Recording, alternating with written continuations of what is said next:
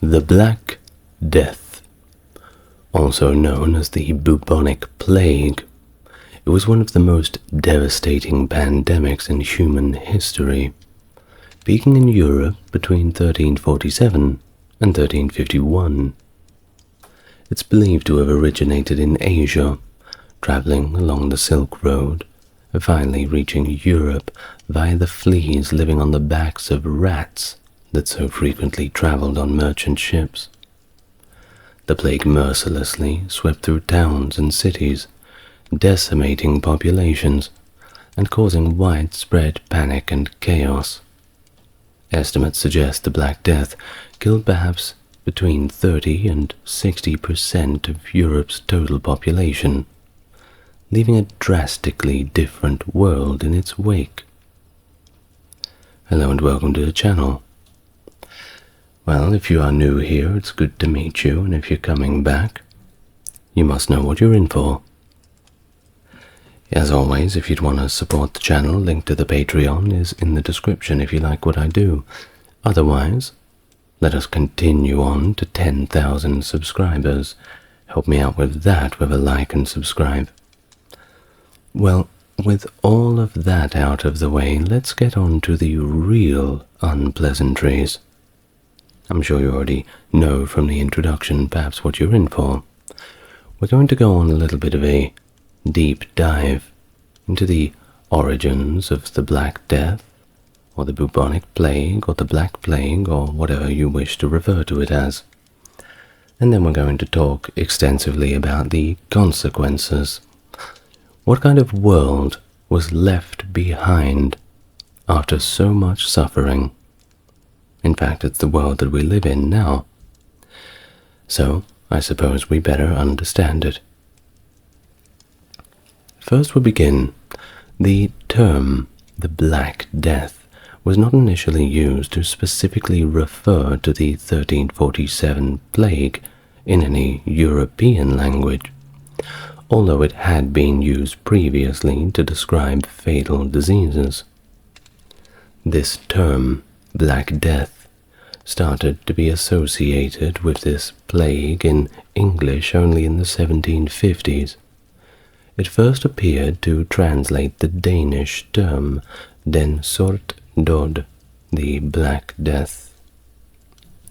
This label was popularized by Swedish and Danish chroniclers in the 15th and into the early 16th centuries, and was later translated into other languages, including Icelandic and German. Of course, French you'll often see in the artworks Le Mort Noir. Well, before this, many European languages had named the illness with phrases derived from Latin, such as Magna Mortalitas, meaning the Great Death, Magna meaning great, and Mortalitas, well, you know. Now, this phrase, Black Death, as a description of death being black, actually has some rather ancient roots. For example, Homer even used it in the Odyssey, the very early work from ancient Greece, to describe the monstrous Scylla, whose mouths were full of black death, as the text reads. Seneca the Younger may have been the very first to use Black Death, or in Latin mors atra, to describe an epidemic, emphasizing the severe and grim nature of the disease rather than its color. In the 12th or 13th centuries, French physician Gilles de Corbel used atra mors to refer to pestilential fever in his writings on disease symptoms. Now, the term mors negra, the Black Death, was used by Simon de Covino, a Belgian astronomer, in his 1350 poem On the Judgment of the Sun at a Feast of Saturn. He attributed the plague to an astronomical conjunction of Jupiter and Saturn. though his usage does not definitively link to the 1347 plague, and seems to more connotate the deadly outcome of the disease. Now, in the writings from 1893, one historian, Cardinal Francis Aidan Gasquet, suggested the pandemic was a type of the common Eastern or bubonic plague. Later, in 1908, Gasquet referenced that the term atra mors for the 14th century epidemic first appeared in 1361 in a Danish history book by J.I. Pontanus, which he noted, and I quote, "Commonly and from its effects, they called it the Black Death." So how did all this come about? How did it happen that Europe was riddled with this horrible illness? Well, we'll try to trace it back to Genoa. Plague was reportedly first introduced to Europe through the Genoese traders from their port city of Kaffa in Crimea in 1347. During a prolonged siege of the city between 1345 and 46 by the Mongol Golden Horde led by Ani Beg, whose troops were suffering from the disease, they decided to engage in some early chemical warfare. They had the fine idea to hurl the infected corpses via catapults over the walls into the city of Kaffa, attempting to infect the inhabitants. Well, that's one theory, and that did happen, of course.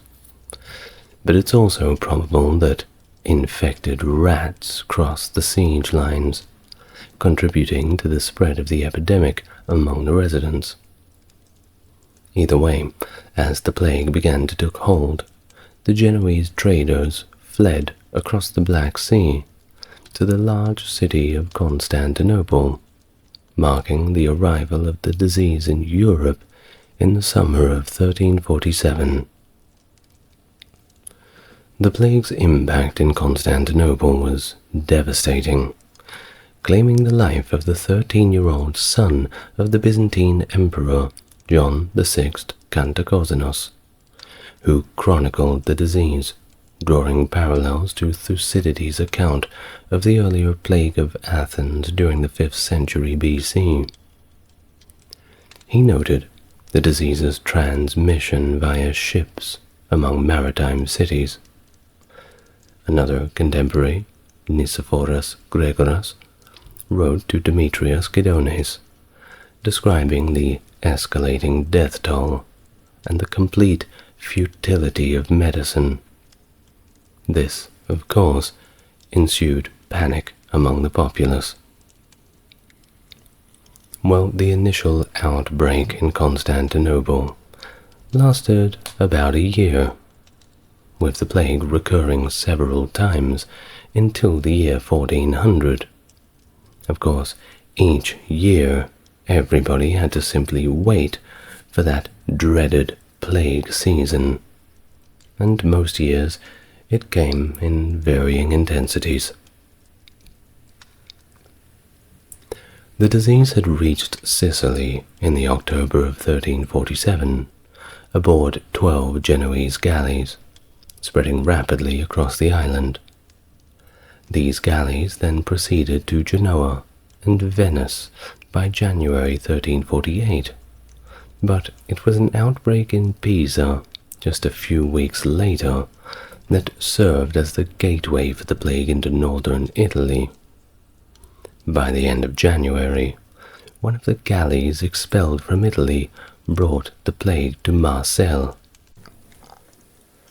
From Italy, the plague began to spread across Europe, reaching France, Spain, Portugal, and finally England by June 1348, subsequently spreading through Germany, Scotland, and Scandinavia from 1348 to 1350.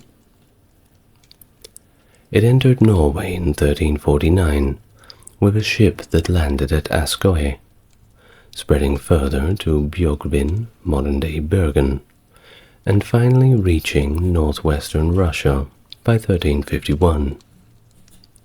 Regions with less established trade networks, such as most of the Basque County, isolated parts of Belgium and the Netherlands, and secluded alpine villages, did experience the plague, yes, but to quite a lesser extent. Epidemiologists suggest that periods of unfavorable weather could have decimated plague-infected rodent populations, pushing their fleas to seek other hosts, which of course led to outbreaks. These outbreaks often peaked during the hot summers of the Mediterranean and the cool autumn months of the southern Baltic regions. Additionally, prevailing malnutrition weakened immune responses, significantly contributing to the vast decline in the European population during this period. Oh, and we have a passage from a contemporary source, by the way, Geoffrey the Baker, in his work Chronicon Angliae, who wrote about the plague thusly. The 7th year after it began, it came to England, and first began in the towns and ports, joining on the sea coast, in Dorsetshire, where, as in other counties, it made the country quite void of inhabitants, so that there were almost none left alive. But at length it came to Gloucester, yea, even to Oxford and to London, and finally it spread all over England, and so wasted the people that scarce the 10th person of any sort was left alive. So you can see from that, not a good situation, Well, by autumn of 1347, the plague had reached Alexandria in Egypt, and that was a huge city, having been transmitted by sea from Constantinople via a merchant ship that was carrying slaves. This marked the beginning of the pandemic's spread through Middle East and North Africa, regions that would see significant depopulation and lasting changes in their economic and social structures. By the late summer of 1348, the plague had reached Cairo, the capital of the Mamluk Sultanate, and also a major cultural hub of the Islamic world.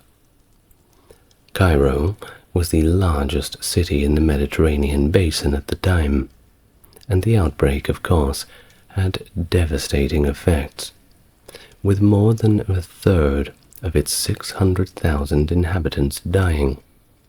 Of course, this was indiscriminate. Those numbers included women and children, everybody. Nobody was safe. The child sultan, however, and Nasir Hassan, did manage to flee the city. Despite Cairo's advanced medical facilities, at least for the time, including the medieval hospital of the Calawun complex, the Nile River was practically choked with corpses. The historian Al-Makrizi noted the plague's dramatic impact on Cairo, with an increase in demand for grave diggers and those to perform funeral rites. He reported that the plague recurred in Cairo more than 50 times over the subsequent 150 years. In 1347, the plague spread eastward and reached Gaza, modern-day Palestine, by April, Damascus, modern-day Syria, by July, and Aleppo, also in Syria, by October. Throughout that year, it affected several cities across what is now Lebanon, Syria, Israel, and Palestine, including Ascalon, Acre, Jerusalem, Sidon, and Homs. By 1348 to 1349, the disease had reached Antioch, leading to significant population flight northward, with most fleeing residents dying on the journey. Within 2 years, the plague had permeated the entire Islamic world, from Arabia to North Africa, and anybody who fled, who managed to not die on the journey, simply brought plague with them. Simultaneously, the pandemic spread westward from Alexandria along the African coast. By April of 1348, Tunis, modern-day Tunisia, was infected by a ship from Sicily. At the time, Tunis was under siege by a Moroccan army, which, after dispersing in 1348, helped spread the disease to Morocco. Well, it is possible that the epidemic in Morocco was also influenced by interactions with the Islamic city of Almeria in Al-Andalus. In 1348, Mecca experienced an outbreak due to the influx of pilgrims performing the Hajj. The Rashid Sultan of Yemen, Al-Mujahid Ali, was released from Mamluk captivity in Egypt in 1351 and carried the plague back to Yemen upon his return. Throughout 1349, there are records of a massive epidemic in Mosul and a second significant outbreak in Baghdad, both of these cities being extremely large population centers. So what happens when you get the plague? How do you know? How does it feel? Well, it doesn't feel great. Let's have a look at that. The plague, often characterized by high fever, ranging from 38 to 41 degrees Celsius, about 100 degrees to 106 degrees Fahrenheit, headaches, painful joints, nausea, vomiting, and just a general feeling of illness. Well, all of this came together to prove fatal for approximately 80% of the untreated individuals, and within only 8 days of the symptom onset. 8 very miserable days, by the way. Symptoms noted during the pandemic varied widely, but one of the most common was the appearance of swollen lymph nodes or buboes, particularly in the groin, neck, and armpits. These buboes were basically big welts that would appear on the skin and keep swelling up, frequently oozing with pus and bleeding when opened. Make sure you perhaps don't listen to this video while eating at this point. Well, one of the most vivid contemporary descriptions comes from Boccaccio, who observed that both men and women developed tumors in the groin or armpits, some as large as a common apple, and others as small as an egg. Either way, you do not want them. From these areas, the deadly infection rapidly spread throughout the body. Shortly thereafter, patients would often exhibit black spots or livid patches on their skin, particularly on the arms, thighs, or other parts of the body. These spots varied in size and number, but were considered as ominous as the buboes, predicting the fatality of the infection. Also, contributing to the name, the black spots, the Black Death.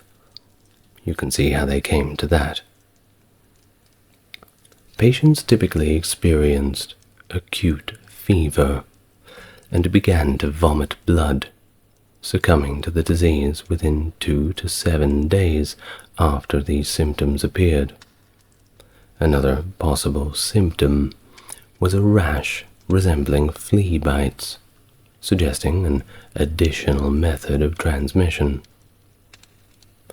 Beyond the common form of plague, other variants included pneumonic and septicemic plague.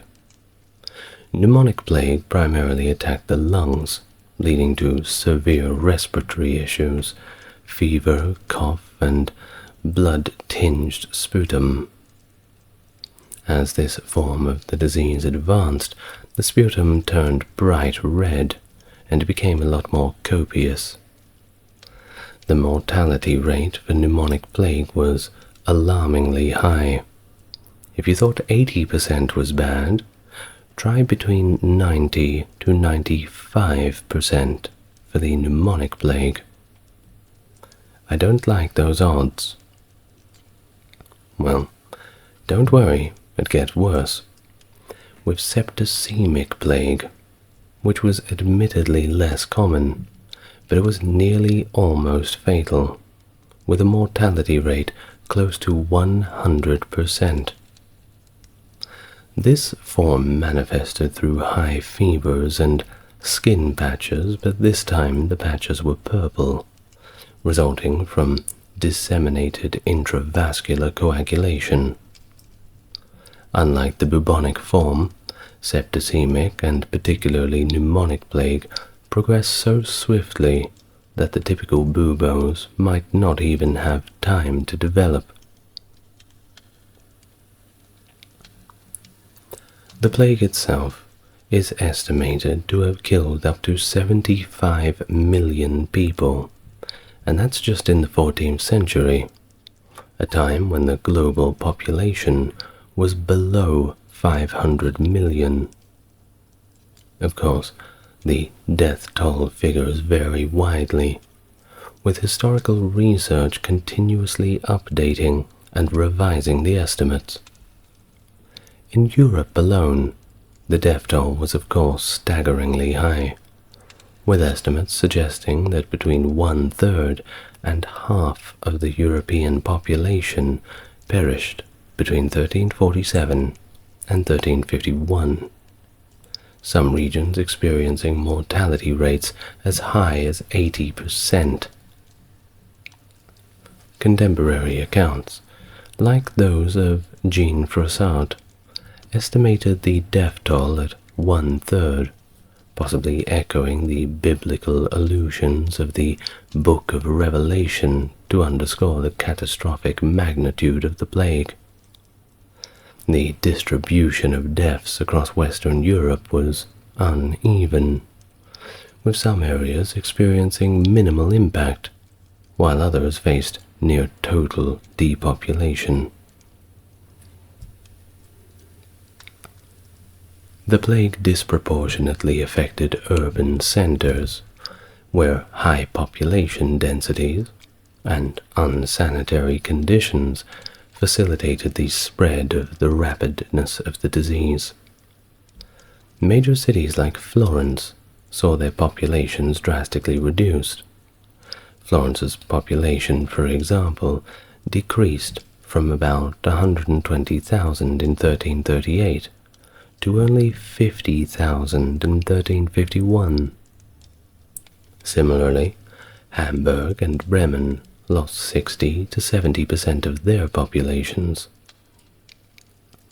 In the French regions of Provence, Dauphine, and Normandy, the population decreased by 60%. The town of Givry in Bourgogne recorded an extraordinary number of deaths in 1348, with half of them occurring in September alone. In some parts of Norway, up to 60% of the population perished in the 2 years of 1348 and 1350. London and England in general saw massive declines, with English population plummeting from 7 million to just 2 million by the year 1400.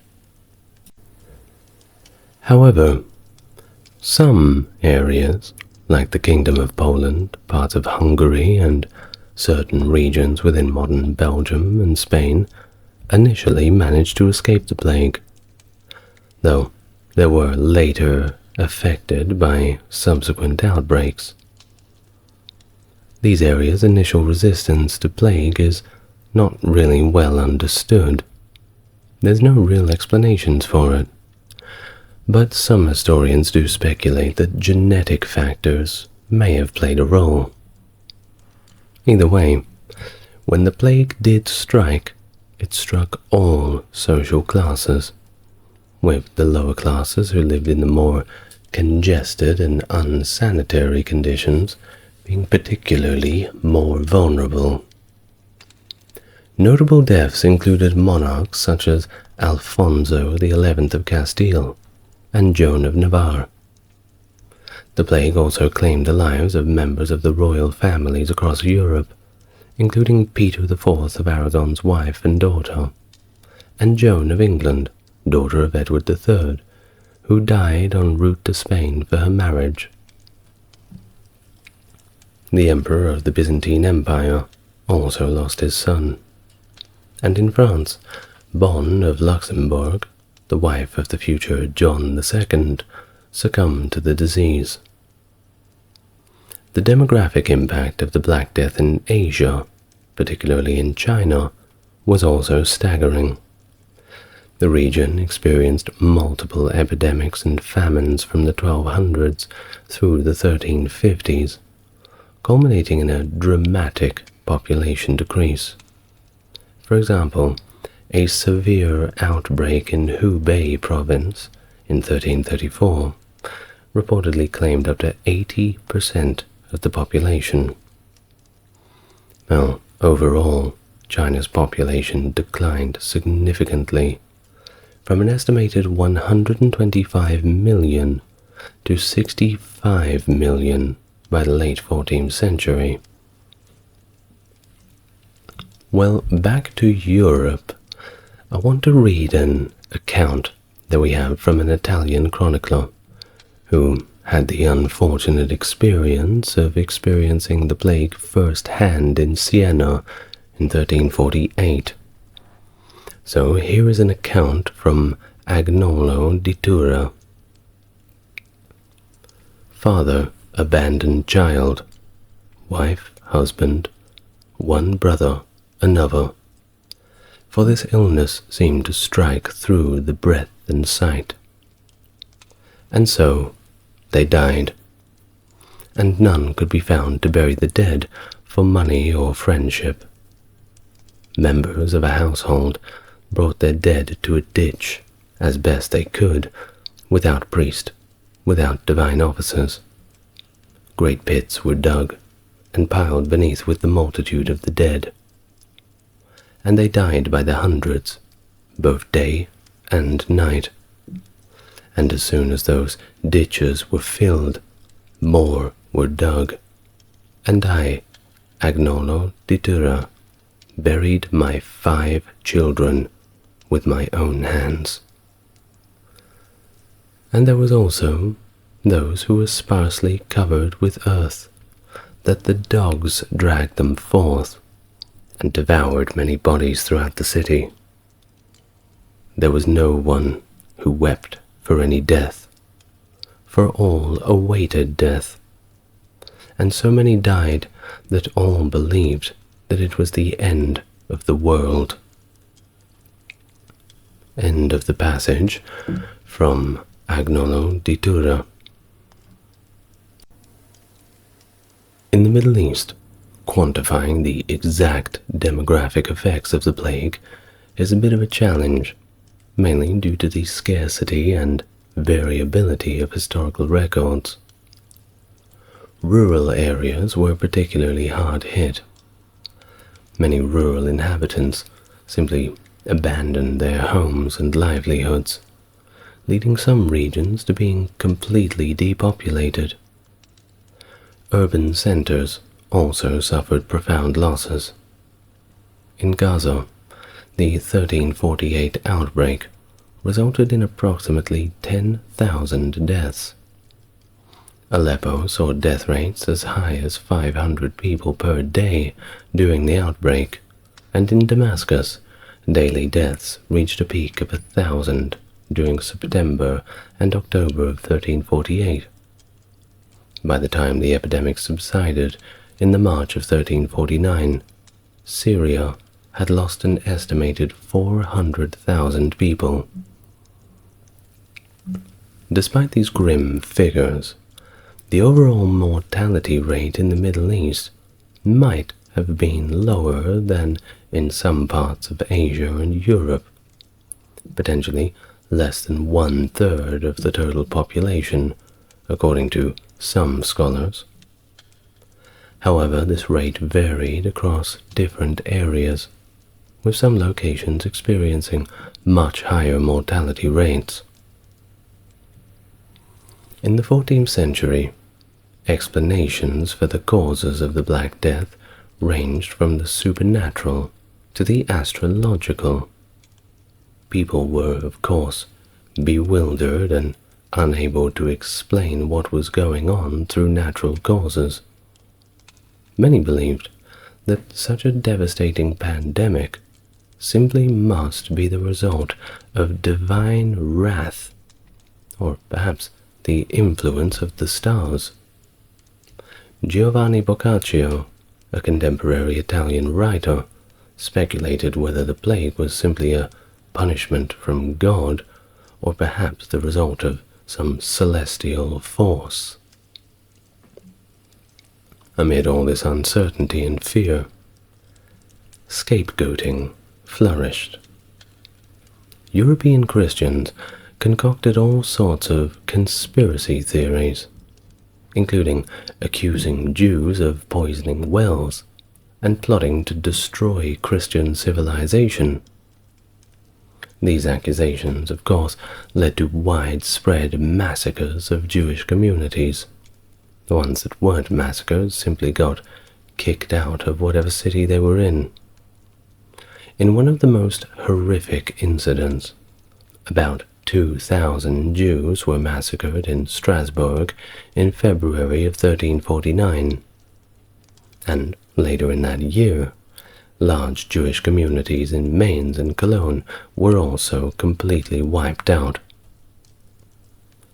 Authorities responded to the crisis in various ineffective, or sometimes even counterproductive ways.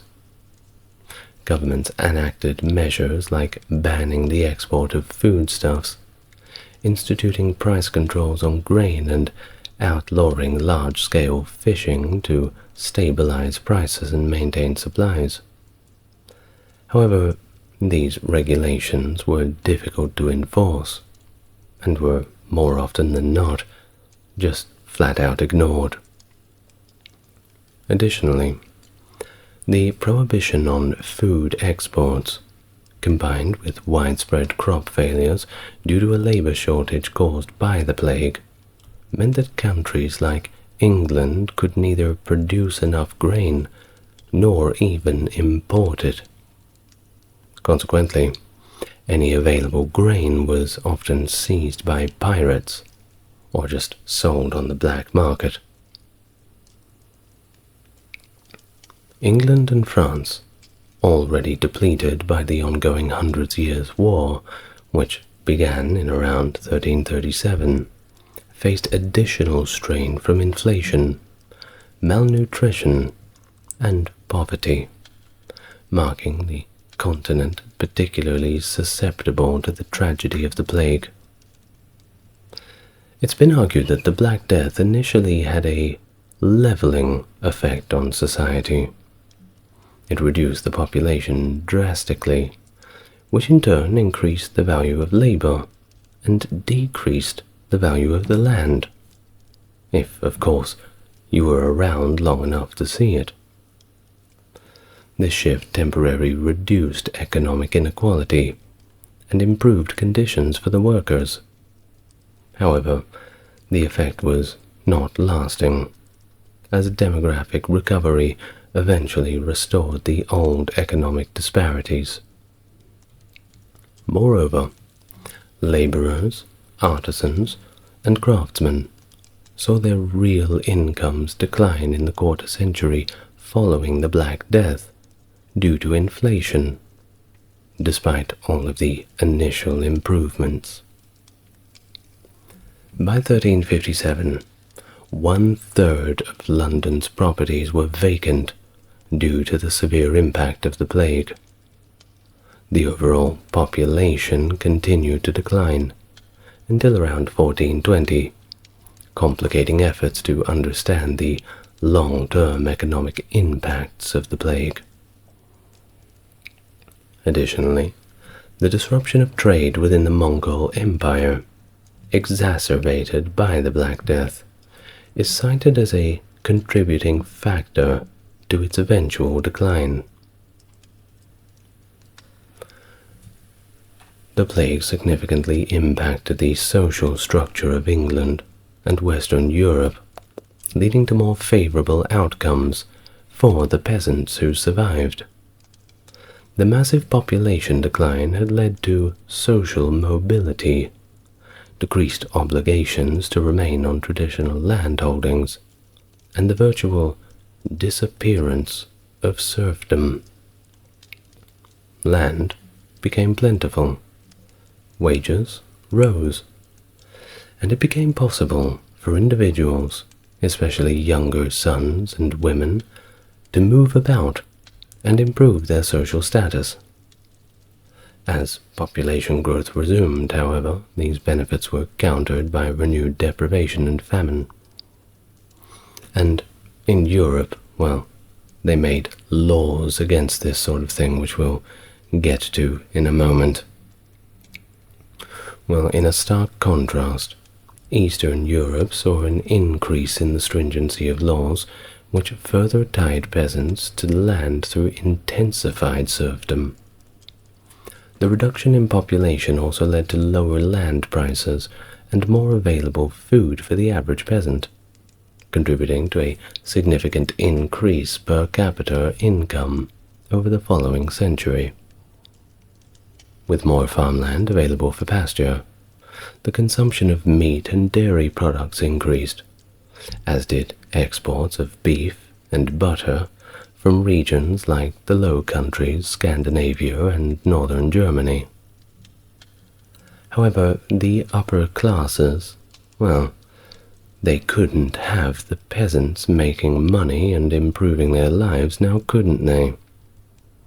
They attempted to resist these social changes by implementing sumptuary laws to prevent peasants from adopting the lifestyles, or indeed the appearances, of higher social classes with their new-found wealth.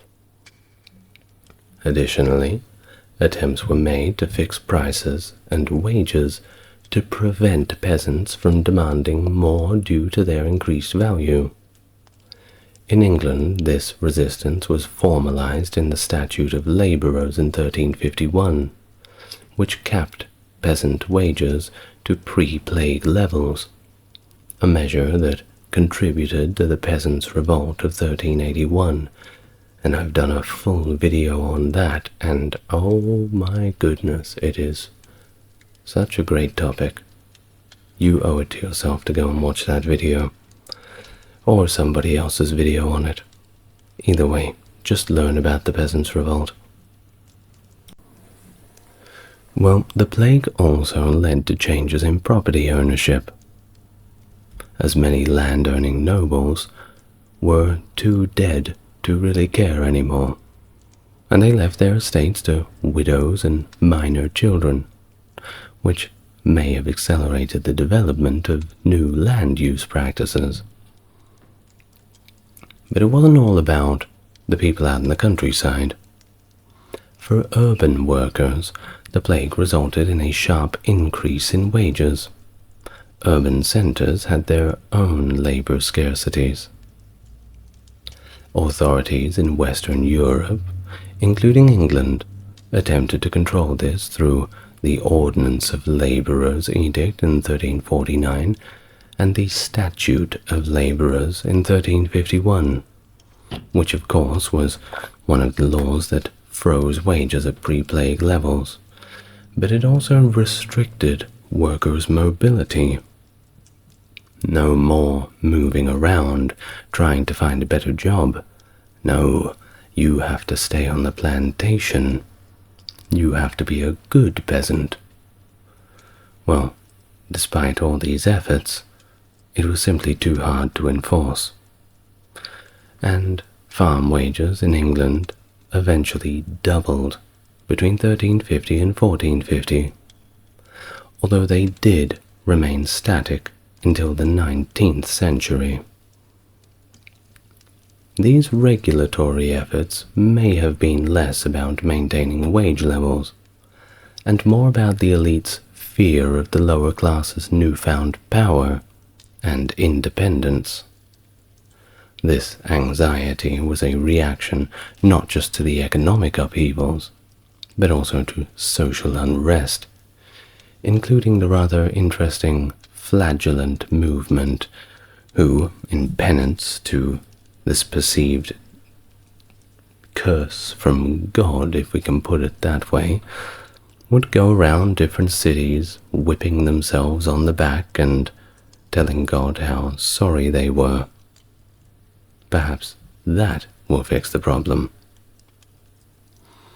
Well, it wasn't just that, of course. The social unrest included this persecution of various groups such as Jews and also Catalans in Sicily, but also beggars, which were seen as this direct consequence of societal stresses induced by the Black Death. The catastrophic population loss stimulated significant technological and agricultural shifts. Labor-saving innovations began to emerge, boosting productivity, and there was this substantial pivot from labor-intensive grain farming to less demanding animal husbandry. This transition was facilitated by the decreased population requiring less farmland, allowing more land to revert to pasture. The widespread deforestation and cultivation that had characterized Europe up until 1200 began to reverse, as abandoned fields simply returned to their natural states. The decimation of the population also accelerated the decline of serfdom in Western Europe. The manorial system, already weakening, was effectively ended in many parts of Western and Central Europe by 1500, simply due to that critical shortage of agricultural laborers caused by the plague. The labor shortage thus led to villages being completely deserted. In England alone, over 1,300 villages were abandoned between 1350 and 1500. Too many bad memories, I suppose. The scarcity of labor then forced landlords to offer better terms of tenure, which of course significantly reduced rents across Western Europe. By 1500, a new form of tenure called copyhold emerged, which was a more equitable arrangement, allowing peasants use of the land in return for a fixed annual payment to the landlord, with both parties holding a copy of the agreement. However, serfdom persisted in some parts of Western Europe, and was introduced to Eastern Europe only after the Black Death. Inheritance laws also evolved post-plague. Before the Black Death, typically only the eldest son would inherit property, but the incredible loss of life led to changes which allowed all children, sons and daughters alike, to inherit. Persecutions, of course, increased during and in the wake of the plague, as communities looked for more scapegoats to blame for the devastation. And, as was the style at the time, Jews were often targeted due to their lower infection rates, which some attributed to them being the ones who were putting the poison into the wells. This led to widespread massacres and the destruction of numerous Jewish communities across Europe. But it wasn't just them. There were other marginalized groups, such as friars, beggars, pilgrims, lepers, of course, even just foreigners in general. And don't forget the Romani. They had their share of persecution as well. Women, too, faced increased persecution during this period.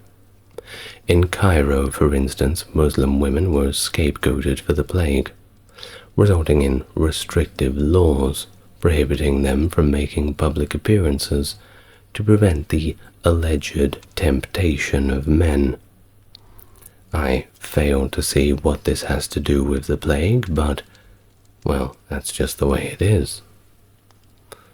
Well, these laws were only relaxed when the upper classes protested.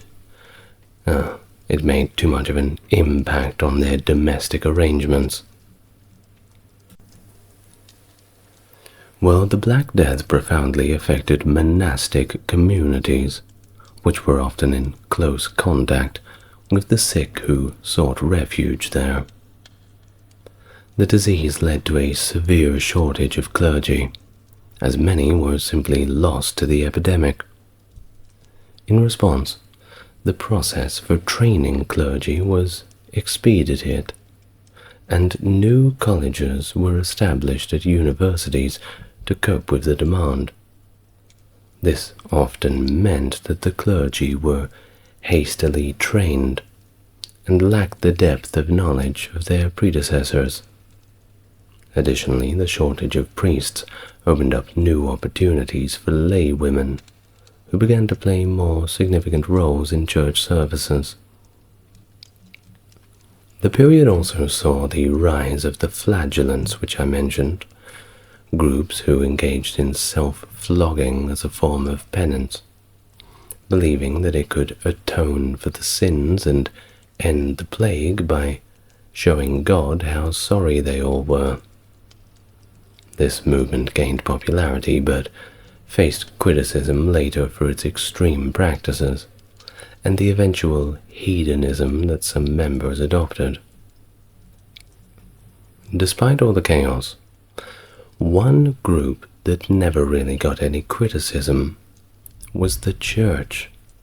They very rarely got questioned about their handling of the situation. Instead, the societal focus shifted to arts and literature, which took on a more distinctly morbid tone post-1350. Artworks that have shown up through this video, like the Dance Macabre, emerged, depicting skeletons dancing with people from various social classes, symbolizing the universality of death. These images showed the idea that wealth could not prevent the inevitable, a theme that also reflected in the literature of the time. Writers like Boccaccio in Italy vividly described the horror and societal breakdown caused by the plague, emphasizing the massive death toll and overwhelming nature of the epidemic.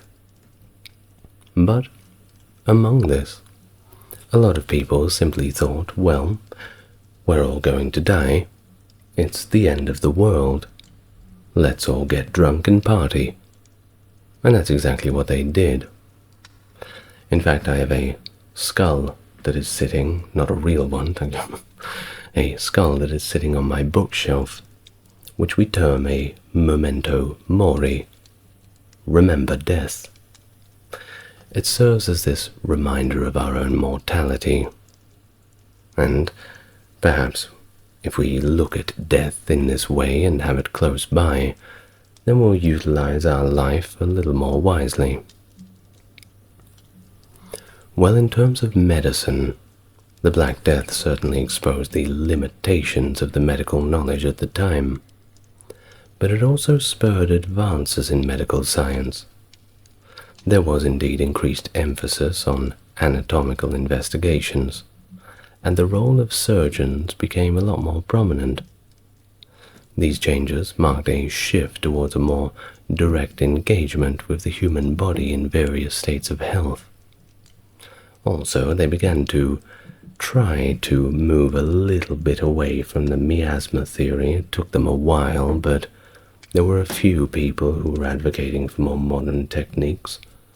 See, the miasma theory was essentially linked to bad smells, things like this. You would walk into this cloud and that would not be good for you. Kind of a precursor to bacterial theories, and I don't know much about medicine, but it was kind of on the right track, but not really there yet. Well, another intriguing aspect of the Black Death's impact is its possible influence on genetics. Now, the plague may have played a role in the high frequency of the CCR532 genetic mutation that is among people of European descent, a trait that provides resistance to diseases like HIV and smallpox.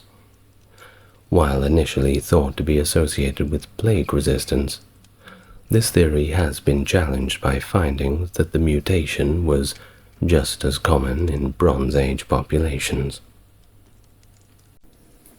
The Spanish Inquisition, established in 1478 by Catholic monarchs Ferdinand II of Aragon and Isabella I of Castile, initially intended to maintain Catholic orthodoxy in their kingdoms. This tribunal was also a response to social, religious, and political turmoil at the time. But its origins lay far before the reign of Ferdinand, and the idea of an Inquisition in earlier times is what I'm here to discuss today. The origins of the Spanish Inquisition and the specific reasons for its establishment. Hello and welcome to the channel. Are you new here? If you are, it's good to meet you. If you're coming back, it's good to have you back with me again. And as always, if you like the content, link to Patreon's in description, or like, comment and subscribe. Help me get to my goal of 10,000 subscribers. That would be nice. Now, without further ado, I'd like to invite you to relax, take a deep breath, and we can have a look at the origins of the Spanish Inquisition. First, we're going to begin by taking a look at what is known as the Medieval Inquisition, which was kind of a broad blanket terms for Inquisition-like activities back before the formal establishment, tracing its roots back to earlier times and having a look at some of the practices and indeed some of the atrocities of the earlier times. So let us begin. The Medieval Inquisition was a multifaceted legal framework established by both ecclesiastical and civil authorities, with the purpose to safeguard religious orthodoxy and societal order, which were perceived as threatened by heretical doctrines. It's characterized as employing both spiritual and temporal repressive measures, which we'll get to. Of course, we must define our terms. What exactly is heresy? There's a bit of confusion around this. It's quite well defined as an ostensibly defended opinion developed through human reasoning and contrary to church teachings, specifically regarding Scripture, thereby excluding non-Christians such as Jews and Muslims from this category. So, a Muslim or a Jew is not a heretic. They're not trying to change anything with Christian theology, they're just something else entirely. The combat of heresy was specifically within the Christian domain. It was about people who were trying to change what Christianity was, going away from what the main church structure found to be the orthodox way of looking at things. And mainly it's justified in the church in saying, well, we do not want people to be led into false beliefs. Therefore, they will be led into their own damnation. So we have a responsibility to combat heresy for the good of everybody. Of course, it's by any means necessary, but we'll get to the means later. Historians differentiate among various forms of the Inquisition, as there was many forms indeed, mainly the episcopal and the papal Inquisitions, with each tribunal operating autonomously under guidelines from the Holy See, without centralized control. Initially, medieval courts employed an accusatorial system, where the accuser faced penalties if the accusation was proven false, thereby ensuring only confident charges were pursued. This evolved into an inquisitorial system derived from earlier Roman legal practices, where judges led the prosecution based on collected information, also known as evidence. Now, the Episcopal Inquisition, initiated in 1184 by Pope Lucius III's papal bull titled Ad Abolendum, tasked bishops with biannual searches for heretics within their dioceses. That's kind of their sphere of control. Each bishop's approach, of course, varied, with many initially trying to persuade heretics to return to orthodoxy through means of reasoned debate and preaching, just trying to convince them to get back on the right path. Thus, legatine inquisitions arose as part of efforts to counteract what was seen as increasing clerical moral decay, and of course the spread of heretical movements like the Cathars and the Waldensians in Italy and France. These were characterized by more formalized procedures over time, especially under the direction of papal legates who initially served as advisors, but later assumed more direct roles in managing heretical threats. Now, famously, the Cathars, if we're going to talk about early heresy and the early history of the Inquisition, indeed, we need to talk about them. The Cathars emerging in the 12th century and influenced by soldiers returning from the Second Crusade, who had encountered the Bogomil sect in Bulgaria, were primarily based in southern France, notably around the modern city of Toulouse. Their belief system centered on a form of dualism. They viewed the material world as evil, created by a malevolent god, while the benevolent deity was responsible for the spiritual realm. Of course, this led them to advocate for a life of poverty, chastity, and modesty, which they believed would help detach individuals from worldly materialism. Catharism posed significant challenges to both the social and political order of the time, as well as to the religious orthodoxy, due to their rejection of oaths, which were a fundamental aspect of feudal society. Their persistence led to a crusade, notably the Albigensian Crusade, which ultimately subdued them. Following their defeat, the Inquisition became instrumental in eradicating the remnants of Catharism throughout the 13th and 14th centuries. Punishments for Cathars varied from region to region and ruler to ruler. Some were forced to wear yellow crosses as a sign of penance. Others were subjected to pilgrimage or public scourging, and those who refused to renounce their beliefs, well, they either faced imprisonment, had their property confiscated, or they were simply burned to death, whichever one comes first. Now, the Waldensians, another sect, found primarily in Germany and northern Italy, originated from a group of Orthodox laymen who were initially concerned with the growing wealth of the Church. Over time, they developed doctrinal differences to the Catholic Church, including a rejection of the established priesthood, advocating for the priesthood of all believers instead. They also opposed the veneration of saints and martyrs, and denied the sacramental authority of the Church's clerics. Their emphasis on apostolic poverty gained traction, not only in southern France and northern Italy, but also across various regions of the Holy Roman Empire.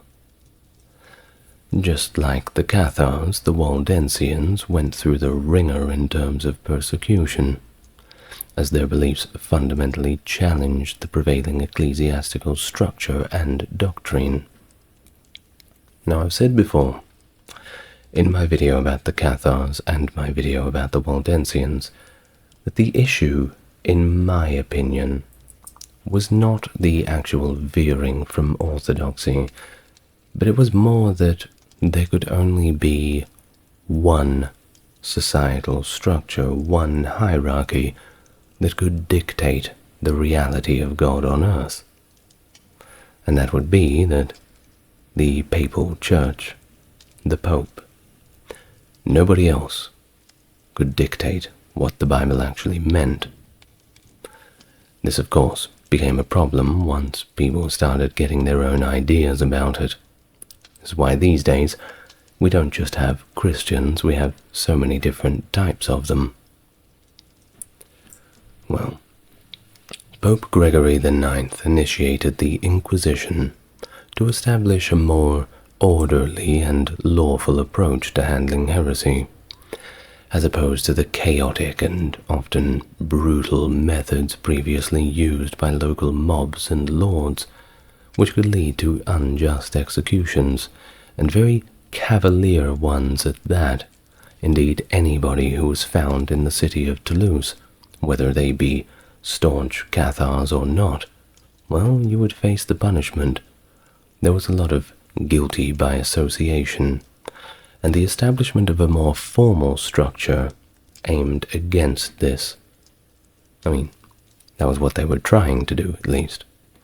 How successful they were is up for debate. Well, historian Thomas Madden emphasizes that the Inquisition aimed to prevent these injustices. Heresy was seen as a crime, yes, and a big crime against the state, but it was also seen as a spiritual error, meriting capital punishment under Roman law. The medieval Inquisition likely saved quite a lot of lives that would have otherwise been lost to mob violence or local rulers' harsh judgments by offering a more systematic judicial process. Of course, before, if there was heretics in your local area, you would always respond with the torches and pitchforks. Nowadays, everybody knows, well, back in those days, once the Inquisition started as a formal thing, that was no longer the process. You would get somebody to come and give them a bit of a trial. Well, this Inquisition was part of a broader church effort of control and to diminish heresy, which was supported by the Dominican and Franciscan orders, who were commissioned by Pope Gregory IX as papal inquisitors around 1231. These mendicant friars, known for their mobility and adherence to church doctrine, brought a new level of record-keeping and procedural consistency to the process. The Inquisition thus operated across France, Italy, and parts of Germany, and generally ceased by the early 14th century. The core intention behind the Inquisition was mainly to educate and correct those who deviated from Orthodox Catholic beliefs, and to bring them back into the Church. Persistent heretics, however, were handed over to secular authorities, reflecting the Inquisition's role in reinforcing both religious orthodoxy and civil order. The secular penalties for heresy included execution, typically by burning. Now that's an important distinction, because you must remember that the ecclesiastical authorities wouldn't be doing the torturing, would not be doing the executions. They would be handed to a separate group for that. The ecclesiastical authorities were just there to talk people out of their ways and bring them back into the fold. Unfortunately, with things like religion that are very closely held, and specifically ones where if you deny the main character of that religion, you would not get into heaven, well, you really had no choice but to hold on very staunchly to your beliefs, despite the threats of torture and death. That's just the way it is. Well, throughout its history, the Inquisition faced competition from local religious and also secular jurisdictions. Despite papal intentions, control over heresy prosecutions was never fully centralized, leading to instances of abuse and corruption among some inquisitors, such as Robert Le Bourget and certain Franciscan inquisitors in Venice, who exploited their positions for personal gain. Well, additionally, the Inquisition intersected with political dynamics, notably in the trials against the Knights Templar and the Beguines. The Templars were accused of heresy partly as a pretext for financial and political motives by secular rulers like Philip the Fair of France, which is an ironic name because his accusation was indeed very unfair, but that's just my opinion. Effectively, he had owed the Templars quite a lot of money, and to get out of this he effectively pointed the finger and, well, there's no need to pay back money when everybody's dead. That is, of course, quite a drastic simplification, but go watch my videos on the Knights Templar. Well, the Beguines, particularly Marguerite Porret, faced scrutiny and condemnation due to controversial theological positions that challenged church orthodoxy. Well, the later medieval period saw the Inquisition gradually addressing claims of witchcraft and sorcery, especially following the incidents involving Pope John the 22nd, which led to witchcraft being declared a heresy and thus falling under the Inquisition's purview. This shift marked an expansion in the Inquisition's scope, addressing a broader range in doctrinal and moral deviations. In the Crown of Aragon, the implementation of the Papal Inquisition faced substantial resistance from both the local populace and the monarchy, despite its early establishment. Raymond of Peñafort, a canon lawyer and advisor to King James I of Aragon, significantly influenced the development of the Inquisition in the region of Aragon, steering it away from the harsher excesses seen elsewhere. Over time, however, the influence of the Papal Inquisition waned in Aragon, becoming completely obsolete by the mid-15th century. Now, Aragon's laws showed a balance of protection and also discrimination against minorities. For instance, crusaders attacking Jews or Muslims under royal protection could face execution.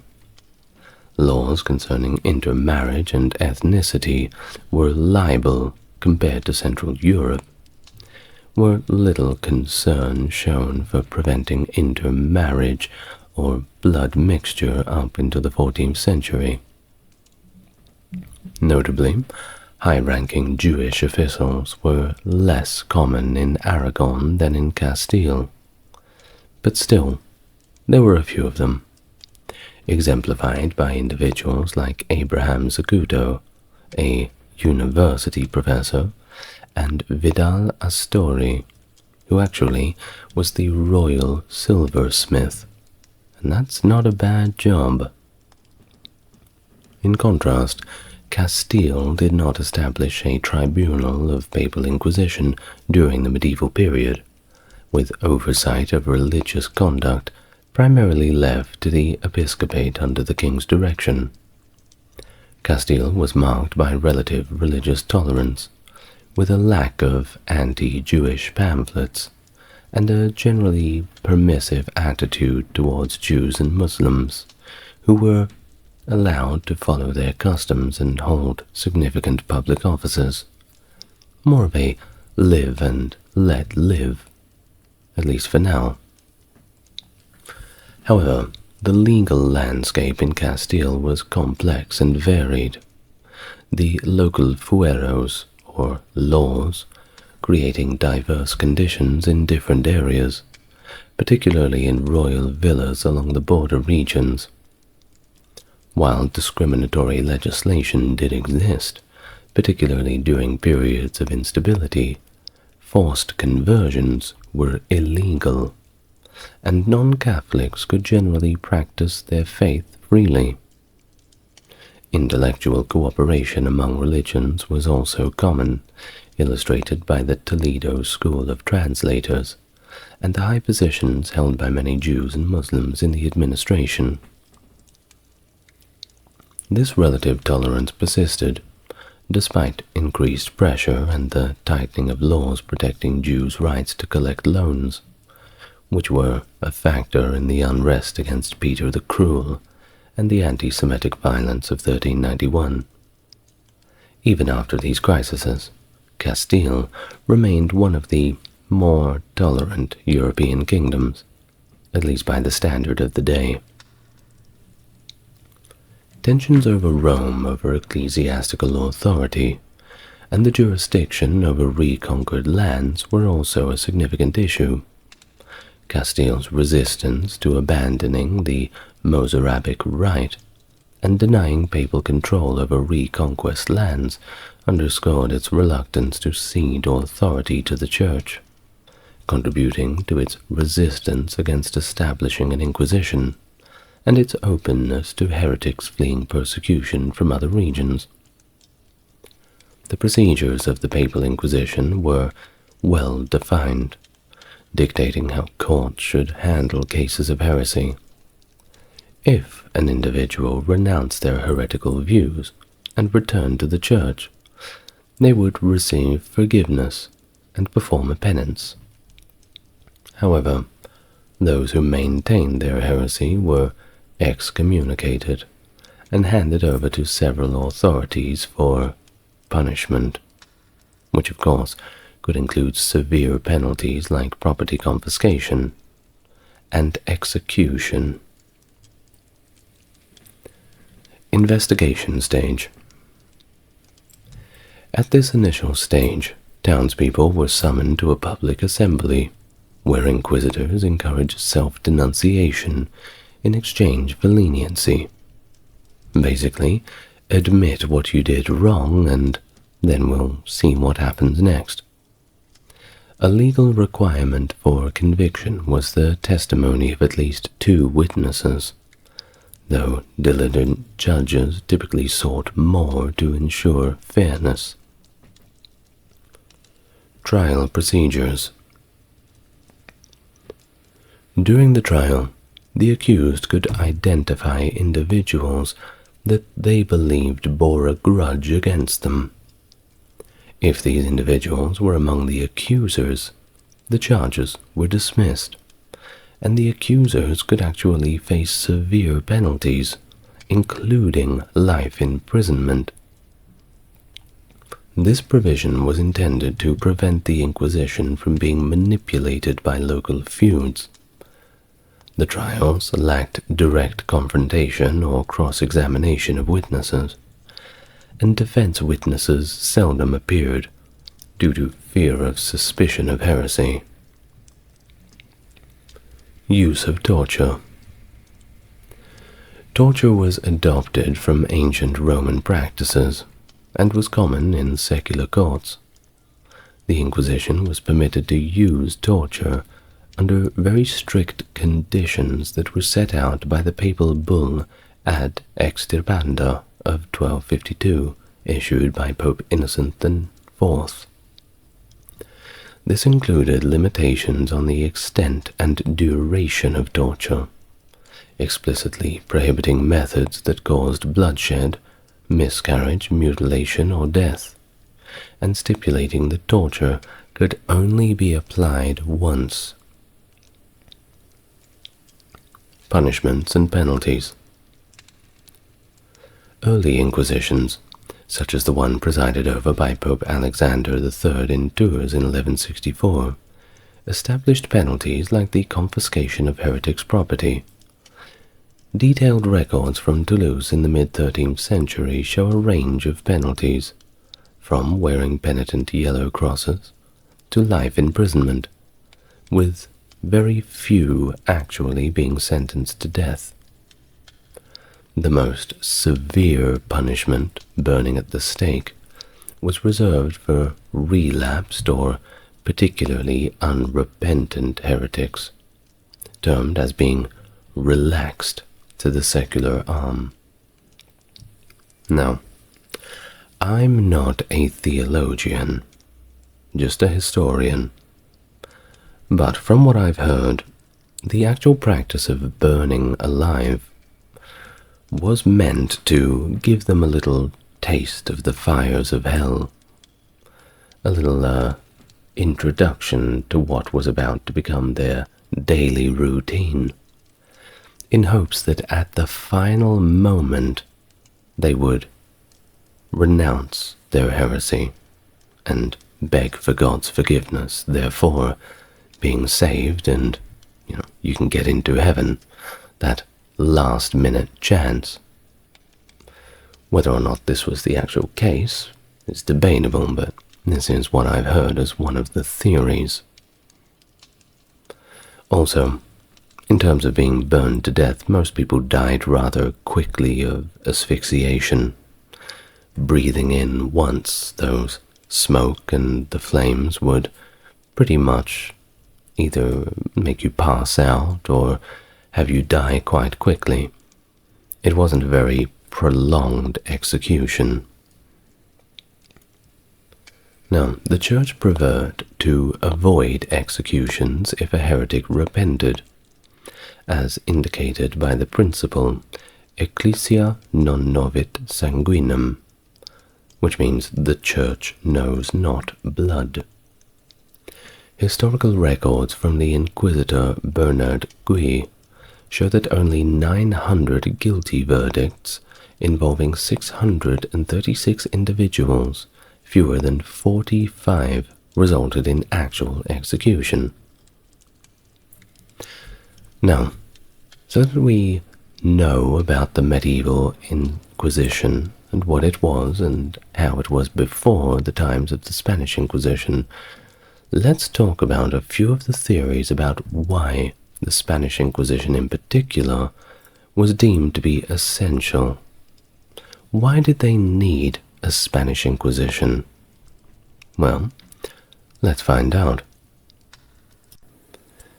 The establishment of the Spanish Inquisition is viewed as a reaction to the religious diversity of Spanish society after the Christian reconquest of the Iberian Peninsula, which of course did not fully expel Muslims and Jews who had lived under the Muslim rule.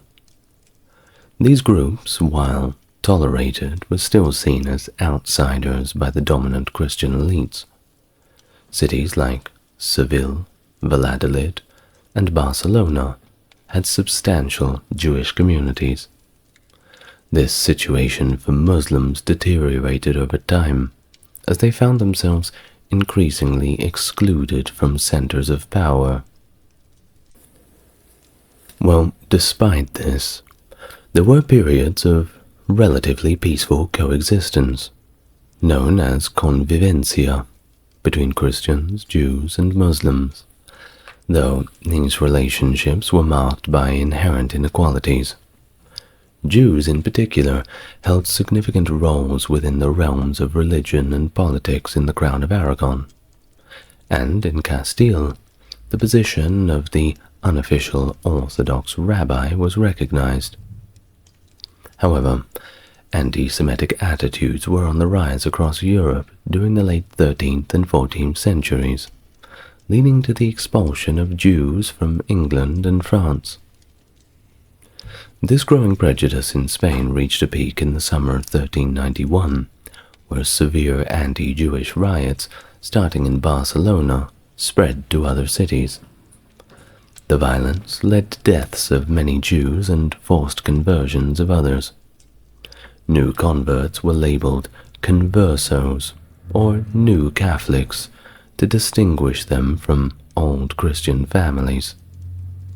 That being said, a lot of the conversos simply continued to practice their Judaism in private.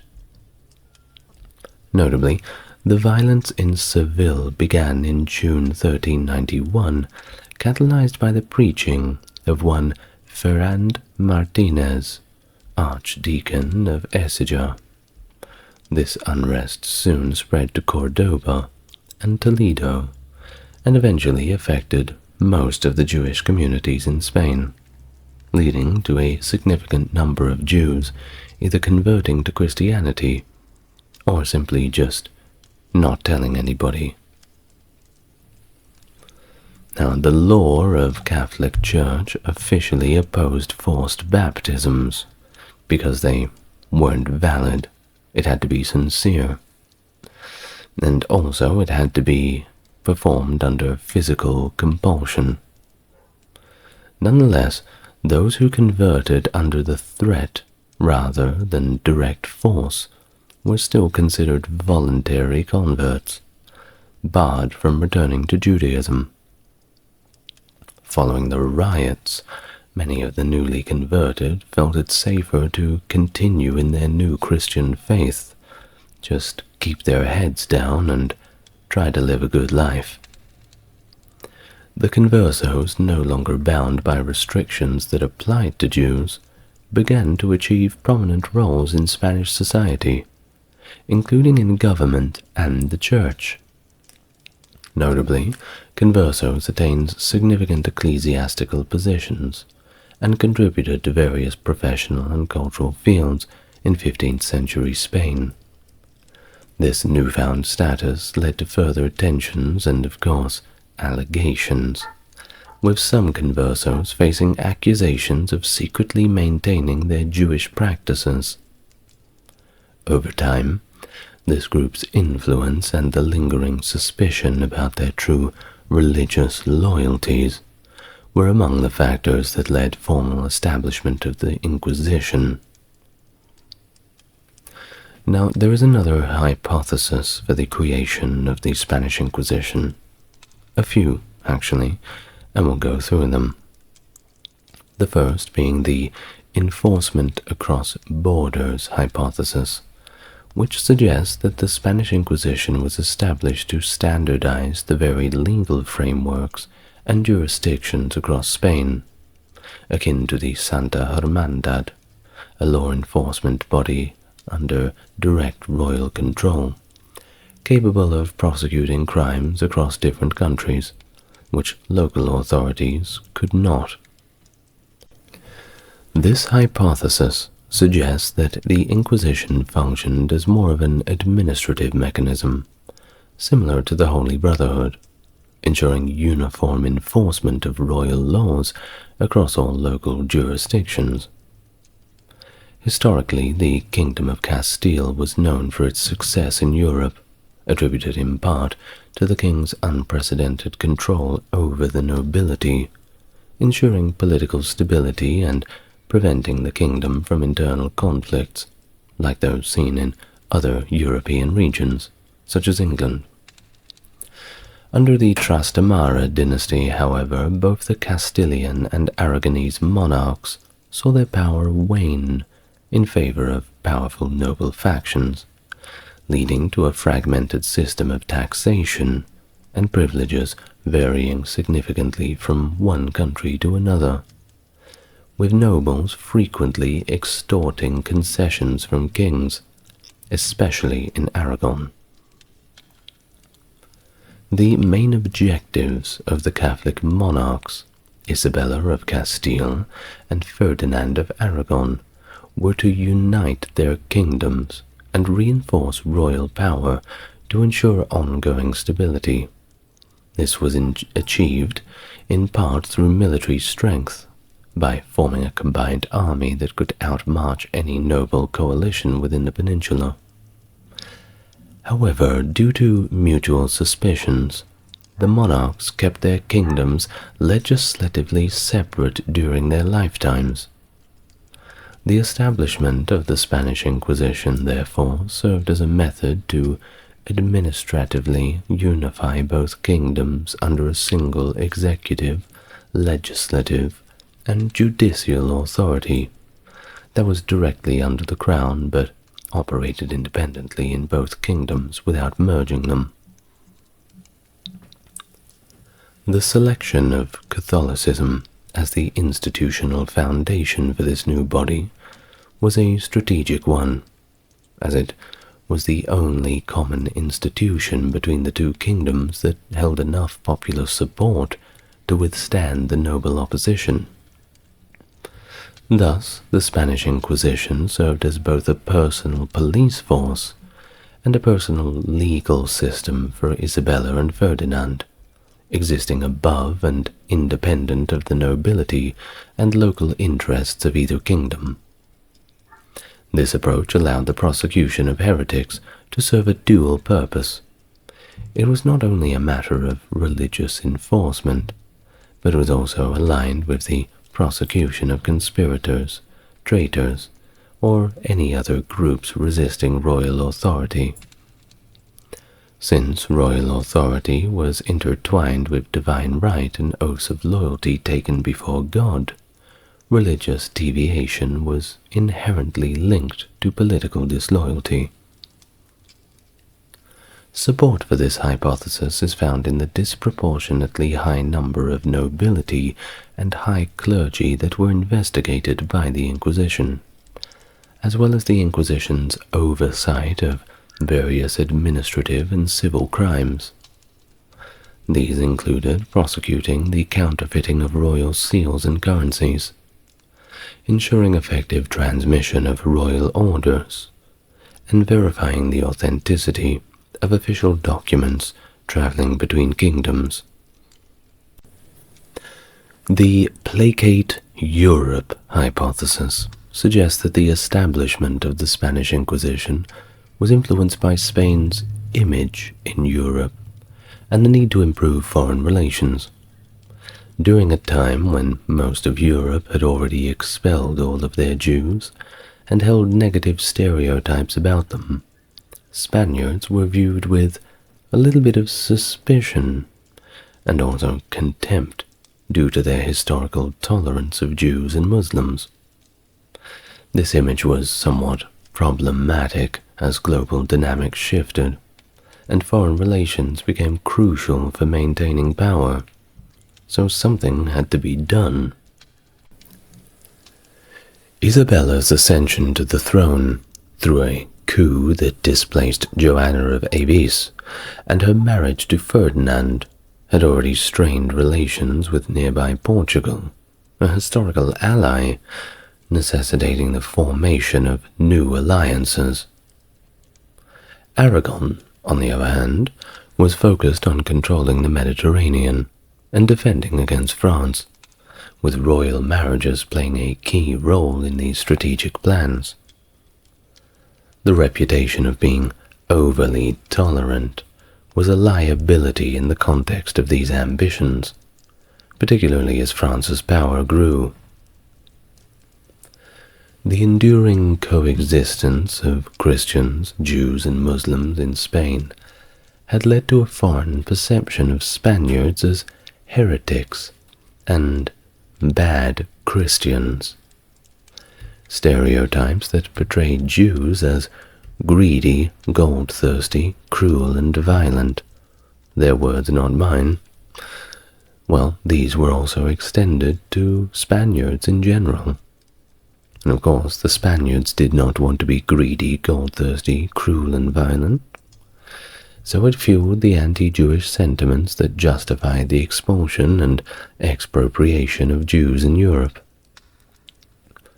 These negative stereotypes were reinforced by travelers' chronicles that described the tolerant atmosphere at the court of Isabella and Ferdinand, where Jews and Moors, that's the Muslims, could freely go about their business without any coercion to convert.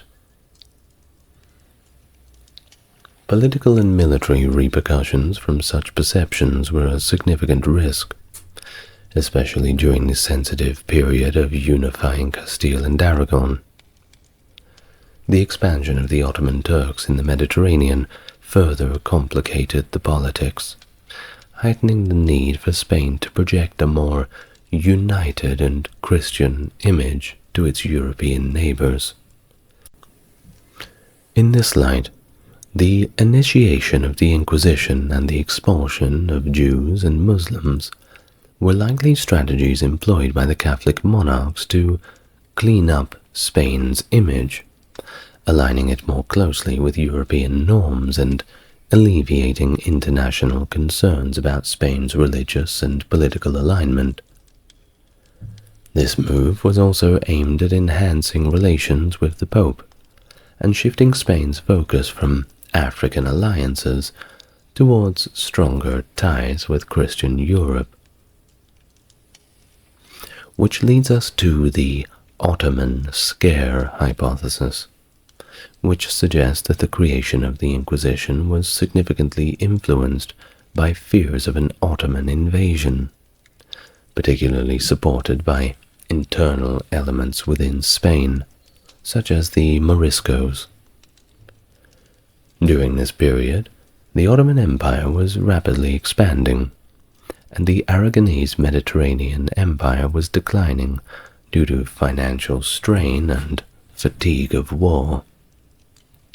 There were genuine concerns that Spain, especially under Ferdinand's reign, would not be able to repel an Ottoman attack if it were aided by internal collaborators. The geographical regions in Spain with large Morisco populations coincided with crucial naval routes between Spain and Africa, heightening the perceived threat of collusion with Ottoman forces. This fear was compounded by the fragile state of the Aragonese naval empire, the discontent among the higher nobility towards the monarchs, and dynastic tensions with Portugal over Castile.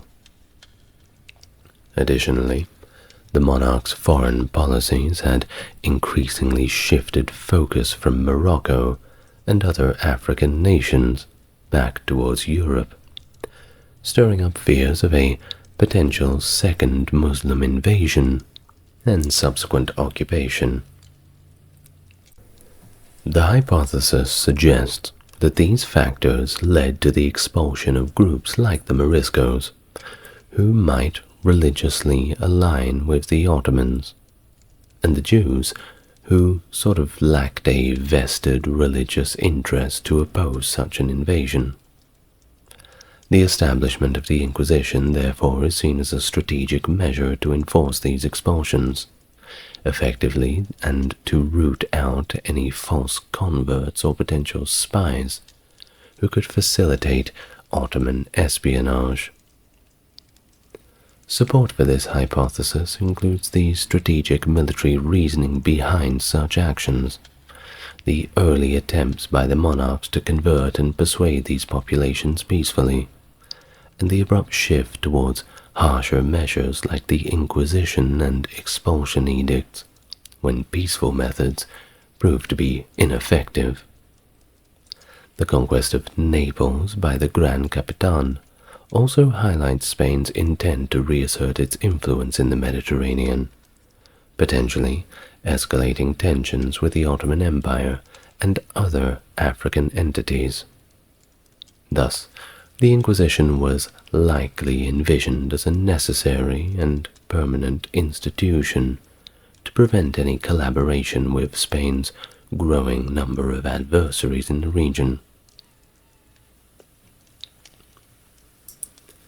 The establishment of the Inquisition aligns closely with the philosophical ideas advocated by figures of the Florentine school, such as, and pardon my pronunciations, Guicciardini, Pico della Mirandola, and notably Machiavelli, who the Catholic monarchs were known to have studied. These philosophers emphasized the need for centralization and unification as crucial for building a strong state that could withstand foreign invasions.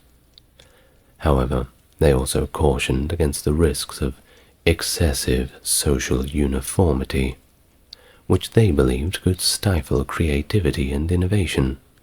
After all, they are philosophers. Machiavelli in particular argued that while piety and morals were beneficial for subjects, a ruler might use these virtues more as tools for unification, rather than as a personal guiding principle. He critiqued the negative impact of a corrupt church on societal values, arguing that it contributed to a fragmented and weak Italian peninsula, vulnerable to foreign powers like France and Aragon. At the same time, contemporary German philosophers promoted the idea that a vassal should share the religion of their lord, further emphasizing the role of religious uniformity in political stability. The Spanish Inquisition can be viewed as an application of these political theories. It utilized religion as a unifying force across the diverse and legally varied landscape of Spain, aiming to maintain religious cohesion, but still allow for regional legal distinctions. On the other hand, the enforcement of Catholicism and the expulsion of Jews might also be seen as stemming from genuine religious devotion of the monarchs. Recent scholarship has increasingly considered religious motivations as the primary driver behind these actions.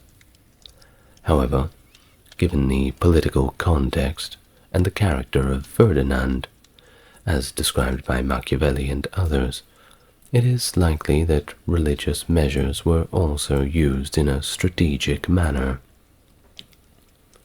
Machiavelli described Ferdinand as a ruler who leveraged religious piety for political gain, rather than out of any personal conviction, suggesting that his policies were crafted more for political utility than out of religious earnestness. This pragmatic use of religion to secure and enhance royal power reflects Machiavelli's views in his work The Prince, where he considers Ferdinand as a prime example of a ruler who effectively used religion as a tool for statecraft. Now, before we go, there's also a theory that surrounds about keeping the Pope in check. The establishment of the Spanish Inquisition can be interpreted by some as a strategic move by the Catholic monarchs to counterbalance the historical attempts of the papacy to exert political influence over Spain. Throughout the Middle Ages, the hierarchy of the Catholic Church made numerous attempts to control Christian territories in Spain, including claiming ownership of lands reconquered from non-Christians, a claim accepted by Aragon and Portugal, but rejected by Castile. Additionally, the papacy had historically influenced the region's religious practices and had significant impact on Aragon's political situations, such as its control over South Italy and the loss of Roussillon. The relationship with the papacy was always complex, characterized by conflicts with figures like Pope Paul II, who advocated for complete papal authority over secular rulers. The Catholic monarchs, especially Isabella, needed the Church's legitimacy to maintain their power, but also sought to limit the Pope's direct influence in Spain. Thus, the creation of the Inquisition presented a solution that superficially seemed to align with the Pope's criticisms about Spain's religiously mixed heritage. However, it simultaneously ensured that a papal-led Inquisition could not be imposed directly, thus securing a tool for the monarchs to control the Roman Church's power within their realms. Unlike other Inquisitions of the time, the Spanish Inquisition was uniquely under the direct authority of the Spanish crown and not the Pope. With the papal bull that authorized its creation, the Inquisition was led by the monarch of Spain and tasked with enforcing the king's laws on religious and other private life matters, and this was independent of Rome and the papacy. This autonomy allowed the Inquisition to investigate, prosecute, and convict members of the clergy for corruption or potential treason against the crown, without needing the Pope's approval at all. Moreover, the Inquisition included secular lawyers and was not solely comprised of clergy, enhancing its role as a bureaucratic and quasi-secular body that operated with the Church's nominal authority, but was loyal first and foremost to the Spanish crown. This setup effectively minimalized the Pope's direct influence in Spain, redirecting any papal interactions to go through the Spanish monarchs, thereby complicating any direct papal intervention into Spanish affairs. Through this strategic manipulation of a religious authority, the Catholic monarchs crafted a sophisticated mechanism to both placate and circumvent papal influence, ensuring their control over religious and political matters within their territory. The Spanish Inquisition. You've all heard of it, haven't you? One of the most formidable and admittedly controversial institutions in European history, established in 1478 by the Catholic monarchs Ferdinand II of Aragon and Isabella I of Castile. But what exactly was it? What could you expect if the Spanish Inquisition came marching in? Well, that was a fairly complex task, and over the years it's been subject to more than a little bit of revisionism and a great deal of romanticism. So allow me, in great detail today, to walk you through the process and the methods of the Spanish Inquisition. Hello and welcome to the channel. If it's your first time here, it's good to meet you, and if you're coming back, you certainly know what to expect. As always, if you like what I do and want to support the channel, there's a link to the Patreon in the description. Otherwise, if you like, comment and subscribe, I may just meet my 10,000 subscriber goal. I think we can get there.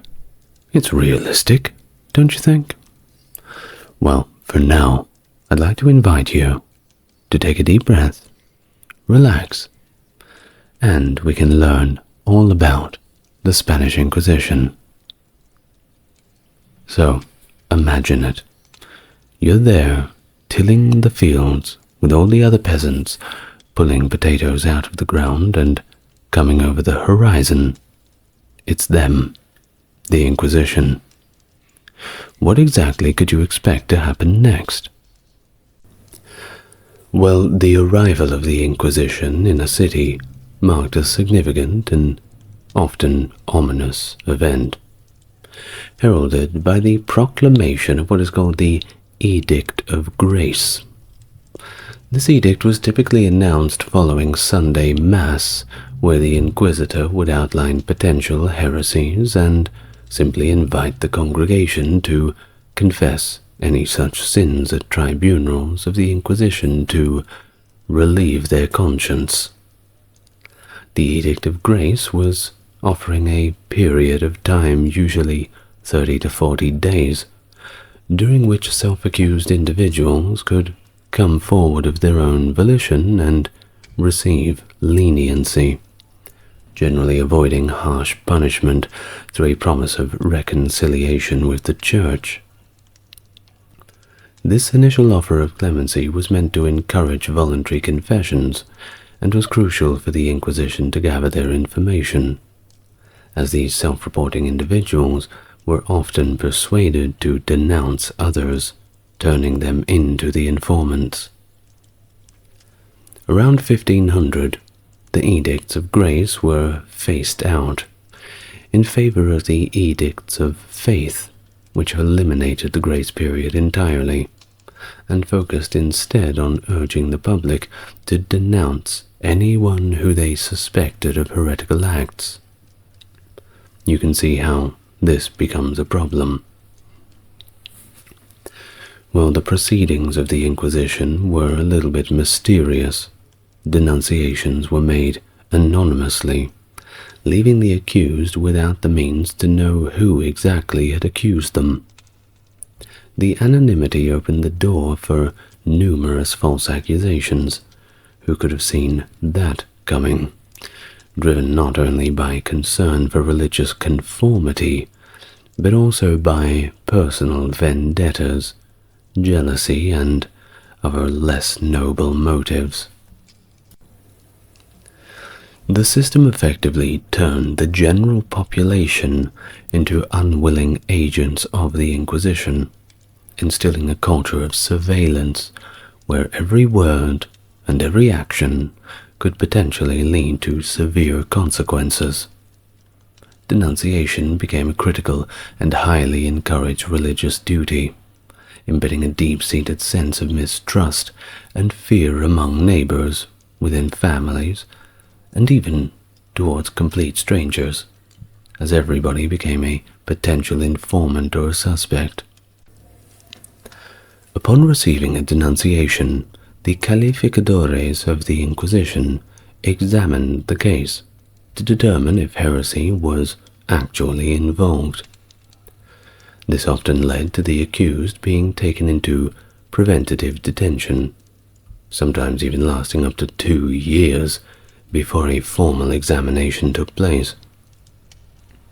During this detention, the accused properties were seized to cover the procedural costs and maintenance, plunging their families into financial hardship. This issue was supposedly addressed in the guidelines from 1561, though historical records, like those reviewed by Laurent, show no evidence of such provisions benefiting the children of the condemned. The process was veiled in secrecy to protect the identities of the informants, and was criticized for its lack of transparency. The accused often spent this whole time without even having any knowledge of the charges against them, and also lacking access to Mass or sacraments. While the conditions of the Inquisition prisons were admittedly on par or better than secular prisons, the secrecy and isolation weighed heavily on the imprisoned. Inquisitorial trials involved a series of hearings where the accusers and the accused provided testimony. The accused were assigned a defense counsel from the tribunal, who was there more to advise than to defend, as they were required to abandon their role if they recognized the accused's guilt. The prosecution was led by the fiscal, with every word of the accused recorded by the notario de secreto. The accused could defend themselves by presenting various favorable witnesses, or by challenging the credibility of the anonymous accusers, which was, of course, inherently difficult. Despite the structured nature of these trials, which some apologists claim were advanced for their time in terms of fairness, the integrity of the proceedings is still debated. The reliance on torture, when hearsay was half proven, shows the harsh methods employed, despite varying reports on the frequency of its use, and we will get to that later. Ultimately, the Inquisition's blend on judicial process, political influence, and brutal enforcement methods like torture has been critically viewed as a perversion of justice, pretty much by everybody, and far removed from even the most basic standards of legal fairness. Torture was a widespread practice in both civil and religious trials across Europe, and not just for the Inquisition. But it is alleged that the Spanish Inquisition used it more judiciously than was typical at the time. Unlike other courts, the Spanish Inquisition had detailed regulations about the use of torture, including the conditions under which it could be employed, the methods permissible, and the supervision that was required. Let's briefly touch on them. Conditions for torture. The Inquisition allowed torture under very specific circumstances, such as when the guilt was half proven, or there was a strong presumption of guilt. These conditions were outlined in Article 15 of Torquemada's instructions and Aymeric's directives. Torquemada, by the way, was the first Grand Inquisitor of the Spanish Inquisition. He was from the town of Valladolid in Spain, which, if you look up, I'm sure you will agree, it is very pretty. Now, Aymeric himself noted that information obtained through torture was not always reliable, and thus should only be used as a very last resort. Methods and limitations.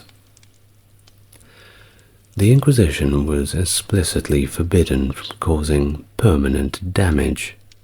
No maiming, no mutilating, no drawing blood, and, of course, no killing during torture. Church law also prohibited ecclesiastical tribunals from shedding blood, and you didn't want to run afoul of church law. Despite these restrictions, many victims, of course, suffered severe injuries, including broken limbs, and some, of course, sadly died due to the torture. Common methods included the garrucha or strappado, the toca or waterboarding, and the potro or the rack. Garrucha or the strappado involves suspending the victim by the wrists, which were tied behind the back, sometimes adding weight to the feet, and then lifting them up by the rope and dropping them violently back and forth. You can see how this would be not an ideal situation to be in. And of course, it could lead to maiming, for sure. Perhaps not drawing blood, but you can hardly imagine one would be in much of a good state after this. Of course, the next one was toca or waterboarding, which simulated drowning by pouring water over a cloth covering the victim's face. Still used today, by the way, and it's very surprising who is still using it.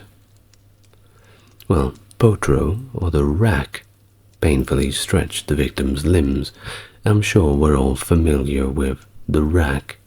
Very quintessential on medieval torture, that's for sure.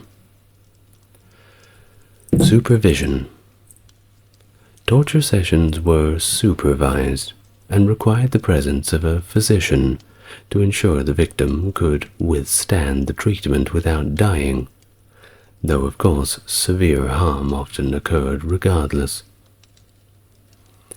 Following the torture, victims might freely confess, but of course some confessions were suspect, as they could be recanted if torture was threatened again.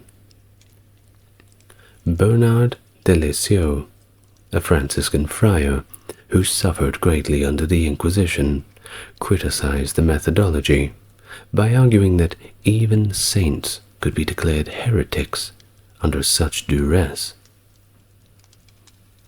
After torture and investigation, the Inquisitors convened with a bishop's representative and consultants, experts in theology or canon law called consultores, to deliberate the case in what is known as the consulta de fe. Decisions had to be unanimous, no exceptions, and any disagreement required referral to the Suprema. So what happened next? What about the sentencing? Well, that was equally as complex. Let's get into it. A defendant could occasionally be acquitted, although this was uncommon and often seen as a poor reflection on the judgment of the Inquisitors themselves. I mean, think about it. The Inquisitors had been sent out to find heretics. If they find heretics, they've done a good job. If they don't find heretics, well, what are we having them for anyway? So, of course, the more heretics, the more head pats from the Pope. Well, more frequently, trials could be suspended, which left the accused free, yet perpetually under suspicion, meaning that the case could be reopened at any time. Sometimes, if a defendant was found not guilty during the proceedings, the decision was made quietly. Another possibility was that the accused would be subjected to penance. This entailed a public recantation of their errors, de levi for minor offences, de vehementi for more serious ones, and the imposition of public penalties, which could involve wearing a San Benito, compulsory attendance at church, exile, physical punishments like scourging, fines, or simply being sentenced to serve as an oarsman in the royal galleys. And you did not want to be an oarsman in the royal galleys. Well, reconciliation was another outcome for those found guilty, involving not only a public ceremony to reconcile the condemned with the church, but also harsher penalties, such as long imprisonment or the aforementioned becoming a galley slave, also confiscation of all property. Those reconciled faced significant social and professional restrictions, which also extended to their descendants. The most severe consequence was relaxation to the secular arm, and it's not the kind of good relaxation. This basically meant that you were handed over to secular authorities who were allowed to draw blood during torture, and who were allowed to kill you. This generally led to execution by burning at the stake. This fate awaited the impenitent heretics, or those who relapsed. If the condemned repented, they might be strangled before the burning. If they were unrepented, well, they were tied up to the wooden board and simply burned alive. Now, that being said, if you were burned alive, well, you probably wouldn't be alive for that long of the burning. Most people died from asphyxiation pretty quick. You know, you're breathing in all that smoke. You're not going to get too far. So it's not like in the movies where some poor soul would be thrashing around for 2 to 3 minutes on the burning pyre. They probably would have been asphyxiated within 45 seconds. Which is of course not good, but I'm just saying. Well, although the Inquisition itself did not carry out the execution, it handed the condemned over to these secular authorities who were compelled to execute the sentences, and if they didn't, they risked excommunication. So it effectively was a command from the church, but they would outsource their dirty work. Trials could also proceed in absentia, particularly if the accused died or before the conclusion of the trial. In such cases, effigies could be burned, and if it was later proved that the deceased had been heretical, they would dig up their remains and burn them. They would also seize their properties and disinherit their heirs. Over time, the frequency and severity of the punishments, of course, varied, with harsher sentences more common in the early years of the Inquisition, and a notable decline in the use of torture and executions as the institution persisted into the mid-16th century. When a condemnatory sentence was issued, it necessitated the involvement of the condemned in an auto de fe, a ceremonious event marking their reconciliation with the Church. In cases of remaining dissent, their punishment as unrepented heretics. These autos de fe could either be public or private, named auto publico or auto particular, respectively.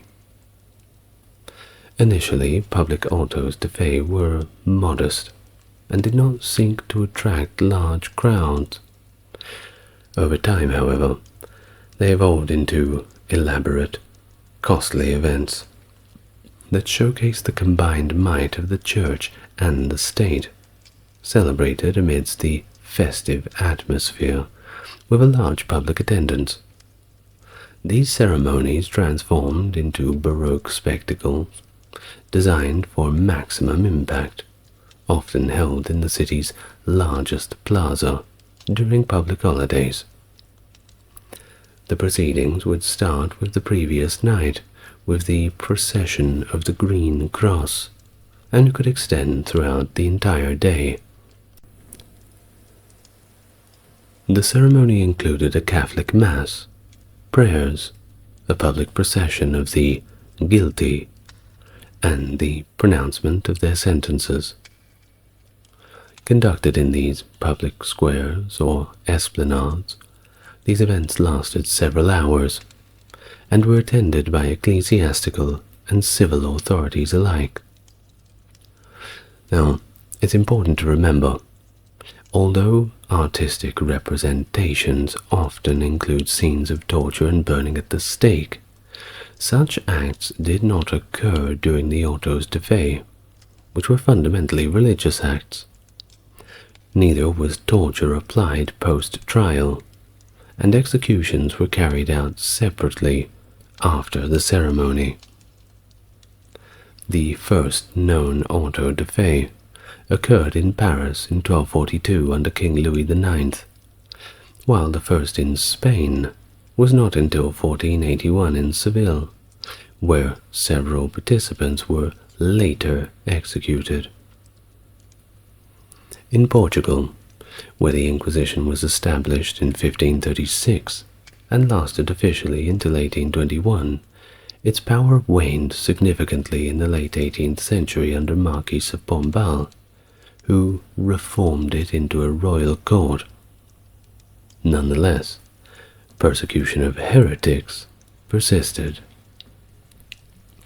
But remember, autos de fe were not simply confined to Europe. They also occurred in the colonial territories, such as Mexico, Brazil, and Peru, where they were documented by historians of the time like Bernal Diaz del Castillo. Similarly, they were held in the Portuguese colony of Goa, India, after the Inquisition was established there in 1562.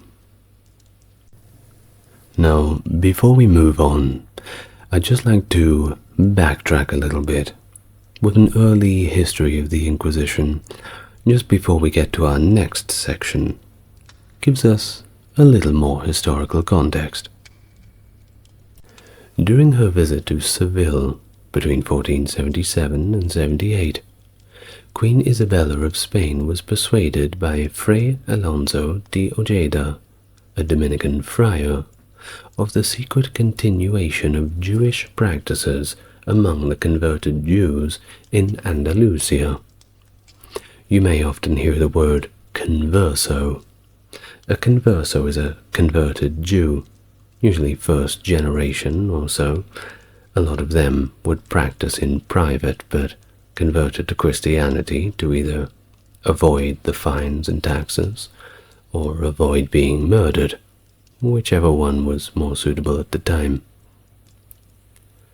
The claim was substantiated by a report from Pedro González de Mendoza, the Archbishop of Seville, and Thomas de Torquemada, a Dominican converso descent from Segovia, and yes, that was indeed the name of the first Grand Inquisitor. Now, in response, Spanish monarchs Ferdinand and Isabella sought to formalize their efforts to root out heresy by requesting a papal bull to establish an Inquisition in 1478. Pope Sixtus IV responded by issuing the Bull Exigit Censare Devotianis Affectus, which authorized the monarchs to appoint priests over 40 as inquisitors. So, by 1483, a council was established to manage the Inquisition, presided over by Thomas de Torquemada. Despite Sixtus IV's objections to how conversos were being treated in Aragon, Ferdinand II of Aragon applied pressure to Sixtus IV to endorse a monarchy-controlled Inquisition, using the threat of Turkish threats to Rome as leverage. Although Sixtus initially issued a bull to halt the Inquisition, he was coerced into withdrawing it. Consequently, on November 1st, 1478, he issued another bull, granting the Spanish monarchs exclusive authority to appoint inquisitors. The first inquisitors, Miguel de Murillo and Juan de San Martin, were only appointed in September 27th, 1480, in Medina del Campo. The first auto de fe occurred in Seville on February 6, 1481, and resulted in the execution of 6 individuals. This event marked the rapid expansion of the Inquisition within the Kingdom of Castile, with tribunals established in 8 major cities by 1492. In 1482, Pope Sixtus issued a new bull forbidding the Inquisitors' extension to Aragon, criticizing it for prioritizing financial gain over spiritual integrity. He noted that many faithful Christians had been unjustly imprisoned, tortured, and executed on flimsy evidence, often provided by personal enemies or individuals of questionable status. This exploitation was damaging to the soul and set a dangerous precedent, sparking widespread revulsion. Now Ferdinand, however, questioned the authenticity of the bull, suggesting that no reasonable pope would sanction such a document. He wrote back to Sixtus on May 13, 1482, to dismiss the concerns raised, and requested that the management of the Inquisition remain solely under their royal supervision. In 1482, Pope Sixtus was still striving to control the Spanish Inquisition, and was seeking broader acceptance for his comparatively lenient stance towards the conversos, as compared to the harsher approach of the Inquisition and the local authorities. By 1483, the expulsion of Jews from all of Andalusia had been enacted. Despite the Pope's efforts to curb abuses, Ferdinand coerced him into issuing a new papal bull on October 17, 1483, which appointed Thomas de Torquemada as Inquisitor General for Aragon, Valencia, and Catalonia. This move effectively tightened the monarchy's grip over the Inquisition, which was exactly what they wanted. Torquemada wasted no time in structuring the Inquisition's operations. By 1484, he had authored a manual detailing 28-article Inquisitor's Manual based on Nicholas Eymerich's Dictatorium Inquisitorum. This manual remained fundamentally unchanged for over 3 centuries after Torquemada's death. It was that good, if we can say it that way. Well, it mainly established protocols, including that 30-day grace period for self-confession, and the encouragement of accusations from peers, under which signs of crypto-Judaism, like the absence of chimney smoke on Saturdays or the purchase of vegetables before Passover, might lead to denunciations. The use of physical torture to elicit confessions was, of course, also sanctioned, and while crypto-Jews could confess and perform penance, repeat offenders faced execution. Attempts by Pope Innocent VIII in 1484 to allow appeals against the Inquisition to Rome were thwarted by Ferdinand, who in December of 1484, and again in 1509, mandated the death penalty and property confiscation for those who sought such remedies without royal consent.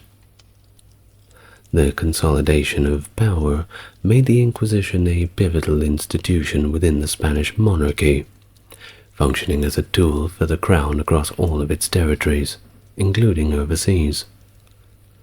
Resistance continued in parts of Aragon, notably with revolts like that in Teruel between 1484 and 85.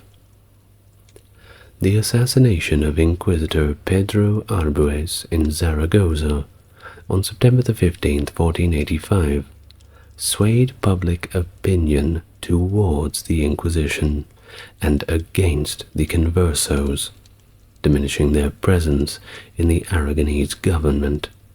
Remember, conversos, converted Jews.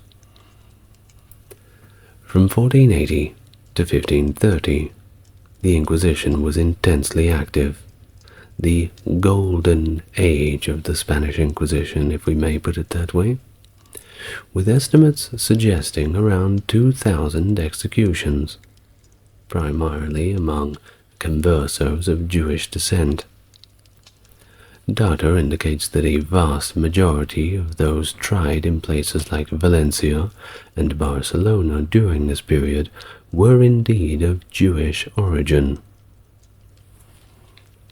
The Inquisition's mandate extended solely over Christians, though, rendering actual Jews, not conversos, actual Jews, Muslims, and other non-Christians beyond its purview, unless they professed Christianity for strategic reasons, which many of them did. Why would they do this? Well, perhaps they wanted to avoid taxes, Or if they were expelling the Muslims or expelling the Jews, well, you would simply say, well, don't worry about me, I've already converted to Christianity. Just ignore the dreidel in the corner of the room.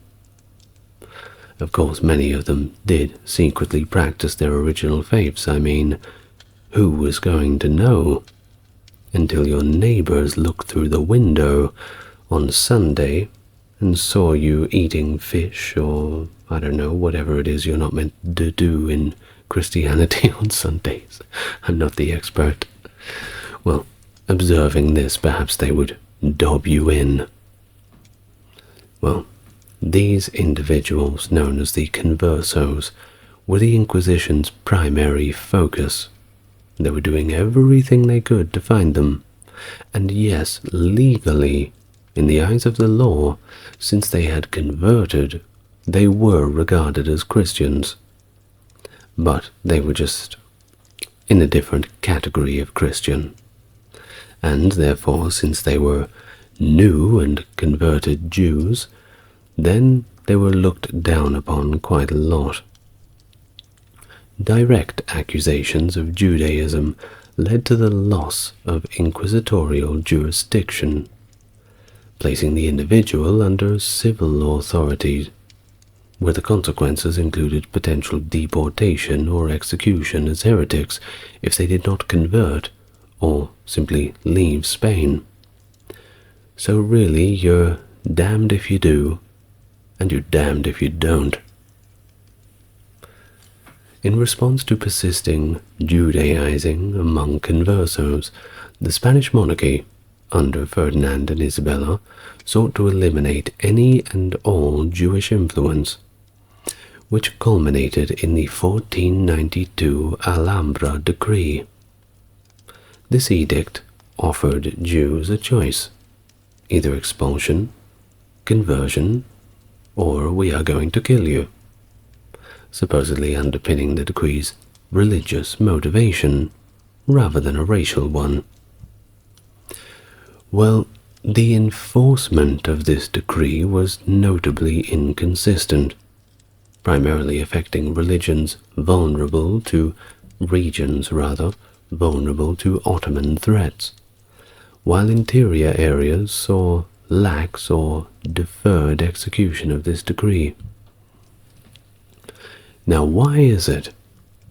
Well, from my basic theory is that Muslims and Jews within areas that were vulnerable to outside threats may be the ones to sympathize with the people from the outside, and perhaps open the gates in the middle of the night when no one is looking. Of course, they were getting as much as a raw deal as they could from their own rulers. Perhaps if the Ottomans had said to them, you know, we won't make you pay a tax. Once we take over management, all you need to do is open those gates for us. Let us in. Well, everyone wants the best deal possible, don't they? Well, historical records on the number of Jews who left Spain vary significantly, with earlier sources significantly inflating the figures, as they usually do. Modern scholars suggest somewhat lower and more conservative amounts, estimating around 40,000 departures from a combined population of 280,000 Jews and conversos.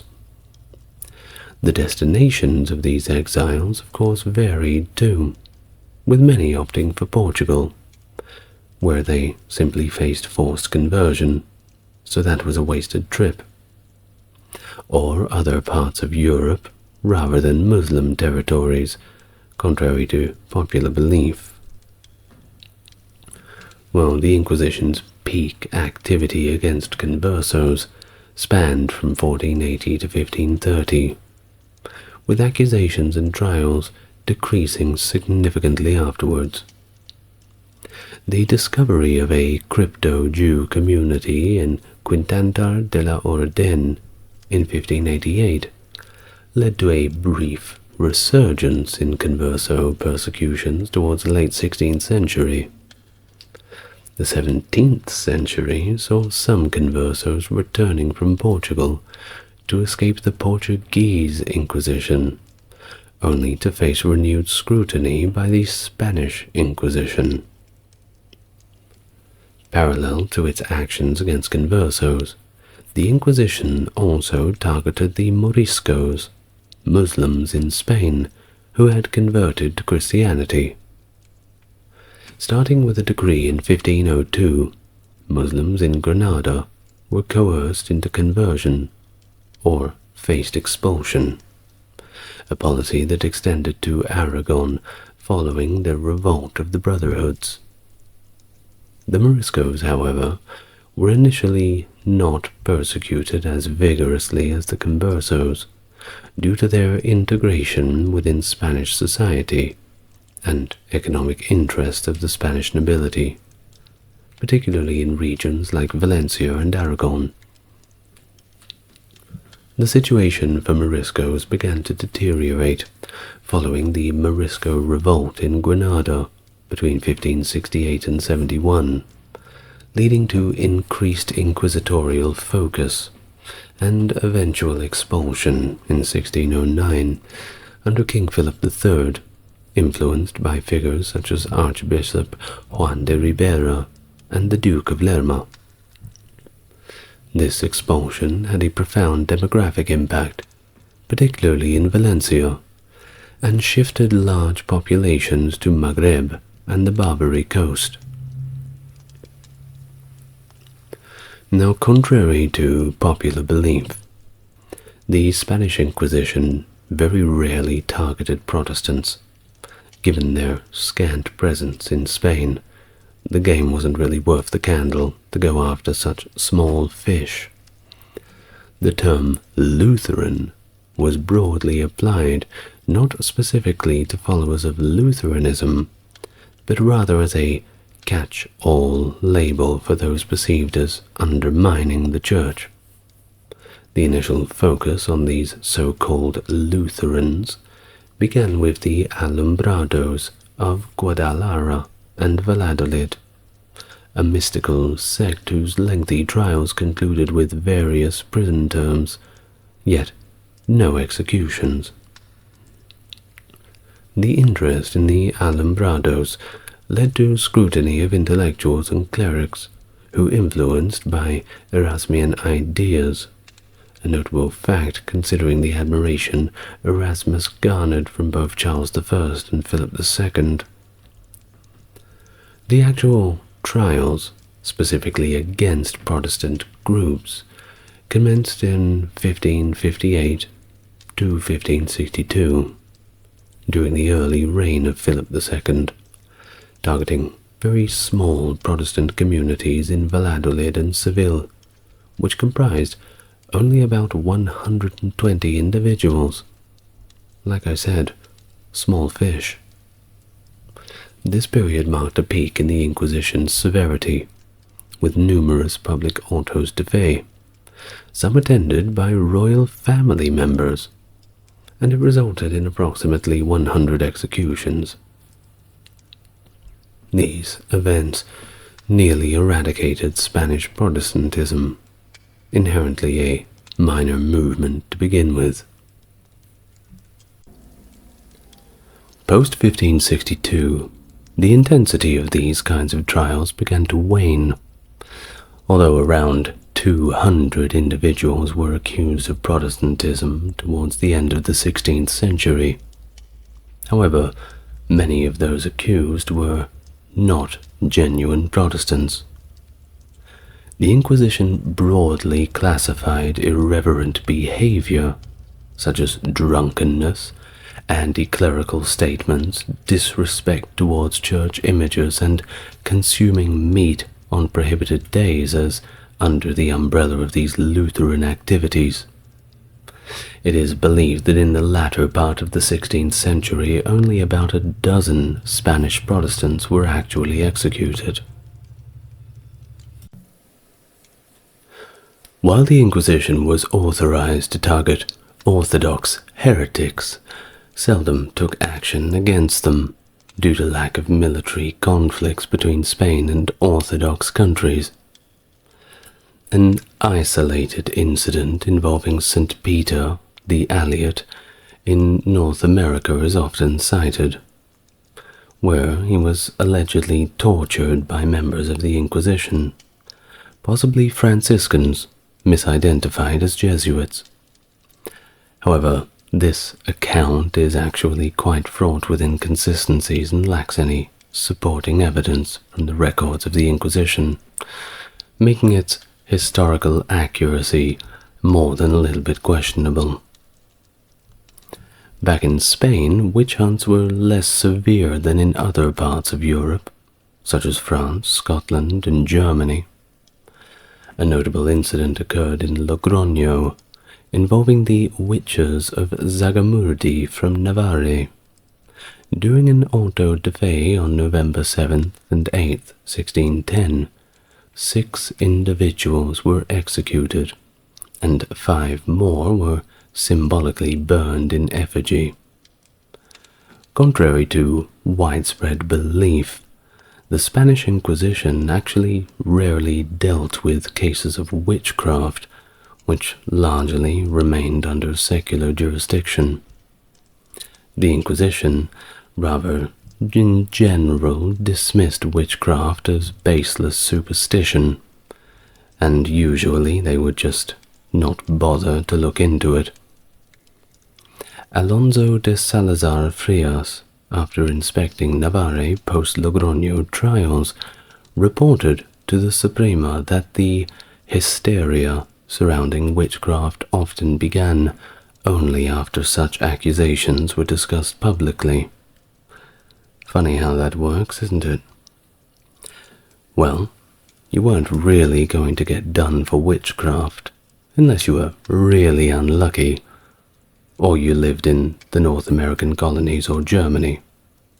At least you wouldn't be done by the Spanish Inquisition for it. But there are other things that you would definitely be done for, and that's what we will discuss now, a little bit of each of the charges. So, what's the rap sheet? Well, first things first, good old blasphemy. Blasphemy fell under the broader category of heretical propositions, which included not only direct blasphemy, but also dubious comments about religious doctrines or clerical misconduct. No priest and a rabbi jokes, I'm afraid, not allowed.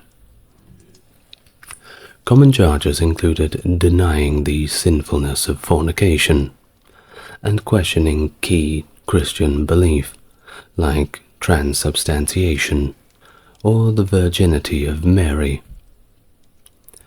Now, correct me if I'm wrong, but I believe that transubstantiation is when the sacraments are taken, drinking the wine and the eating of the crackers, that when you actually drink the wine, which is meant to represent the blood of Jesus, it literally transubstantiates into the blood of Jesus once it hits your tongue, same as the crackers for his body. To my knowledge, that's basically what transubstantiation is. Now, clergy, they were not exempt either. They could be put up on charges of heresy for their own comments or behavior, so you didn't just get away with it because you were in the club. However, such charges generally resulted in pretty mild sanctions, reflecting the Inquisition's relatively lenient handling of verbal offences compared to more serious heresies. I mean, after all, we're all human. We all make mistakes, right? Sodomy.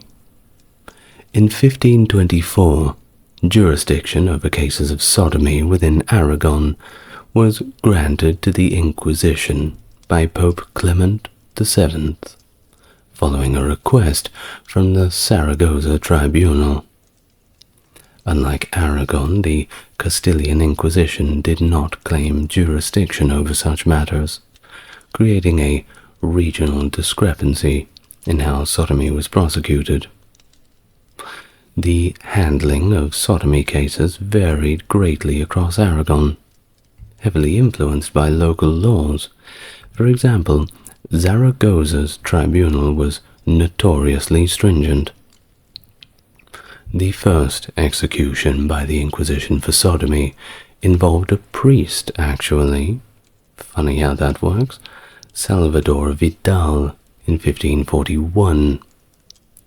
Subsequent convictions could result in various penalties, including fines, public humiliation, and sentencing to the old galley slave job. A notable 1560 ruling specified that certain sexual acts between women did not constitute sodomy unless a aid was used, whereas bestiality was frequently prosecuted, particularly in Zaragoza during the 1570s. And I think that we can all get behind prosecuting people for bestiality, regardless of what persuasion you are. Well, this term, sodomy, in the Inquisition's eyes, encompassed various non-procreative sexual acts, all condemned by the Church. The accused in sodomy trials often included clergy, nobles, laborers, servants, and military personnel, with cases typically involving an older man and a younger male, and often under coercive circumstances. Now, it's very important to note that punishments were always more severe for adults, except in clear instances of assault or when the accused was very young. In that case, the ones who were at the victim end would, well, they wouldn't receive any punishment. They were victims. The visibility of sodomy cases seemed to decrease significantly after 1579, when public autos de fe stopped including those convicted of sodomy unless they were condemned to death. By 1633, executions for sodomy had largely ceased.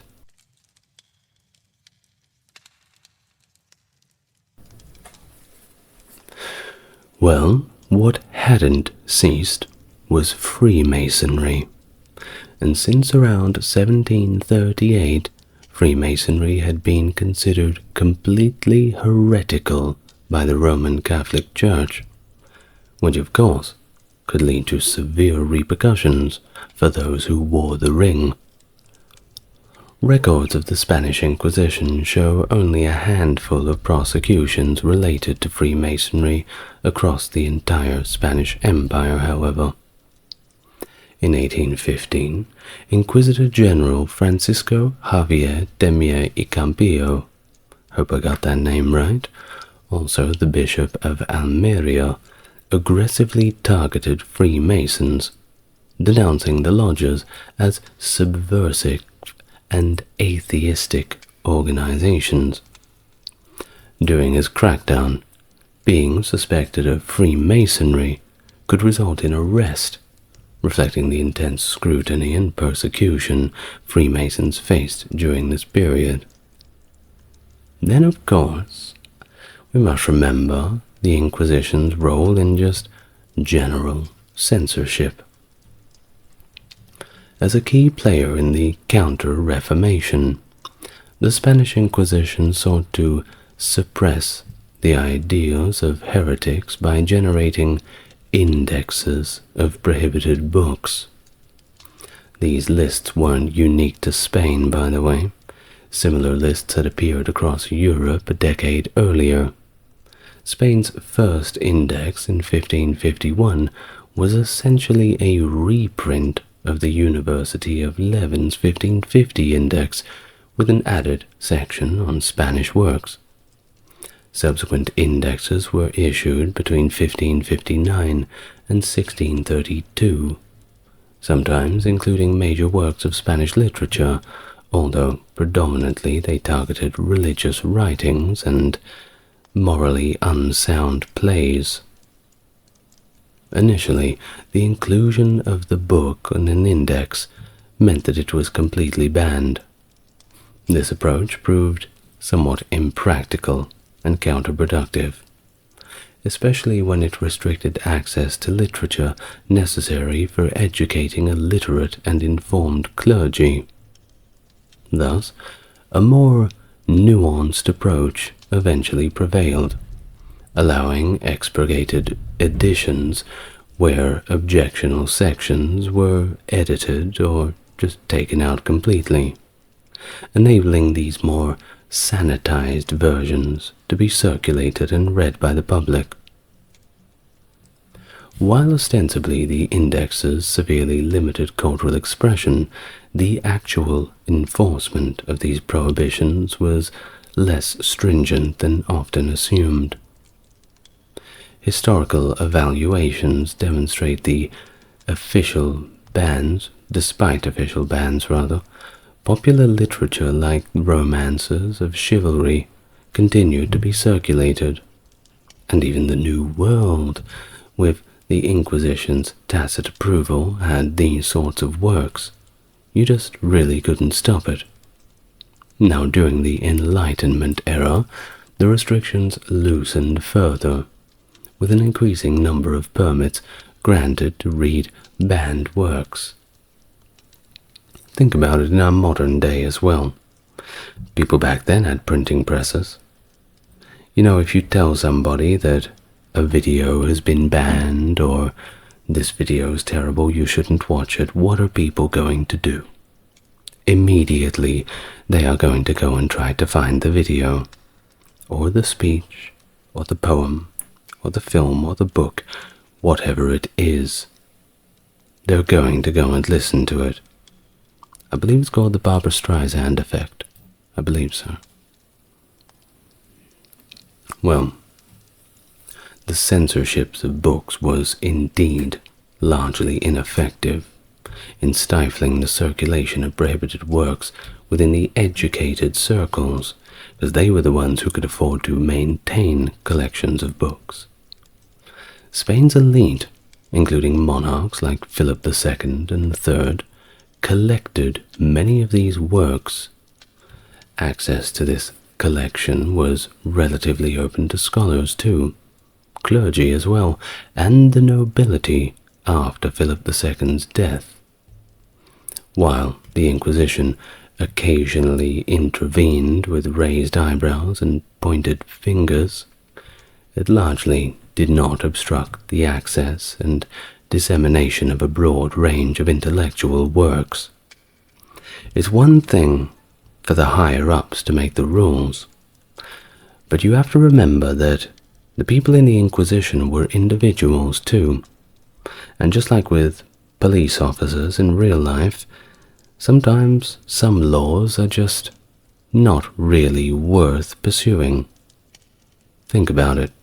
I live in a very small country town in country Australia, and our local police here, if they're going to start prosecuting people for such small crimes, it would breed discontent among the small population, wouldn't it?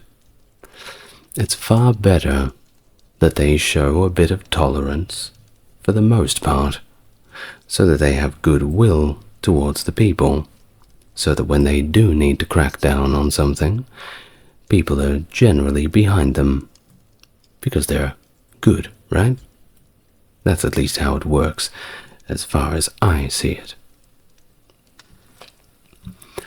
Well, the Inquisition also adjudicated cases of what they deemed as unnatural marriage, defined as any union where procreation was deemed impossible, reflecting on the period's emphasis on the reproductive purpose of marriage, vital in a nation that was often at war. And it was extremely unfair, because it was not just by principle, but also by circumstance. For example, both male and female sterility could lead to such marriages being annulled. Notably, the case of Eleno de Cespedes, tried for issues related to marriage, sex, and gender, highlights these concerns. And contrary to common belief, the Inquisition's role was not solely religious, but it functioned as this private policing arm of the crown, overseeing various crimes within the private sphere. The distinction between religious and secular crimes simply did not exist in 15th century Spain, and much of the rest of the medieval world, marking the Inquisition as a key enforcer of laws that today would be considered civil or criminal. This of course included domestic crimes, organized crimes, and offenses against state authority. Significant non-religious crimes within the Inquisition's purview included sexual offenses, also bestiality and incest, along with crimes such as bigamy, human trafficking, smuggling, forgery, tax fraud, treason, and all of the other things that are much too horrible to mention. These offenses often overlapped with what were classified as religious crimes, making it challenging to distinguish between the two in historical records. The Inquisition was notably proactive in punishing sexual violence with abuse of young people, setting a precedent for legal intervention in cases across Spain. There was no tolerance for this. Other non-religious crimes like forgery and tax fraud were equated with heresy in terms of their deceitful nature and societal impact. Well, overall, the greatest crime, and still the greatest crime, is not being subscribed to ASMR Historian. Well, of course I'm only joking, but we're getting quite close to our subscriber goal. I think we're going to get there. Who knows, by the time this video is published, perhaps we will have already gotten there. I think overall I must say that the Inquisition was less of a religious arm, but more of a political strong arm of those original Spanish monarchs. Indeed, if you've watched my first video on the Inquisition, then you will know that effectively the main theories is that the Inquisition was founded just so that the Pope would stay out of their business. That being said, it was a very thin tightrope to walk. Well, thank you very much for watching. Bit of a long one this afternoon or this morning, wasn't it? I'd like to thank my top-tier patrons, that's Stark Factory, JC, Jeffrey, and Susan. Complete Chads, all very energetic, young, handsome, and beautiful, the four of you. Would you like to join them? There's a link in the description. You too are a few clicks away from eternal glory. The German Peasants War, spanning from 1524 to 1525, was a significant uprising across the German-speaking territories of the former Holy Roman Empire. It began as a series of local protests and revolts, fueled by a mix of economic hardship, rising feudal oppression, and the spread of Reformation ideas that called for widespread religious and social reforms.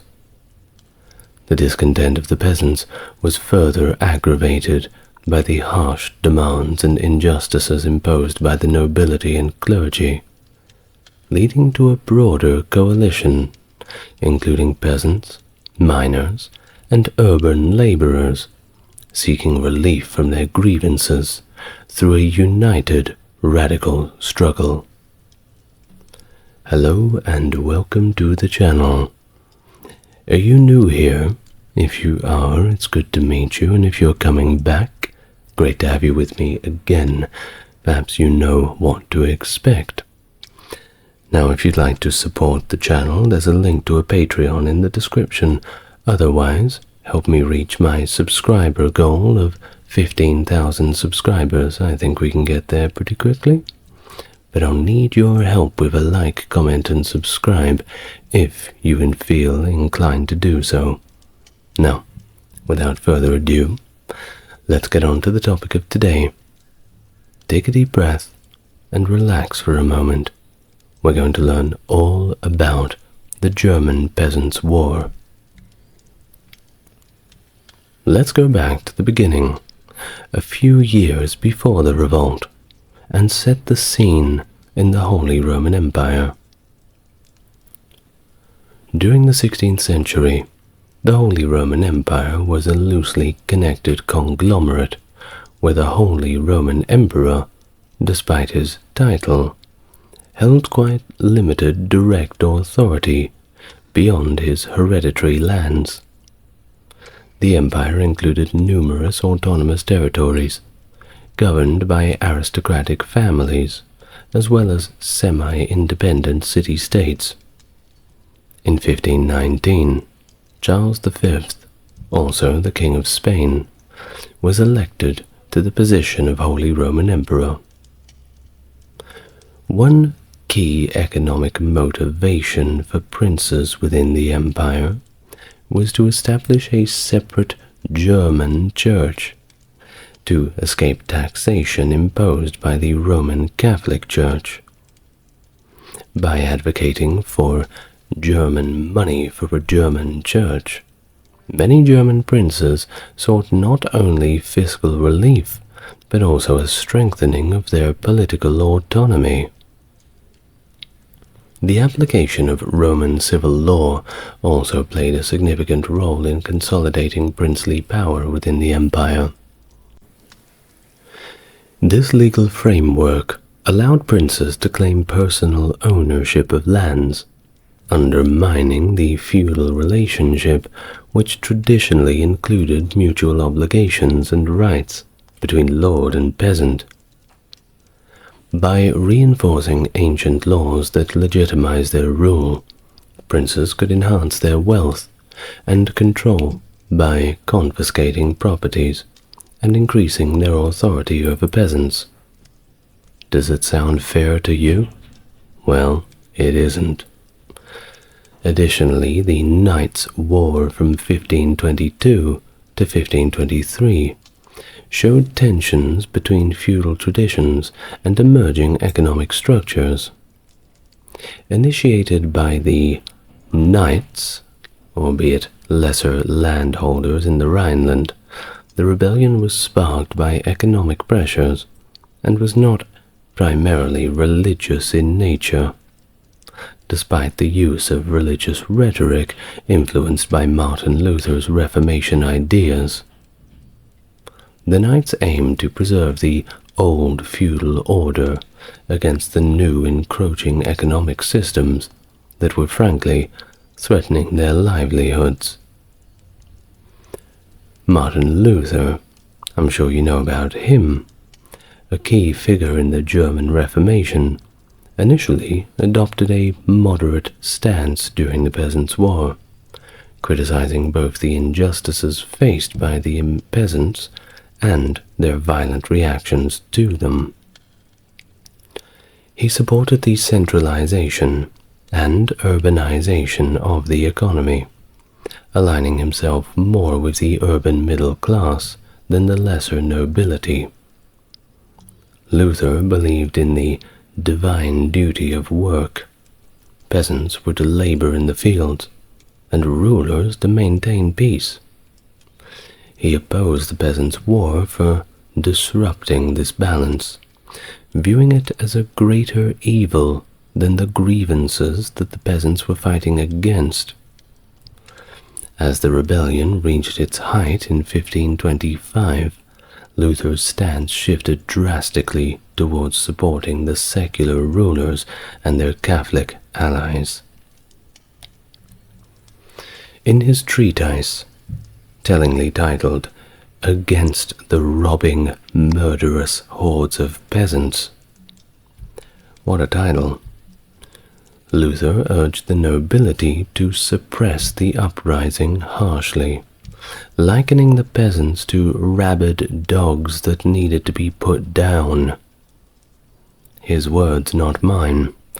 Well, following the war's end, he faced criticism for these views, and he tried to defend his position in an open letter to Caspar Müller, although he admitted that the nobility might have been too harsh. Well, it was a little bit too late to get the common people back on his side. They effectively viewed him as a class traitor. On the other side, Thomas Müntzer, a radical preacher, aligned closely with peasant demands for political and legal reforms. Münzer's theology, developed amidst social turmoil and religious skepticism, advocated for a new social order that resonated with the peasant struggles. At the end of 1524 and early 1525, Münzer was in southwest Germany, interacting with peasant leaders and possibly influencing their demands. While he did not author the famous 12 Articles of the Swabian peasants, he may have contributed to another key document, i.e., the constitutional draft. Münzer returned to Saxony and Thuringia in early 1525 to help organize the rebels and lead them in the disastrous Battle of Frankenhausen on May 15, 1525. His involvement in the Peasants' War is debated, with opinions ranging from minimal influence to being a pivotal leader. Regardless, Münzer saw the uprising as a divine act, positioning himself as a divine agent against the godless. The theological disagreements between Luther and Münzer were also quite profound, with Luther denouncing the moderate peasants' demands outlined in the 12 Articles.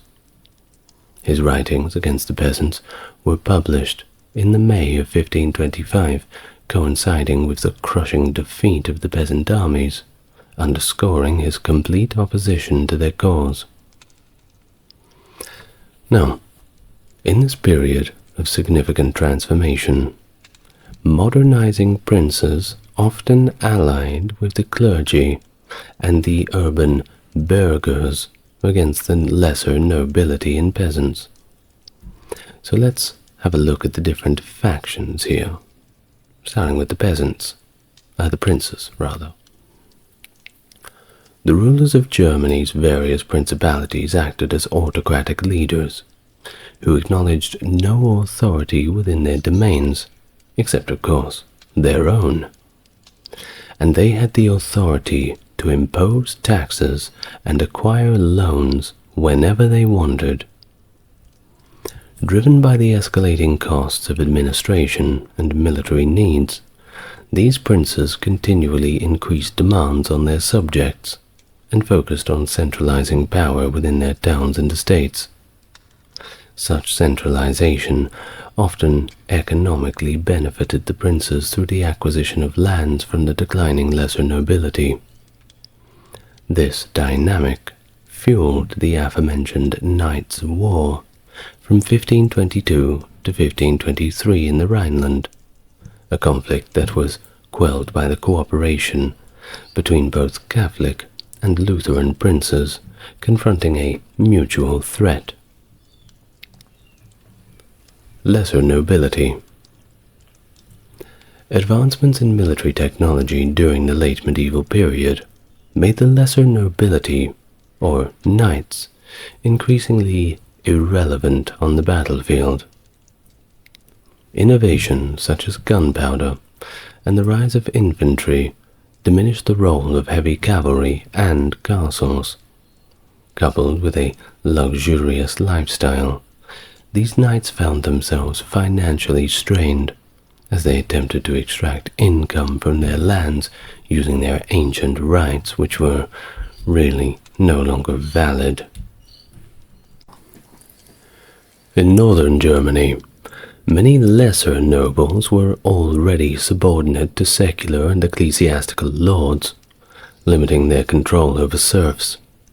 In contrast, in southern Germany, they retained a little bit more power, and their harsh treatment of peasants directly contributed to the eruption of the uprisings, particularly in the south where conditions were quite a bit more severe. As their status and income declined, the knights grew resentful towards the princes for increasing control over them, leading to numerous conflicts. They also viewed the clergy as both arrogant and frankly unnecessary, despite envying their privileges and wealth. Additionally, their relationships with town patricians were strained due to debts, placing them at odds with other social classes in Germany. Both the clergy and the lesser nobility were notably exempt from taxes and often supported their local princes, which further complicated the social dynamics of the time. In 1525, the clergy held a position of intellectual prominence, being among the few literate and the main producers of books during the Middle Ages. They garnered support from both the wealthy and the masses. Yet the clergy's intellectual dominance was waning due to the advent of the printing press, increased commercial activity, and the influence of Renaissance humanism, which of course fostered higher literacy rates. In later times, Friedrich Engels, I know you didn't see him coming, didn't you? Noted that these developments diminished the Catholic Church's monopoly on higher education. Of course, that's probably true. Despite the secular trends of 19th century humanism, earlier Renaissance humanism remained closely tied to the Church, with its advocates often educated in ecclesiastical institutions. Well, as time progressed, corruption seeped into the Church, with widespread clerical ignorance and the abuses of simony and pluralism becoming prevalent. High-ranking church officials, including some bishops and archbishops, exploited their followers as aggressively as secular princes. This exploitation, combined with the sale of indulgences and the taxation for prayer houses, fueled public outrage, prompting Martin Luther to initiate his Protestant Reformation by posting his 95 Theses in 1517. Luther's reformative zeal was not embraced by the aristocratic clergy, who of course resisted any and all changes, including severing ties with the Roman Church.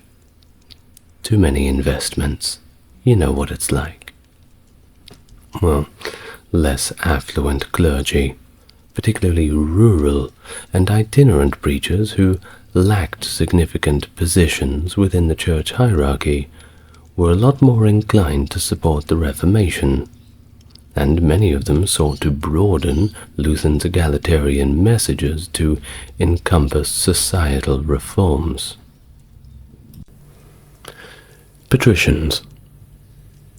In many towns, the patrician class, that being wealthy families who monopolized town councils and held administrative authority, enjoyed quite a few tax exemptions, shifting the fiscal burden onto peasants. As urban populations and guild activities expanded, these patricians faced growing dissent. They leveraged their control to extract revenues through arbitrary tolls and taxes, and commandeered common lands, prohibiting traditional peasant rights such as fishing and logging. Guild taxes were imposed without proper administrative oversight, leading to financial mismanagement, embezzlement, and increasing wealth and power within this elite class. This fiscal and administrative arrangement placed the patricians in a contentious position with the burgeoning urban middle class and peasants, both of whom bore the brunt of these policies. Burghers. As the middle class of well-to-do citizens, burghers held significant rights within the administrative guilds and served as merchants. They increasingly criticized the town patricians and demanded more inclusive town assemblies that would incorporate both patricians and burghers.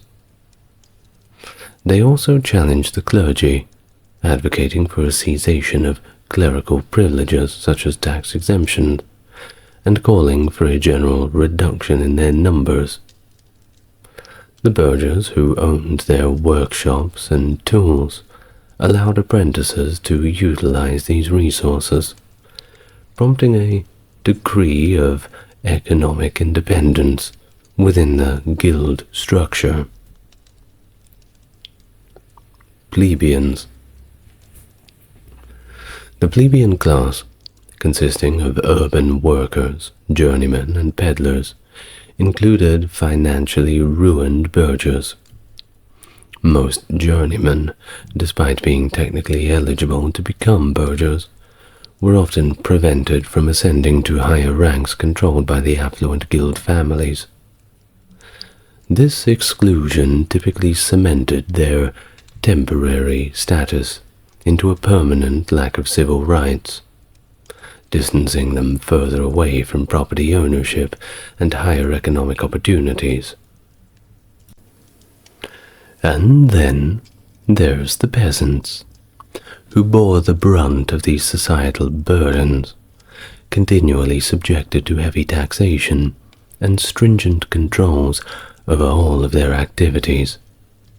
Lords had usurped common lands, denying peasants the freedom to hunt, fish, or even gather wood, which were once customary rights. The social structure required peasants to seek lordly permission even for marriage, which they had to pay a high fee. Additionally, upon a peasant's death, the lord claimed the best of their cattle, clothing, and tools. The justice system, dominated by clergy and the wealthier classes, rarely provided peasants with any form of legal recourse. They just didn't care about them. You can see how this all led to a revolt, right? Now, just before we get to the war itself, raid shadow legends. No, I'm just kidding. Let's examine a few theories about the causes of the revolt. Well, the nature of the German Peasants' War remains a subject of debate, of course, centering on whether the conflict was primarily driven by burgeoning religious reforms of Martin Luther, socioeconomic shifts, or simply the rise of a modernizing state. Some historians suggest that the revolt stemmed from the economic prosperity in preceding decades that enabled peasants to achieve a higher standard of living. This period of economic dynamism allowed peasants to command higher wages and sell their products at elevated prices, leading to enhanced social and legal standing for a segment of the peasant population. The war, from this perspective, was a defensive action aimed at preserving these newfound privileges against the backdrop of an emerging and centralizing authority that threatened to take them away. Challenge to serfdom. A pivotal element of the revolt was the peasants' push against the system of serfdom. With the weakening of the feudal system, peasants saw an opportunity to secure greater freedoms and resist any reversion to the old feudal constraints. Nobody wanted to go back there. This desire for autonomy was vividly illustrated by incidents like the refusal of Mulhausen peasants to engage in demeaning tasks, such as collecting snail shells for their lady, reflecting a broader refusal to accept these traditional servile roles. Cultural and ideological shifts. The early 16th century was marked by a questioning of established social and religious hierarchies. Works like the Book of 100 Chapters advocated for religious and economic freedoms and critiqued the governing elite, reflecting a broader societal shift towards anti-authoritarian sentiments. These ideas were disseminated through various channels, including the Peasants Revolts, highlighting a growing interconnectedness of reformative and revolutionary thought across different regions. Impact of Luther's Reformation.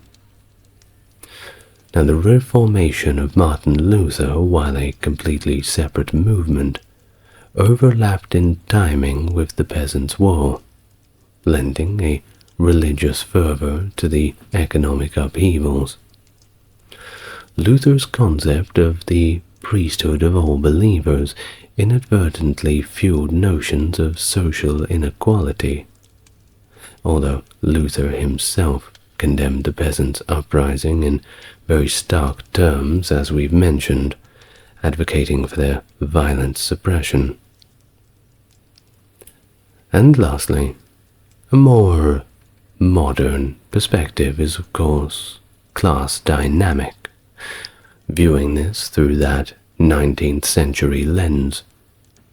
Friedrich Engels, yes, he's back again, posited that the Peasants' War was indicative of an emerging class struggle, where the nascent urban proletariat failed to ally effectively with rural classes against the aristocratic oppression. This lack of unified class action left the peasants vulnerable to suppression by the combined forces of the nobility and the burgeoning state apparatus. Thus, there's probably an amalgamation of different reasons why this kicked off, but I boil it down to people simply being sick of being treated like dirt. Well, let's get on to how things actually played out. What were the main specifics of the war? So what exactly were the peasants up against? Well, they were up against the Swabian League. What was the Swabian League? Well, it was effectively a mutual defense and peacekeeping group made up of all the imperial states and principalities, pooling all of their resources together just in case the unwashed masses wanted to get a little bit too big for their boots. The Swabian League, with its headquarters in Ulm, managed its military efforts through a war council that determined the size of troop contingents each member was to provide. This force was comprised of both mounted knights and foot soldiers, tailored to the capabilities of each member. For instance, the Bishop of Augsburg was required to supply 10 mounted knights and 62 foot soldiers, approximating half a company. Initially, recruitment challenges emerged, particularly among the peasant class, due to concerns that they might defect to the rebel cause.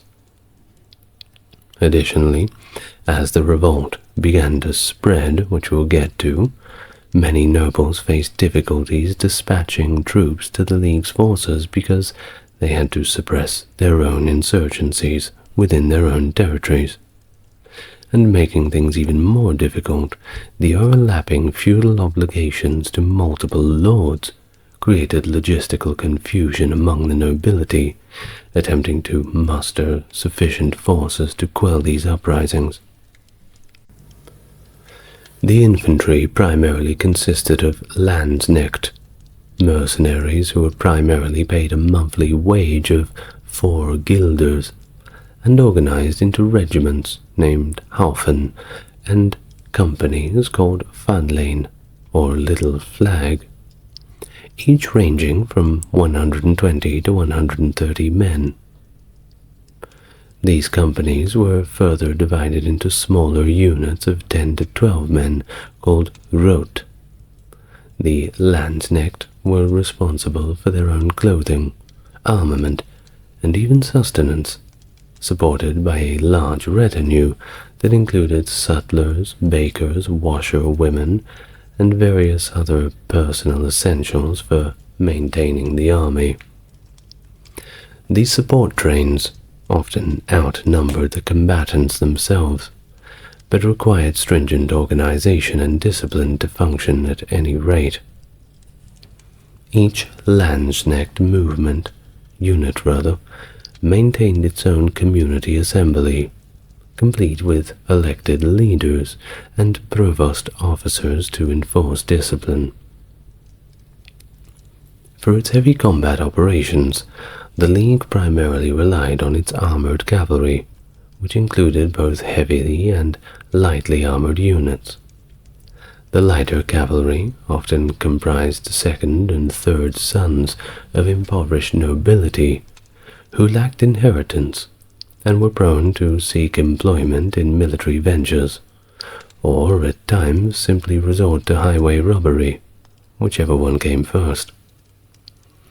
These cavalry units, designed for rapid mobility and avoiding pike-armed foes, were crucial for the League's military strategy during the Peasants' War, marking a transitional period from traditional noble-led warfare to the increased reliance on a professional mercenary force.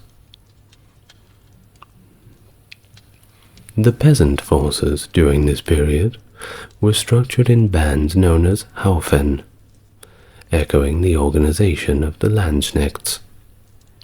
These Haufen were further divided into smaller units called Unterhaufen or Fadlein, and even smaller groups known as Rotten. The size of these bands varied greatly depending on the number of rebels in a given area, with some groups numbering around 4,000, while others, like those at the Battle of Frankenhausen, reached up to 8,000. The Alsatian peasants at the Battle of Zabern amassed an impressive 18,000 fighters, but of course this was a very rare occurrence. Each peasant company generally consisted of about 500 men, organized into platoons of 10 to 15 individuals. Command structures within these peasant armies mirrored those of professional soldiers. They had supreme commander, known as the Oberstter Feldhauptmann, and various officers including lieutenants, captains, ensigns, who bore the company's standard, and sergeants. Leadership roles such as the Supreme Commander and the Lieutenant were typically elected. The governance of the peasant army was notably democratic, centered around a structure called the Ring. In these gatherings, peasants would form a circle to discuss strategy, troop movements, alliances, and of course, how to distribute spoils. Despite this democratic approach, there was a defined hierarchy within each band, including roles such as marshal or Schultheiss to keep order. Various lieutenants, standard bearers, and logistical officers were responsible for supplies, communication, and the maintenance of wagon forts.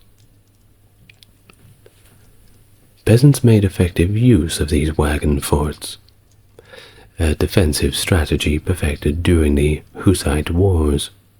That was during the time of Jan Hus, the famous heretic.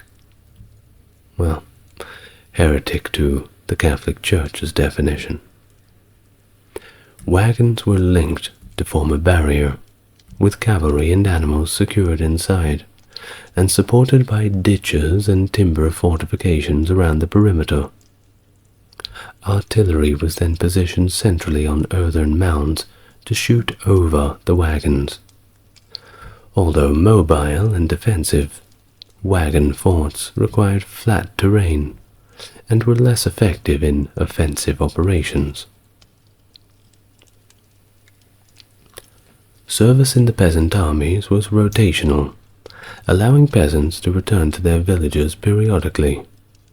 This rotation system also meant that at times peasants inadvertently produced supplies for their adversaries, as seen in the Archbishopric of Salzburg, where peasants mined silver that funded the recruitment of additional landsknechts for the Swabian League.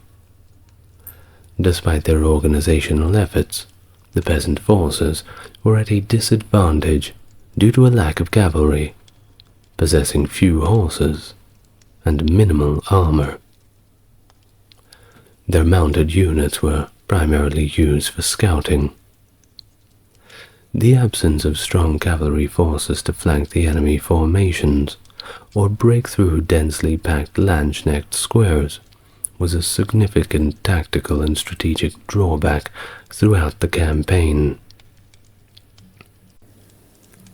So, what kicked it all off? How did it all start? Well, it went a little bit like this. In 1524, following several poor harvests, the Countess of Lupton in Stullingen, south of the Black Forest, tasked her serfs with the laborious job of collecting snail shells to be used as thread spools. This seemingly trivial task sparked outrage among the peasants, and within days 1,200 peasants had gathered, drafted a list of grievances, elected leaders, and raised a banner in protest. By the following weeks, the revolt had spread across most of southwest Germany, spanning from the Black Forest to Lake Constance, through the Swabian highlands, along the upper Danube River, and even into Bavaria and the Tyrol. By the 16th of February, 1525, 25 villages under the jurisdiction of the city of Memmingen openly rebelled, expressing their grievances regarding their economic conditions and perceived political injustices. They highlighted issues such as peonage, land use rights, and unfair ecclesiastical demands. The city responded by forming a committee of villagers to negotiate. They expected rather specific and minor demands, a couple of breadcrumbs here and there, and maybe a few other little trinkets perhaps. That ought to be enough to suit the peasants, right? Well, that's not what happened. In fact, the peasants presented a unified and articulate declaration, a declaration of which that challenged the fundamental relationship between them and the magisterial authorities. It was not what they were expecting. This manifesto later influenced the formulation of the 12 Articles by the Upper Swabian Peasants' Confederation on the 20th of March, 1525. Well, the dissent kept growing, and things were getting pretty heated. Despite assembling a contingent of 200 cavalry and 1,000 infantry, the local forces were inadequate to stop the excitement. By early 1525, the rebellions in regions like the Black Forest, Breisgau, Hegau, Sundgau, and Alsace necessitated a much larger force, estimated at around 3,000 infantry and 300 cavalry. Thus, on the 6th of March 1525, representatives from various Upper Swabian peasant groups, including the Baltringerhaufen and Lake Constance-Haufen, convened in Memmingen. They formed what was to be known as the Christian Association, an alliance aiming to consolidate their efforts against the Swabian League. Subsequent meetings on the 15th and 20th of March led to the adoption of the 12 Articles and the Federal Order, under the symbol of Bunska, a laced boot, emblematic of their unity. These demands were swiftly disseminated across Germany, thanks to the printing press, with over 25,000 copies circulated within 2 months. These 12 articles called for community rights to elect and remove clergymen, proposing that the Great Tithe, a significant church tax on wheat and vine crops, be redirected for public use after providing for a reasonable pastor's salary. They also sought the abolition of the small tithe on other crops. That, and of course the end of serfdom, and the removal of death tolls and restrictive hunting and fishing rights. They demanded the restoration of forest, pasture, and community rights previously seized by the nobility, as well as reductions in excessive labor demands, taxes, and rents. Lastly, they called for the cessation of arbitrary justice and administration, pushing for a fairer and more equitable governance system. So you can see how they were going for the full thing straight away, right? They didn't want this slow build-up, this slow compromise. No, they wanted everything right now. I'm sure you can imagine how the nobility reacted to that.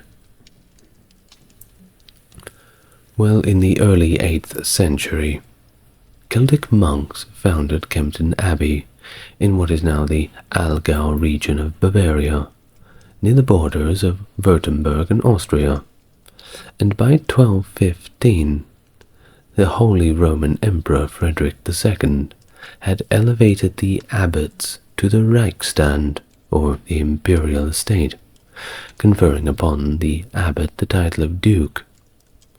Later, in 1289, King Rudolph of Habsburg bestowed special privileges on the urban settlement in the river valley, establishing it as a free imperial city.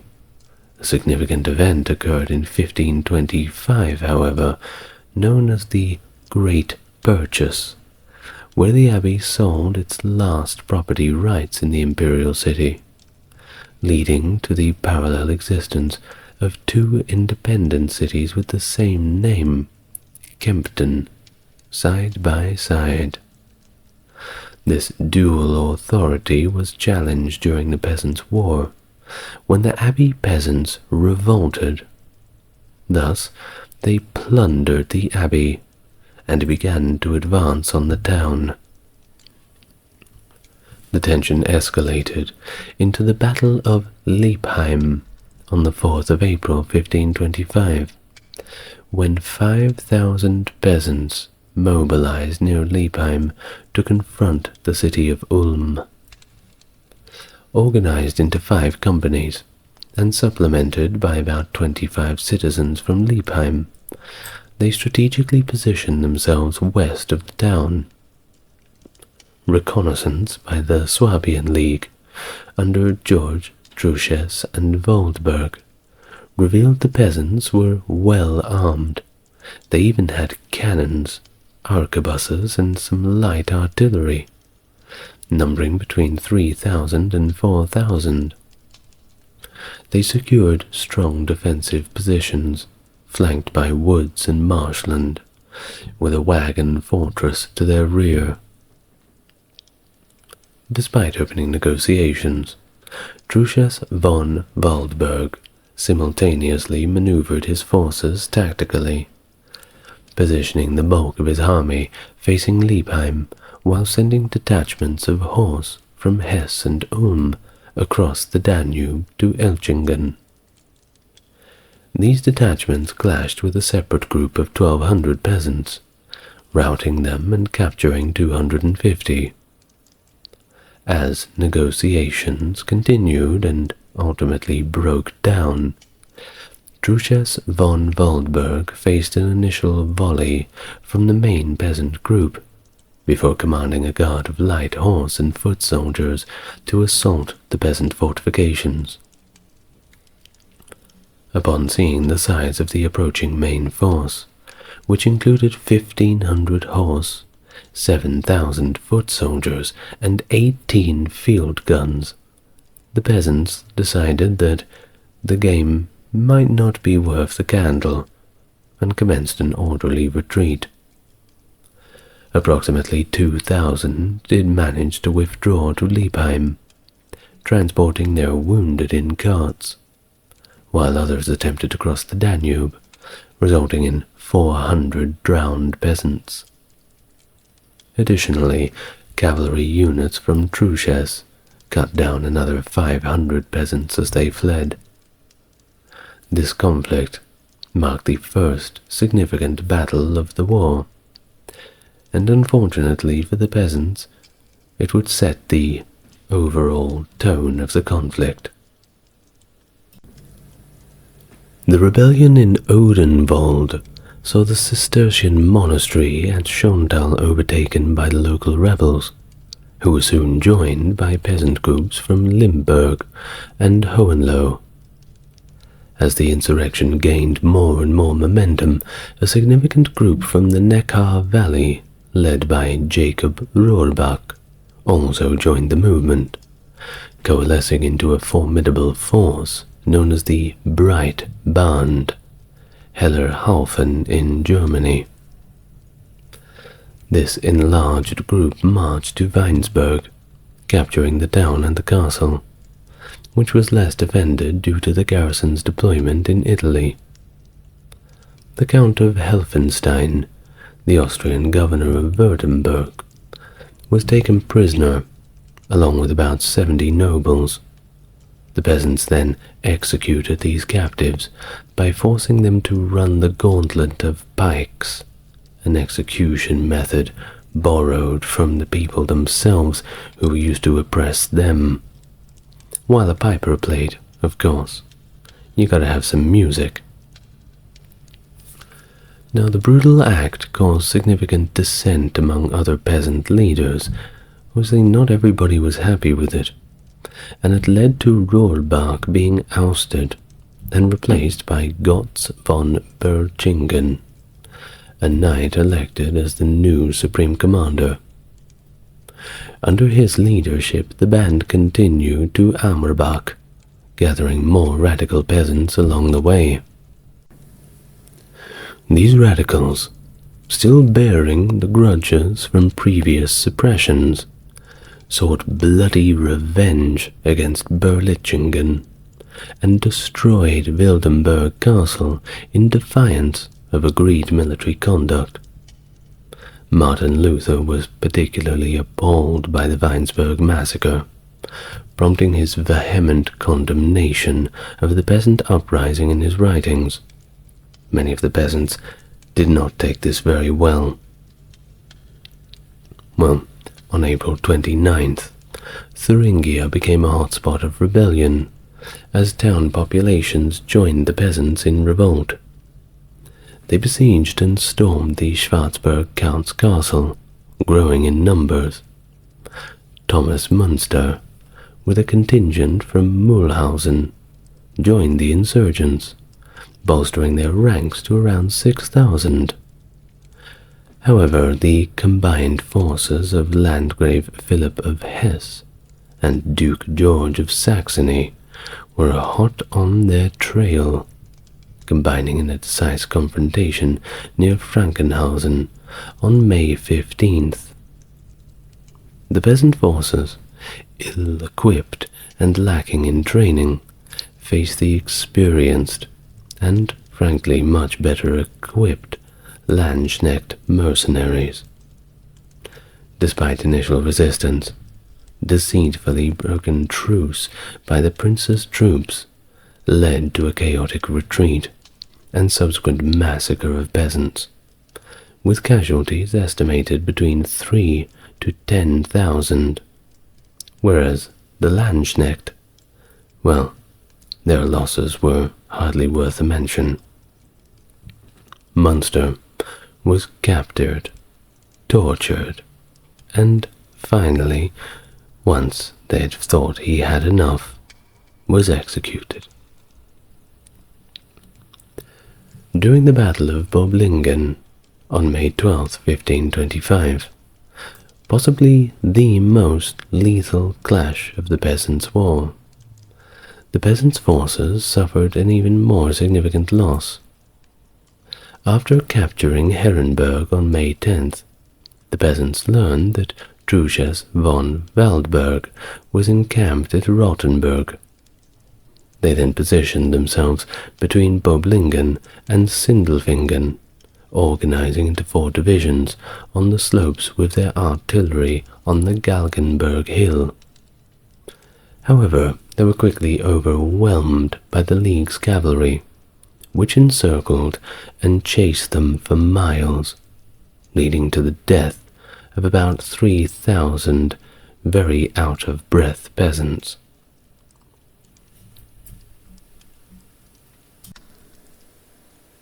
Subsequently, in the Battle of Königshofen on June the 2nd, peasant leaders Wendell Hipfler and George Metzler faced a critical situation as the League's cavalry flanked them. Anticipating an assault, they fortified their position on a hill above the town. Despite the preparations, chaos ensued when the League's cavalry attacked from the rear, causing the peasant leaders and gunners to flee. Roughly 2,000 peasants did manage to regroup in nearby woods, but by nightfall, only 600 of them remained. After the battle, League soldiers found about 500 peasants on the ground lying as still as possible, pretending to be dead. During the siege of Freiburg in Breisgau, peasants faced difficulty as the city, a Habsburg territory, struggled to raise a defending force.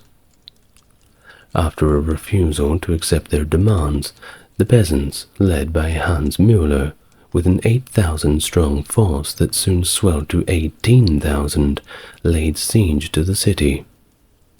Freiburg capitulated on the 23rd of May, agreeing to join the Peasants' Christian Union.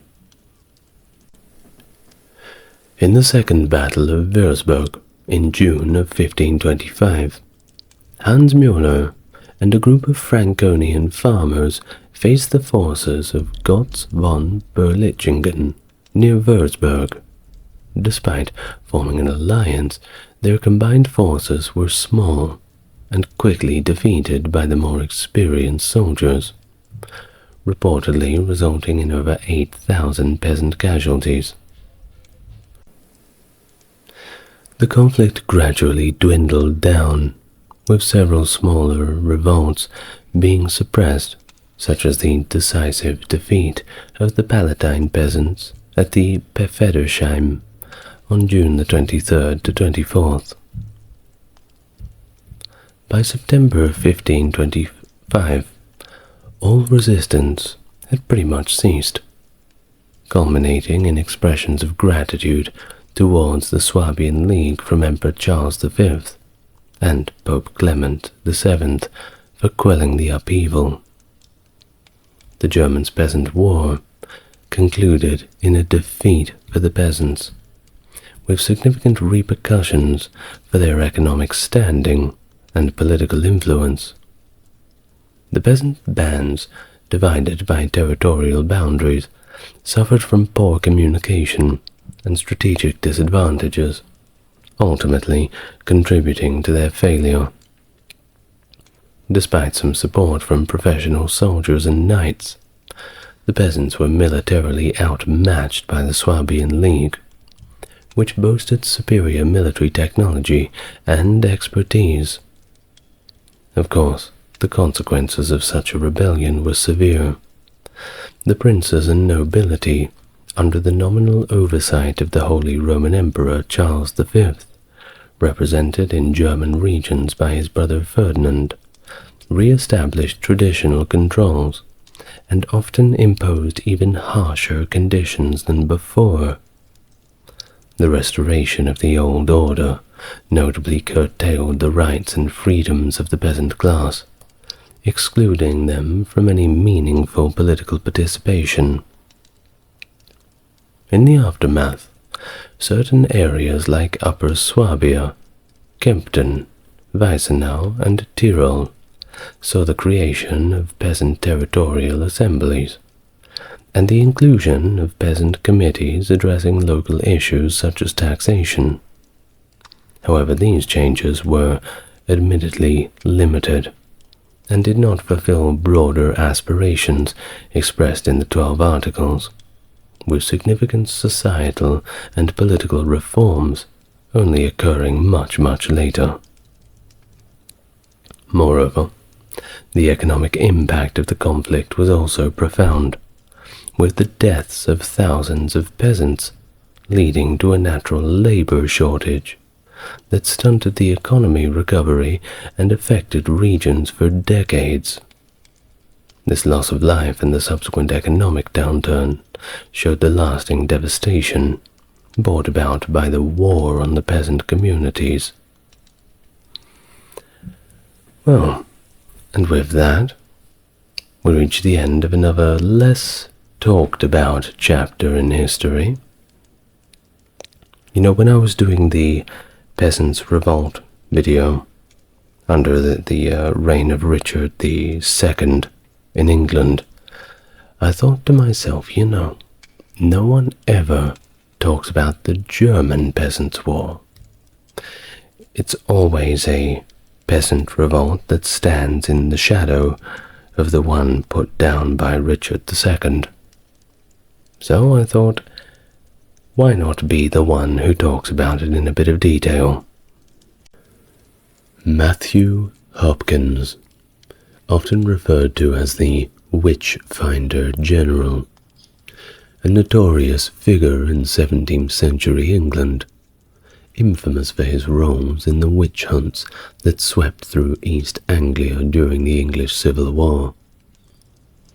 Starting in the year 1644, Hopkins, with no official title or public office, appointed himself as a hunter of witches, capitalizing on the chaotic social and religious climate of the time.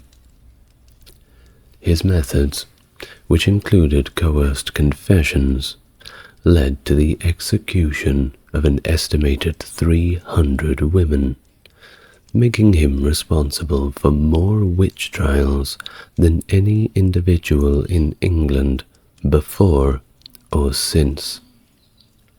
Despite his brief career, which ended with his retirement in 1647 and his passing away a year later, Hopkins' legacy remains a chilling reminder of the dangers of fanaticism and persecution. Hello and welcome to the channel. Are you new here? If you are, it's good to meet you.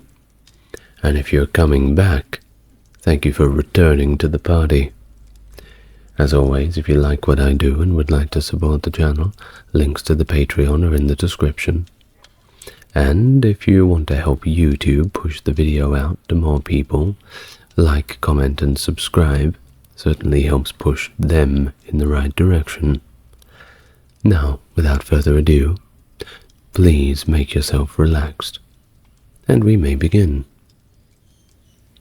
Now first, I will give a brief biography of Matthew Hopkins, talk about the situation during the English Civil War, and later on we will read directly from his writings a question and answer style format that he had developed.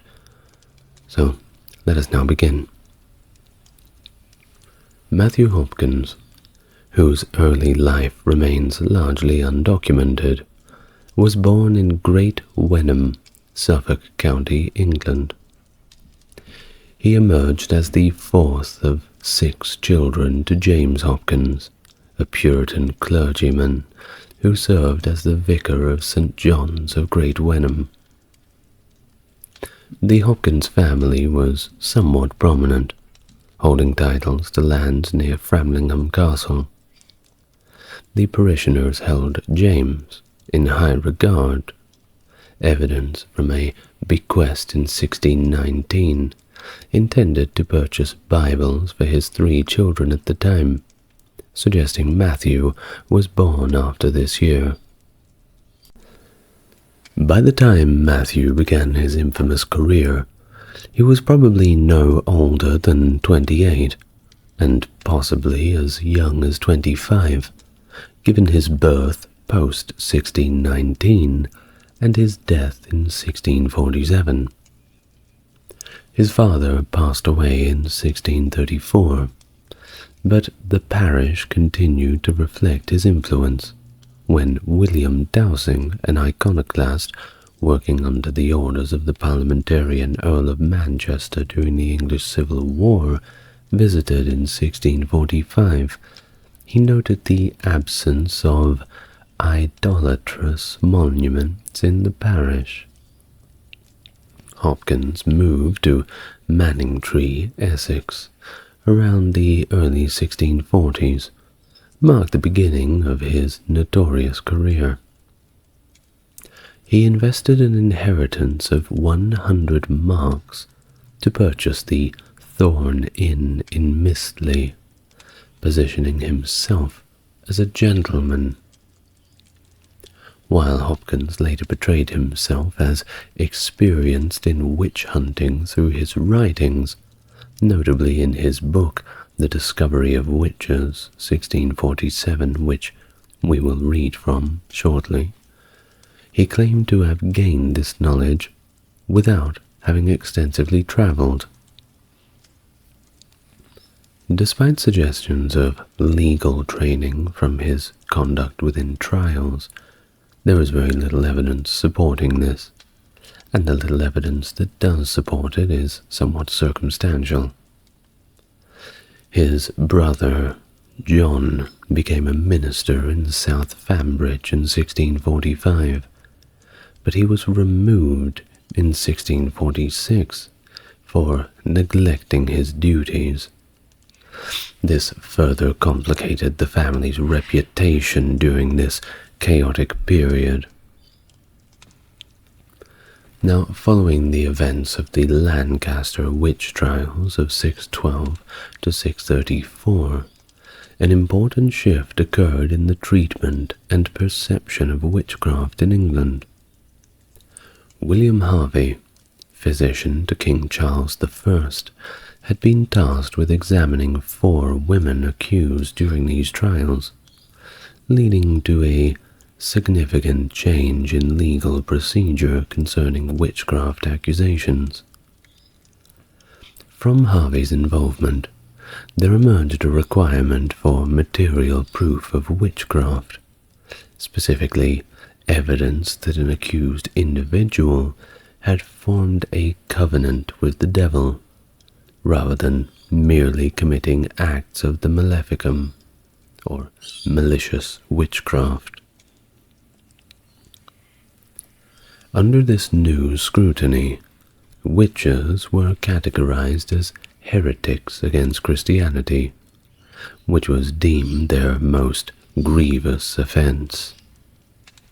This classification brought witchcraft under the umbrella of Crimean Exceptum, with continental and Roman law, and that meant that it was considered so heinous that normal legal protocols could be overridden. So effectively, if you were accused of witchcraft, you no longer had any legal rights. Since the devil would not confess, confessions had to be extracted from the accused humans themselves, often by any means necessary. Well, the witch hunts led by Hopkins and John Stern primarily took place in East Anglia, covering Suffolk, Essex, Norfolk, and Cambridgeshire, with some activities extending to Northamptonshire and Bedfordshire. Their operations coincided with the English Civil War, and were concentrated in areas with strong Puritan and parliamentarian influence, which were key components of the Eastern Association from 1644 to 47. Hopkins started his career officially in the March of 1644, after overhearing a conversation reportedly about demonic dealings in the nearby hamlet of Manningtree. Although the initial accusations were made by Stern, Hopkins quickly became involved as his assistant. Their first major trial took place in Chelmsford in 1645, where 23 women were tried. 19 were convicted and hanged, while another 4 died in prison. Do note that not a single one of them was found innocent. Now, it is important to note as well that during this period, and outside Middlesex and chartered towns, there are no records of anyone being sentenced to death for witchcraft other than by assize judges. Hopkins and Stern, along with women who performed the pricking test, travelled across England and, claiming Parliament had officially commissioned them to expose and prosecute witches. Now, no doubt when I just mentioned the pricking test, a few eyebrows raised. Well, what exactly is witch pricking? You see, it stemmed from the belief that after dealings with the devil, one would receive a mark on their body that was unable to feel pain or bleed.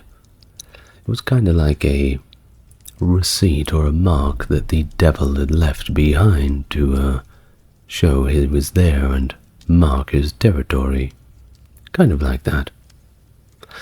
So, witch prickers would have this set of needles that they would poke into the skin of suspects, trying to find which one of the marks on their bodies was the old receipt from the devil.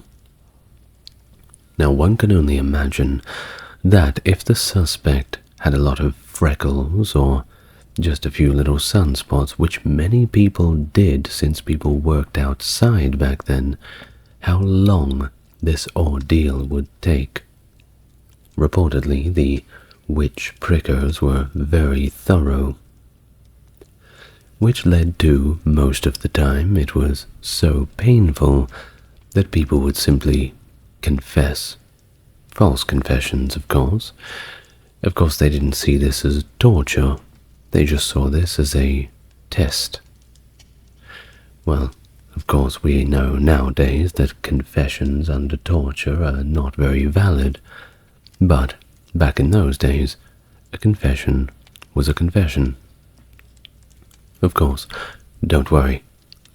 The witchfinders are the good guys. They said so, right? Well, let's continue on. You know that they received substantial payments for their services. This wasn't a charity job at all. No, this was a proper business. Indeed, capitalizing on people's fear and being called out to a village to get rid of a witch, well, of course, that had expenses.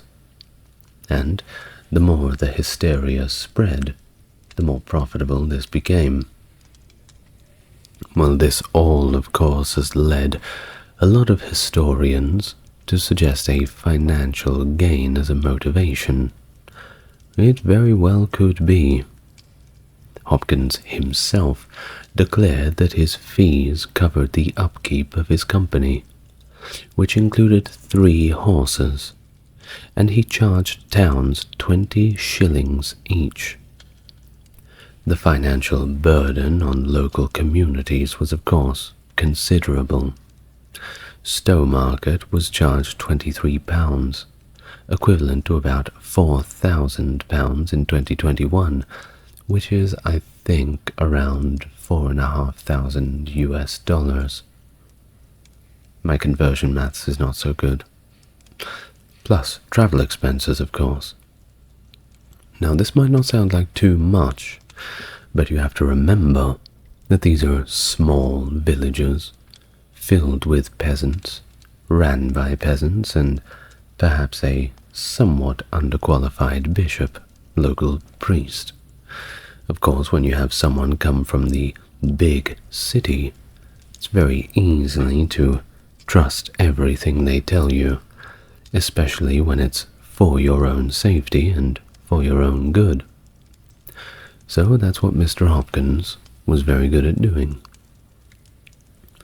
Now, the impact of their activities was profound enough that Ipswich, which is a very large city in modern times, had to levy a special tax in 1645 to cover the costs.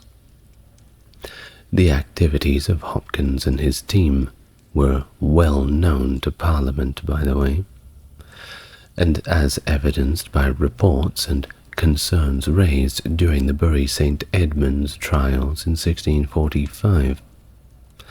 A report to Parliament highlighted suspicions that some had resorted to dubious methods to extract confessions. Of course, you get paid for how many witches you find. If you show up to the town and there's no witches there, well, I suppose you don't really get any money for that, don't you? So it's in the best interest to make sure you get as many as you can to make the trip worthwhile. Now, the subsequent trial and executions were also met with quite a lot of discomfort and criticism, notably in an editorial from the parliamentary paper, the Moderate Intelligencer, which reflected unease with the conduct and outcomes of these witch trials. So do not think that everybody was whipped up in the frenzy. Whether it be the common people, the middle class, or even indeed the people in Parliament, there were quite a few people who were willing to ask questions about the methods and techniques, and even the whole institution of having witch hunters. Well, the techniques that Matthew Hopkins employed in his witch-hunting pursuits drew heavily from a text authored by King James I called Demonology, and I'll have a large video on that quite soon, which Hopkins referenced in his own publication, The Discovery of the Witches. Despite torture being officially illegal in England, Hopkins engaged in coercive methods, such as sleep deprivation, to force confessions from those he accused. So basically they would put you in a room and keep you up for so long whenever you'd go to doze off, they'd find some way to wake you up. Now, I get quite cranky when I haven't had my afternoon nap, so I would admit to anything just so I can get that extra 10 minutes beyond the snooze button. Additionally, he utilized a method where he would attempt to cut the arm of the accused with a blunt knife, believing that if the individual did not bleed, it indicated witchcraft. And here's another controversial method employed by Hopkins that you might know about: the swimming test, premised on the belief that witches, having renounced their baptism, would be rejected by water. The accused were tied up onto a chair and submerged in water. Floating was considered proof of witchcraft. They'd be dunked in the water and out of the water until the desired result was achieved. However, due to legal and ethical concerns, Hopkins was cautioned against using this method without the consent of the accused, leading to its official discontinuation by late 1645. Now, of course, we mentioned the consent of the accused. Now, this was one of those punishments that was, yes, very unpleasant, but if you started sinking in the water, it was pretty obvious to everybody around that you were innocent. So a lot of people simply said, "Throw me in the lake. See if I sink or swim. I'll prove you wrong." So there was perhaps a little bit of Hopkins that was saying, well, perhaps it's better that we get rid of this test, even though it could be easily rigged. Now, Hopkins and his associates also searched for the devil's mark on the body of the accused, which was purportedly an insensible spot that did not bleed, or could perhaps be a mole, a birthmark, or even an extra nipple. This mark was believed to be where the witch's familiar, and that's an animal like a cat or a dog, perhaps a bird, something like that, would suckle blood from the witch, kind of like a baby nursing on its mother. In cases where no visible mark was found, the witch prickers came in, and they were employed to slowly probe the bodies with needles, often after the accused had been completely shaven to uncover any hidden marks. That includes the head and everywhere else, by the way. This very invasive procedure was part of a broader set of practices that reflected the intense witch hunt fervor of the time, all driven by this unique blend of fear, superstition, religious zealotry, and a little bit of capitalism on the side. As Hopkins' witch-hunting activities intensified, resistance began to grow, particularly from John Gall, the vicar of Great Staunton in Huntingdonshire.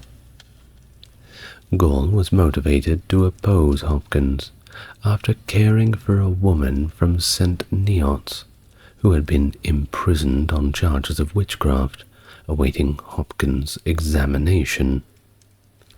Upon discovering that Hopkins was inquiring about his reception in the area, Gall took action by publishing a critical work titled Select Cases of Conscience Touching Witches and Witchcrafts in 1646, which he dedicated to Colonel Walton of the House of Commons. Additionally, Gall embarked on a series of Sunday sermons aiming at curbing the fervor for witch hunting. So you see, this wasn't always just the full support of the church. Don't think that all of the Christians and all of that were out there trying to hunt down witches, because the people being accused, they were Christians too. And don't think that Christianity is the only one who executes people for apparent witchcraft, because that is a global phenomenon that continues into the modern day. Look at Africa, by the way. And of course, well, this man, this Gaul, had certainly become the arch nemesis of Matthew Hopkins, certainly getting in the way of business, it seems. In Norfolk, the legitimacy of Hopkins and his associate John Stern's methods came under further scrutiny by the justices of the Assize. They were questioned about the ethicality of their torture techniques, and also the rather large fees that they charged for their services. Accusations were made, fingers were pointed, and they suggested that Hopkins' investigative methods might classify him and his followers as witches themselves. Pulling out the Uno reverse card on them, it seems. Questions also arose about whether Hopkins possessed undisclosed knowledge or had resorted to unlawful courses of torture in his pursuit of alleged witches. By 1647, as the judicial sessions resumed, both Hopkins and Stern had withdrawn from witch hunting, with Hopkins retiring to Manningtree and Stern to Bury St. Edmunds. This withdrawal marked a significant retreat in the face of growing legal and public opposition to their controversial methods and the ethical implications of their witch hunt practices. Well, Matthew Hopkins' influence on witch hunting extended beyond England's borders, outlined in his 1647 publication, The Discovery of Witches. His methods, detailed in this book, which we'll read from a little later, were adopted and recommended in various law books, significantly impacting witch trials in the New England colonies. The first recorded witchcraft execution in New England was Alce Young of Windsor, Connecticut, who was hanged on the 26th of May, 1647. Shortly after, Margaret Jones was tried and executed using evidence collected from techniques described by Hopkins, such as searching and watching, as noted in the journal of Governor John Winthrop. The execution of Margaret Jones, the first person to be executed for witchcraft in Massachusetts, marked the beginning of a sustained period of witch trials in New England that lasted from 1648 to 1663. And just a quick note on Margaret Jones. We actually have some case files from the trial itself. A little journal that was kept by John Winthrop, the Massachusetts governor at the time. The trial of Margaret Jones was notable for its reliance on watching, and this is what is detailed in Governor Winthrop's journal. He recorded in his journal during his vigil that he kept watching over her, an imp, kind of like a little demon, believed to be a witch's familiar, appeared in broad daylight, which was used as key evidence in her conviction. Now let's read from Winthrop's journal now. June 15th, 1648. At this court, one Margaret Jones of Charlestown was indicted and found guilty of witchcraft, and hanged for it. The evidence against her was 1. That she was found to have such a malignant touch as many persons, men, women, and children, whom she stroked or touched with any affection or displeasure or etc., were taken with deafness, vomiting, or other violent pains and sickness. 2. She practicing physic, and her medicines being such things as, by her own confession, were harmless, as anise seed, liquors, etc., yet had extraordinarily violent effects. 3.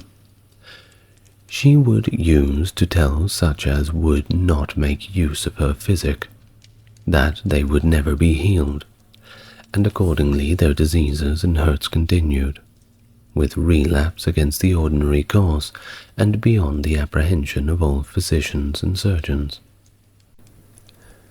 4. Some things which she foretold came to pass accordingly. Other things she would tell of at secret speeches, etc., which she had no ordinary means to come to the knowledge of. 5. She had, upon search, an apparent teat as fresh as it had been newly sucked, and after it had been scanned, upon a forced search, that was withered, and another began on the opposite side. 6. In the prison, in the clear daylight, there was seen in her arms, she sitting on the floor and her clothes up, etc., a little child, which ran from her into another room, and the officer following it, it was vanished.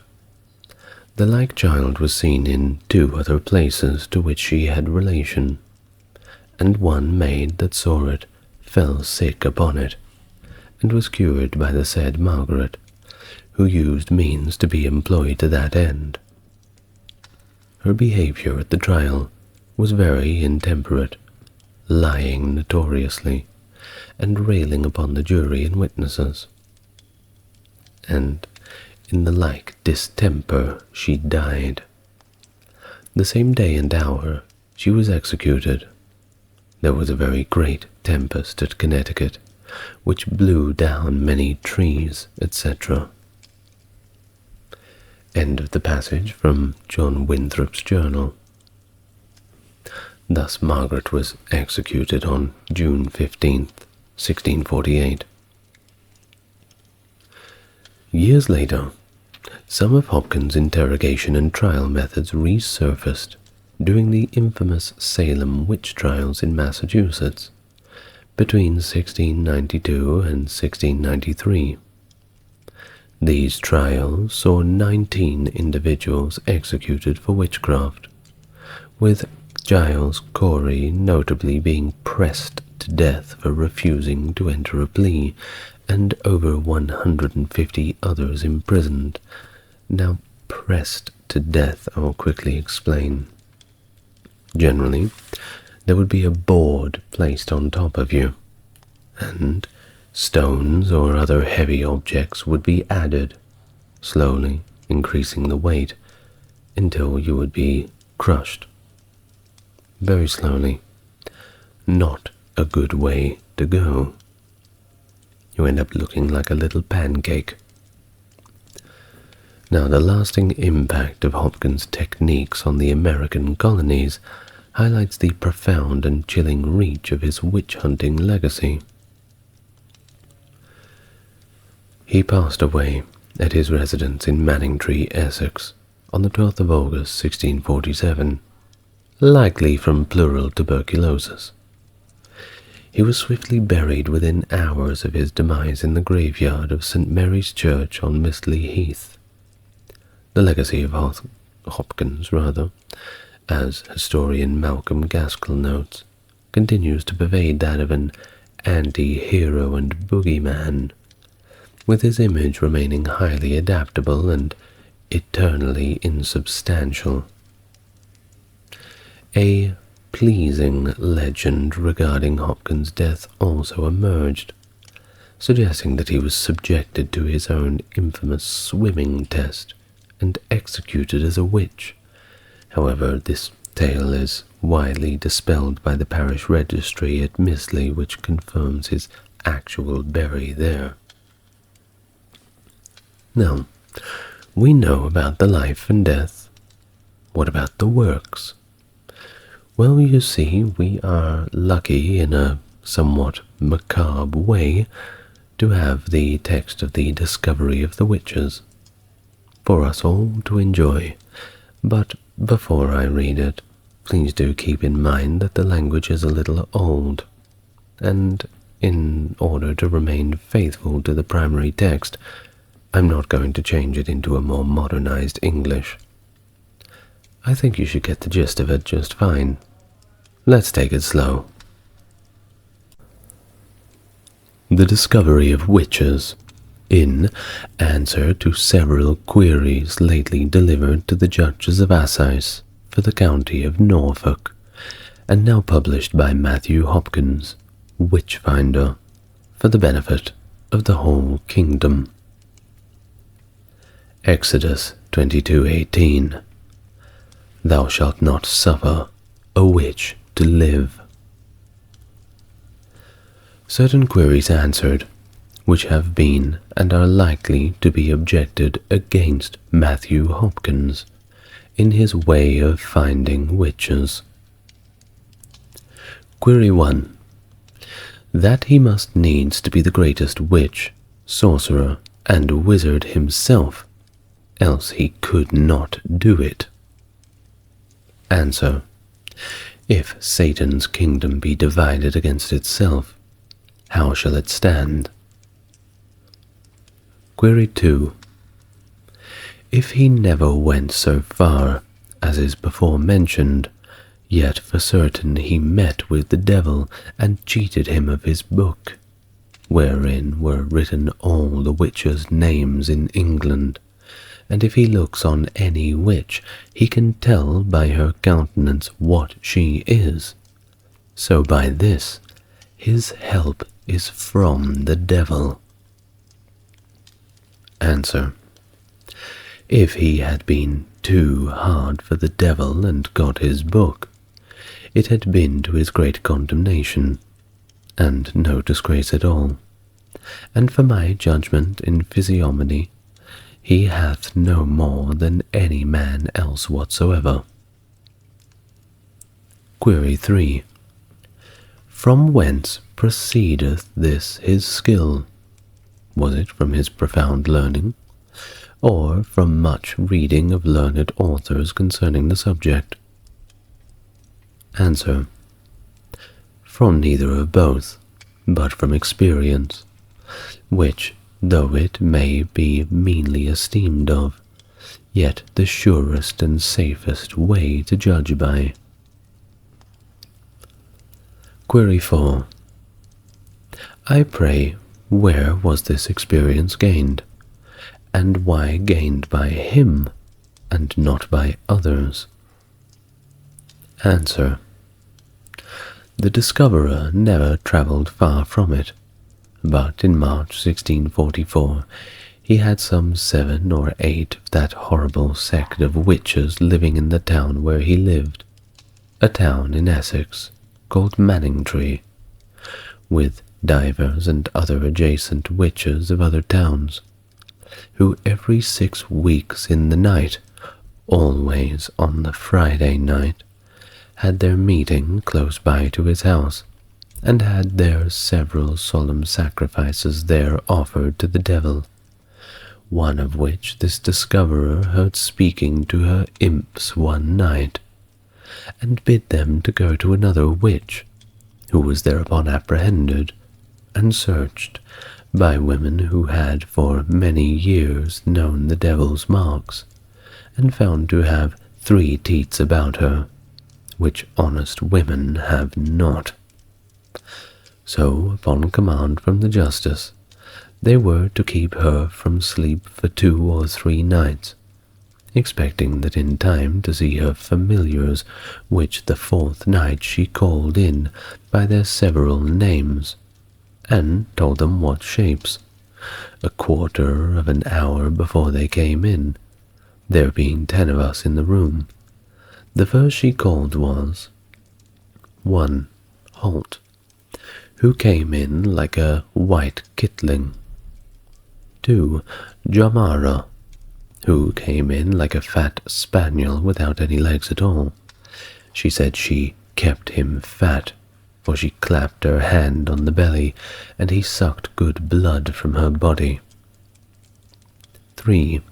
Vinegar Tom, who was like a long-legged greyhound, with the head of an ox, with a long tail and broad eyes, who when this discoverer spoke to, and bade him go to the place provided for him and his angels, immediately transformed himself into the shape of a child of 4 years old, without a head, and gave 6 turns about the house, and vanished at the door.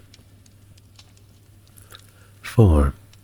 Sack and Sugar, like a black rabbit. 5. Newes, like a polecat. All these vanished away in a little time. Immediately after this witch confessed several other witches, from whom she had her imps, and named to divers women where their marks were, the number of their marks, and imps' names, as Elamazer, Piowacket, Pekin the Crown, Grizel, and Greedigut, which no mortal could invent.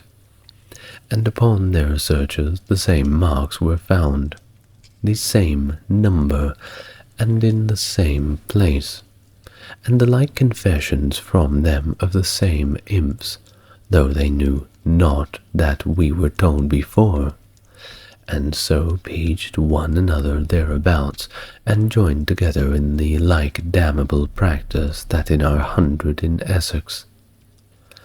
29 were condemned at once, 4 brought 25. Miles to be hanged, where this discoverer lives, for sending the devil like a bear to kill him in his garden.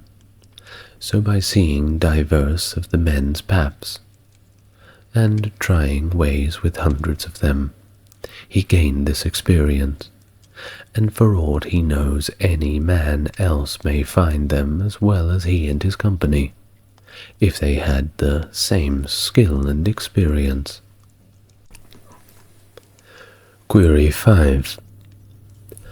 Many poor people are condemned for having a pap or teat about them, whereas many people are and have been a long time troubled with natural rets on several parts of their bodies, and other natural things as hemorrhoids, piles, childbearing, etc., and these shall be judged only by one man alone and a woman, and so accused or acquitted. Answer. The parties so judging can justify their skill to any, and shew good reasons why such marks are not merely natural, neither that they can happen by such natural cause as is before expressed, and for further answer for their private judgments alone, it is most false and untrue. For never was any man tried by search of his body, but commonly 12 of the ablest men in the parish or elsewhere were present, and most commonly as many ancient skilful matrons and midwives present when the women are tried, which marks not only he and his company attest to be very suspicious, but all beholders, the skilfullest of them, do not approve of them, but likewise assent that such tokens cannot in their judgments proceed from any the above-mentioned causes. Query 6. It is a thing impossible for any or woman to judge rightly on such marks. They are so near to natural, and they have that they find them, durst not presently give oath that they were drawn by evil spirits, till they have used unlawful courses of torture to make them say anything for ease and quiet, as who would not do? But I would know the reasons he speaks of, how and whereby to discover the one from the other, and so be satisfied in that. Answer. The reasons in brief are three, which for the present he judges to differ from the natural marks, which are: 1. He judgeth by the unusualness of the place where he findeth the deeds in, or on their bodies being fair distant from any usual place, from whence such natural marks proceed, as if a witch plead the marks found are emerods. If I find them on the bottom of the backbone, shall I assent with him, knowing that they are not near that vein, and so others by childbearing, when it may be they are in the contrary part? 2. They are the most commonly insensible, and feel neither pin, needle, awl, etc. thrust through them. 3.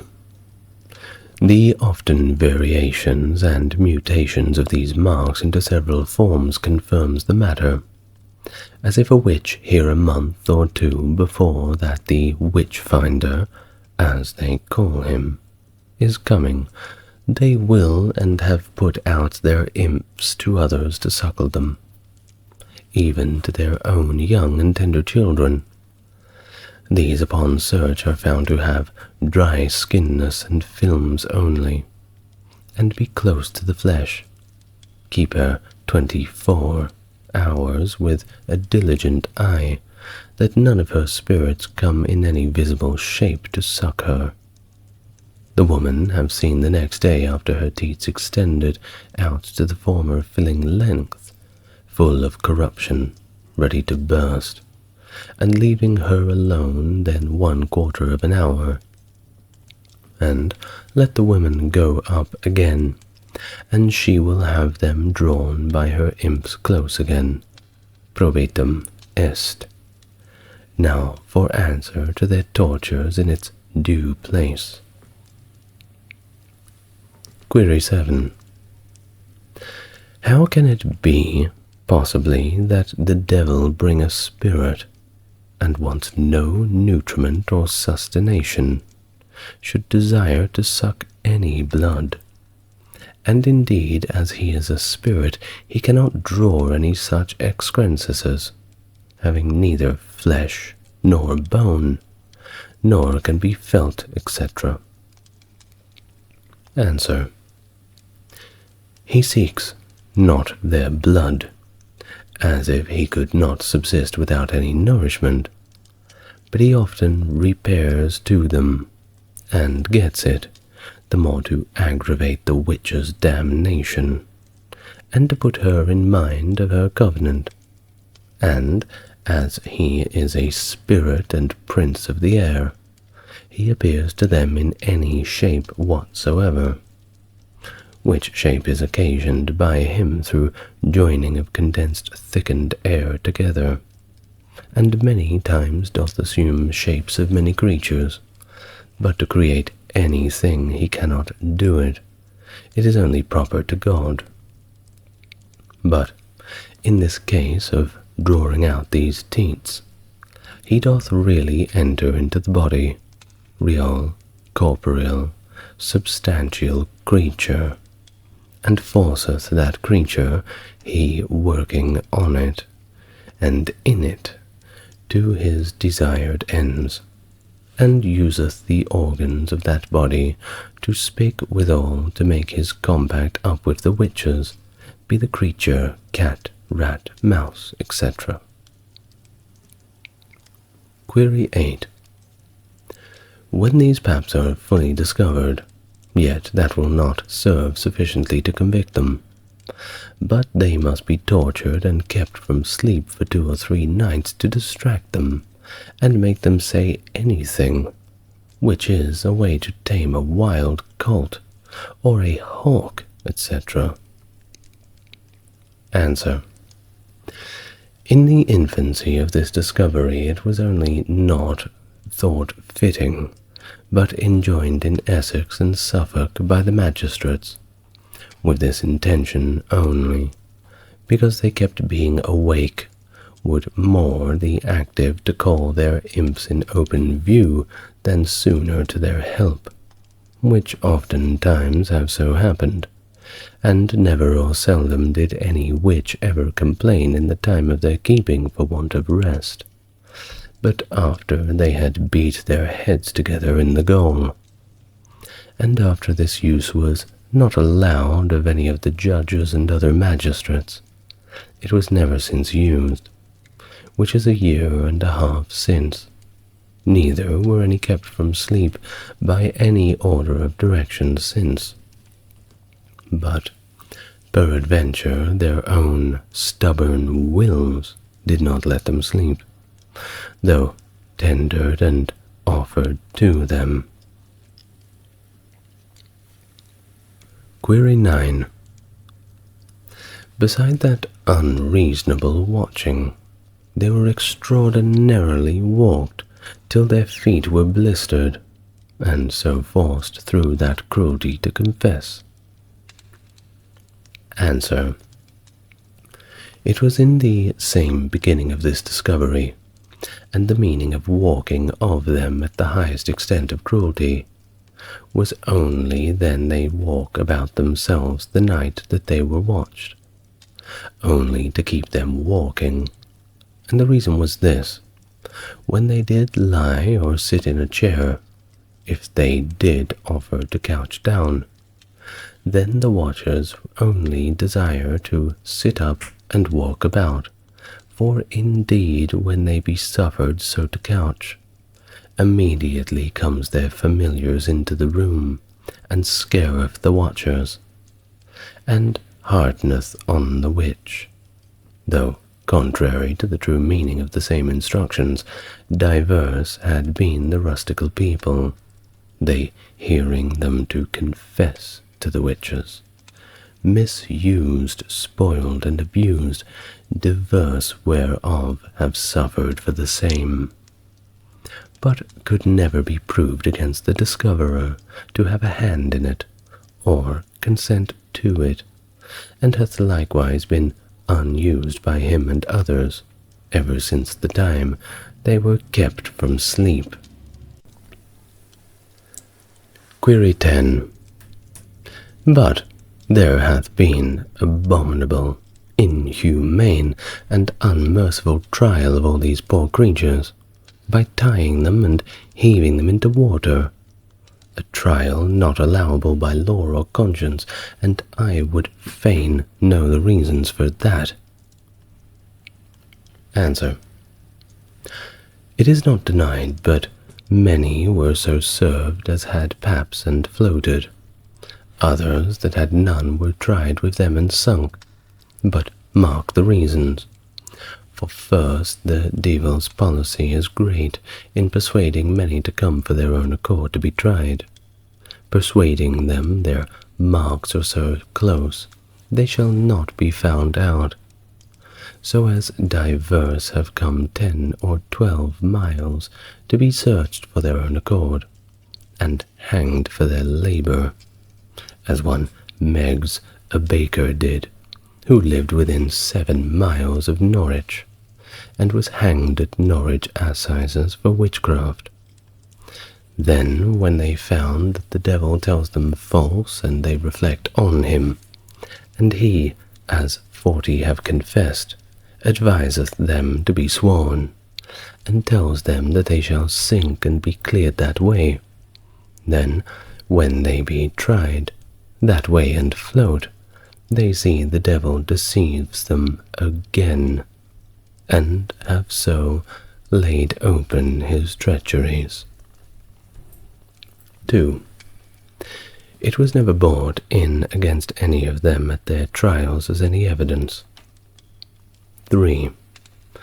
King James in his Demonology saith, it is a certain rule, for, saith he, witches deny their baptism when they convent with the devil, water being the sole element thereof, And therefore saith he, when they be heaved into the water refuseth to receiveth them, they being such miscreants to deny their baptism, and suffers them to float as the froath on the sea, which the water will not receive, but casts it up and down till it comes to the earthly element on the shore, and there leaves it to consume.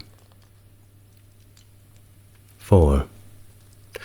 Observe these generation of witches.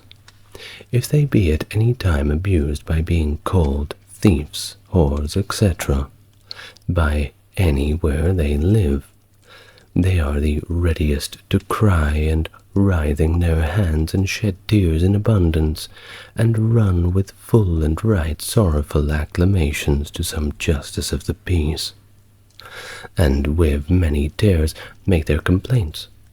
But now behold their stupidity, nature or the elements' reflection from them, when they are accused for this horrible and damnable sin of witchcraft.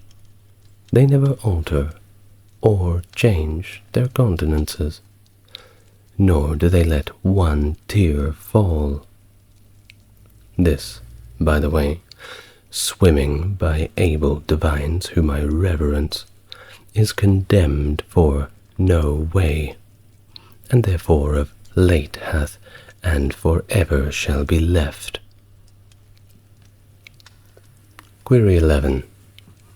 Oh, but if this torturing witch-catcher can by all or any of these means wring out a word or two of confession from any of these stupefied, ignorant, unintelligible, poor, silly creatures, though none hear it but himself, he will add and put her in fear to confess telling her, else she be hanged. But if she do, he will set her at liberty, and so put a word in her mouth, and may such a silly creature confess she knows not what. Answer. He is of a better conscience, and for your better understanding of him, he doth thus uncase himself to all, and declares what confessions, though made by a witch against herself, he allows not of, and doth altogether account of no validity, or worthy of credence to be given to it, and ever did so account it, and ever likewise shall. 1. He utterly denies that confession of a witch to be of any validity, when it is drawn from her by any torture or violence whatsoever, although after watching, walking, or swimming divers have suffered, yet peradventure magistrates with much care and diligence did solely fully examine them after the sleep, and consideration sufficient. 2. He utterly denies that confession of a witch, which is drawn from her by flattery, etc. If you will confess, you shall go home. You shall not go to jail, nor be hanged, etc. 3.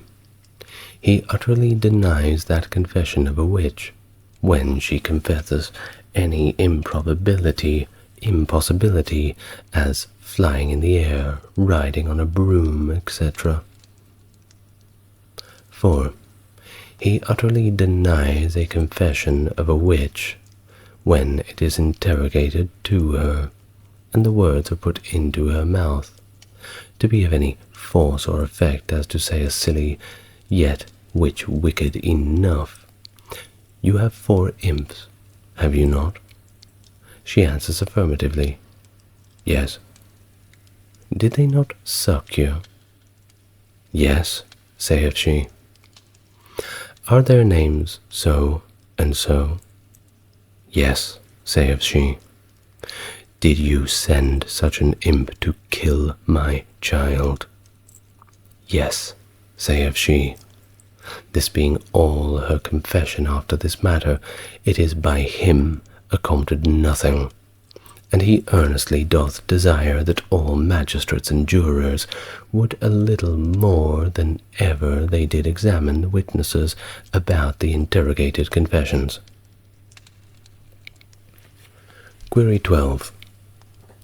If all of these confessions be denied, I wonder what he will make confession, for sure it is. All these ways have been used and took for good confessions, and many have suffered for them, and I know not what he will then make confession. Answer. Yes, in brief he will declare what confession of a witch is of validity, and force his own judgment to hang a witch.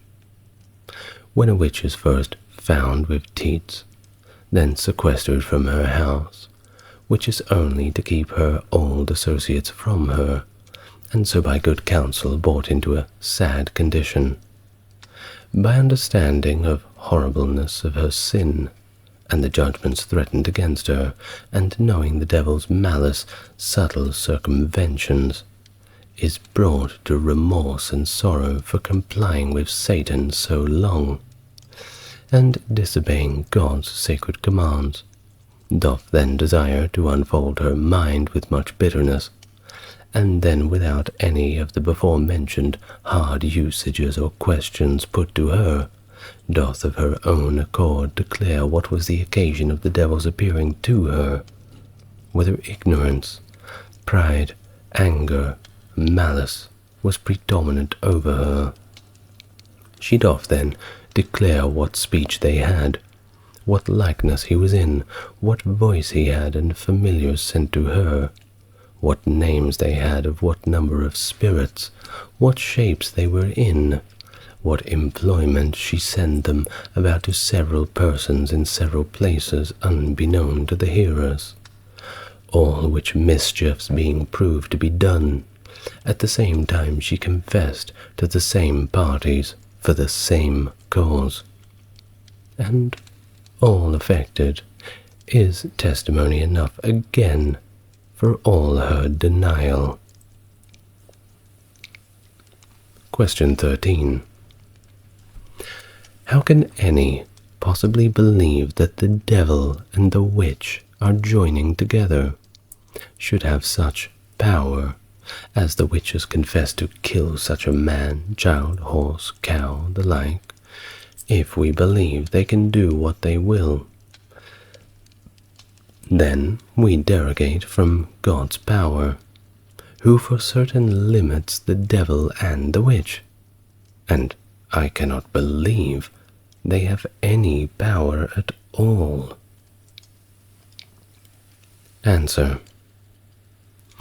God suffers the devil many times to do much hurt, and the devil doth play many times the deluder and impostor with these witches, in persuading them that they are the cause of such and such a murder wrought by him with their consents, when, and indeed, neither he nor they had any hand in it.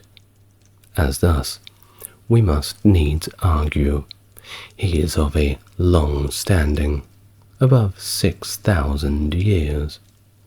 Then he must needs be the best scholar in all knowledge of arts and tongues, and so have the best skills in physic, judgment in physiognomy, and knowledge of what diseases reigning or predominant in this year or that man's body.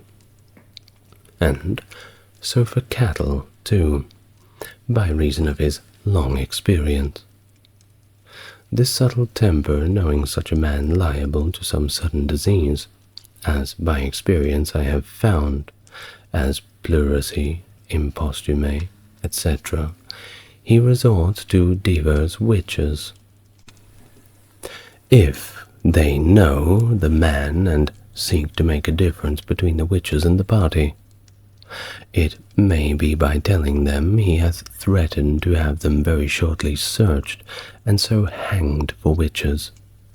Then they all consult with Satan to save themselves, and Satan stands ready prepared, with a "What will you have me do for you, my dear and nearest children?"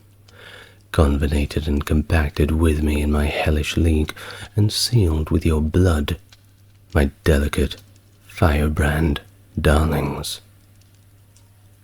"Oh, thou," say they, "that at the first didst promise to save us thy servants from any out of deadly enemy's discovery, and didst promise to avenge and flay all of those we please that did offend us. Murther, that wretch, certainly who threatens the downfall of your loyal subjects. He then promiseth to effect it. Next news is heard the party is dead.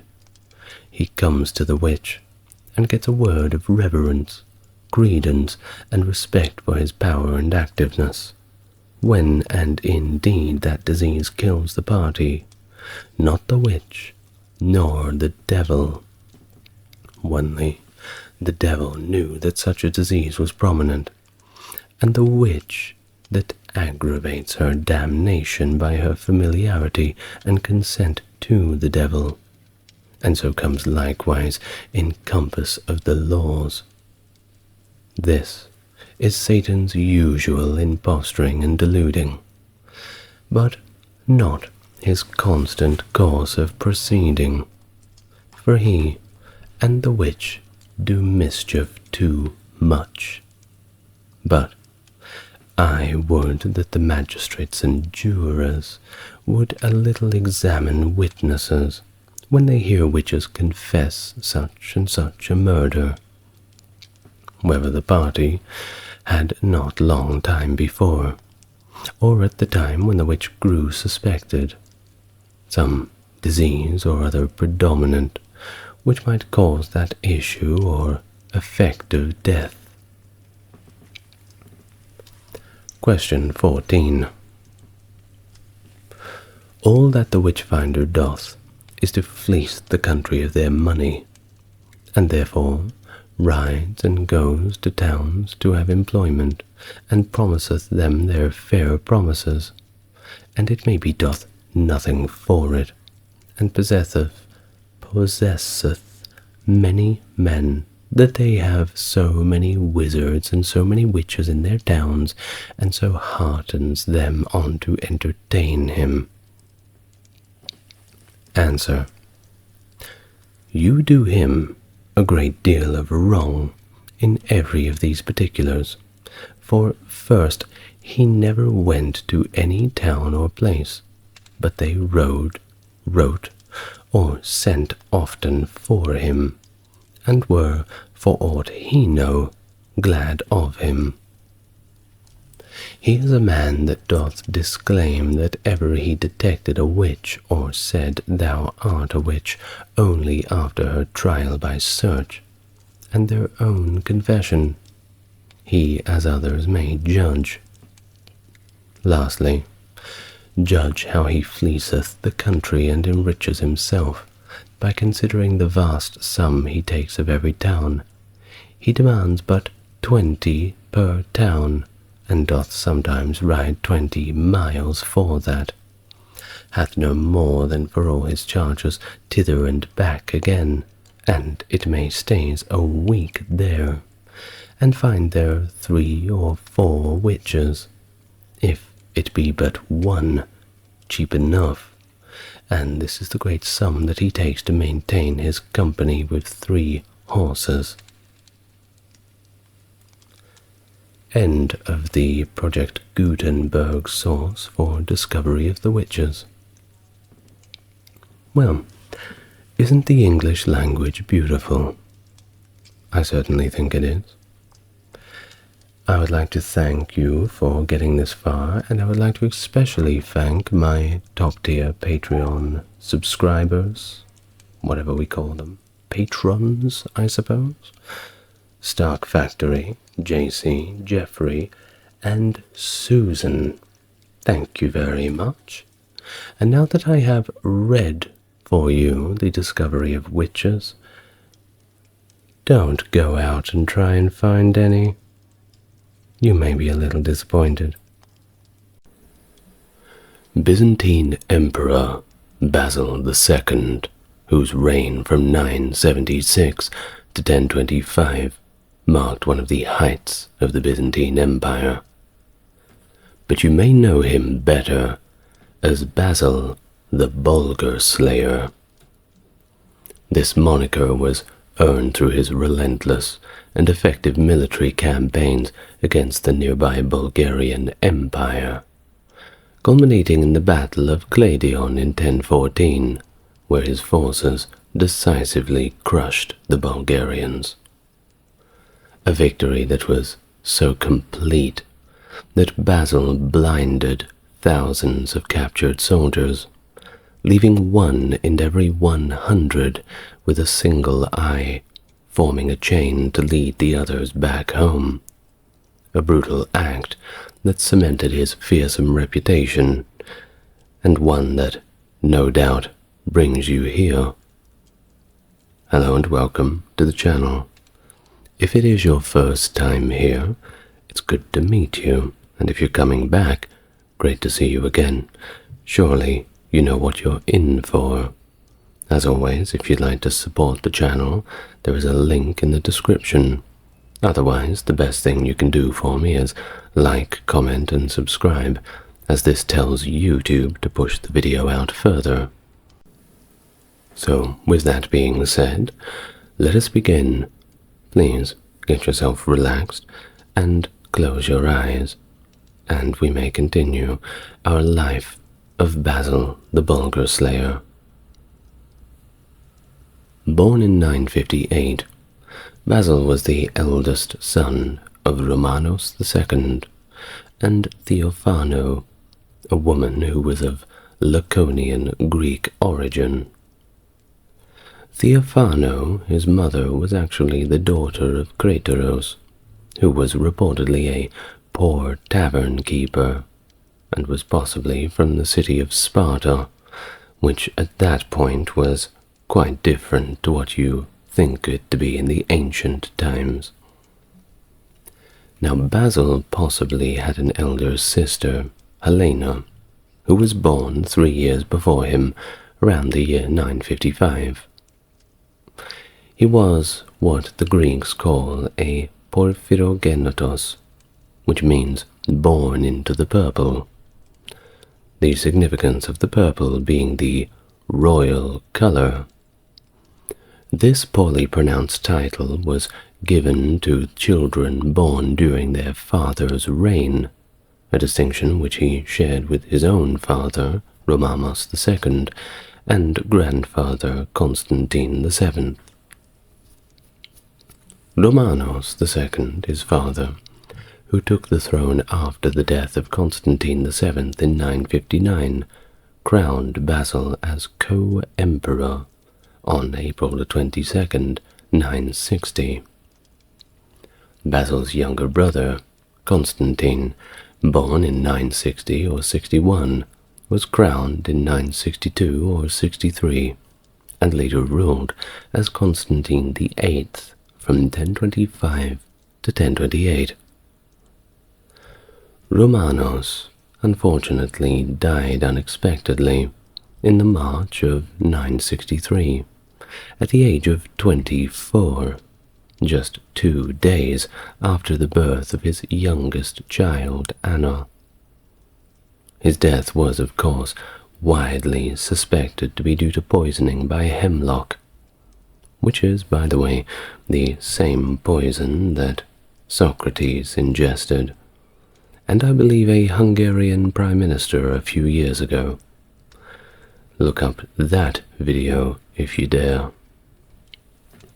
Well, chroniclers like Leo the Deacon and John Scilezes suggest that Theophano was actually involved in this poisoning, also noting her possible role in earlier plots against Constantine VII.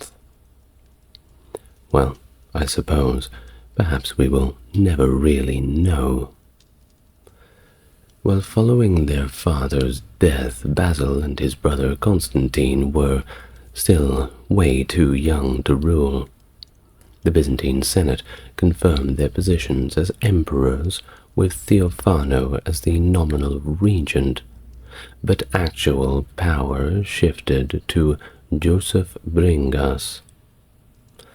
Theophano was distrustful of Bringas, and found an ally in Basil Lecapenos, an illegitimate son of Emperor Romanos I, not the second, the first, and he was also a eunuch,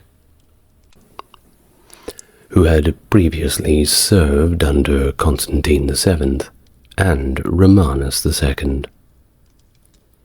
Well, another opponent of Bringas was the celebrated general Nikephoros Phokas, fresh from victories in Crete and a raid into Cilicia and Syria, which culminated in the sack of Aleppo.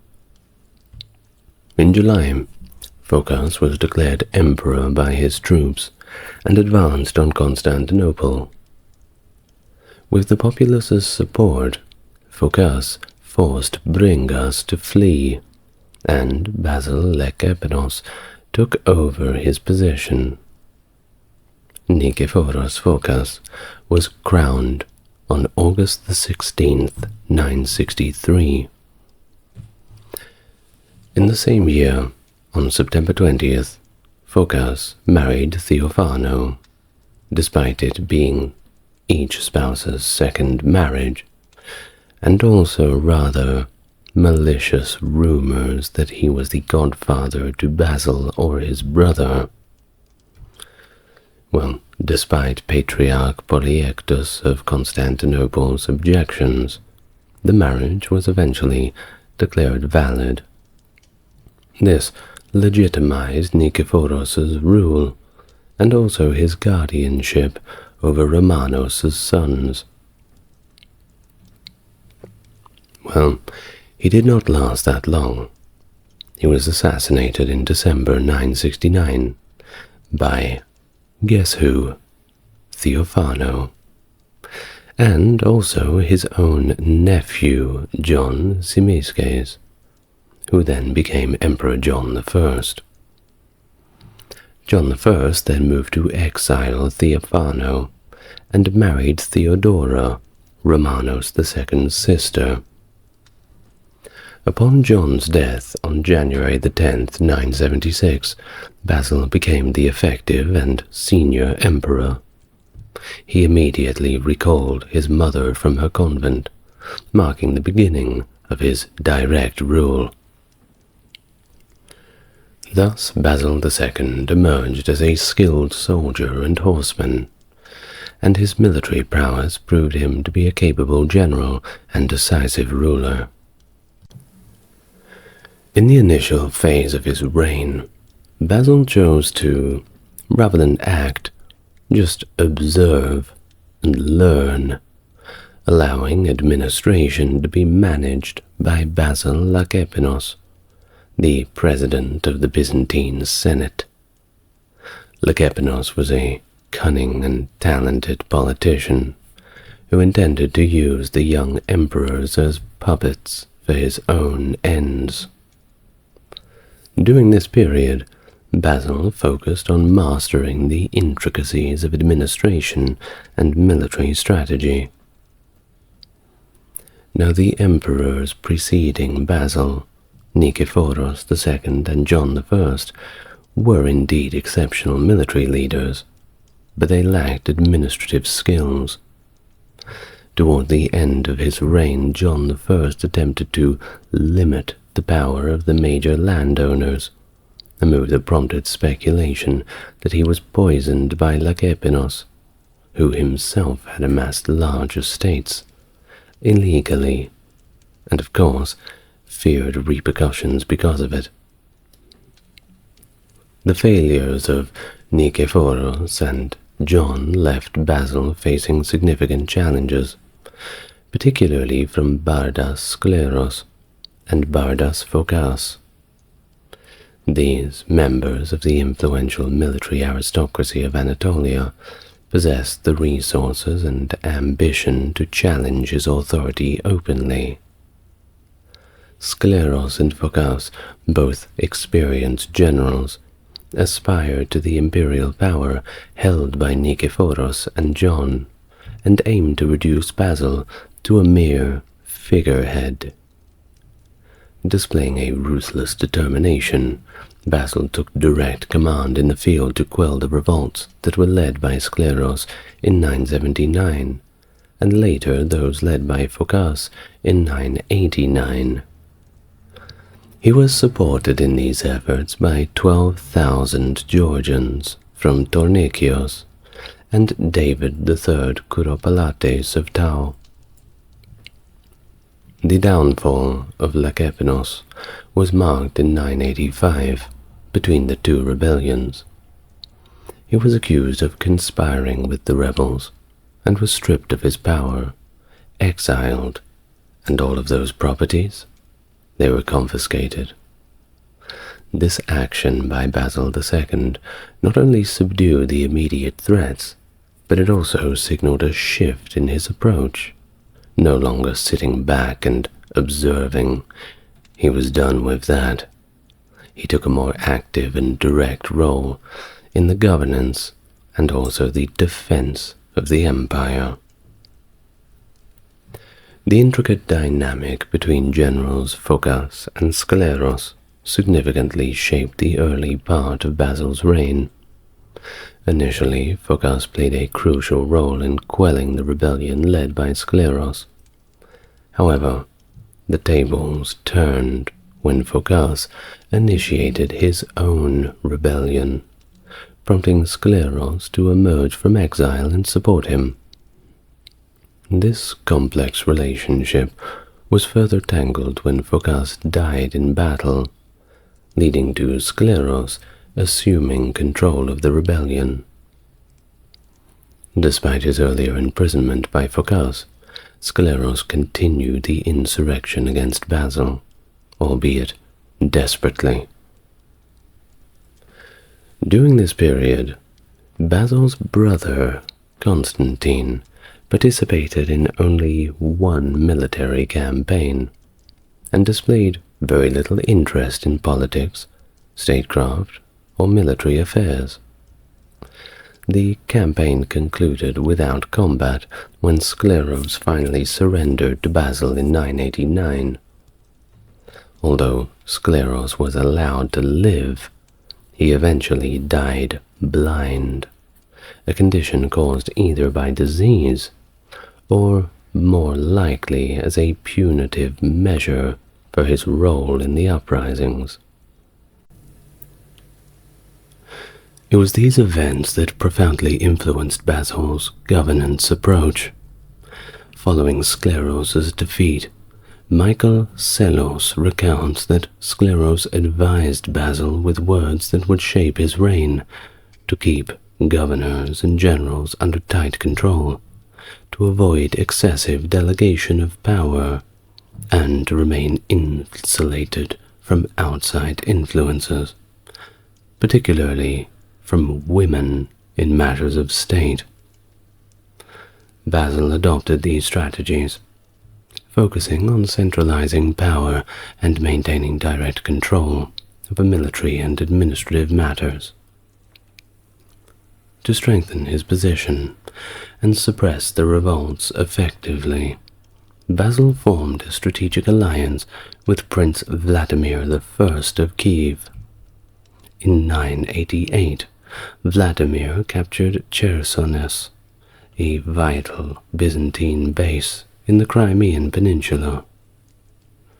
In exchange for military support, Vladimir demanded the hand of Basil's younger sister, Anna. Initially hesitant due to the prevailing Byzantine view of the northern European peoples as barbarians, and of course Anna's personal objection to being married to a non-Byzantine ruler, Basil was eventually swayed by the broader implications of the alliance. Now, Vladimir's interest in Christianity, explored through delegations sent to various nations, was not merely for marital alliance, but it was actually a genuine shift in the religious orientation for his people. Basil agreed to the marriage when Vladimir promised that he would convert to Christianity and baptize all of his subjects.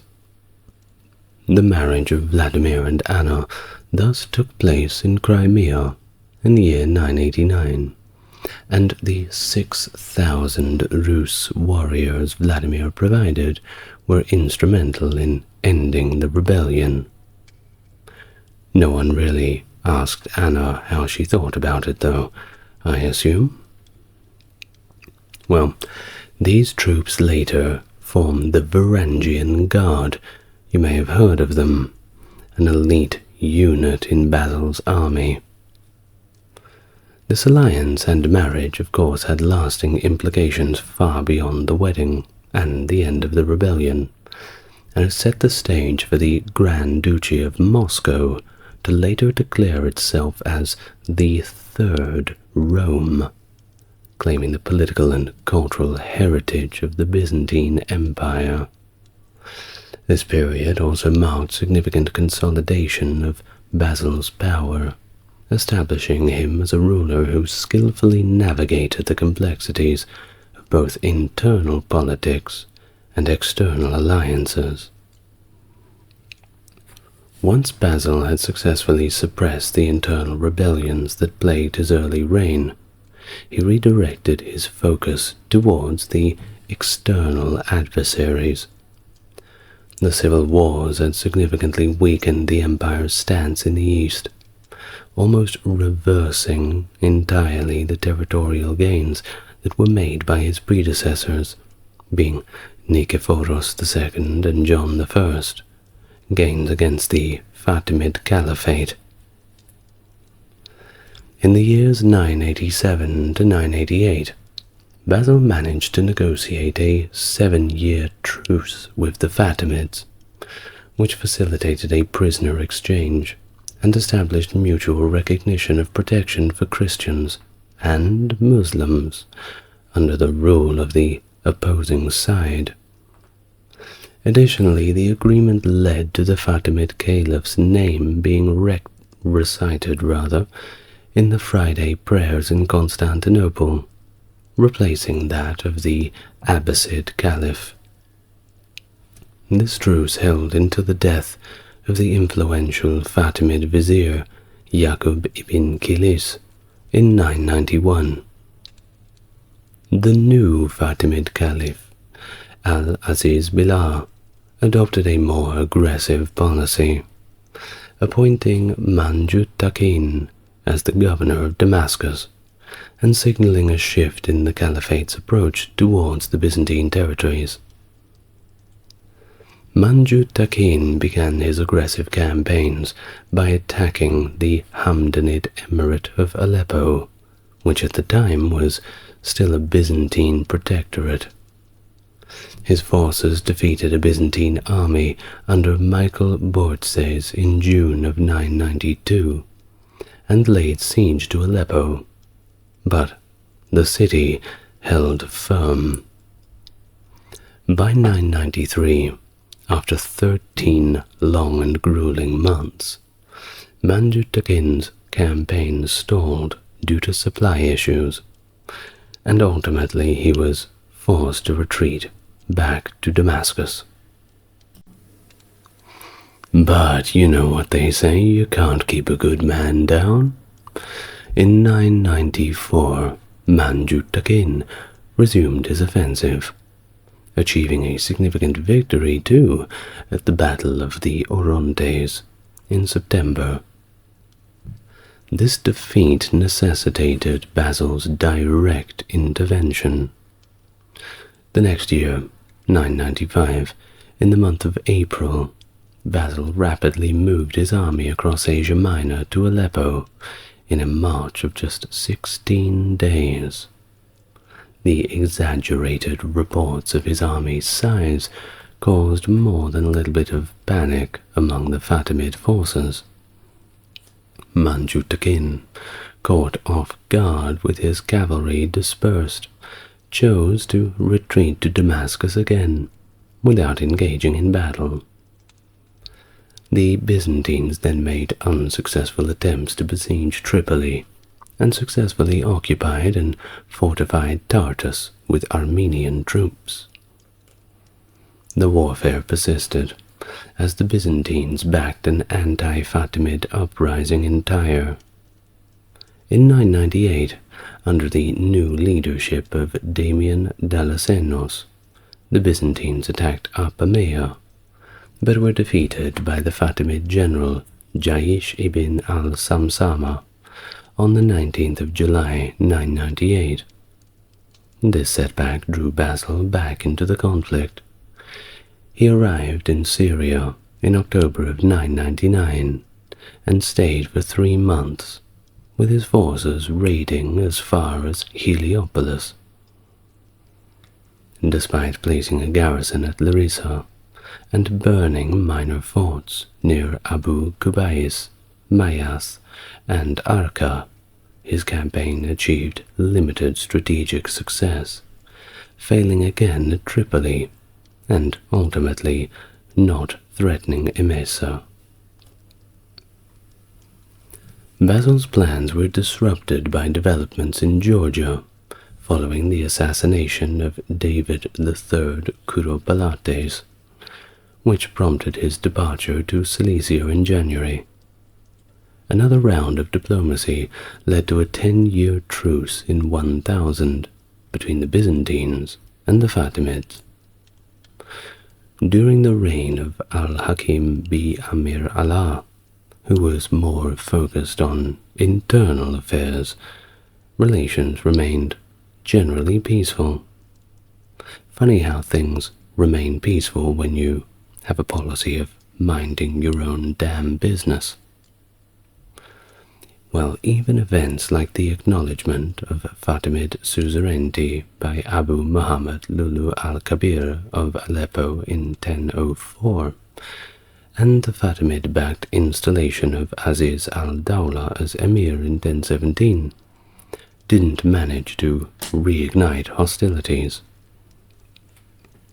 Al-Hakim's persecution of Christians and the destruction of the Church of the Holy Sepulchre in 1009, well, that certainly strained relations, but once again, did not lead to immediate military conflict.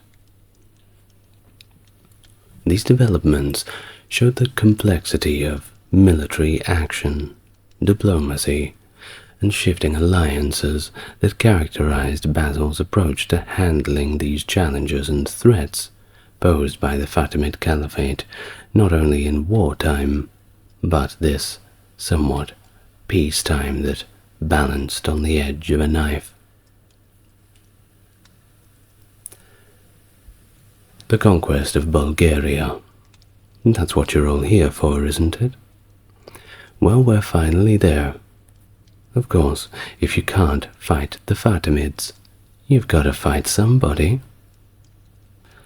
Well, Basil II aimed to reassert Byzantine control over those lost territories, particularly focusing on Bulgaria, which was under the rule of King Samuel, one of his most formidable opponents. John I in previous times had partially subdued Bulgaria, following an invasion by Sviatoslav I of Kiev, but Samuel and his brothers, well, they maintained their own independent control over certain smaller parts of the country, and Basil did not like that. Since 976, the Bulgarians had conducted raids into Byzantine territories. In an effort to destabilize the Bulgarians, the Byzantine government facilitated the escape of the captive Bulgarian emperor Boris II. This strategy, however, failed to create the desired dissension among the Bulgarians, prompting Basil to take direct military action. Around 986, he led a formidable army, reportedly around 30,000 men, into Bulgaria and besieged the modern city of Sofia. I believe that's the capital of Bulgaria. Do correct me if I'm wrong. However, facing losses and doubting the loyalty of some of his governors, Basil decided to lift the siege. On his return to Thrace, he fell into an ambush, and thusly suffered a significant defeat at the Battle of the Gates of Trajan.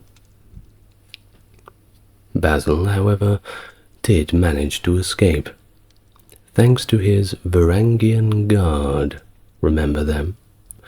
And he sought to weaken Samuel by attempting to turn his brother Aaron against him through a marriage proposal involving Basil's sister Anna. Well, this plan fell apart when Aaron realized that the woman sent to him was an impostor and not the real Anna. By 987, Samuel had eliminated Aaron as a potential rival. Another of Samuel's brothers, David, was killed in 976 by the Vlachs, who were guarding caravans between Prespa and Castoria. Despite capturing the titular Bulgarian Emperor Roman in 991, Basil lost control of Moesia to the Bulgarians.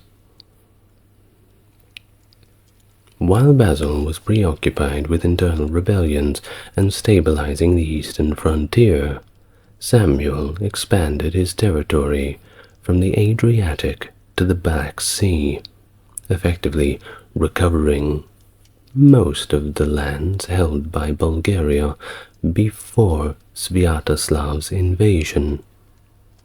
He also launched damaging raids deep into Byzantine territory, reaching as far as central Greece. In 996, Byzantine general Nikephoros Oranos countered with a victory over a Bulgarian raiding party at the Battle of Spercheios in Thessaly, with Samuel and his son Gabriel narrowly escaping capture. Well, by 1000, Basil was back, and he was ready to focus on a comprehensive war of conquest against Bulgaria. That year, the Byzantine generals Nikephoros Xiphias and Theodorokanos captured the former Bulgarian capital, Great Preslav, along with Lesser Preslav and Pliskova. The following year, 1001, operating from Thessalonica, Basil regained control of Vodena, Veroia, and Servia. That following year, he stationed his army in the Philippopolis and seized control of the military road from the western Hamios Mountains to the Danube, effectively severing the connection between Samuel's Macedonian heartland and Paristrion. After this, Basil laid siege to Vidin, which eventually capitulated, but they put out a pretty lengthy resistance. In response to the Byzantine campaign, Samuel launched a large-scale raid of his own into the heart of Byzantine Thrace and unexpectedly captured the major city of Adrianople. After turning homeward, laden with extensive plunder, Samuel was intercepted near Skopje by a Byzantine army commanded by Basil himself, whose forces stormed the Bulgarian camp, defeating the Bulgarians and recovering the plunder from Adrianople. Skopje surrendered shortly after the battle, and Basil treated its governor, Romanos, with overt kindness. In 1005, the governor of Dyrrachium, Ashot Taronites, surrendered his city to the Byzantines as well. The defection of Dyrrhachium completed the isolation of Samuel's core territories in the western highlands of western Macedonia. Samuel was forced into an almost entirely defensive stance. He fortified the passes and routes from the coastline and valleys held by the Byzantines to the territory remaining under his control. Over the next few years, the Byzantine offensive began to slow, and after no significant gains were made, although an attempt by the Bulgarians to counterattack in 1009 was defeated at the Battle of Creta, east of Thessalonica. In 1014, Basil was ready to launch a campaign aimed at destroying Bulgarian resistance once and for all. Thus, on the 29th of July, 1014, at the Battle of Cladion, he and his general, Nikephoros Schivias, outmaneuvered the Bulgarian army, defending one of his fortified passes. Samuel avoided capture due to the valor of his son Gabriel. But after crushing the Bulgarians, Basil was not quite satisfied with a normal victory. He decided to exact a little bit of vengeance in a very interesting way, capturing 15,000 prisoners and blinding 99 of every 100 men, leaving one man with one eye in each cohort to lead the rest back to their ruler. This act of cruelty was partly because in Byzantine eyes the Bulgarians were rebels, and blinding was the usual punishment for being a rebel. Well, the other reason is, too, kind of multifaceted. You see, it's like this. First of all, you get rid of all of the soldiers. Instead of taking them prisoner, well, you send them back, but they can never fight again.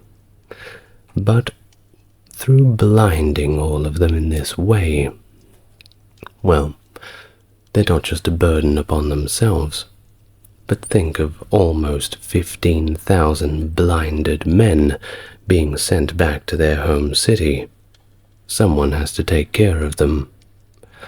I mean, the Bulgarians aren't going to kill all of their own soldiers, aren't they?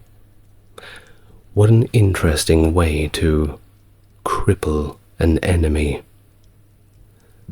A very cruel way, but hey, credit where it's due.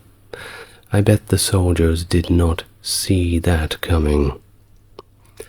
Well, as for Samuel, yes, he might have gotten away, but reportedly when all of these 15,000 blinded men began showing up, all with their hands on their shoulders like one big, horrible, macabre conga line, he was so struck by the sight of it that he just couldn't believe it. He went into shock, and he died 2 days later, on October the 6th, because apparently this sight gave him a stroke. Not good. Well, Bulgaria did continue to fight for 4 more years, fueled by Basil's cruelty, but they did submit in 1018.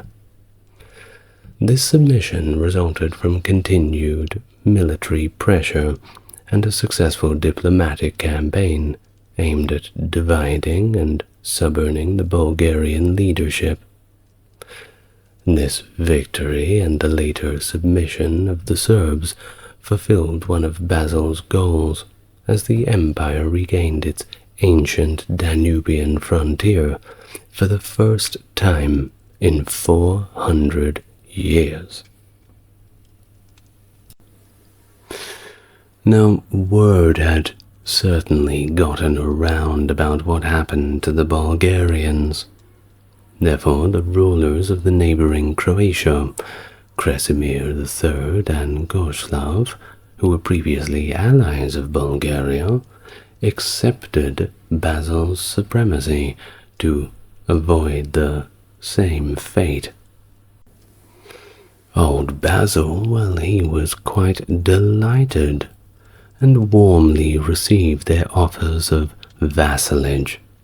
He even awarded them the honorary title of Patricios. Croatia remained a tributary state to Basil until his death. Well, before returning to Constantinople, Basil celebrated his triumph in Athens, of all places. He showed considerable statesmanship in his treatment of the defeated Bulgarians, at least the ones that he wasn't gouging the eyes out of. He gave many former Bulgarian leaders court titles, actually, positions in provincial administration, and high commands in the army. He sought to absorb the Bulgarian elite into Byzantine society, and that was exactly what happened.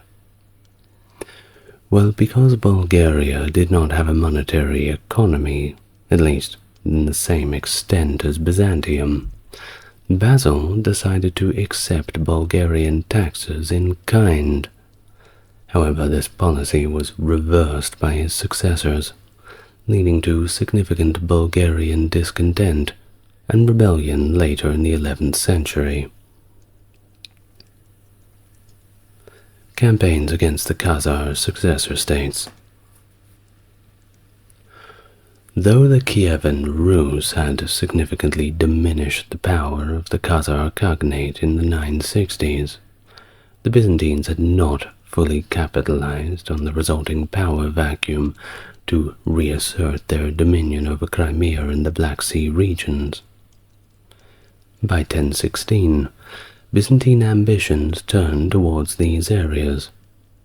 Basil, in a combined effort with Mstislav of Chernigov, launched a military campaign against Crimea, much of which was under the control of the Khazar successor kingdom, led by George Zul, based in Kerch.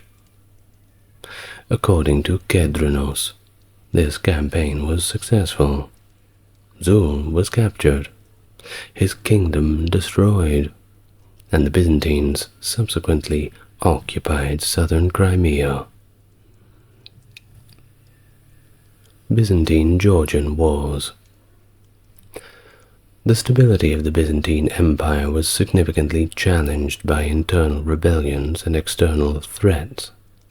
A full-scale rebellion was initiated by Bardas Skleros in 976 that spread all across Asia Minor. It was during this period that Basil was supported by the Georgian prince David III of Tau, who played a crucial role in the loyalist victory at the Battle of Pankaleia. For this support, David was granted a lifetime membership to Raid Shadow Legends. No, I'm just joking. A lifetime rule over key territories in eastern Asia Minor. However, the relationship between Constantinople and the Georgian rulers was complex and often fraught with distrust, especially after David's perceived rebuff during Bardas Phogas's revolt in 987. After the failure of this revolt and the death of David of Tau in 1001, Basil inherited key provinces, including Tau, Phasiane, and Speri, which were reorganized into the theme of Iberia, with its capital at Theodosiopolis. This inheritance forced Bagrat III, the Georgian Bagratid ruler, to recognize the new territorial arrangements. Bagrat's son, George I, however, harbored ambitions to restore the Kuropalates' succession to Georgia. In 1015 to 1016, amidst the campaigns in Tau and alliances with external powers like the Fatimid Caliph al-Hakim, George posed a challenge to Byzantine authority. With Bulgaria subdued in 1018 and al-Hakim well and truly deceased, Basil was ready to launch a significant campaign against Georgia. By late 1021, Basil led a large Byzantine army, reinforced by the formidable Varangian Guard, into Georgian territory. The Byzantines advanced, recovering Phasiane and pushing beyond Tau into the heart of Georgia. George I responded by burning Oltisi to deny its use to the enemy and retreating to Kola.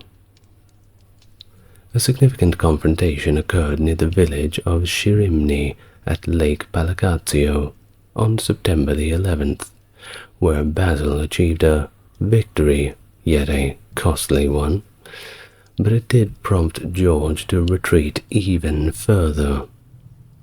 Basil then plundered the region and withdrew to Trebizond for the winter. Despite several attempts at negotiation, the conflict continued on. George received reinforcements and even allied with Byzantine commanders Nikephoros Phokas and Nikephoros Siphias, and it's a different Nikephoros Phokas, by the way, during their short-lived insurrection against Basil. In December, amidst all of this chaos, the Armenian king Senekerim of Vaspurakan, facing pressures from the Seljuk Turks, surrendered his kingdom to Basil. In early 1022, Basil launched a final offensive and decisively defeated the Georgians at the Battle of Svindax. Facing threats from both land and sea, George was compelled to agree to a treaty that ceded significant territories back to the Byzantines. As part of the treaty terms, George's infant son, Bagrat, was also taken hostage by Basil. Little harsh, isn't it? Well, he's young. I'm sure he'll forget about it. Well, Basil was greatly admired by his army, because he actually spent most of his reign right there with them, rather than merely sending orders from Constantinople like other people, many of his predecessors. This direct leadership fostered a strong loyalty within the ranks, enhancing his influence over both political and church matters. He also adopted the lifestyle of a soldier, one of the boys, even eating the same daily rations as his troops, which was probably the bravest thing he could have done. Basil also took under his protection the children of deceased army officers, providing them with shelter, food, and education. Many of these children grew up to become soldiers and officers themselves, effectively replacing their fathers in the ranks. Among these, actually, was Isaac Komnenos, who rose to become emperor, by the way, much later. Video on him soon. Maybe. See how we go. Basil also secured the annexation of sub-kingdoms in Armenia, and a promise that its capital and surrounding regions would be willed to Byzantium following the death of its king. In 1021, he negotiated the cessation of the kingdom of Vaspurakan from its king, Senekerim John, in exchange for estates in Sebastia. These territories were heavily fortified, creating a robust frontier in the highlands. Additionally, Byzantine forces restored much control over southern Italy, which had been lost over the previous 150 years. At the time of his death, on December the 15th, 1025, Basil was preparing a military expedition to recover Sicily. His death marked the end of the longest reign of any Byzantine or Roman emperor up to that point. At his death, the Byzantine Empire's territories stretched from southern Italy to the Caucasus and from the Danube to the Levant, its greatest extent since the Muslim conquests 4 centuries earlier. Although initially intended to be buried in the last available sarcophagus in the rotunda of Constantine I in the Church of the Holy Apostles, Basil later requested that his brother and successor, Constantine VII, bury him in the Church of St. John the Theologian, outside the walls of Constantinople. The words on his tomb read thusly: "From the day that the King of Heaven called upon me to become the Emperor, the great overlord of the world, no one saw my spear lie idle. I stayed alert throughout my life and protected the children of the new Rome, valiantly campaigning both in the west and at the outposts of the east. O man, seeing now my tomb here, reward me for my campaigns with your prayers." The Fourth Crusade, initially aimed at reclaiming the Holy Land from Muslim control, took an unexpected and controversial turn that culminated in the sack of Constantinople, the Christian capital of the Byzantine Empire. This diversion was prompted by a series of financial and logistical challenges, coupled with the influence of Venetian merchants who redirected the crusading forces for their own economic and political gains. The Crusaders' attack on Constantinople not only deepened the rift between the Roman Catholic and Eastern Orthodox churches, but also weakened the Byzantine Empire, contributing to its eventual fall to the Ottoman Turks. Hello and welcome to the channel. If you're new here, good to meet you. If you're coming back, good to see you again. And if you'd like to support the channel, the links to the Patreon are in the comments and description. Otherwise, those who feel inclined can leave their thoughts in the comments or like and subscribe the video. Now, this is part of a series on the other Crusades. If you want to watch the other videos, then you'll find them on my channel in the Medieval History playlist. Otherwise, let's continue with the history of the Fourth Crusade. Between 1176 and 1187, Saladin's Ayyubid Sultanate overpowered the Crusader states in the Levant, capturing Jerusalem after a siege in 1187. This loss prompted the launch of the Third Crusade. The Ayyubids then reduced the Crusader presence to a few coastal cities: Tyre, Antioch, and Tripoli. The Third Crusade set out with the aim of retaking Jerusalem, and while it didn't capture the city itself, it certainly did regain significant territories, including Acre and Jaffa. The campaign concluded with the Treaty of Jaffa in 1192 that established a truce with Saladin. This period also saw heightened friction between Western European states and the Byzantine Empire.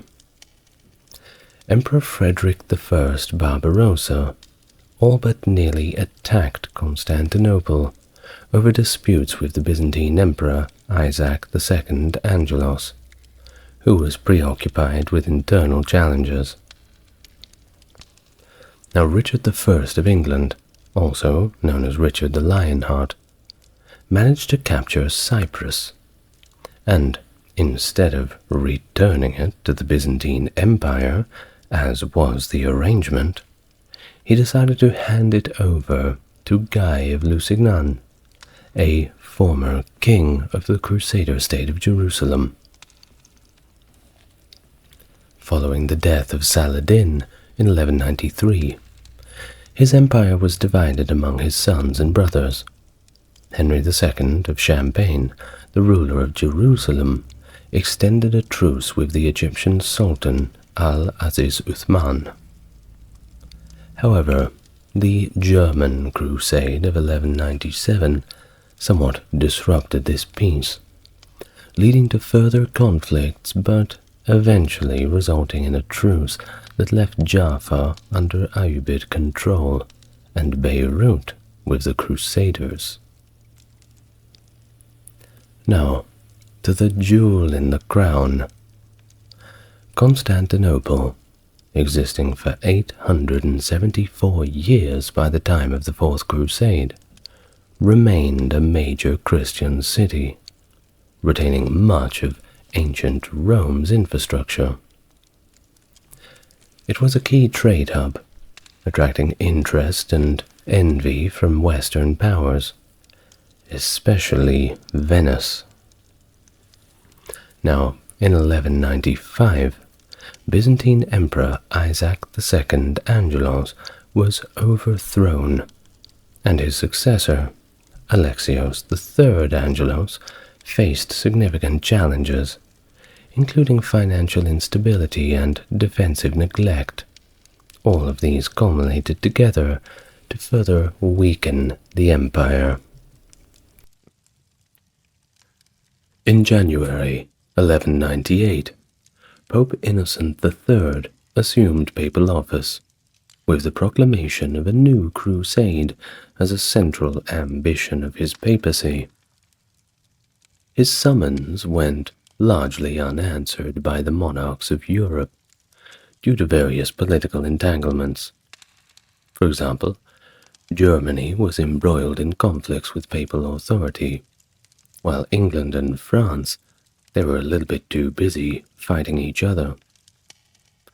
Nonetheless, inspired by the sermons of Fulk of Nioli, a crusading force was eventually assembled at Tournament in Écris-sur-Aisne in 1199, organized by the Count Thurbat of Champagne.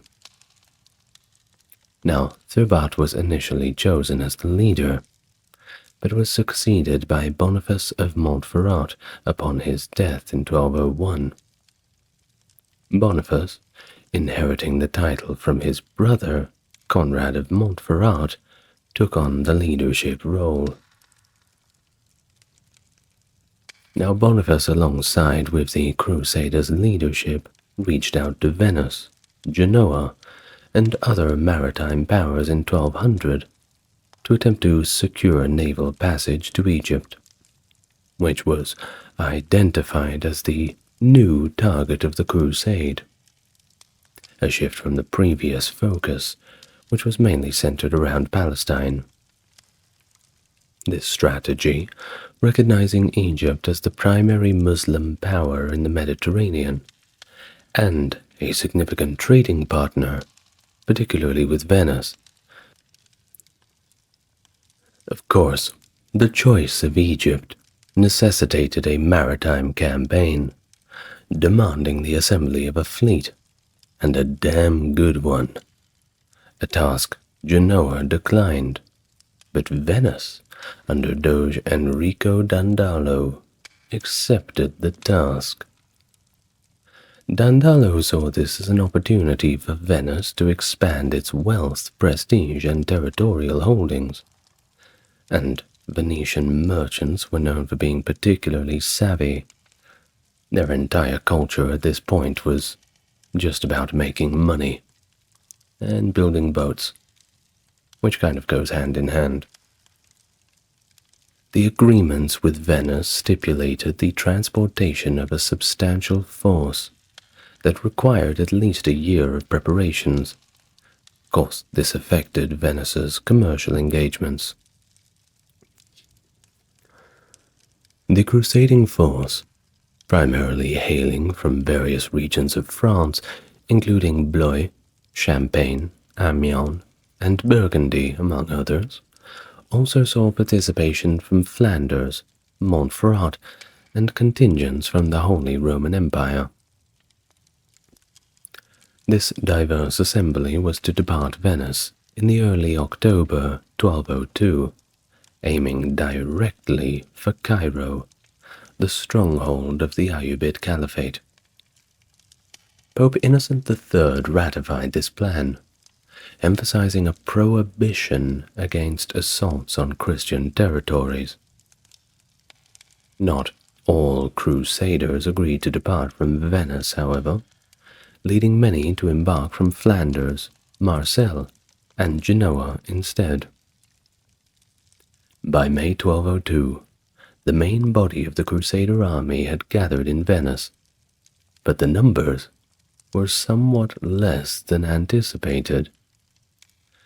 Only around 12,000 showed up, and they were expecting 33,000 at least. A little disappointing. Well, Venice had fulfilled its part of the agreement, preparing 50 war galleys and 450 transport ships, which was more than enough for the gathered forces. However, the Crusaders fell short of the required 85,000 silver marks, managing to scrape together only 35,000, and later adding another 14,000 through severe financial sacrifices. Of course, this situation put Venice in quite a difficult position, having paused its commercial activities to outfit the expedition. So not only they lost money because they weren't doing business as usual, all of a sudden bills could not be paid because the Crusaders did not meet their obligation. Talk about heartbreaking for Venice. Well, the requirement to crew the fleet also placed a considerable strain on Venice's workforce and economy, so it was not looking good for them. Doge D'Angelo and the Venetian leaders had to then make a choice. The crusade could not afford its fees, yet disbanding the assembled force would damage Venetian prestige and financial stability. Dondolo proposed a solution. The Crusaders could offset their debt by targeting various Adriatic ports and towns. This culminated in the capture of Zara in Dalmatia, a city that had asserted its independence from Venetian control and was under protection of King Emmerich of Hungary and Croatia. I'm sure you can imagine how Hungary and Croatia felt about this development. Well, of course, the decision to attack Zara was controversial, to say the least. King Emmerich was a Catholic who had taken up the cross, and many crusaders objected to assaulting fellow Christians. In fact, they had been told specifically not to do this. It was the only rule that they were given. Well, some, including a group led by Simon de Montfort, opted out and pursued their own journey to the Holy Land independently.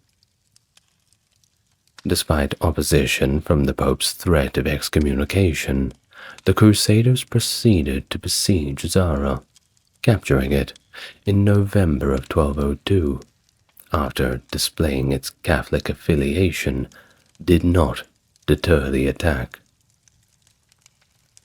Now, Pope Innocent III, who had told them, "Whatever you do, do not attack other Christians," upon learning of the sack of Zara, excommunicated the Crusaders, urging them to adhere to the original vows and proceed directly to Jerusalem. Fearing the disillusion of their forces, the Crusades' leaders withheld the Pope's decree from their troops. Innocent III later lifted the excommunication for those not directly involved in the attack on Zara, recognizing the coercive influence of the Venetians on the Crusaders.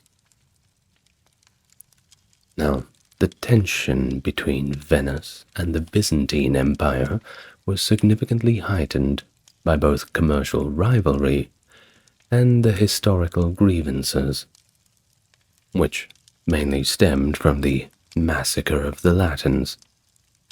I'm not going to go into detail about that, but I'm sure you can guess what happened via the name.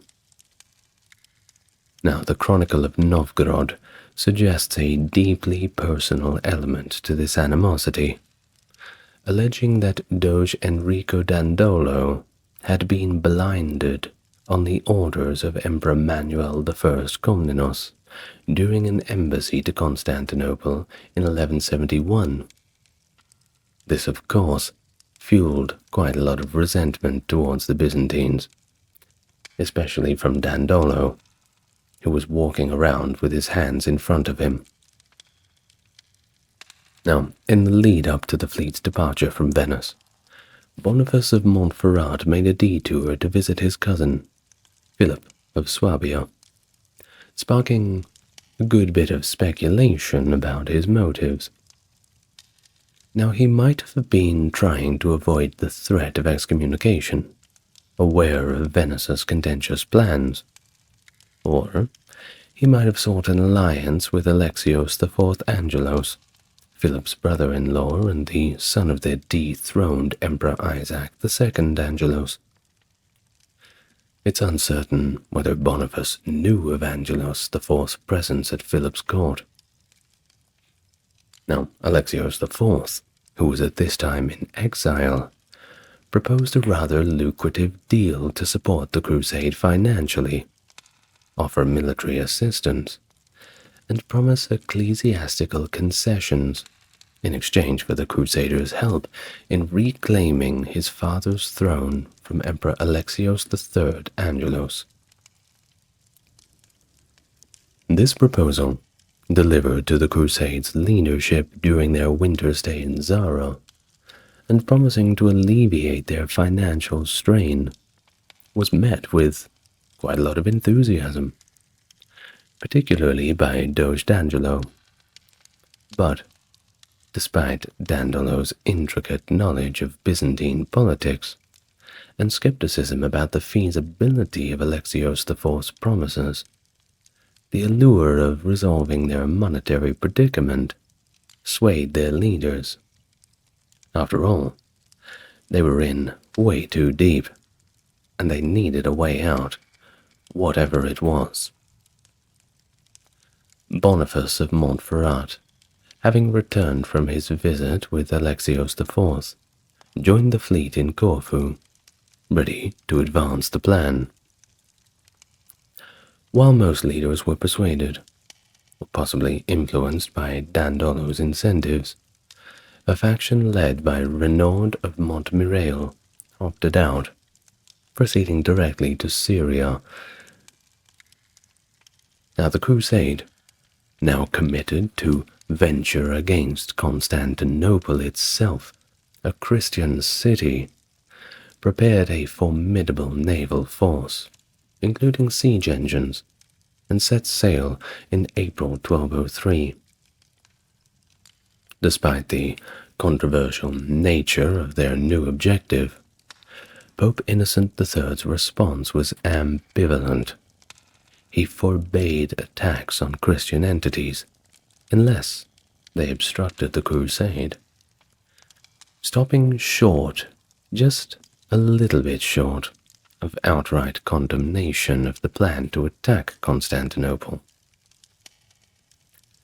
Well, upon their arrival at Constantinople on the 23rd of June 1203, those of the Fourth Crusade faced a city of immense scale, home to 500,000 inhabitants, protected by a garrison of 15,000 men, including the renowned 5,000 Varangian guards, and a modest naval fleet of 20 galleys.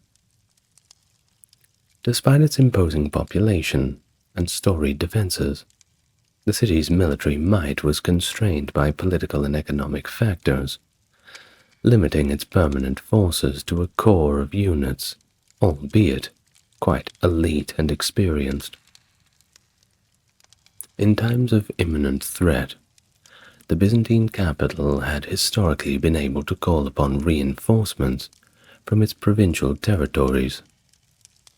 However, this time, the swift approach of the Fourth Crusade left the city's defenders ill-prepared for the siege.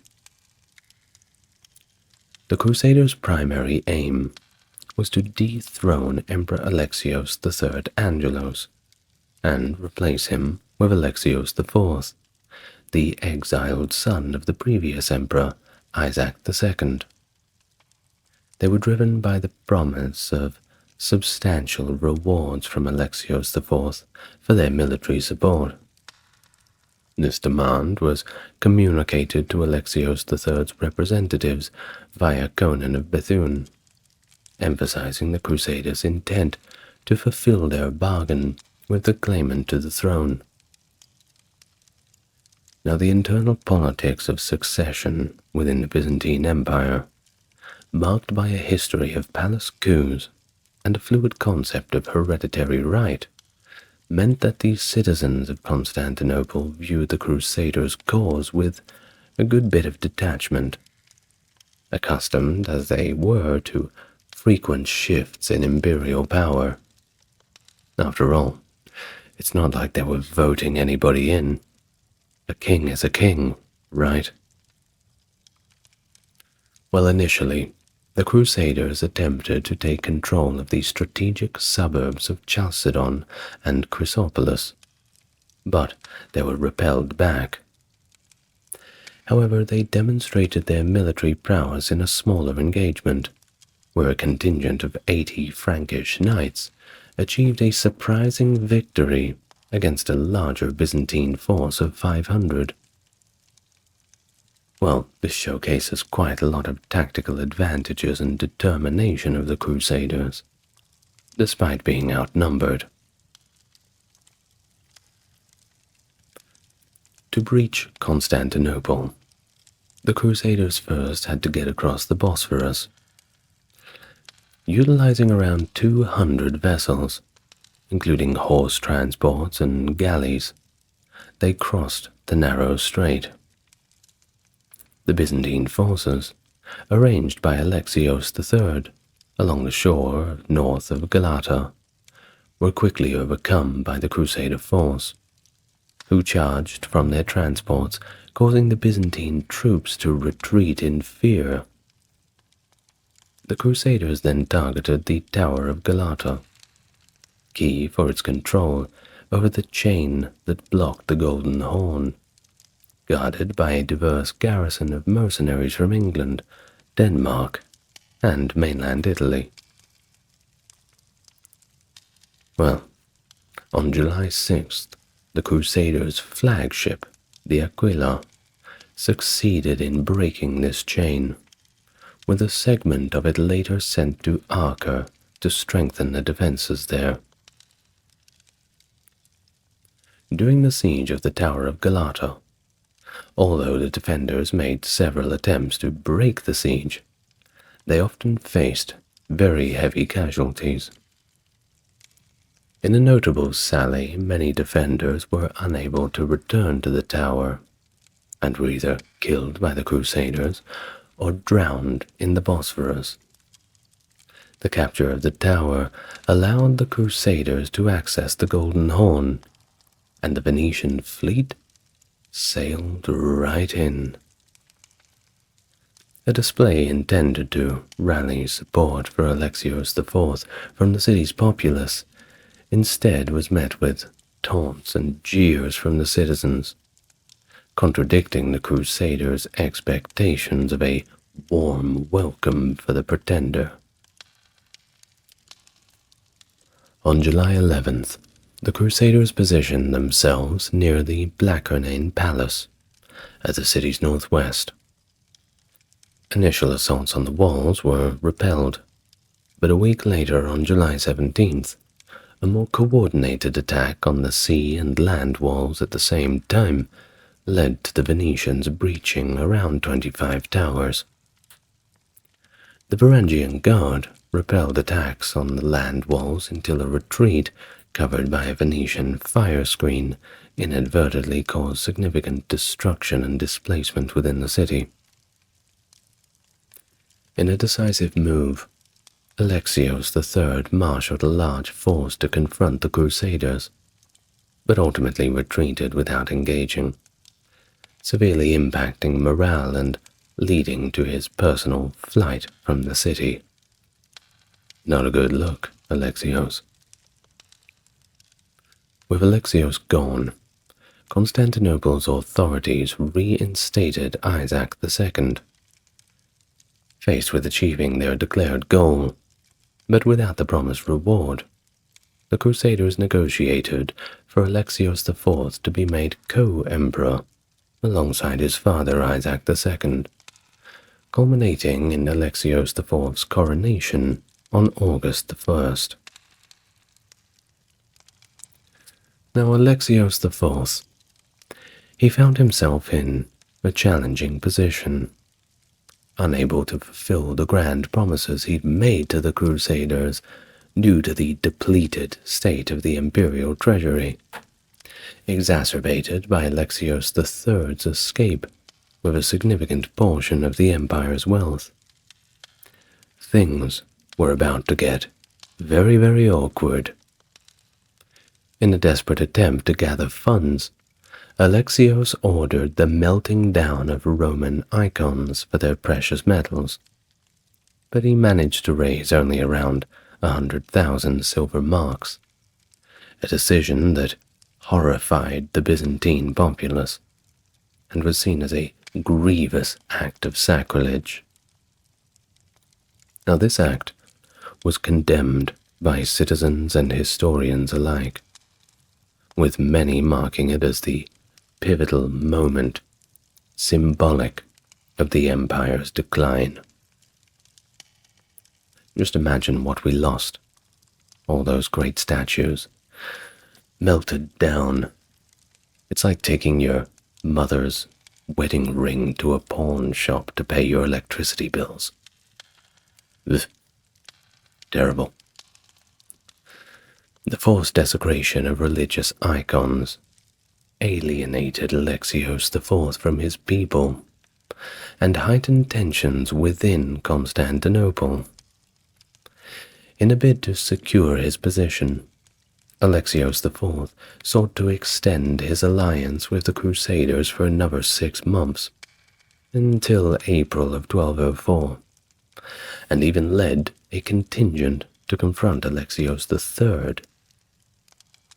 Now, during his absence, civil unrest escalated, culminating in violent riots and a devastating fire that ravaged the city, leaving approximately 100,000 people without homes, and managing to even further strain relations between the Byzantines and the Latin population, as if they were not strained enough as it was.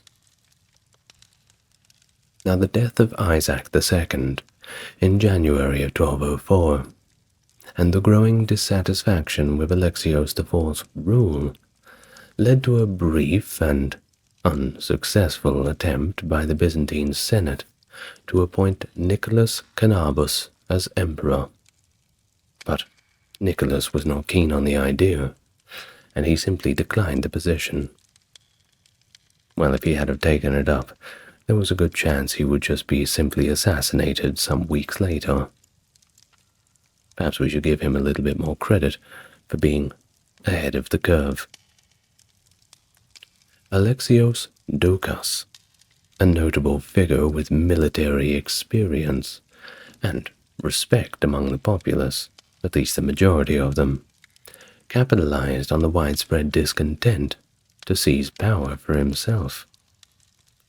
After deposing and executing Alexios IV, Dugas was crowned Emperor Alexios V. He promptly focused on reinforcing the city's defenses and rallying support against the Crusader threat.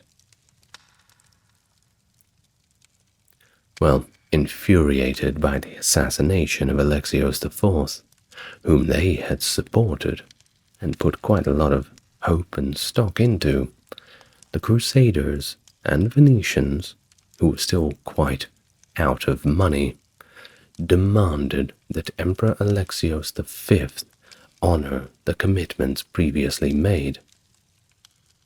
Now, Alexios V's refusal to comply led to yet another assault on Constantinople. On April the 8th, despite the Byzantines' forces' strong resilience and their success in damaging the Crusaders' siege equipment with heavy projectiles, adverse weather conditions and a strong shore wind hampered the Crusaders' efforts, preventing most of their ships from approaching the walls effectively.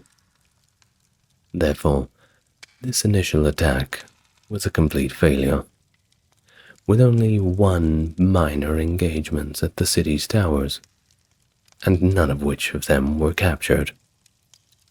Back to the drawing board.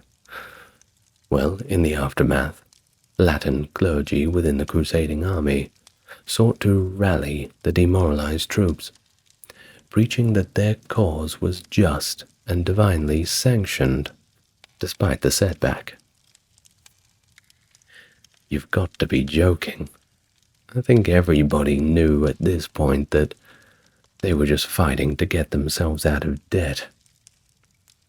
Well, either way, they framed the failed assault not as divine punishment, but as a test of faith, depicting the Byzantines as traitors for the murder of Alexios IV, and comparing them unfavorably. The quote was apparently made by the Latin clergy that they were even more traitorous than the Jews, which, make of that what you will. Well, this attempt to morally justify the campaign against Constantinople was met with mixed reception. But a soldier must follow orders, right? Ignoring Pope Innocent III's commands against attacking, the Crusaders made preparations for another assault, while Alexios V opted to defend from within the city. The Varangian Guard, who were also unpaid and discontented, simply walked off. They left their posts, and Alexios V was forced to flee when nightfall hit.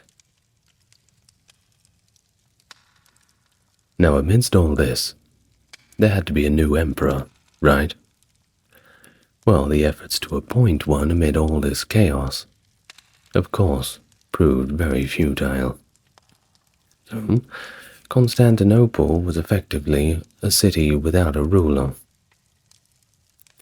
Fortune favored the Crusaders on April 12th, when favorable winds allowed the Venetian fleet to breach the city's defenses. A small group of Crusaders then breached the walls, and despite fierce resistance from Byzantine forces, including negotiations by the Anglo-Saxon defenders for better pay, the Crusaders gained a foothold in the Blackernay Quarter. Their attempt to use fire as a defensive measure inadvertently caused further destruction. Who would have thought? And another 15,000 people had their homes burned down. Well, by the next day, April 13th, the Crusaders had taken complete control of Constantinople, marking a significant and devastating turn in the city's history, and a devastating turn in the broader context of the Crusades. I mean, what had the Crusades become, with Christians fighting Christians? One can only imagine the Muslim rulers watching on from Jerusalem thinking, what on earth are they doing? Well, for 3 days following their breach of Constantinople, the Crusaders engaged in unprecedented pillage, marking one of the darkest episodes in medieval history. The systematic destruction and looting inflicted upon the city saw loss or damage of countless Greco-Roman and medieval works, alongside widespread violence against the civilian population. Churches and monasteries, despite the sacredness afforded to them, were not spared. They were desecrated and stripped of their treasures, contravening even the threat of excommunication. No one cared. They just wanted to loot. Well, eyewitnesses from the period, including Nikitas Choniates and Geoffrey of Villehardouin, documented the ruthless greed and destruction that characterized the sack. Not seen since the fall of Rome back in 410. The looting of Constantinople resulted in the acquisition of approximately 900,000 silver marks worth of treasure. While the Venetians claimed their agreed portion, the distribution of the spoils among the Crusaders was uneven, with a significant amount concealed by some knights. Deep pockets, of course. The brutality of the sack, characterized by murder, looting, and was noted for its sheer scale, drawing comparisons to the sacking by historical barbarian tribes, yet surpassing them in ferocity. The Venetians, partly Byzantine in culture themselves, managed to save some of the priceless art. However, many crusaders from other regions who were perhaps not quite as high class didn't recognize the value of these things and engaged in acts of profound desecration and violence. Which leads us to the Hagia Sophia, the pinnacle of Christian architecture in Constantinople, which was subjected to some of the most egregious violations. Its religious icons, holy books, and silver iconostasis were destroyed, and the sanctity of the patriarchal throne was desecrated in a mocking display of contempt for the Orthodox Christian tradition. This event not only represented the significant loss of culture and religious heritage, but also deepened the schism between the Eastern Orthodox and Western Catholic churches, exacerbating the estrangement of East and West. In fact, it's rather arguable that this event of the Fourth Crusade was more damaging to Constantinople in terms of loss of culture and art and literature than the actual fall of Constantinople to the Ottoman Turks in 1453 was. Think about that. The consequences of the Fourth Crusade's diversion to Constantinople extended beyond the immediate horrors and destruction. It signaled a pivotal decline in Byzantine power, which hastened its vulnerability to future conquests, and ultimately facilitating the rise of the Ottoman Empire. This rather ironic outcome starkly contrasted with the Crusade's initial goals, leading to a resurgence of Islam in regions once held by Christian powers. Pope Innocent III was understandably quite angry about this. His reaction to these atrocities committed by the Crusaders was one of profound dismay and complete confusion, as he confronted the moral and spiritual failings of those he had sent forth under the banner of the cross.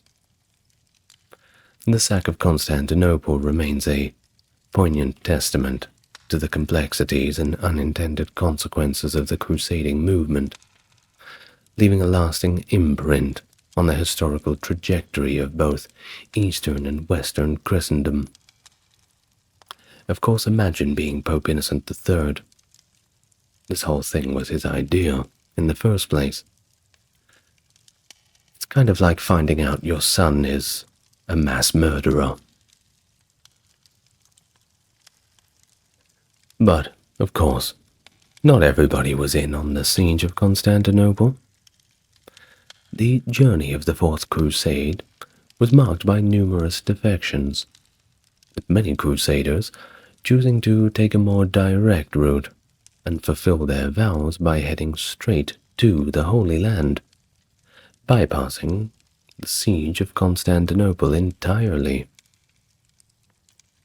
Despite Geoffrey of Villehardouin's portrayal of these individuals as deserters, modern historical analysis suggests that a significant number, though not a majority, of the Crusaders made their way to the Holy Land by any means necessary. A substantial portion of these Crusaders departed from southern Italy, particularly from ports in Apulia, aiming for a landing at Acre. This route was chosen by several knights and their retinues, who for various reasons, including disillusionment with the Crusade's direction, or simply a desire to fulfill their vows more directly, opted for a more linear approach. The financial resources for the Holy Land's defense, including the contributions from the preacher Fulk of Neuilly, were rather significant. These funds were directed towards the fortification of Acre, which was already fortified enough as it was, but this reinforced its defenses against potential attacks. The defections, well, they occurred in waves, with a notable number leaving after the siege of Zara, and others departing directly from Zara for the Holy Land. Some Crusaders, upon reaching the Holy Land, found themselves constrained by existing truces with Muslim powers, and limited in their military options. These constraints had led to rather tragic outcomes for some, like Renard and his contingent, who suffered ambush and captivity while attempting to engage in military actions independently. Additionally, several official and unofficial groups made their way to the Holy Land, either in defiance of, or as an alternative to, the main crusading force's objectives. These groups included notable figures and contingents that chose to distance themselves from the controversial decisions made by the Crusaders' leadership. Now, in the summer of 1202, Baldwin of Flanders made the strategic decision to divide his forces for the Fourth Crusade, leading one contingent to Venice and dispatching another by sea under the leadership of John II of Nesle, Thierry of Flanders, and Nicholas of Mailly. The Flemish fleet embarked on a Mediterranean journey that included a notable military engagement on the African coast, where they managed to capture a Muslim city, leaving it under the control of the Livonian Brothers of the Sword, before heading to Marseille to overwinter. The Marseille pilots, renowned for their navigational skills and experience in open sea sailing, offered the Flemish and French Crusaders a vital link to the Holy Land. By March 1203, Baldwin's fleet received orders to sail towards Metheny to meet with the Venetian forces. However, due to timing and decision-making processes influenced perhaps by the news of the Crusades' redirection to Constantinople, the Flemish fleet chose to proceed directly to Acre, possibly making a stop in Cyprus, where Thierry of Flanders laid a familial claim to the island. Now, upon reaching Acre, the Flemish contingent faced the same diplomatic constraints as other crusaders, with King Aymery of Jerusalem adhering to his truce with the Ayyubids, and thus limiting their military options.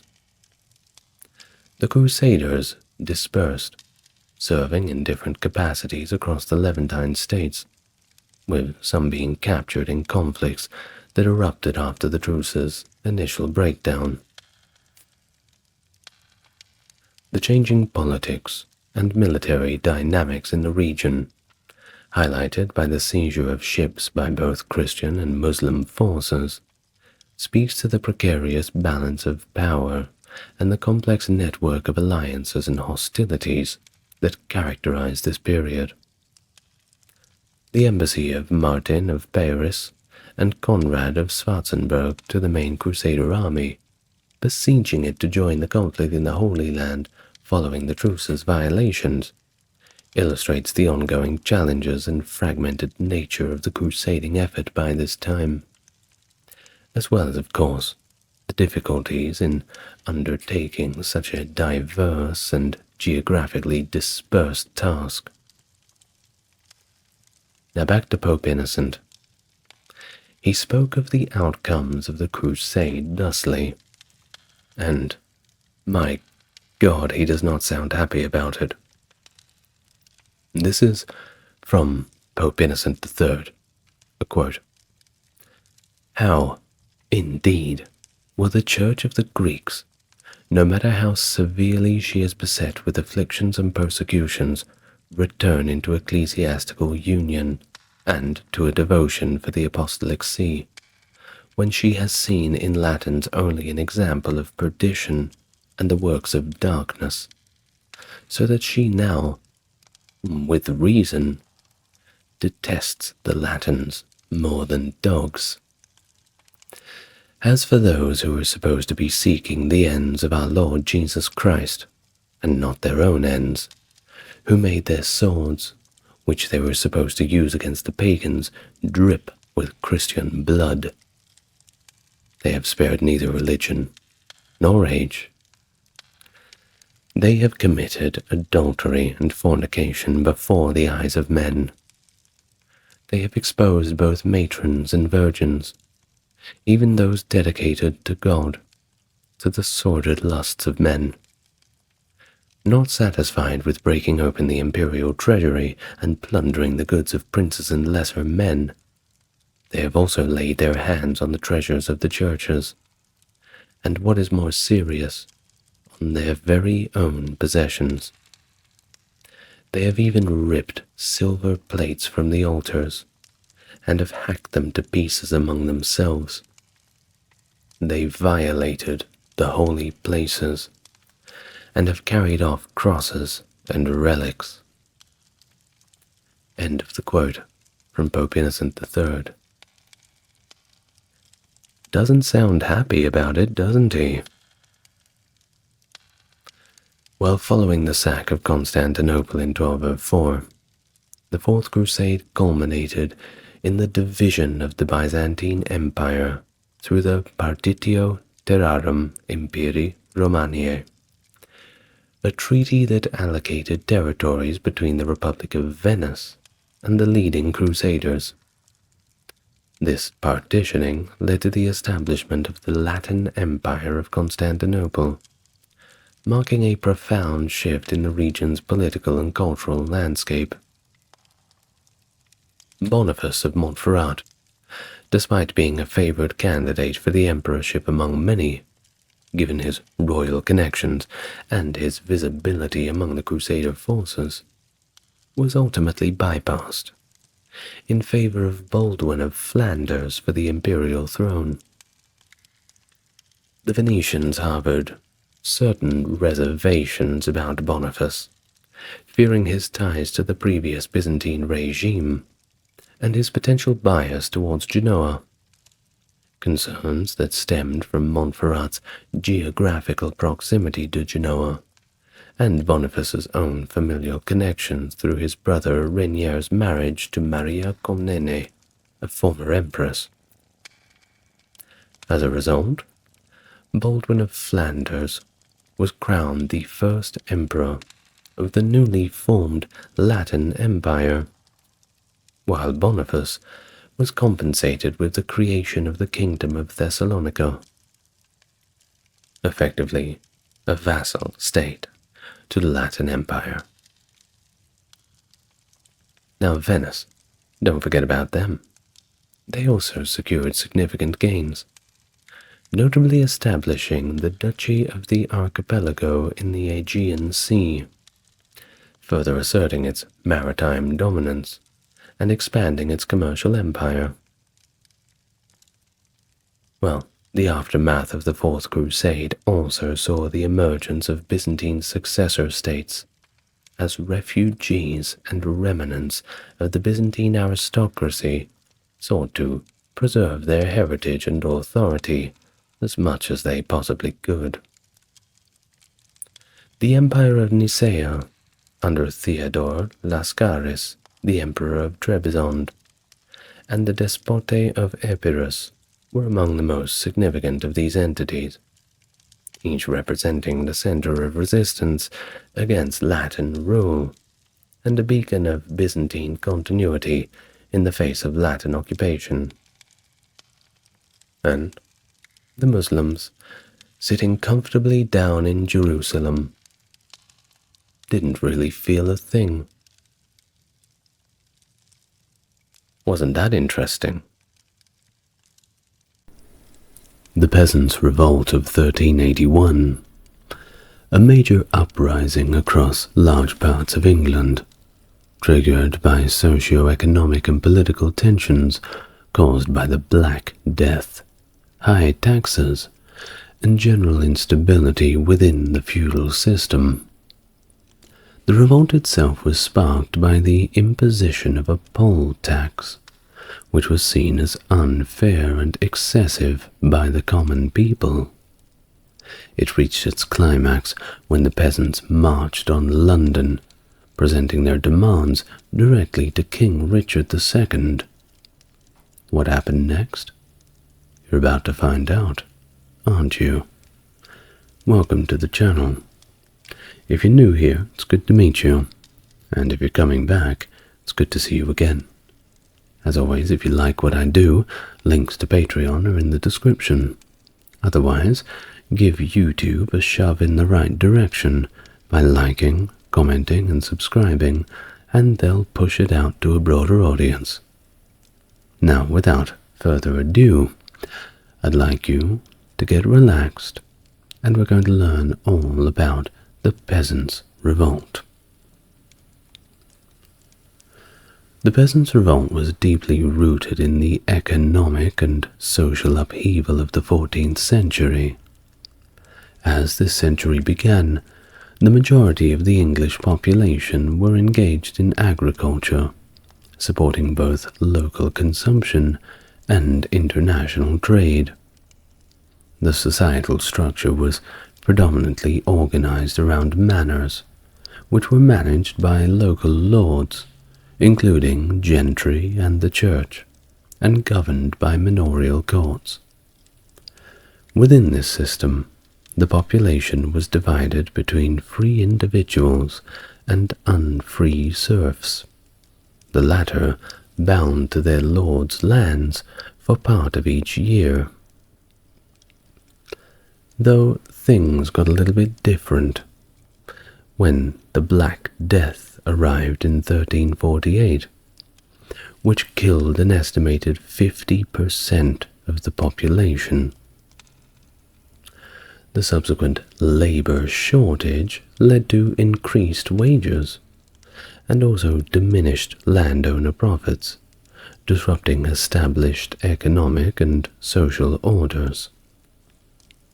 The government responded with legislation, namely the Ordinance of Labourers in 1349 and the Statute of Labourers in 1351, which aimed to cap wages at pre-plague levels and penalized labor mobility, but enforcement was biased and primarily targeted laborers.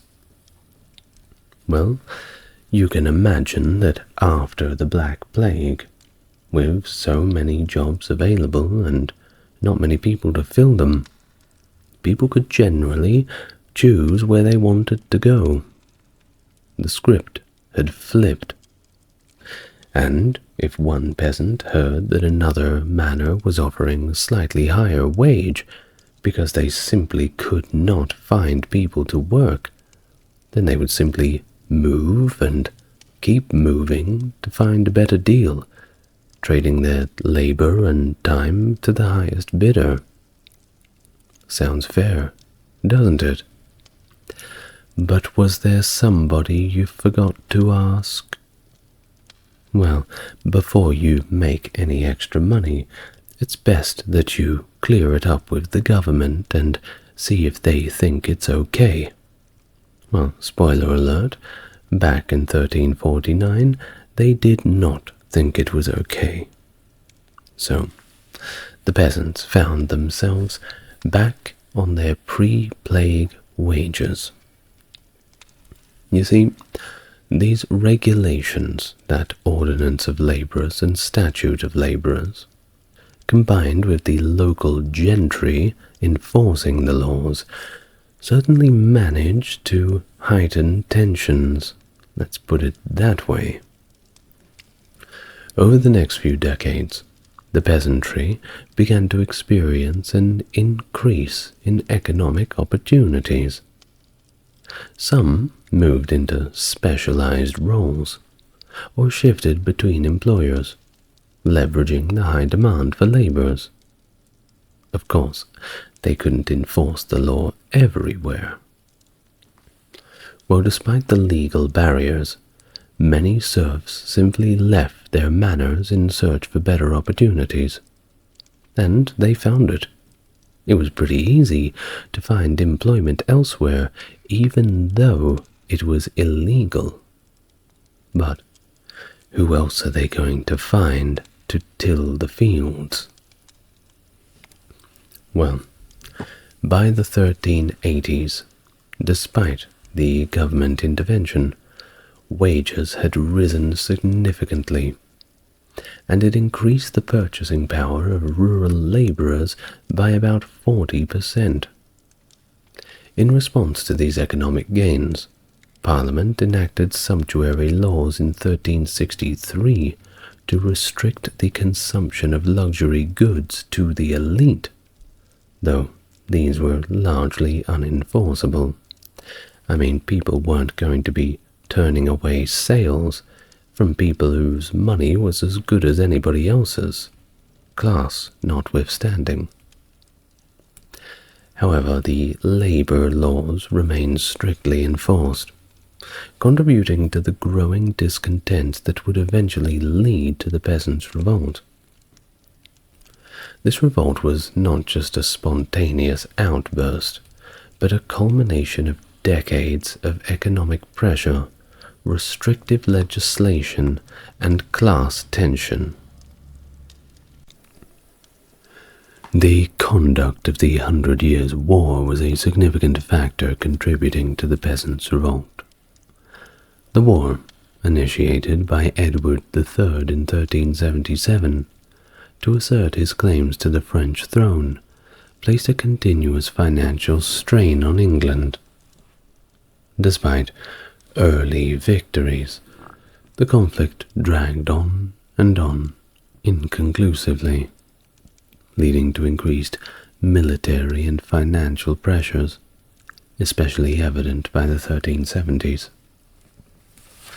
The maintenance of English forces in Calais and Brest was particularly costly, consuming vast sums annually.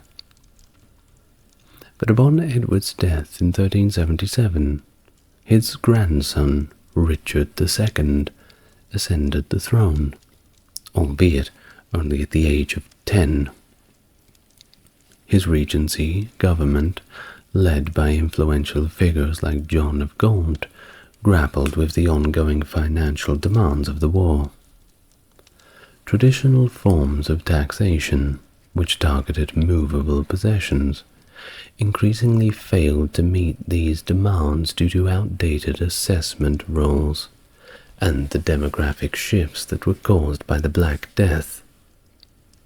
In response, the government introduced the poll tax of 1377, a flat-rate tax on every individual above the age of 14. This new tax aimed to broaden the tax base, but was naturally met with widespread unpopularity and resistance, raising only a fraction of the needed funds. Subsequent attempts to levy additional funds through the poll tax in 1379 and 1380 faced similar challenges, with rampant evasion and diminishing returns exacerbating the Crown's fiscal woes.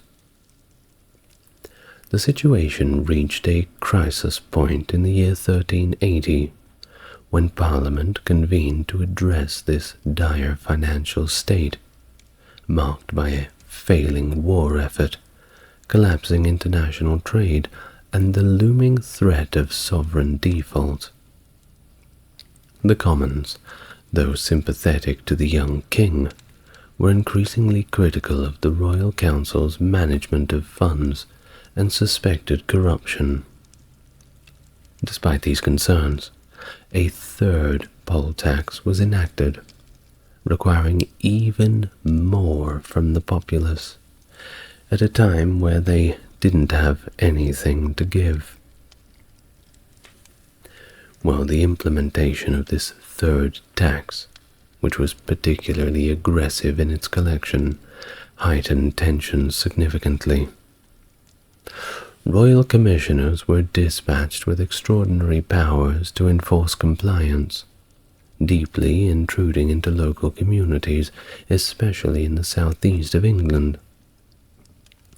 This heavy-handed approach, combined with ongoing financial strain and social unrest, set the stage for an explosion, as the populace reached its breaking point under the weight of incessant taxation and administrative and government overreach. Really makes you think.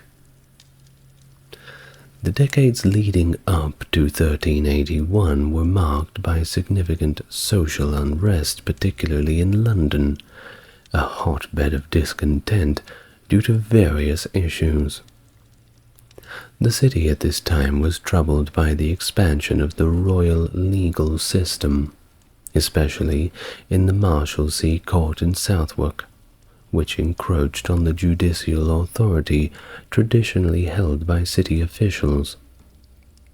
The tension was exacerbated by the local population's animosity towards foreigners, particularly Flemish weavers, and also towards figures like John of Gaunt, whose support of the controversial religious reformer John Wycliffe and conflicts with the city's elite stirred public resentment. The city elite themselves were embroiled in a fierce internal struggle for power, contributing to a volatile and divided ruling class in the year 1381.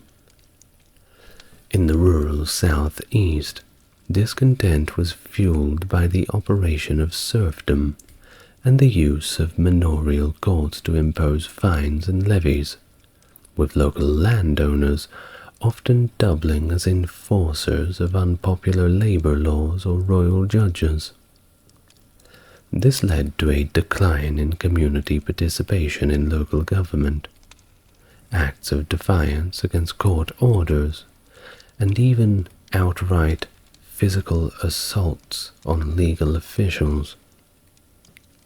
There were calls for the establishment of independent village communities that would adhere to traditional laws but operate outside the now detested centralized legal system.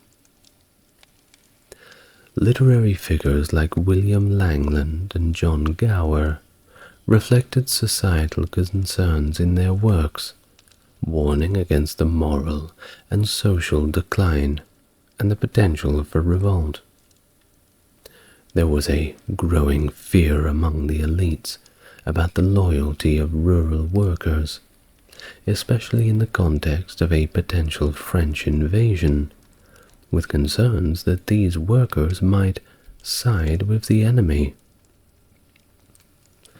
This period also saw significant legislation that targeted migrants and expanding conspiracy and treason laws to include domestic servants and wives betraying their masters or husbands.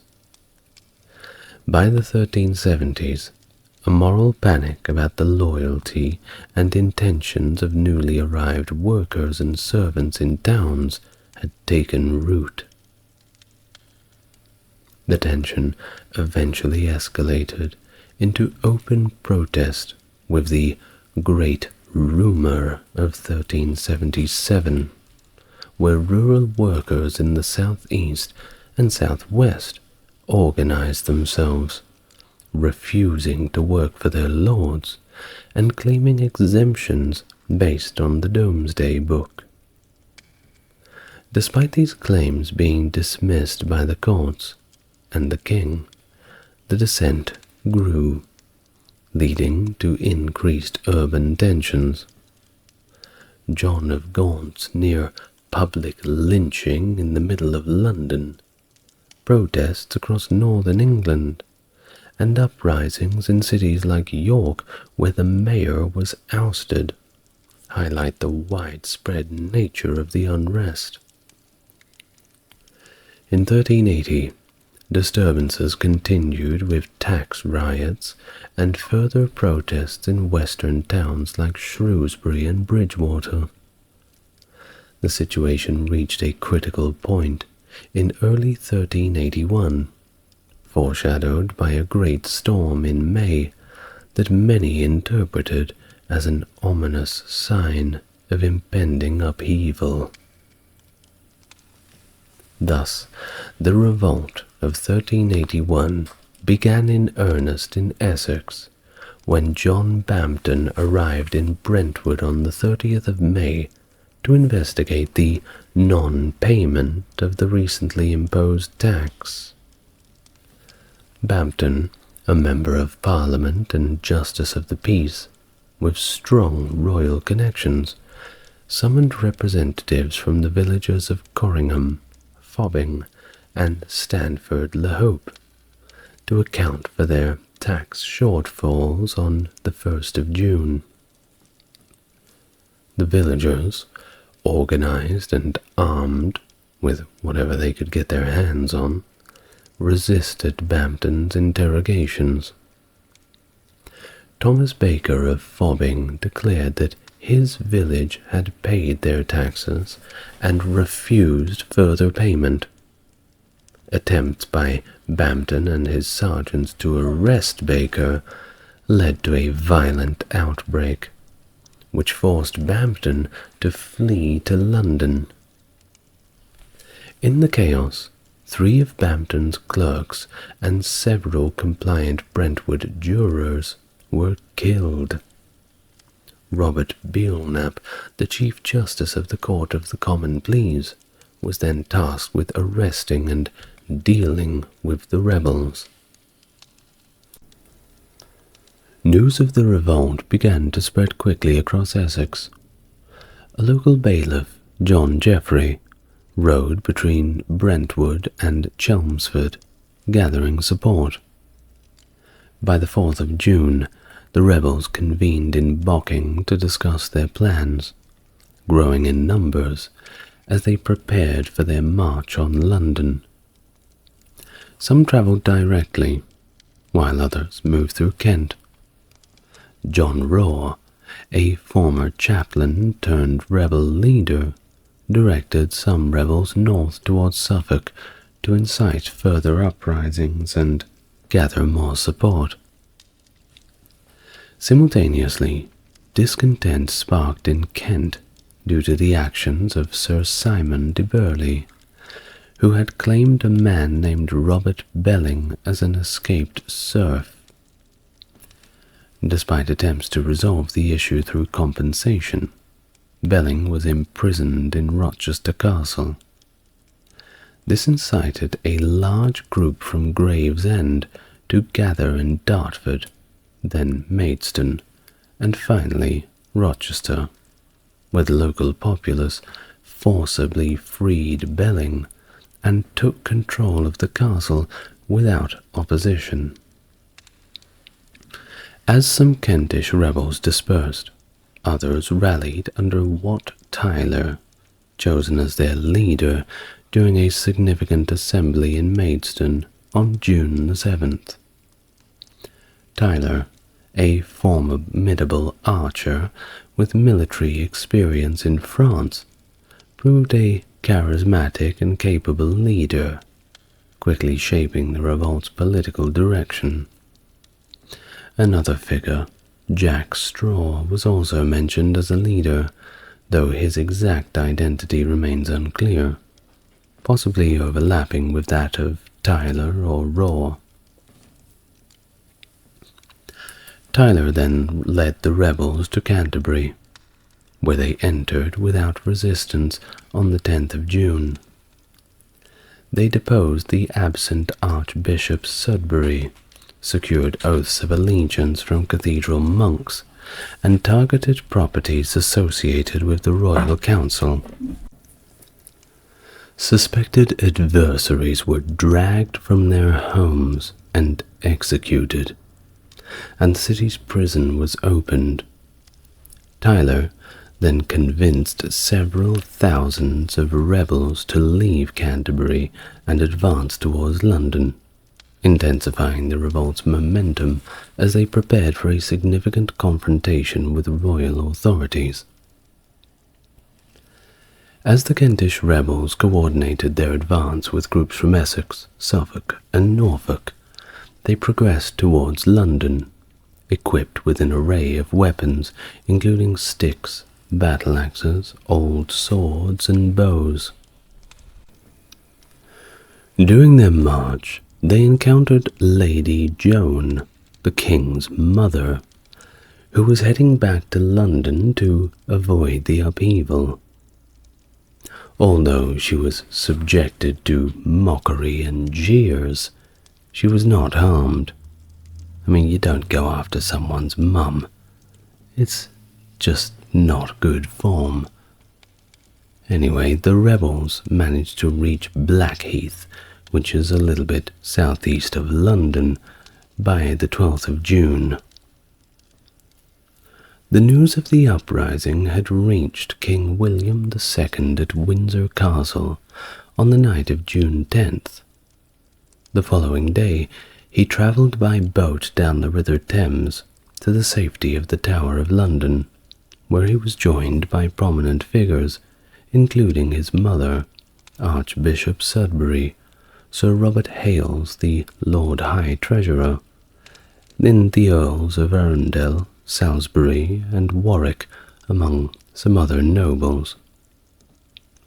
A delegation led by Thomas Brinton, the Bishop of Rochester, was dispatched from London to negotiate with these rebels, urging them to disperse immediately and return to their homes. At Blackheath, the rebel crowd was addressed by John Ball, a radical preacher and priest from Kent, closely associated with the revolt's leader, Wat Tyler. It's unclear how Ball joined the revolt, he may have been liberated from Maidstone prison by the rebels, or was already free when the revolt began. Either way, Ball delivered a sermon that included the rhetorical question, "When Adam delved and Eve span, who was then a gentleman?" promoting the idea that no natural social hierarchy justified the serfdom and inequality imposed by the nobility and the church. He emphasized the rebels' significance to King Richard and the true commons of England, indicating their loyalty to the monarchy, but opposition to the king's current advisors. The rebels were unpersuaded by the Bishop of Rochester's plea to disband, and instead prepared to march directly on London. Within the Tower of London itself, discussions ensued about how to possibly manage this rebellion. The king was severely undermanned, having only the tower's garrison, his bodyguards, and at most a few hundred soldiers at his disposal. Most seasoned military commanders were abroad, and significant forces were stationed in northern England, poised against potential Scottish aggression.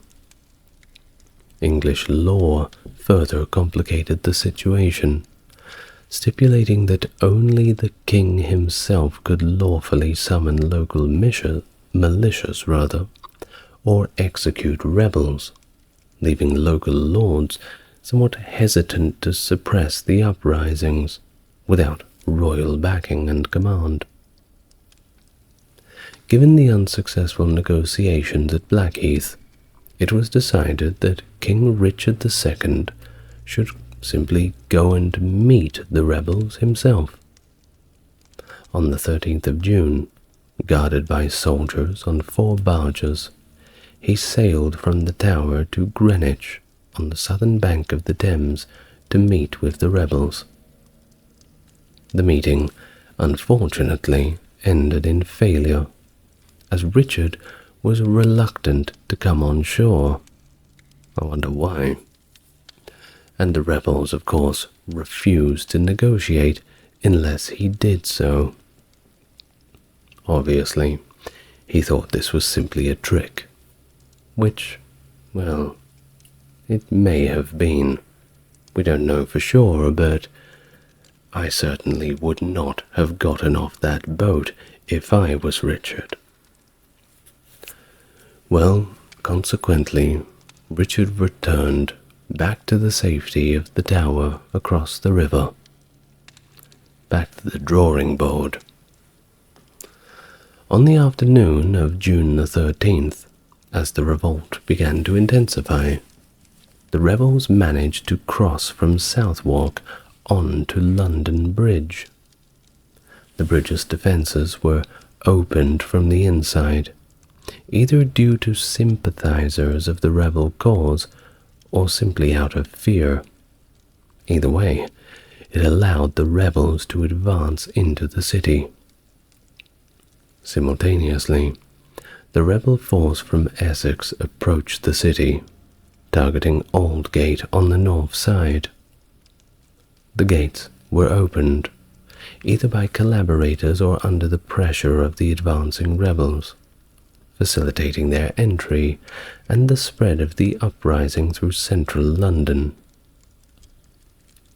The Kentish rebels, with a growing list of enemies they wanted the king to surrender for execution, included high-profile national figures, such as the aforementioned John of Gaunt, Archbishop Sudbury, and Sir Robert Hales, along with other key members of the Royal Council and officials who had intervened in Kent.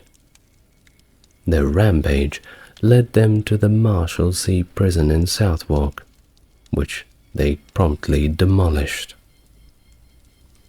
By this point, the Kent and Essex rebels were joined by many Londoners who were sympathetic and became outright supporters of the revolt. This led to attacks on Fleet and Newgate prisons, and targeting properties that were owned by Flemish immigrants. They were apparently doing a little too well for themselves. The rebels continued their destructive path towards Smithfield and Clerkenwell Priory, the headquarters of the Knights Hospitaller, which was led by Sir Robert Hales. They destroyed the priory and the nearby manor, moving west along Fleet Street. They reached the temple, a complex of legal buildings and offices owned by the Hospitallers. The rebels then destroyed legal documents and buildings, burning everything in the streets. The most dramatic destruction occurred in the Savoy Palace, the opulent residence of John of Gaunt. Rebels systematically destroyed the interior, burning furnishings, smashing metalwork, and destroying any valuable item they could find. They emphasized that their motives were for justice, not theft, and they didn't steal, they just destroyed or simply discarded the Duke's possessions into the Thames or the city drains. By the evening, the rebels had gathered outside the Tower of London, where King Richard and all of his rich buddies were forced to watch the city burning. On June the 14th, the rebels continued their rampage, moving west along the Thames, targeting houses of officials around Westminster and liberating the prisoners of Westminster Prison. They then returned to central London, setting more buildings on fire and storming Newgate Prison. Their hunt for Flemings continued aggressively. Those with Flemish accents were particularly targeted and killed, including the royal advisor, Richard Lyon.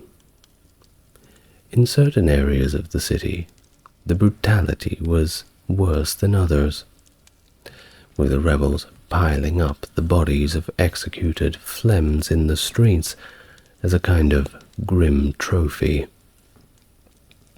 Meanwhile, trapped in the Tower of London, the royal government was in a state of paralysis and panic. Earlier that morning, Richard left the tower to negotiate with the rebels at Mile End in East London, accompanied only by a small bodyguard. He left behind Sudbury and Hales in the tower, perhaps for their safety or perhaps to distance himself from these unpopular ministers. Along the route, Londoners approached the king with grievances, indicating widespread discontent. At Mile End, the rebels, whose spokespersons' identities remain unclear, presented their demands. First, the execution of certain officials, then the abolition of serfdom and unfree tenure.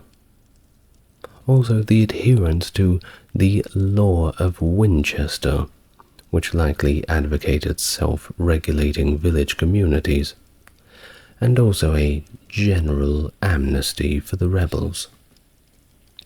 King Richard responded by issuing charters that announced the abolition of serfdom, which began to be circulated around the country, although he refused to surrender any officials for execution. Well, you give a little, you get a little. Meanwhile, another group of rebels were storming the Tower of London. The gates had rather sillily been left open. That's right, in a time like this.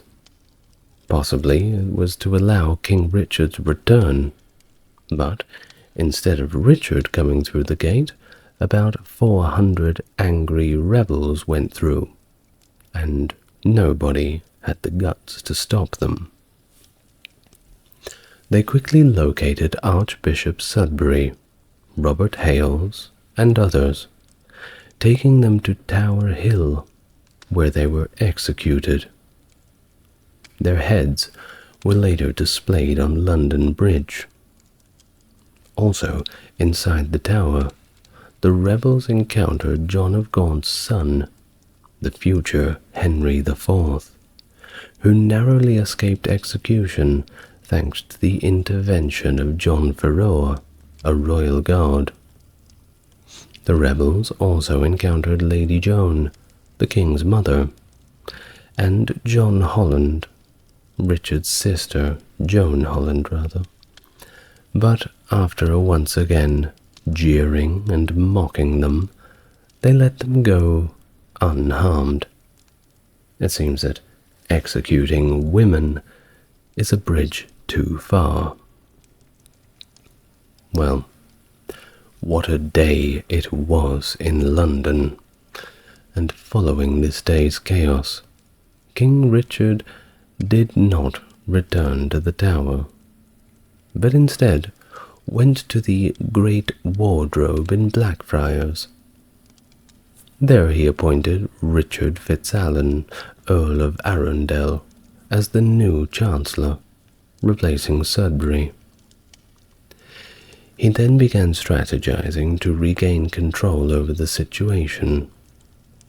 Many of the Essex rebels, satisfied with the king's promises at Mile End, simply began to disperse, leaving Wat Tyler and the Kentish forces as the dominant rebel faction in the city.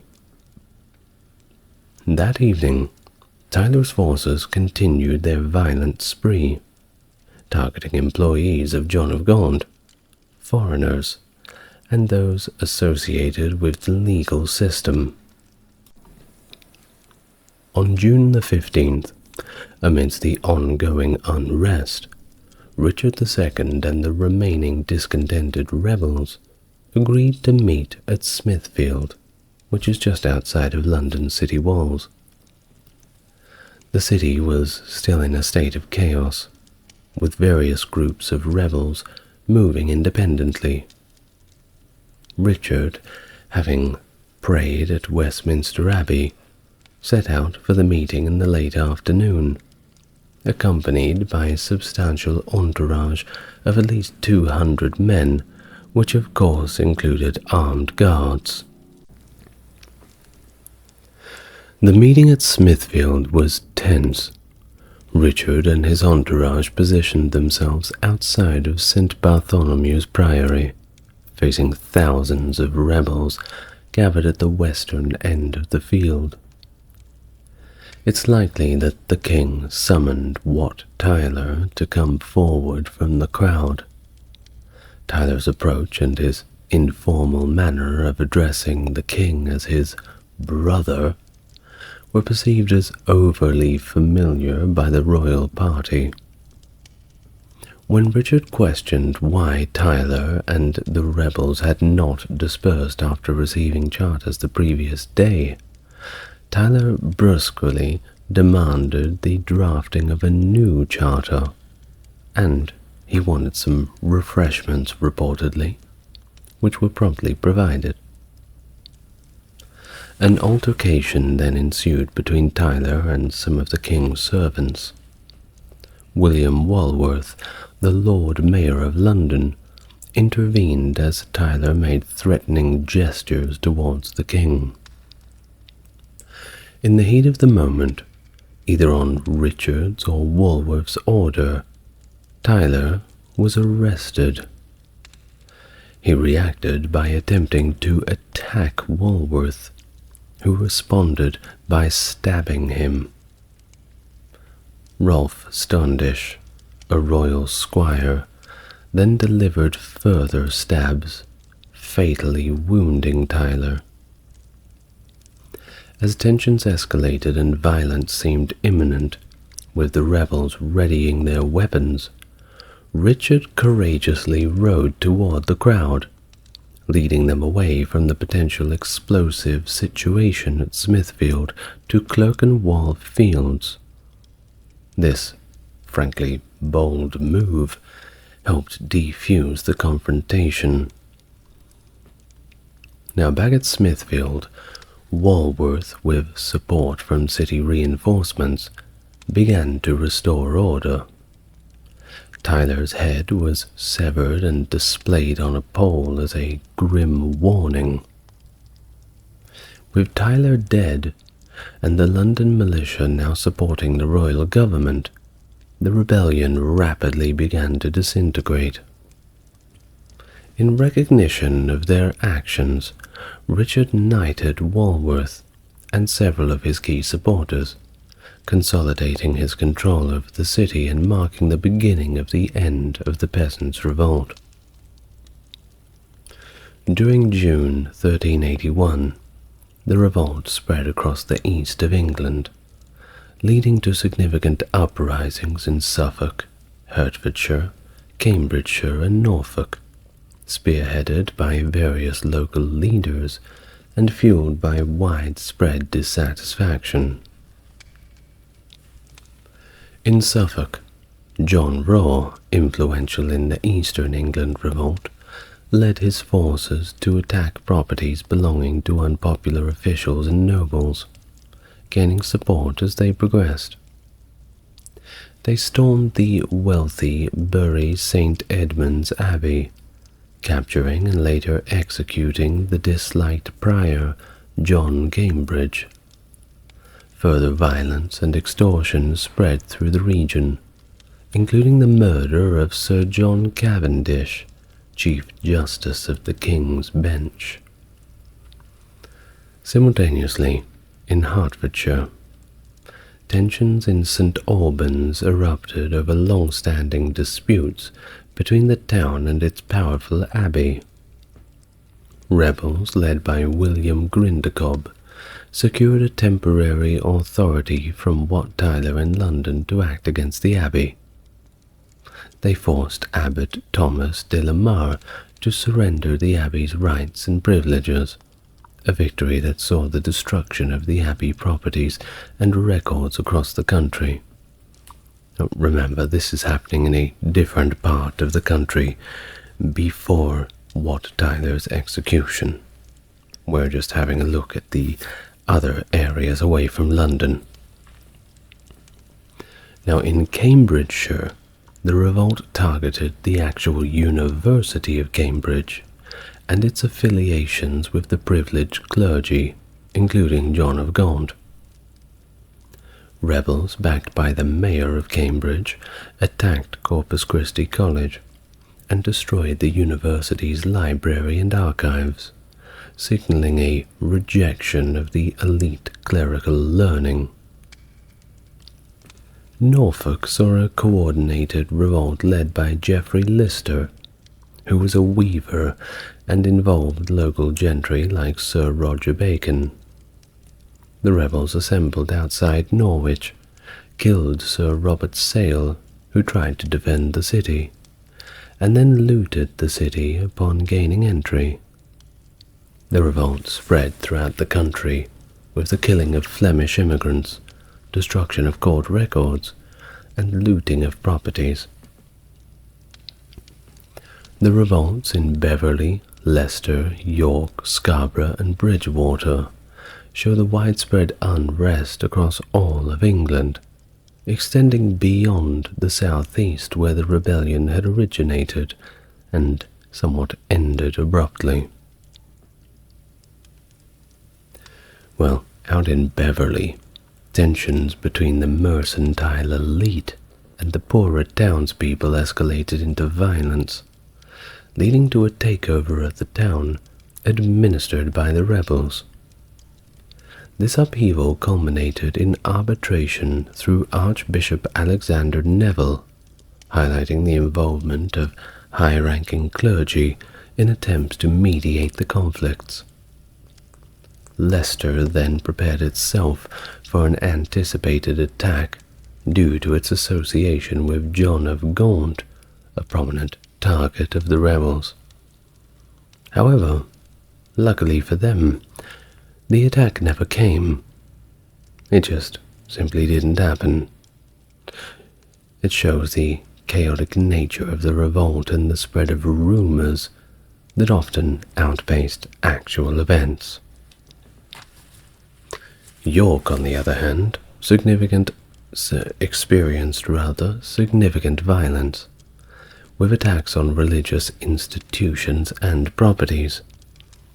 The city saw a brief takeover by armed men under John de Gisborne, indicating that the rebellion's influence reached far into the north and disrupted local governance.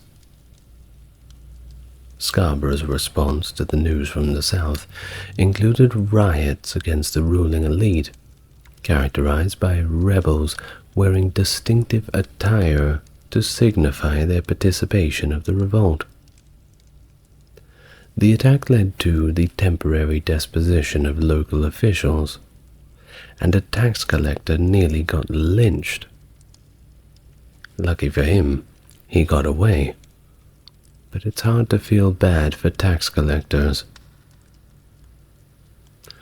Now in Bridgewater, the revolt led by Thomas Ingleby and Adam Bruges saw attacks on religious houses and local gentry, showing the rebels' disdain for not only ecclesiastical but secular authorities, anybody who embodied these social and economic structures that they opposed. Well, either way, the suppression of the Peasants' Revolt was swift and harsh, involving a range of legal and military responses across England. Key figures in the royal government and local nobility rapidly mobilized to restore order, often using force and conducting summary executions. Sir Robert Knowles and Sir Nicholas Brembre, along with other royal appointees, were crucial in reasserting control in the capital and beyond. Henry Despenser, the Bishop of Norwich, took an exceptionally active role, personally leading forces to suppress the revolt in East Anglia. His actions, though effective, were later criticized for their legality and severity. But then again, any means necessary. Thomas of Woodstock and Robert Tressilian were given special commissions to oversee trials across England, utilizing a variety of legal charges to prosecute the rebels. The legal proceedings often relied on dubious methods and heavy-handed tactics. In fact, their actions included a large number of executions that showed little mercy on those involved in the uprising, even if they were only involved by association.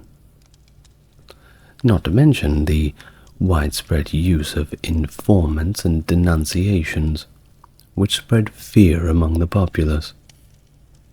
In fact, at least 1,500 people were executed or killed in battle by November following the revolt. The legal aftermath continued on for years. Some cases even dragged on till 1387. Notable rebel leaders like Jack Straw and John Ball were captured and executed, along with many others who played significant roles in the revolt. The execution of John Ball in St. Albans and the trial of John Roar in London show the royal government's determination to make examples of the leaders. Well, what happened after the revolt? Well, the English government and Parliament took steps to re-establish normal governance and address underlying issues that had led to the unrest. As much as you can sort out these issues with a heavy hand, it's still wise to maybe see how it happened in the beginning and address the root causes. On the 30th of June, King Richard ordered England's servants to revert to their previous conditions of service. All the serfs get back to work, and this effectively annulled any concessions that were made during the revolt.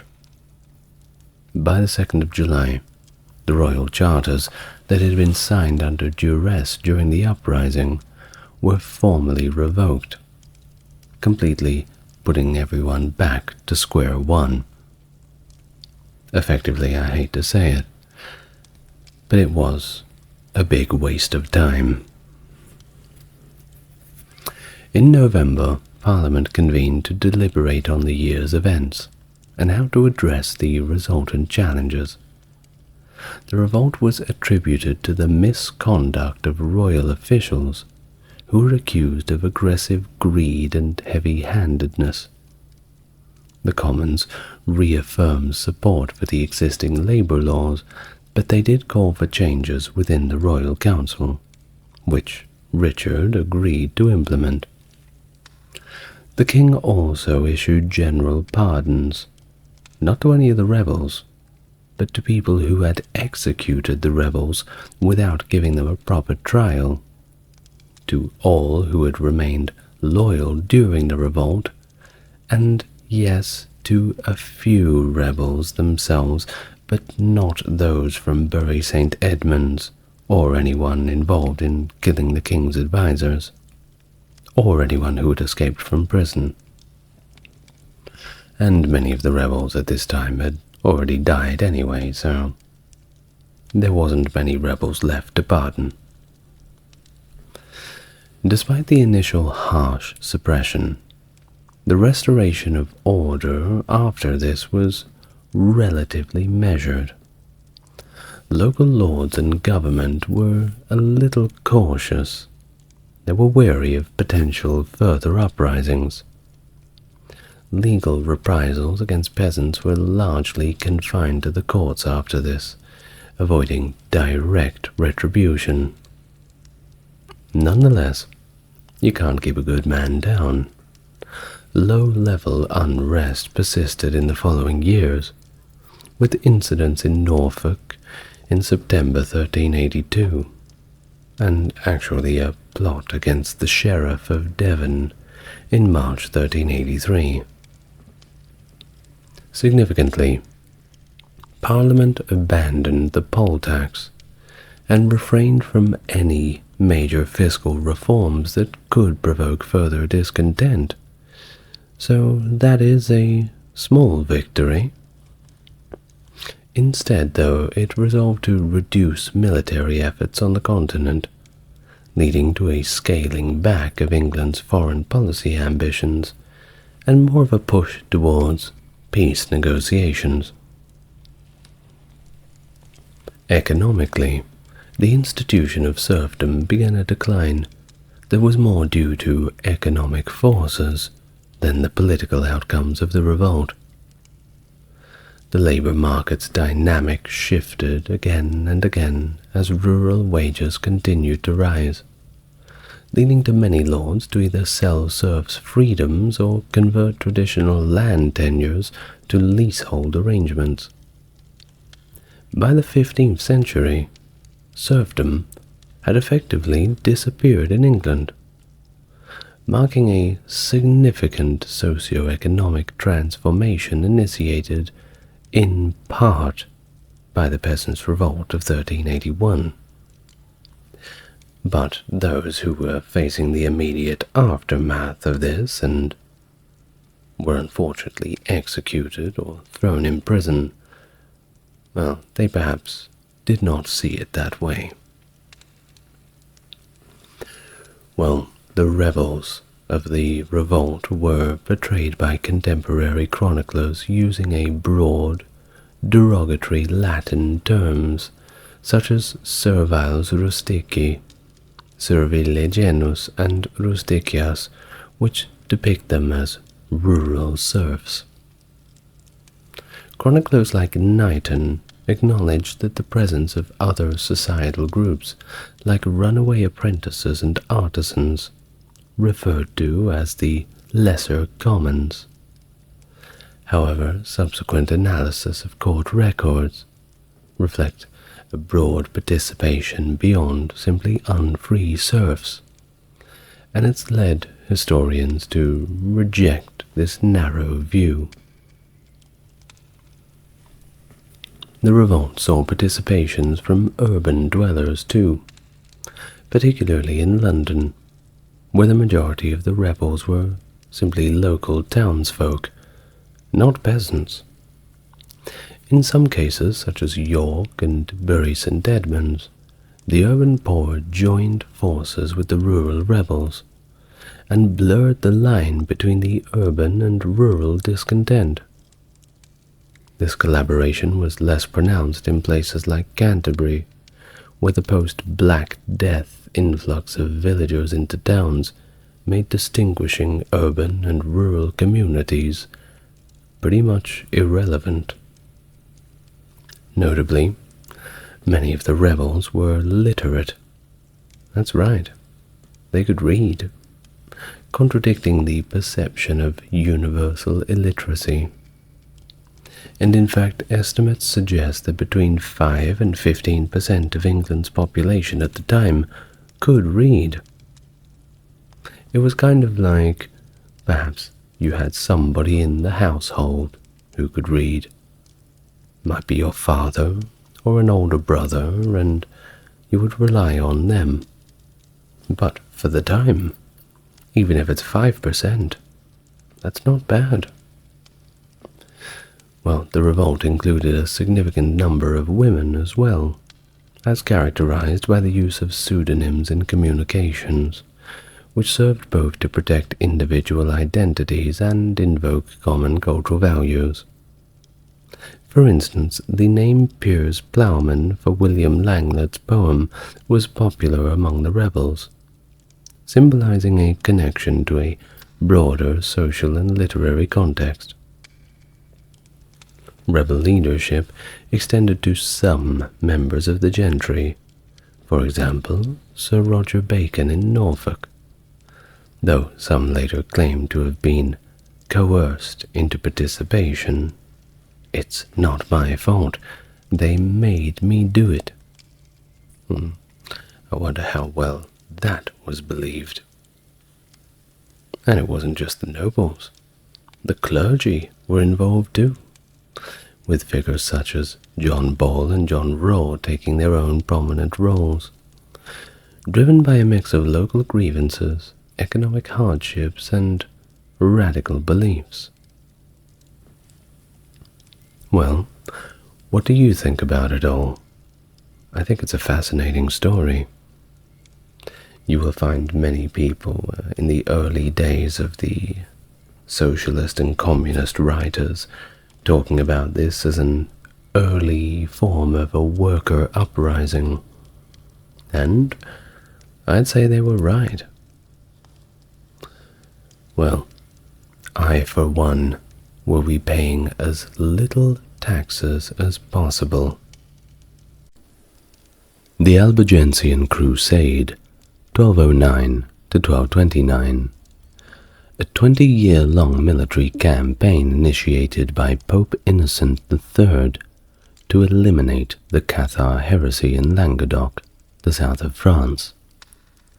But it wasn't just a religious conflict against the Cathars, but also a political maneuver to extend the influence of the French crown over the wealthy and semi-autonomous southern regions. Regardless, it was marked by its brutality and mass persecution of the Cathar believers, and this crusade drastically altered the region, leading to a significant reduction in the Cathars and the consolidation of the French state. The Albigensian Crusade is remembered for a tragic loss of life, the suppression of religious diversity, and its role in the expansion of royal power. Hello, welcome back to the channel. If you're new, it's good to meet you. If you're coming back, good to see you again. As always, if you want to support the channel, links to the Patreon are in the description. Otherwise, liking the video and subscribing certainly helps push it out to a broader audience. Did you like it? Thank you.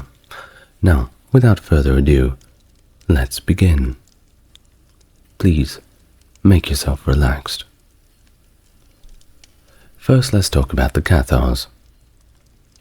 Originating from the Greek term katharos for pure, the Cathars' beliefs were deeply influenced by the very early Gnostic thinkers, embodying a dualistic worldview. They suggested the existence of two opposing transcendental forces, a benevolent god of spirituality and an evil demiurge, termed Rex Mundi, or in our tongue, the king of the world. Well, this was responsible for creating the flawed physical realm.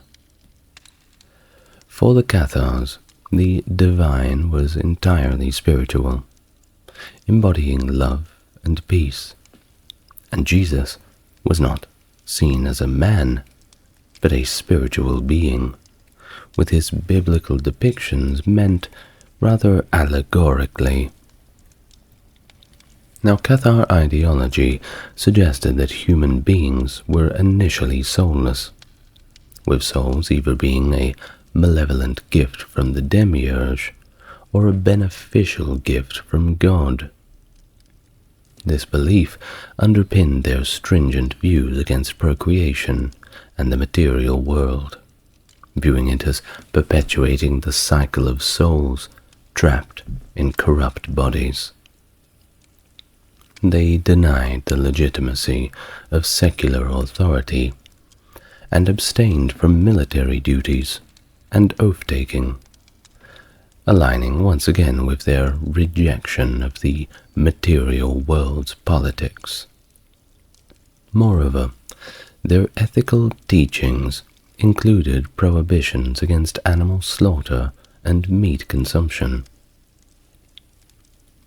The Cathar critique extended all the way to the Catholic Church, denouncing its priesthood as corrupt and asserting that any individual, regardless of who they were, could perform the sacred rites, challenging the traditional Catholic sacraments. They specifically developed the consolamentum, a spiritual baptism through hand-laying, seen as a purification from sin, particularly administered to those who were near death, leading to the status of perfectus. These perfectus individuals adhered strictly to Cathar moral directives, including abstaining from sex and meat, with some undergoing the endura, a fast to death, to ensure their spiritual purity. This practice was contentious, with allegations of enforced euthanasia to secure heavenly admission. The community's structure included bishops selected from the perfect, with stipulations on reapplications of consolamentum upon the commission of sin by either the recipient or the administering bishop, highlighting more of the rigidity and depth of the Cathar spiritual discipline. Can you see why the Catholic Church did not like them very much? Well, especially the whole refusing military service. Now that ought to annoy those in charge. So, Catharism found a fertile ground in the Languedoc, later known as Octania, a region characterized by its distinct cultural identity and linguistics, separate from the northern territories, recognizing themselves by this time as part of the United Kingdom of France. Unlike the north, where political unity under the French crown was more pronounced, the Languedoc was more of a patchwork of local lordships, and had a history of relative peace, before the onset of the Crusade against the Cathars at least. Their dominant language, Occitan, markedly different from the northern French dialects, aligning more closely with Catalan, is just another unique aspect of the region. Now, the county of Toulouse stood as a significant political force in Languedoc, owing fealty to the Angevin Empire rather than to the French crown. Its influence was contested by the neighboring Crown of Aragon and Principality of Catalonia, which exerted greater sway over the eastern territories adjacent to Toulouse. This political fragmentation was mirrored in the burgeoning power of towns throughout the region, with Toulouse emerging as the major urban center, boasting considerable size, wealth, and autonomy by 1209. Now, the architecture of the Languedoc, characterized by fortified towns, or castra, underscored a societal inclination towards defense, contrasting with the rural expanses of northern France. This urbanization facilitated a milieu of relative religious tolerance, where the Jews encountered comparatively minimal discrimination, and religious dissenters could find their refuge. Well, Muslims did not enjoy the same level of tolerance, but their intellectual contributions were nonetheless respected. Still a lot better than being in other parts of Europe. The sharp cultural and social dichotomy between the north and south territories of what is now France was very profound, with mutual distrust and stereotypes coloring somewhat strange perceptions on both sides, as strange as they were ill-informed. Northerners viewed the Southerners as decadent and overly concerned with social proprieties, influenced negatively by what they consider lower professions and minority groups. On the other hand, the Southerners perceived the Northerners as uncouth and aggressive. This divide set the stage for what would eventually be a protracted and acrimonious conflict between the two regions, should war erupt. Yeah, of course it always does, doesn't it? Well, it wasn't a new idea. The Cathars were integral to a broader movement of spiritual reform across medieval Europe that traces its origins all the way back to around 653, when Constantine Silvanus introduced the Gospels to Armenia. Over the ensuing centuries, several dissenting factions emerged, rallying around dynamic preachers who challenged the Catholic Church's authority, advocating for a faith practice anchored in the Gospels and apostolic tradition, rather than simply church dogma. These groups, including the Paulicians, Bogomils, Arnoldists, Petrobrusians, Henricans, and the Waldensians, of course, faced severe persecutions, with responses ranging from expulsion all the way up to brutal executions. The call for individual spiritual responsibility and church reform was echoed by 12th century figures such as Henry of Lausanne, who criticized the priesthood without aligning with Cathar dualism, and Arnold of Brescia, who was executed for his beliefs. Now the Waldensians, followers of Peter Waldo, also suffered extreme persecution. While these groups shared the Cathars' anti-clerical stance and skepticism towards sacraments, only the Paulicians and Bogomils were noted for dualist beliefs that were similar to the Cathars.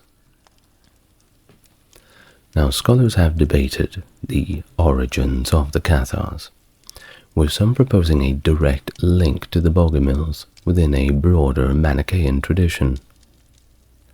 This connection was possibly strengthened by Latin settlers in Constantinople after the First Crusade, who may have facilitated the transfer of dualist Bogomil texts to the West, introducing the consummalentum ritual and sparking the first organized dualist movements in Western Europe.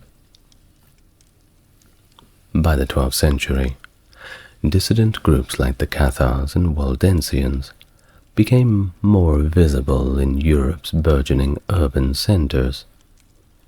The Cathars, particularly in the highly urbanized western Mediterranean France, evolved into a mass movement, spreading into areas like Lombardy by the 1170s. The movement was partly a critique of the clergy's corruption and a manifestation of the discontent with papal authority, which there was plenty of, and if you haven't heard of it, just remember, some of the records at the time are written by the papacy themselves. Now, while the Cathars shared some views with the Waldensians, especially in their critique of the Catholic hierarchy and emphasis on austerity, they differed in a few of their theological positions, with Cathars being the ones to adapt a more radical stance. This divergence led to the Church directing its efforts more aggressively against the greater of two evils as they saw it, namely Catharism. The persecution of heretics intensified, exemplified by the burning of Cathars in Cologne in 1163, marking a shift towards more frequent executions for heresy, a practice that previously just occurred sporadically, often more for political rather than religious reasons. And this is before the main crusade has started, by the way. The exchange between the older dualist communities in the Byzantine Empire and the newer ones in Western Europe further cemented these dualist beliefs in the West. Catharism's stronghold was, though, undoubtedly the Languedoc, where it flourished significantly more in England, France, or Germany, where its presence was either minimal or short-lived. The Cathars, also known as the Albigensians, named after Albi, a city closely associated with them, faced charges of heresy by the Church, notably at a council near Albi in 1176, and again during the Third Lateran Council of 1179. The remarkable success of the Cathar movement in the Languedoc has been attributed to various factors, with the alleged corruption and incompetence of the clergy frequently cited. The region's priests, particularly those in the rural areas, were often described as poorly educated and engaged in monetary and physical misconduct, with many holding their positions through lay appointments. While such clerical inadequacies were reported across Europe, the Languedoc's episcopacy was notably more corrupt, exemplified by the Archbishop of Narbonne's neglect of his diocesan duties and financial exploitation, which led the Pope Innocent III suspending him and 3 of other bishops, which were reportedly his close buddies. Now, the inability of the Church to address heresy effectively in Languedoc was partly due to the region's lack of political centralization and the papacy's prioritization of appointments in more politically strategic areas. Despite being a minority, the Cathars gained significant acceptance among local Catholics, with some even achieving positions within Toulouse's city council.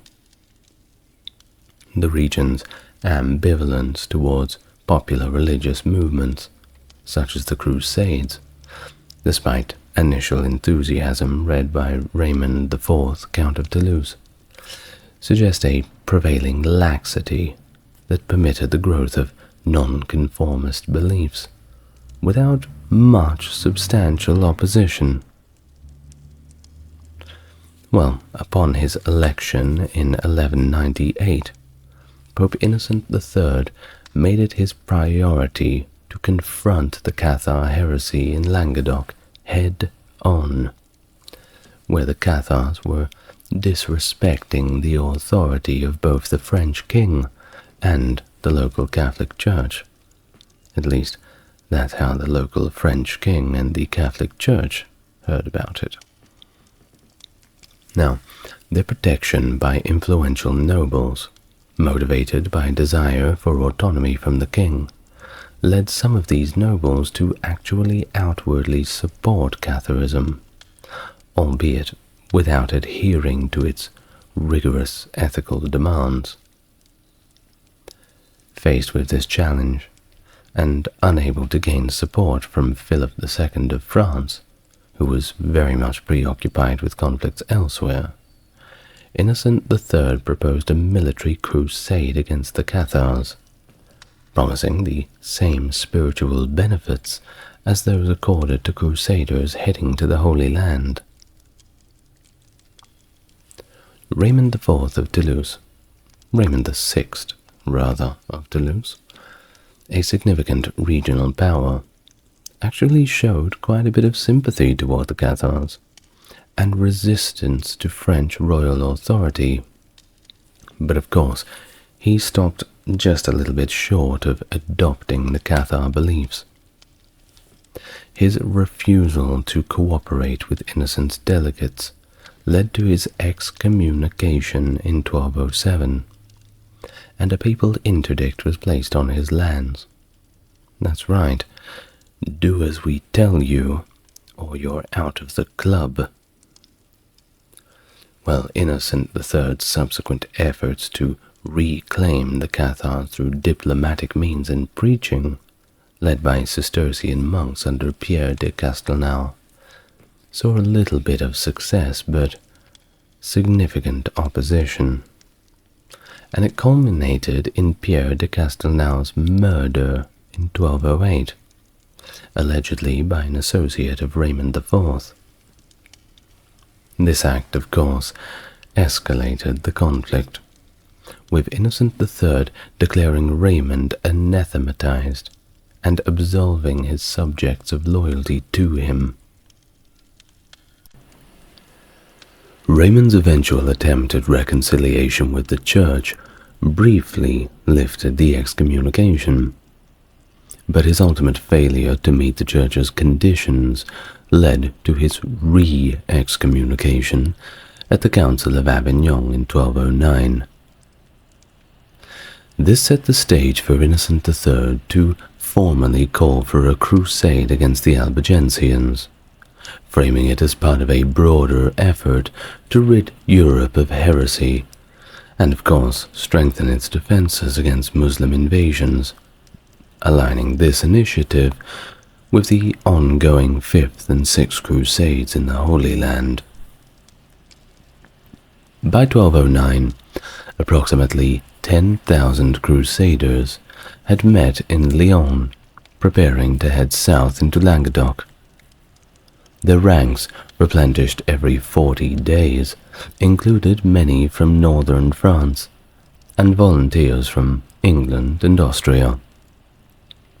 Leadership of the crusade was uncertain after Philip II of France opted out due to emerging anti-French allies, yet promised troops support to maintain influence over the outcome. Papal legate Arnaud Amalric took command of the expedition. Efforts by Raymond VI of Toulouse to unify defences with his nephew Raymond Roger Trencavel failed, leading him to negotiate with the Crusaders. Despite opposition from Amalric, Pope Innocent III's newly appointed legate, Milo, was directed to follow Amalric's lead. Raymond's public repentance and acceptance back into the Church shifted the Crusaders' focus to Raymond Roger's territories, known for their Cathar populations. Thusly, the Crusaders left Lyon on the 24th of June, reaching Montpellier by July 20th, with their sights set on areas around Albi and Carcassonne. Raymond Roger, while not a Cathar himself, was seen as a protector of the sect, guilty by association somewhat. Despite his attempts to assert loyalty to the Church and disclaim responsibility for heresy due to his youth, the Crusaders rejected peace talks and advanced on Béziers, a city known for its large Cathar community. Raymond Roger's withdrawal to Carcassonne left Béziers extremely vulnerable. The Crusaders' assault on Béziers on July 21st resulted in the city's fall and massacre of its inhabitants, including both Cathars and Catholics. The reported command by Amalric to "kill them all, God will know his own," whether accurate or not, reflects the ruthlessness of the attack, with claims of nearly 20,000 casualties. The aftermath saw many settlements surrendering or evacuating without resistance as the Crusaders advanced unopposed to Carcassonne. Don't know if you can hear, but it's raining rather heavily outside. I love days like this. Anyway, following the devastating massacre at Béziers, Carcassonne became the Crusaders' subsequent major objective. Despite its strong fortifications, the city was at a disadvantage, as it was overwhelmed by refugees seeking sanctuary. The Crusaders covered the distance from Béziers to Carcassonne in 6 days, initiating the siege on August the 1st, 1209. The siege swiftly intensified as the Crusaders severed the city's water supply by August the 7th. And in a bid for peace, Raymond Roger Trencavel, the Viscount of Carcassonne, entered negotiations, but was captured under the flag of a truce.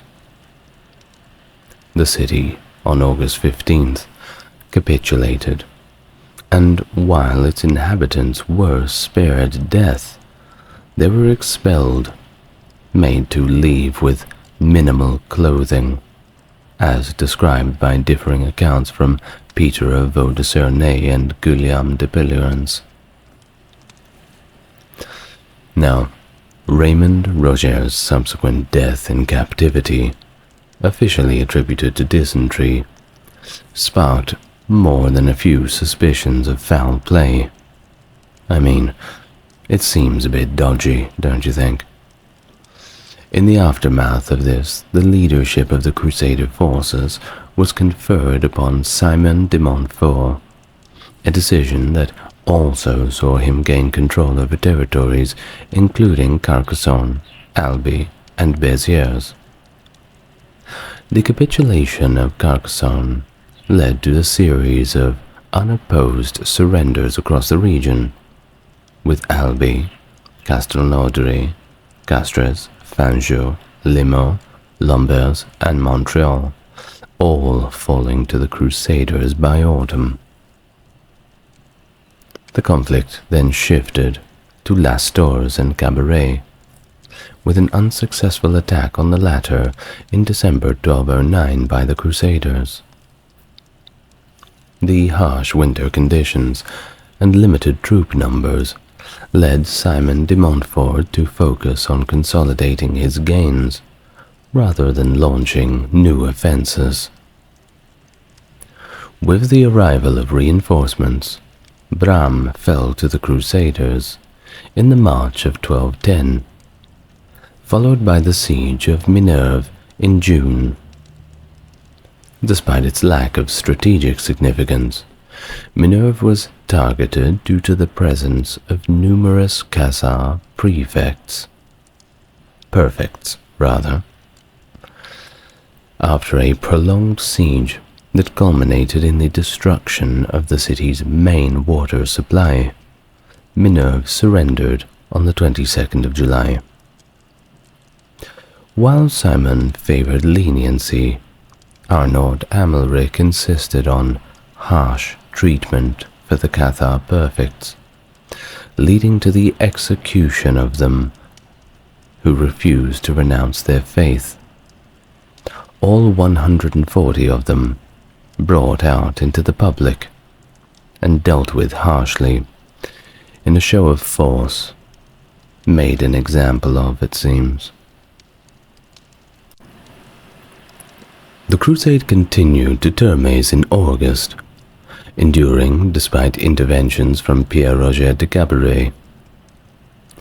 The defenders' situation became dire due to water shortages, but they were momentarily relieved by a rainstorm, delaying their surrender.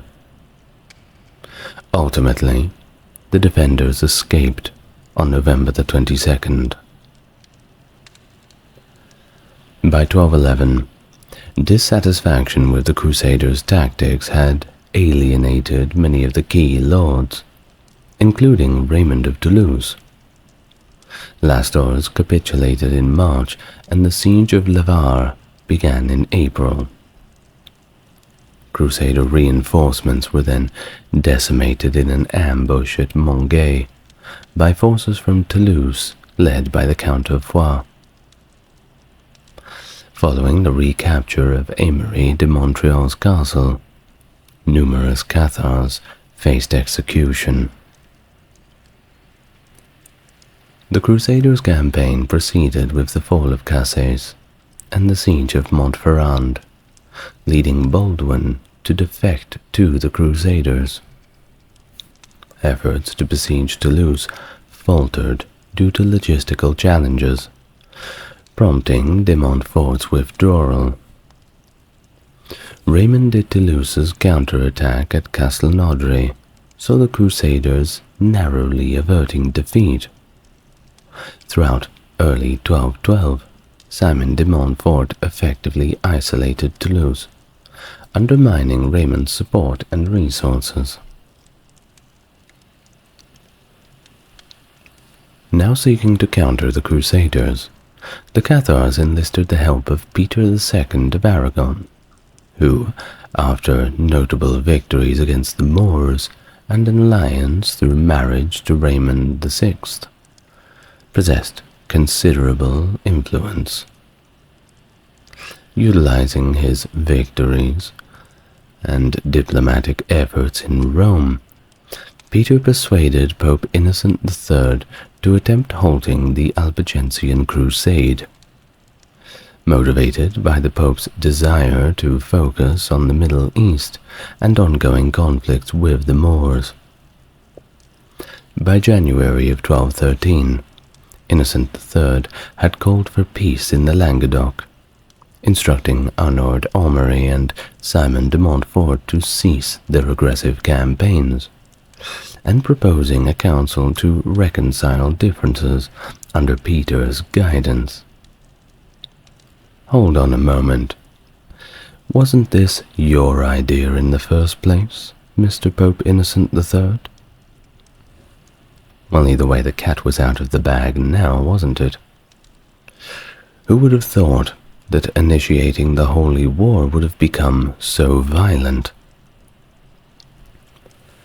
Well, despite Peter's efforts at the Council of Levar to secure a peaceful resolution and restore the lands to Raymond VI, his propositions were dismissed, maintaining the excommunication of Raymond and the seizure of lands that were deemed heretical. Peter's rejection of this decision and concern over Simon de Montfort's growing power led him to support Toulouse actively. This alliance alarmed Innocent III, who, misled by Simon's delegation, denounced Peter and called for the renewal of the crusade against him. The conflict culminated in the Battle of Muret in the September of 1213, where, despite numerical disadvantages, Simon's tactical maneuvers led to Peter II's death and a retreat of the coalition forces. This defeat severely weakened the resistance against the Crusaders, forcing Raymond VI and his son to flee all the way back to England, where they found limited support from King John, who was cautious of the Crusade's implications. The Crusaders' momentum continued through 1214, with significant victories and territorial gains, including strategic castles in Perigord. By 1215, with the capture of Toulouse and its subsequent handover to Simon de Montfort, recognized officially by the Fourth Council of the Lateran, Crusader control was all but solidified. The Council's decisions not only cemented Simon's authority over conquered lands, but also aimed to secure the Church's influence over yet unconquered territories. Amidst all of this, the call for a new crusade in the Middle East by Innocent III redirected potential reinforcements from the Albigensian crusade, leading Simon to increasingly depend on mercenaries to maintain some form of control. In the April of 1216, Raymond VI and his son Raymond VII rallied a considerable force from towns who were disillusioned with the Crusaders, and by May they had laid siege to Bulgar, successfully negotiating its surrender after 3 months due to their dwindling supplies. Despite efforts by Montfort to intervene, he was repelled. Pope Innocent III's death in July of 1216 left the crusade somewhat directionless, with leadership passing to a more hesitant Philip II of France, who was preoccupied with conflicts elsewhere.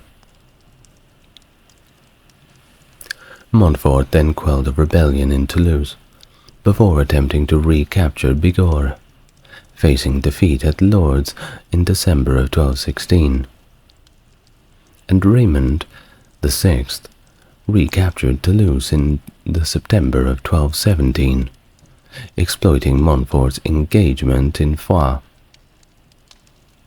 Now, despite Montfort's return, he couldn't retake the city, and operations ground to a halt, at least for a little while.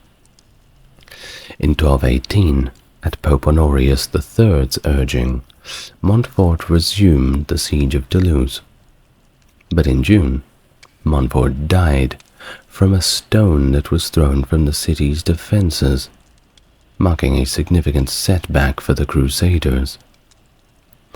But what a throw! Honorius III's subsequent call for renewed action failed to regain momentum, with Prince Louis's 1219 campaign to retake Jerusalem faltering after a mere 6 weeks. Now, Raymond VI and Raymond VII regained significant territories by 1222, with the 6th passing and the 7th succeeding him. Philip II's death in 1223 saw Louis VIII inherit the throne, leading a large force against the Cathars in 1226, capturing key towns with minimal resistance.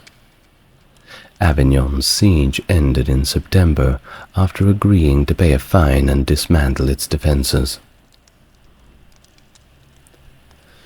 Louis VIII died in 1226, and it led to a continuation of the crusade under the Queen Regent Blanche of Castile and Humbert I of Beaujeu, capturing more territories.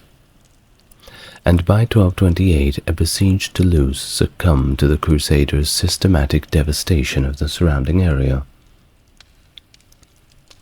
The Treaty of Paris in 1229 ended Raymond VII's resistance, recognizing his rule over Toulouse in exchange for concessions to the crown and a marital alliance with Alphonse of Poitiers, ensuring the region's return to royal control upon Raymond's death.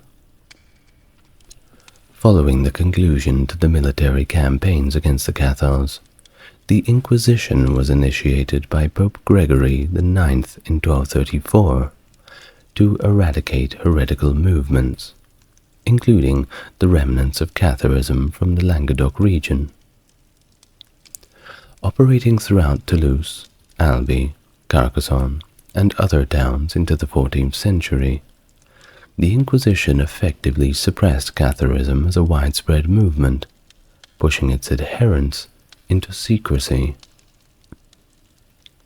Punishments for those identified as Cathars ranged from wearing yellow crosses for penance to imprisonment and the forfeiture of property, with the most unrepentant being executed by burning.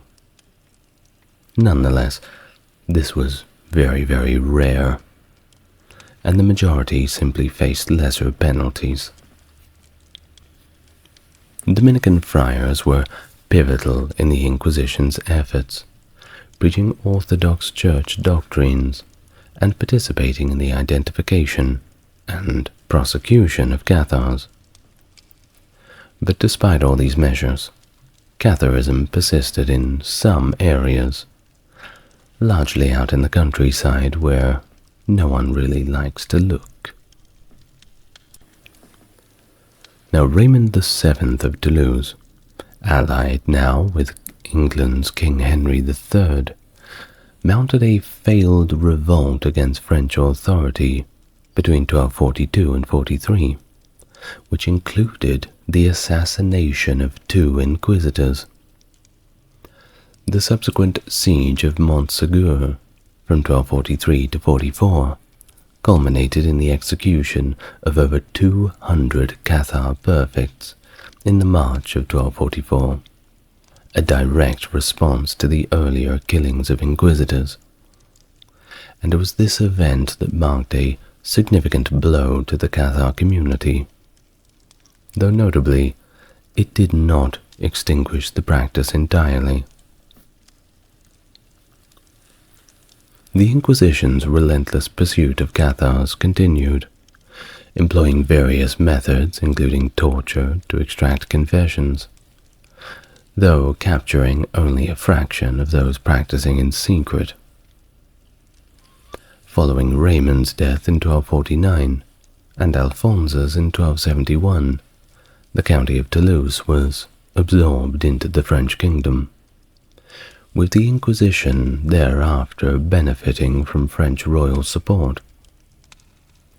King Philip IV curtailed his support in the 1290s among his dispute with Pope Boniface VIII, but reversed these limitations some 13 years later in 1303, after witnessing anti-monarchical attitudes in southern France, particularly in Carcassonne, thus revitalizing the Inquisition's efforts. Now, Pope Clement V later implemented reforms to safeguard the accused's rights.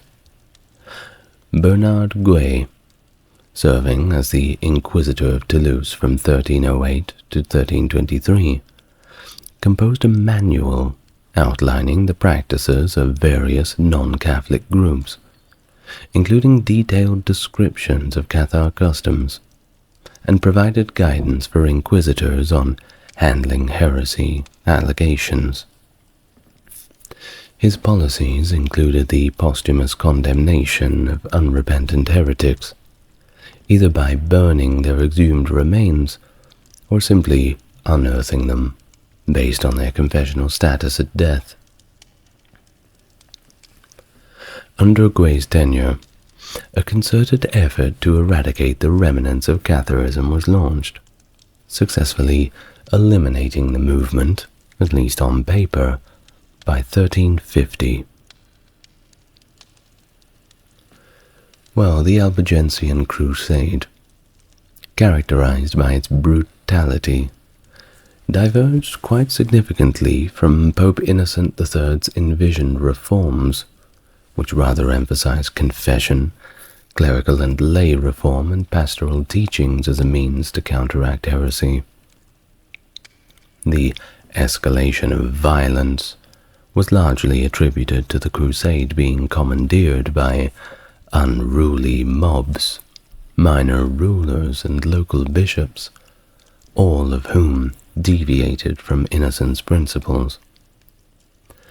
The rampant, indiscriminate violence perpetrated by these groups and the secular courts against the alleged heretics prompted the papacy to seek enhanced control over heresy prosecutions, leading to the establishment of a more formalized legal process for handling such cases, which of course wasn't perfect, but baby steps first. The immediate aftermath of the Albigensian Crusade saw a diminished number of French participants in the subsequent Fifth and Sixth Crusades. The cultural impact of the Albigensian Crusade is clearly evident in the surviving works of troubadour poet-composers, many of whom were also knights. Notable examples include Raymond de Mirabel, who appealed through his songs for Peter II's assistance in reclaiming his castles seized by Simon de Montfort, and the collaboration between Thomier and Paleazzi, whom criticized Raymond VI's treatment and encouraged resistance. The crusade and its fallout marked the beginning of the decline of the troubadour tradition. Once flourishing under the patronage of Occitan courts, they faced decline as these courts were simply destroyed. Consequently, many troubadours migrated from southern France to royal courts across Italy, Spain, and Hungary, seeking new patrons and audiences for their art. But their story is one for another video. The Knights Templar, officially known as the Poor Fellow Soldiers of Christ and of the Temple of Solomon, was a prominent military order of the Catholic Church during the Middle Ages. Founded around 1119, the Templars played a significant role in the Crusades, operating from their headquarters on the Temple Mount in Jerusalem. Initially, the Templars enjoyed widespread support and amassed considerable wealth and power through donations, bequests, and land acquisitions across Europe. However, as the Crusades faltered and the Templars faced challenges in maintaining control over their holdings in the Holy Land, their popularity began to wane. Rumors and accusations against the Templars began to circulate, particularly concerning their alleged secret initiation ceremonies and several discrepancies with their growing wealth. Hello everyone and welcome. You've arrived at the history channel that you've been looking for. I'm the ASMR historian, and if you'd like to support the channel, I have opened a Patreon where all videos are ad-free. If you'd like to help out in a more practical way, leave a like, a comment, and subscribe to the channel so I can continue to grow in the algorithm. You know what it's like. Without further ado, let's begin our story for today. All you need to know about the Knights Templar. Firstly, I'm going to provide you with a brief explanation of who the Knights were before we go into real specifics of a chronological history. So let's begin from there. The Knights Templar were indeed an elite fighting force of their time, characterized by their rigorous training, superior equipment, and of course, unwavering dedication to their cause. Their religious convictions shaped their military ethos, emphasizing bravery, discipline, and self-sacrifice. Within the Templar ranks, there were three distinct classes, each serving a specific role in fulfilling the Order's mission. At the highest echelon of this were the Knights, the warrior monks who formed the core combat force. Sworn to poverty and obedience, they wore white robes symbolizing purity and served as the vanguard in battle. The Knights adhered to strict rules, including celibacy, financial austerity, and of course, absolute loyalty to the Order. The Templar priests, clad in green robes, performed essential religious duties such as conducting ceremonies, leading prayers, and maintaining records. They also provided spiritual guidance to members of the Order, and often served as moral pillars during times of conflict. And there were plenty of those times. The mounted men-at-arms, known as brothers, constituted the largest segment of the Templar Order. These individuals, attired in black or brown robes, performed diverse roles, ranging from guarding and stewardship to squire duties. They were responsible for logistical support, ensuring that the Knights were adequately equipped and supported on the battlefield. The Templars' military prowess was further augmented by their well-trained war horses, which were outfitted with armor and trained specifically for combat. This combination of skilled warriors, disciplined monks, and formidable steeds made the Knights Templar a formidable force wherever they went. Moreover, the Templars' belief in martyrdom as a noble death instilled them with unparalleled courage and determination in the face of crippling adversity. The famous Battle of Montecassard in 1177 stands as a testament to the tactical acumen and courage of the knights, who, despite being vastly outnumbered, managed to achieve a remarkable victory against the formidable forces of Saladin. Or, if there are any Arabic-speaking viewers watching, I may do my best from memory and say that it is pronounced Salahuddin or Salahuddin. Correct me in the comments if you will. Now, Saladin, the renowned Muslim military leader, sought to advance towards Jerusalem with a formidable army comprising 26,000 soldiers. King Baldwin IV of Jerusalem, along with around 500 knights and their supporters, found themselves pinned near the coastal town of Ascalon, facing overwhelming odds. Well, amidst this dire situation, a small contingent of 80 Templar knights, accompanied by their entourage, attempted to reinforce the besieged forces. As Saladin's army approached, the Templars, aware of their numerical disadvantage, opted for a strategic approach. They met Saladin's troops at Gaza, but were deemed too insignificant to engage in battle, prompting Saladin to disregard them and continue his march towards Jerusalem. Quite an oversight. A very rare oversight for Saladin, by the way, who was an extremely intelligent military commander, and reportedly quite a gentleman.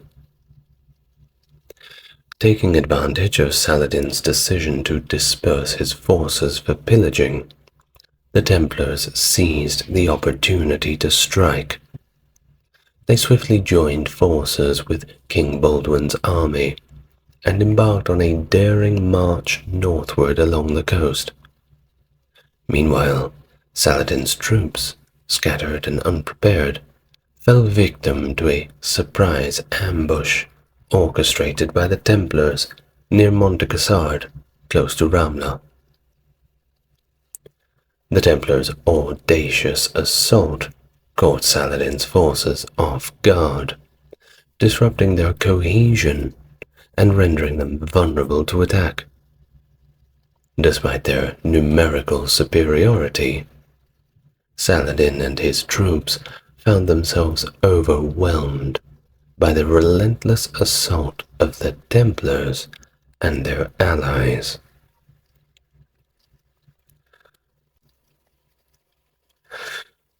The Battle of Montecassard proved to be a decisive turning point, as Saladin's army suffered heavy losses and was compelled to retreat in disarray. Although it was not the final confrontation with Saladin, the victory brought a crucial respite for the Kingdom of Jerusalem, providing them with a year of much-needed peace. The valiant stand of the Templars at Montecassard became immortalized as a legendary feat of heroism and military prowess. Despite their relatively limited numbers, the Templars frequently played pivotal roles in major battles, where they would either lead the charge at the onset of the engagement or provide crucial support to the main army from the rear. Their participation extended beyond the Holy Land, by the way, as they fought alongside renowned leaders such as King Louis VII of France, and of course King Richard I of England. That's Richard the Lionheart, by the way. In addition to these exploits in Palestine, members of the order were also actively involved in the campaigns of the Spanish and Portuguese Reconquista. One notable engagement was the Siege of Tomar in 1190, where Templar knights demonstrated their combat prowess and contributed to the Christian efforts to reclaim territories from Islamic rule in the Iberian Peninsula. Following the official papal sanction The Knights Templar transformed from an order of humble monks into a revered charity across Europe. This newfound status brought them significant resources and financial backing from various sources all over Europe. One notable source of revenue was the contributions made by new members joining the order. As part of their initiation, these individuals took vows of poverty and often donated substantial sums of money or property to the order, further bolstering its wealth. Not a bad business plan. Additionally, the Templars engaged in lucrative business dealings that contributed to their financial prosperity. Leveraging their trusted international network, nobles would entrust the Templars with their wealth and assets while they embarked on journeys such as joining the Crusades. This arrangement served as a form of financial security, allowing nobles to safeguard their fortunes until their return. Right. So the brief history over, you kind of get an idea of what the Knights Templar were doing, right? Well, you see, originally, the Knights Templar were just there to guard pilgrims who were facing attacks while going to the Holy Land. This became a rather large problem. But by the year 1150, the Templars had expanded their mission beyond merely guarding pilgrims to pioneering an innovative system of issuing letters of credit. Pilgrims would deposit their valuables and deeds at a Templar house in their home country and receive a letter detailing their holdings in return. This letter, often encrypted with a cipher alphabet, served as a form of currency that pilgrims could use to withdraw funds from their accounts at other Templar establishments along their journey. Pretty clever, huh? Not only did this system ensure the safety of pilgrims by sparing them from carrying valuable possessions, but it also enhanced the Templars' influence and economic power. As the Knights Templars' involvement in banking activities expanded, they became increasingly influential in the realm of finance, ultimately shaping the foundations of modern banking practices. Despite the Church's prohibition against usury, that's charging interest, the Templars found ways to engage in lending practices by implementing clever loopholes. Instead of charging interest directly, they devised agreements where they retained rights to the production of mortgaged property, effectively charging rent in lieu of interest. This is quite often how Sharia-compliant banks work in the Islamic world. They still charge the interest, but they simply do not call it interest. It's more of a fee to service the loan. The Templars' vast holdings were essential to sustaining their military campaigns, as the cost of maintaining a knight grew substantially over time, requiring extensive land and resources. The order accumulated significant estates to support these operations. For example, by 1180, a Burgundian noble required 3 square kilometers of land to sustain himself as a knight. a figure that rose to 15.6 square kilometers of land by 1260. Now that's inflation. Additionally, the Templars were responsible for supporting thousands of horses and pack animals, with high maintenance costs exacerbated by the challenging conditions of the Crusader states in the eastern Mediterranean.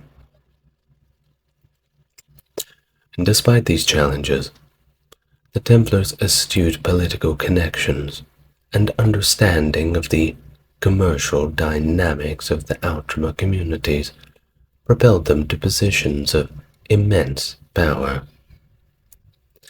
For a group that took vows of poverty, they certainly seemed to be very good at making themselves rich. They acquired large tracts of land across Europe and the Middle East, constructed churches and castles, purchased agricultural properties, engaged in manufacturing, and controlled significant import and export operations.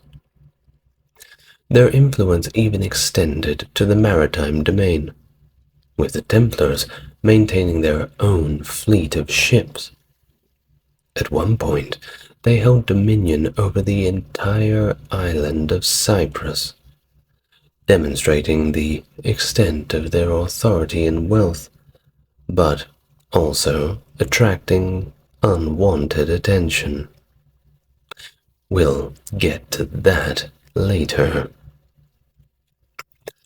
The remarkable success and growing influence of the Knights inevitably raised concerns among rival orders, and of course, various nobles across Europe and the Middle East. Among their most powerful competitors were the Knights Hospitaller and the Teutonic Knights, both of whom vied for prestige, resources, and of course, territory in the region.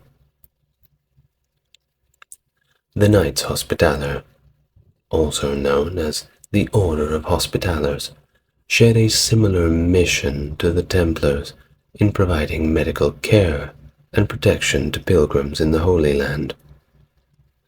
While they initially cooperated with the Templars, competition for resources and influence inevitably led to tensions between the two orders.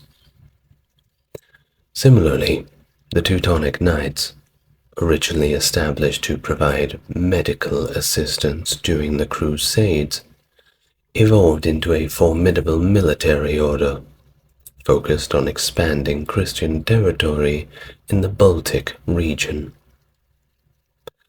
Their ambitions often clashed with those of the Templars, particularly in areas where spheres of influence overlapped, and there were a few of those. In addition to rivalry from other orders, the Templars faced scrutiny and apprehension from various nobles and, even more dangerously, monarchs.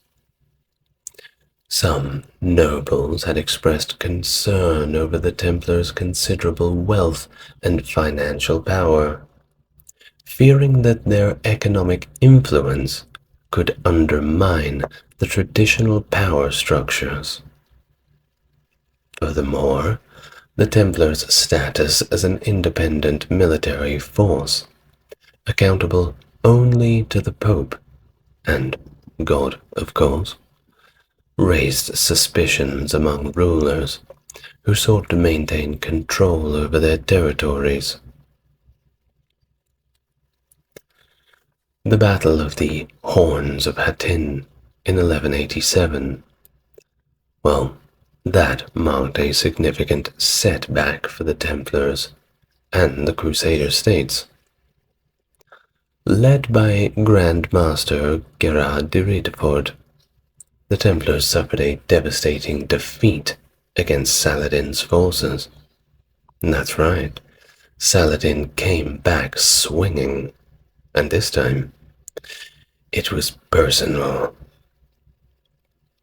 Gerard de Ritford's lack of strategic acumen, combined with poor decisions such as venturing into the arid hill country without adequate supplies, led to the Templars being overcome by the heat and eventually surrounded and massacred by Saladin's army. This defeat paved the way for Saladin's capture of Jerusalem, dealing a severe blow to the cause of the Crusaders. However, don't write them off too quickly. In the early 1190s, Richard the Lionheart, the King of England and leader to the Third Crusade, embarked on a remarkable campaign alongside his Templar allies. Through a series of decisive military actions, Richard and the Templars managed to recapture significant portions of Christian territory from Saladin. Despite the diminished size and influence of the Crusader states, particularly with the relocation of the Kingdom of Jerusalem's capital to Acre, the Third Crusade succeeded in preserving Christian control in the region, albeit barely. The military orders, including the Templars, played a crucial role in the defense of Crusader states during this period. Their formidable castles served as strongholds against the Muslim advances, while their expertise in warfare bolstered the Frankish forces on the battlefield. As a result, the power and influence of the Templars reached new heights in the aftermath of the Third Crusade, solidifying their position as key players in the defense of Christian interests in the Holy Land. Following the siege of Acre in 1291, the Templars faced the necessity of relocating their headquarters from the Holy Land to the island of Cyprus. Jacques de Molay, who assumed the role of the order's Grand Master around 1292, undertook a significant effort to rally support for the Templars and organize yet another crusade. He embarked on a tour across Europe with the aim of garnering backing for his order.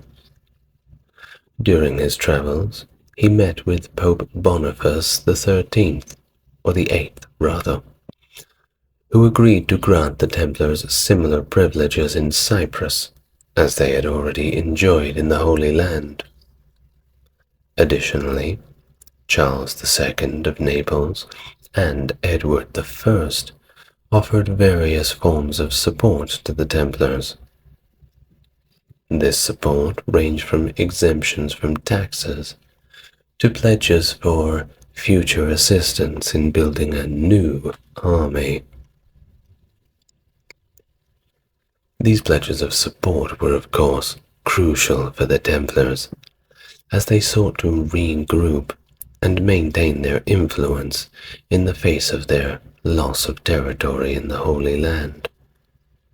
However, their efforts to organize another crusade to get that land back would ultimately face significant challenges amidst the changing dynamics of European politics and the waning enthusiasm for further military expeditions to the east.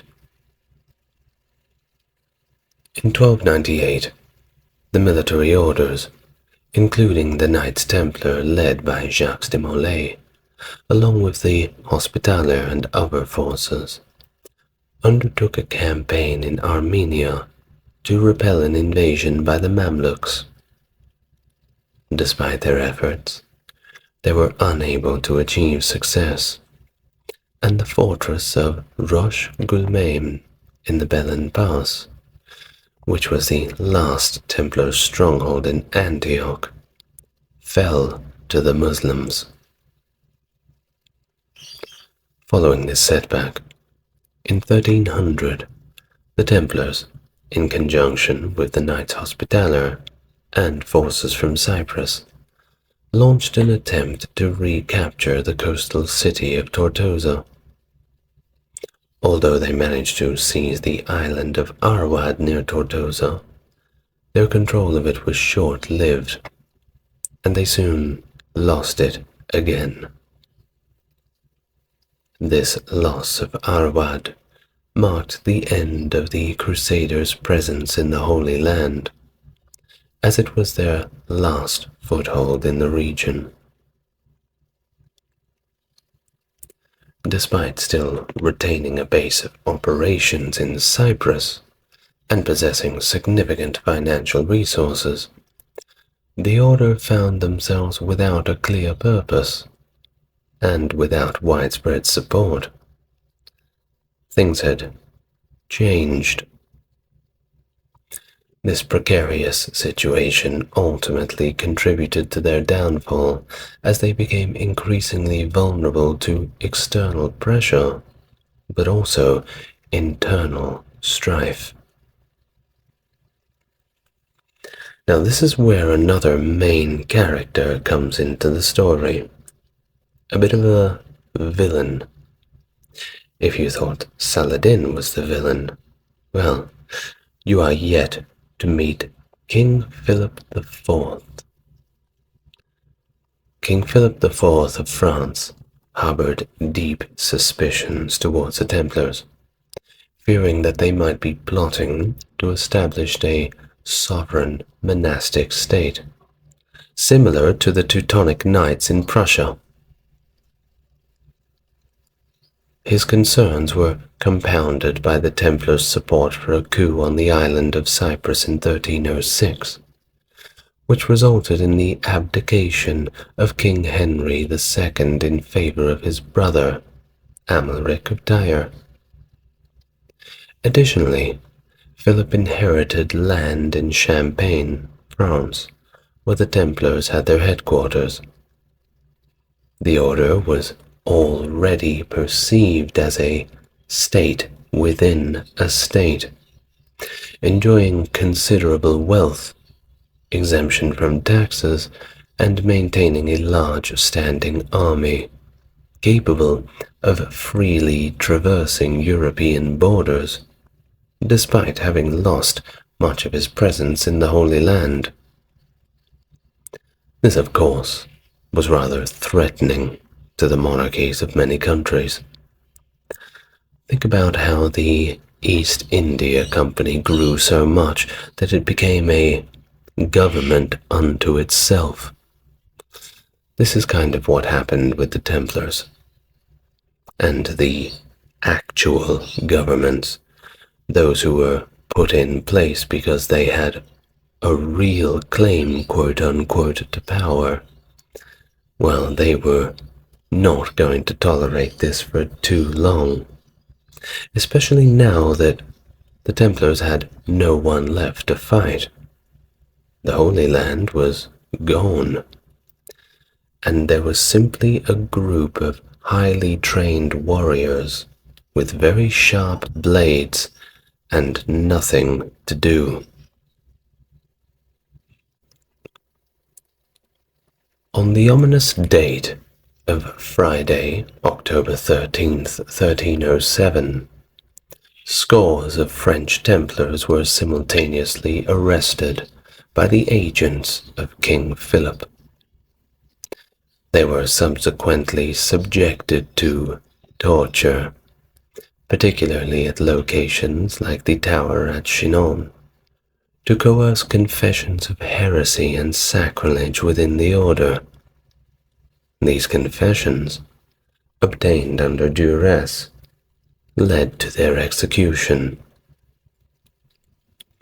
Of course, in our modern day, we know that confessions extracted through torture are not reliable, but this was not our modern day, and King Philip was just looking for an excuse.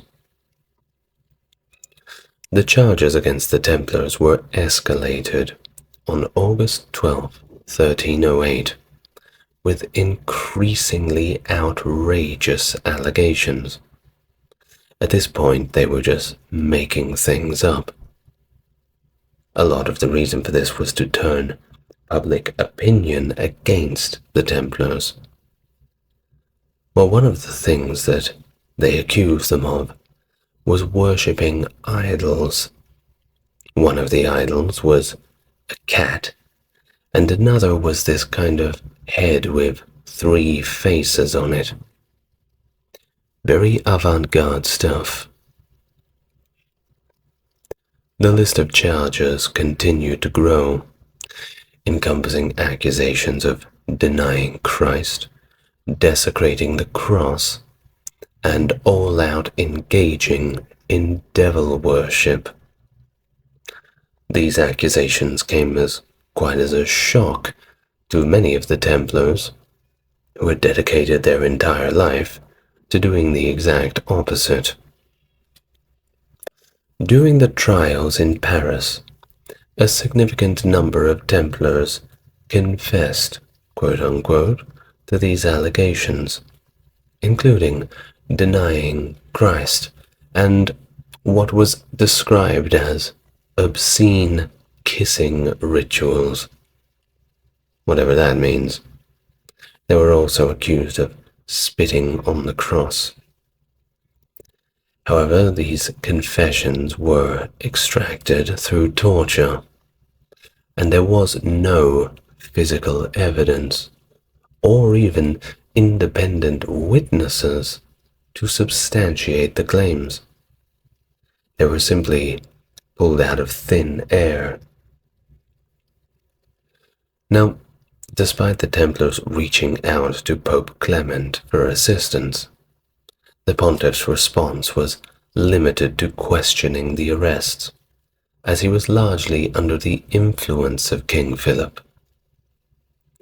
The Templars' pleas for help from the papacy ultimately proved futile in the face of political and religious motivations driving the French monarchy's actions. Now, the Templars' confessions, all obtained under duress, ignited quite a scandal in Paris, leading to public outrage and demands for action against the alleged blasphemous conduct of the order. This was, of course, music to the ears of the monarchy.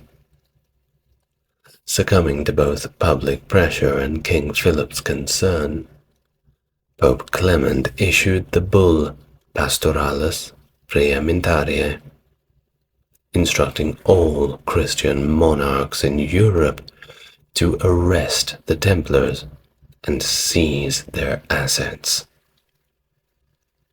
The writing was certainly on the wall for the Templars at this point. Now, while most monarchs were skeptical of the charges against the Templars, legal proceedings were initiated across various regions, including the British Isles, Iberia, the Kingdom of Germany, the Italian Peninsula, and even back on the Kingdom of Cyprus. The actual likelihood of obtaining a proper confession, well, that all depended largely on whether torture was employed during the interrogation. The prevailing belief is that King Philip, motivated by jealousy of the Templars' wealth and power, as well as his substantial indebtedness to them, that's right, he owed them quite a lot of money, fabricated false charges against the order at the Tours Assembly in 1308. It is widely doubted that Philip genuinely believed these accusations, which closely mirrored those made against Pope Boniface VIII. Many historians argue that Philip orchestrated these charges to seize the Templars' financial resources for his own benefit, with very little regard for their veracity. Notably, Philip had even invited Jacques de Molay, remember him, the Grand Master of the Templars, to serve as a pallbearer at a funeral just before the arrests, suggesting a premeditated betrayal. The Templars' arrests had ripple effects on the entire European economy, prompting a shift away from the Templars' monastic banking system and a return towards a traditional European monetary practice. Witnessing the fate of the Templars, the Hospitallers of St. John of Jerusalem and Rhodes were also persuaded to relinquish their banking activities during this period. In 1312, the Council of Vienne, and under the intense pressure of King Philip IV, following this council, Clement V issued an edict officially dissolving the Order of the Knights Templar. Many monarchs and nobles who had previously supported the Knights complied with papal command and dissolved their orders within their territories, while some rulers, such as those in England, arrested and tried Templars, and they were generally found not guilty. Well done to England. I guess it's a case of cancel culture in the medieval times. Now, outside of France, much of the Templar property was transferred by the Pope to the Knights Hospitaller. Surviving Templars were often accepted with open arms into the ranks of the Hospitallers. In regions where rulers were resistant to transferring Templar assets to the Hospitallers, such as the Iberian Peninsula, alternate arrangements were made. In Aragon, for instance, the assets were given to the Order of Montesa. In Portugal, the Templar Order continued under a new name. They rebranded to the Order of Christ.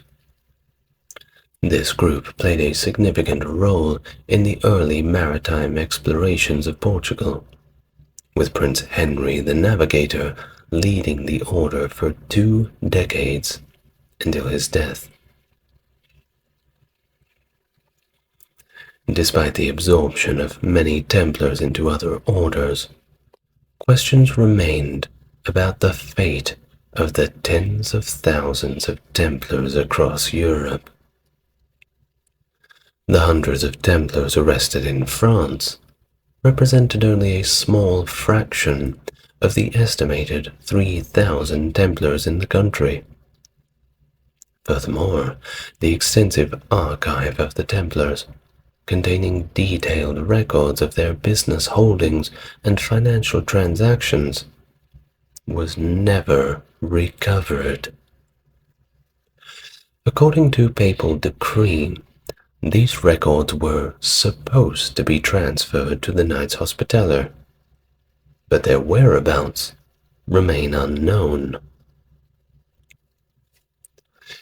The theory suggesting that the Knights Templars used a fleet of 18 ships at La Rochelle to escape arrest in France is primarily based on a single piece of testimony from a serving brother named Jean de Chalon. According to this testimony, Jean de Chalon heard rumors that Gerard de Villiers had set sail with 18 galleys, along with the treasury of another Templar named Hughes de Peyrot.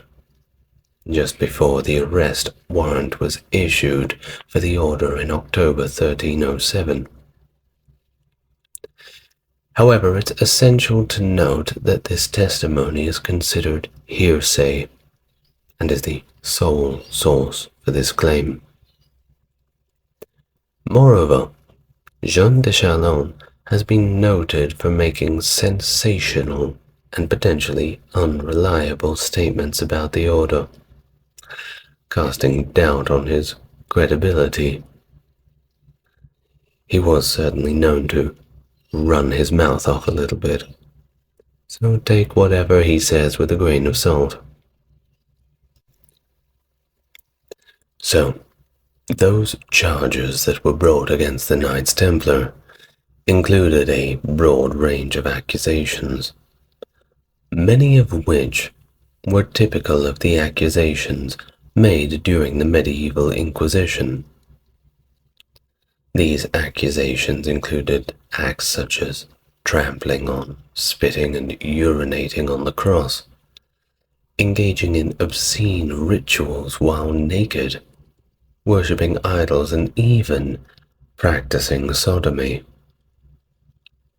Some Templars admitted to these acts under torture, including the worship of an idol known as Baphomet. However, I think we all pretty much know that they are not very reliable confessions. We don't need to be scholars and historians to see through this. The specific charge of head worship, unique to the Templars, has drawn particular attention. The descriptions of the head, allegedly venerated, varied widely, leading to some scholars to suggest it may have been linked to medieval folklore about magical heads or rituals involving relics. Most of the accusations are about that three-sided head. So you got three faces on the one head. I know, very avant-garde. Overall, the charges brought against the Templars remain a subject of debate, and there are very few scholars who take any credence for them. But you see, within our living memory, there exists a twist to the story. A lady named Barbara Frail discovered a thing called the Chinon parchment in September 2001. This parchment, dated the 17th of August 1308, was found in the Vatican's secret archives and indicated that Pope Clement V had absolved the leaders of the order in 1308. Frail's findings were published in the Journal of Medieval History in 2004, drawing significant attention from historians and scholars. In 2007, the Vatican published the Chinon parchment as a part of a limited edition of 799 copies of Processus contra Templarios. This publication provided broader access to the document, allowing researchers to further analyze its contents and its implications. Another Chinon parchment, also dated 20th of August 1308, addressed to Philip IV of France, confirmed the absolution granted to all Templars who had confessed to heresy. This document stated that they were restored to the sacraments and to the unity of the Church. Of course, these discoveries have prompted reassessments of the Templar trials and raised questions about the validity of the accusations. Not like there was already enough questions about that. It provides evidence of the papal absolution of the Templar leaders, suggesting that the trials may have just been political. But you don't need a chin on parchment to tell you that. Of course, if the discovery in 2001 shows us anything, it's that the story can always have a twist and turn, some 700 years later. Perhaps right now in the Vatican secret archives there lies a document, an artifact or relic that will change this story once again. Who will find that? Will it be you? Maybe. But either way, it seems that the story of the Templars is not over yet. Jan Hus, born around 1369 in the modern nation of Czech Republic, a significant pre-Reformation religious reformer, a theologian, and a central figure in the Bohemian Reformation. Hus was influenced by the writings of John Wycliffe, and his ideas emphasized personal piety and the authority of the Bible over the dictates of the church system, which he openly criticized for its corruption, sale of indulgences, and wealth. Ordained as a priest in 1401, Hus became a popular preacher in Prague, notably at the Bethlehem Chapel, where he spoke against the moral failings of the clergy, bishops, and even the papacy itself. His call for reforms and criticisms of the Church's power, of course, did not earn him many friends, and it led to his excommunication, and eventually to his arrest and trial at the Council of Constance. Despite a promise of safe conduct from Emperor Sigismund, Hus was burned at the stake as a heretic on the 6th of July, 1415. His martyrdom ignited the Hussite Wars, a series of conflicts driven by religious controversy and national sentiment in Bohemia. Thus, the legacy of Jan Hus is profound, and he is remembered for his contributions to church reform and Czech national identity. In fact, he is still celebrated annually on the 6th of July as a national holiday in the Czech Republic. Hello and welcome to the channel. If it's your first time here, very good to meet you. If you are coming back, it's great to see you again, as always. And if you'd like to support the channel, do so by just relaxing and enjoying yourself. If you want to go a step further than that, 2 clicks of the like and subscribe respectively help, and if you want to go even further, check out the description. But before any of that, please allow yourself to become as relaxed as you can while we look into the life of Jan Hus. Jan Hus's birth year to this date remains still a little uncertain, with estimates ranging from 1369 to as late as 1375, though recent studies suggest 1372 may be the most accurate. Yet we are yet to find solid, conclusive writings and evidence of this. Contrary to the folkloric belief that he was born on July 6th, the day he died, there is also no evidence supporting this coincidence. But we do know that Hus hailed from Husinec, a village in southern Bohemia, and took his last name from it, which might have been due to the unfamiliarity with his father, or simply a local custom of the era. Now, interestingly, Hus translates to goose in Czech, a symbol later used metaphorically to describe him as the Bohemian goose, in a prophetic dream of Frederick, the Elector of Saxony. The other details of his early life and family remain largely undocumented, except that his father was named Michael, and he had a brother, evident from his concern for his nephew during his imprisonment at Constance. Around the age of 10, Hus was sent to a monastery, though the reasons vary between his father's death or his own early religious fervor. His academic promise there led to a recommendation to continue his education in Prague, which he supported by working jobs that also provided access to the Prague library, 2 birds with 1 stone, it seems. Thus, Hus entered the University of Prague at about the age of 13. While not initially standing out academically, his intense commitment to his studies was notable as it was admirable.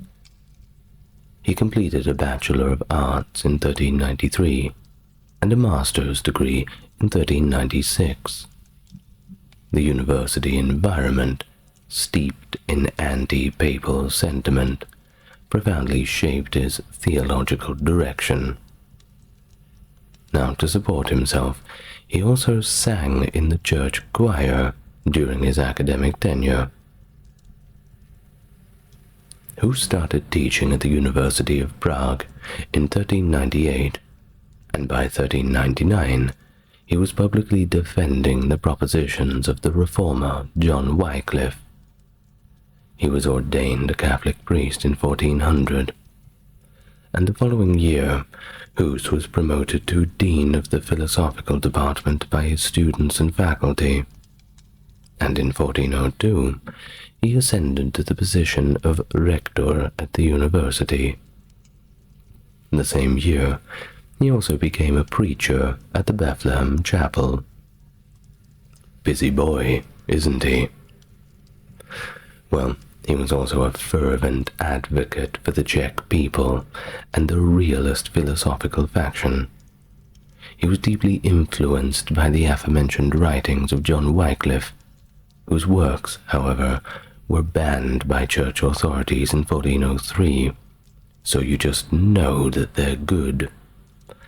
Well, despite this, Hus translated Wycliffe's Trialogus into Czech and facilitated its distribution as wide as he could.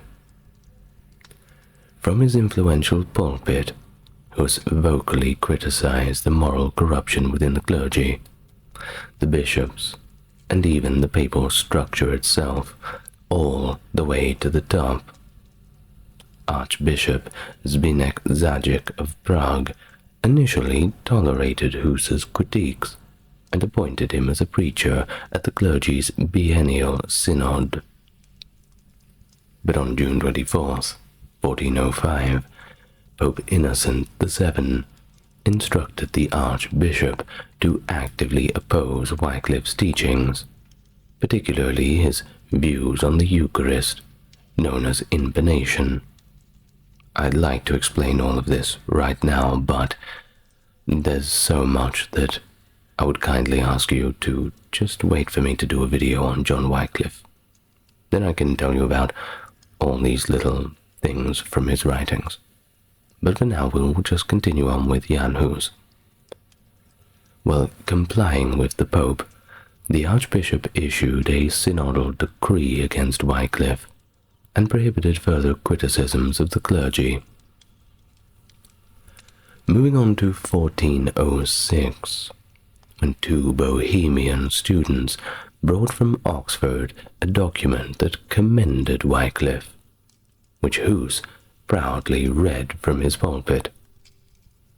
However, by 1408, the situation became tense, as Pope Gregory XII alerted Archbishop Zajic about the reported heresies of Wycliffe, and of course, the sympathetic stance of King Wenceslaus IV of Bohemia toward the nonconformists.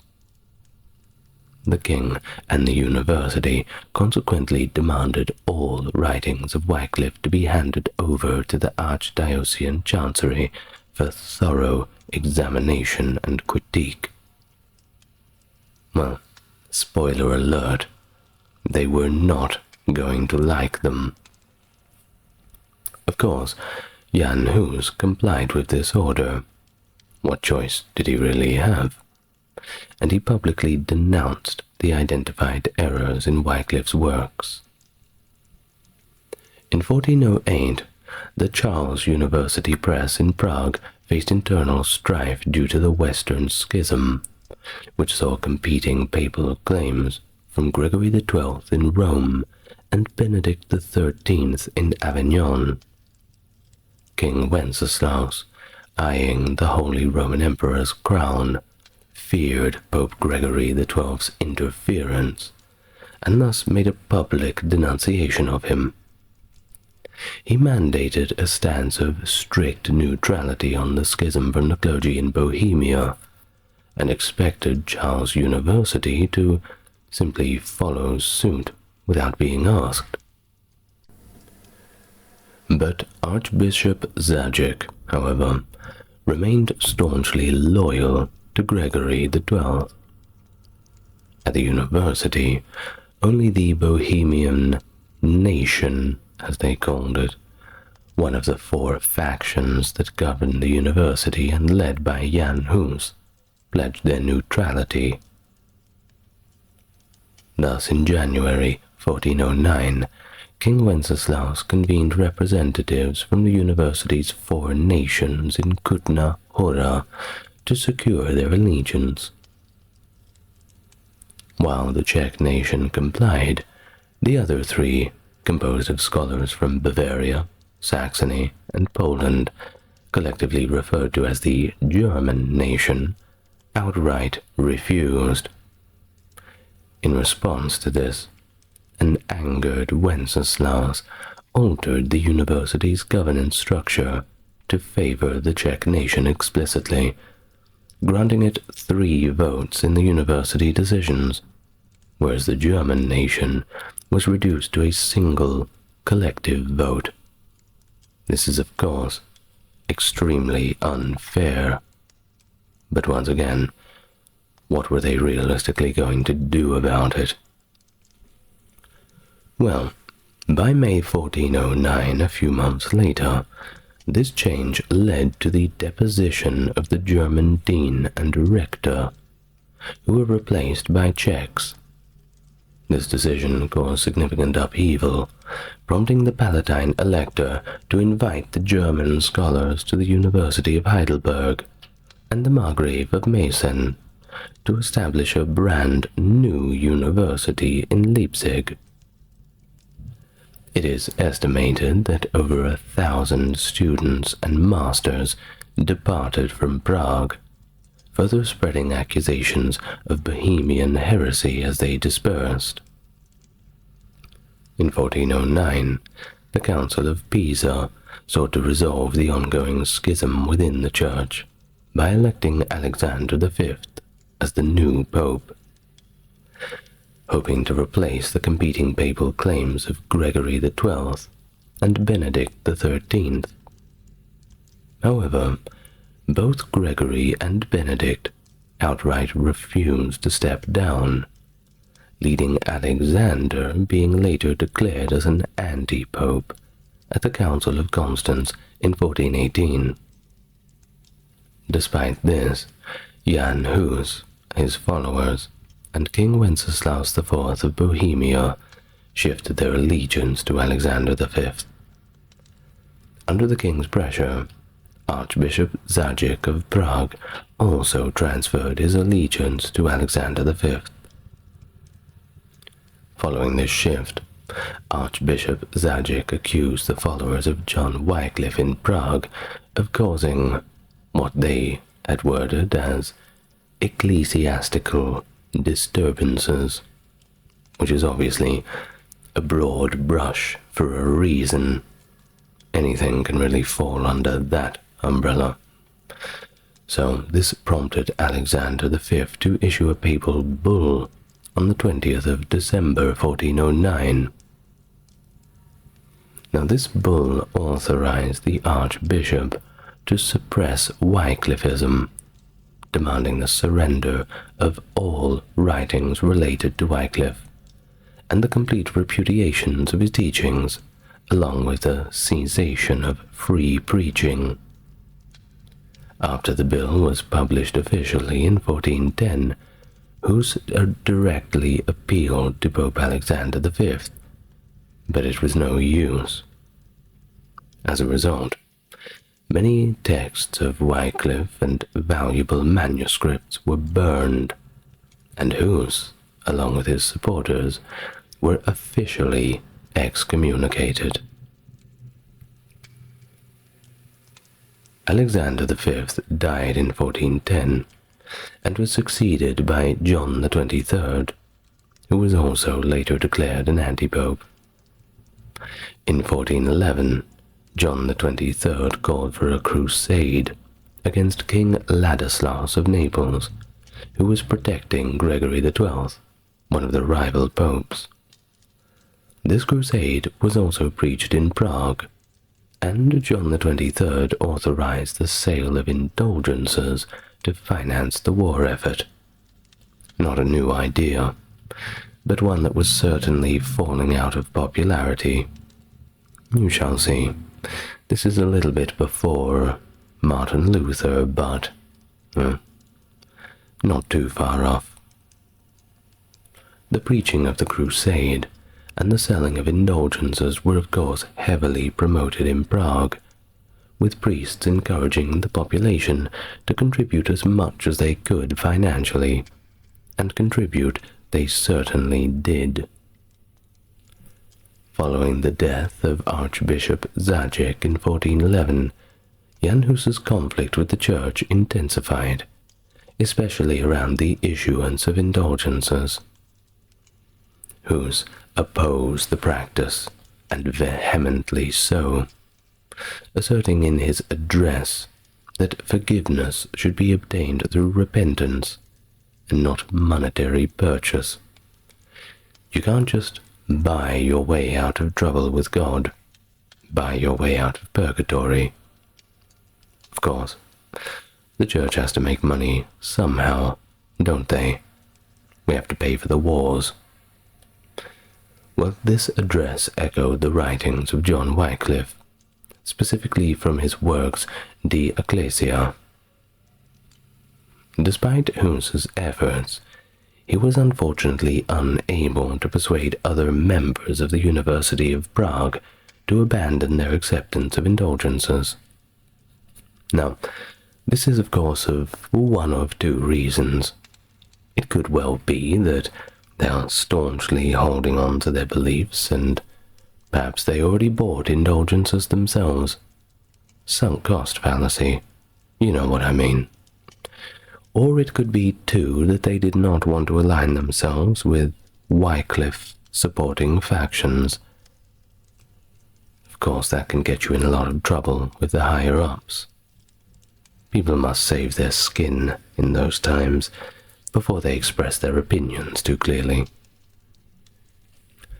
Well, the situation, of course, escalated when Hus's followers, led by Voxa I Waldsteiner, publicly burned the papal bulls, advocating for obedience to Hus over the Church, which they denounced, very bravely, as completely corrupt.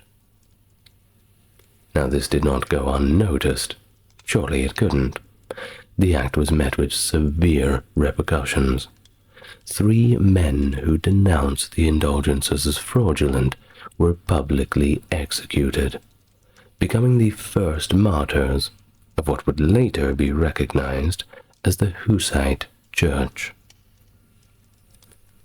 Amidst the tumult, the theological faculty at the university condemned 45 articles associated with Hus and other theses that they deemed to be heretical. Despite a royal decree forbidding the teaching of these articles, the university and Hus demanded scriptural proof of their heresy before seizing the instruction. They weren't questioning God, they were questioning the Church. Of course, the Church couldn't really tell the difference. Well, in an attempt to quell all of the disturbances, King Wenceslaus IV intervened, calling a synod in 1412, initially planned for Český Brod, but later moved to Prague to exclude Hus. They didn't want him showing up.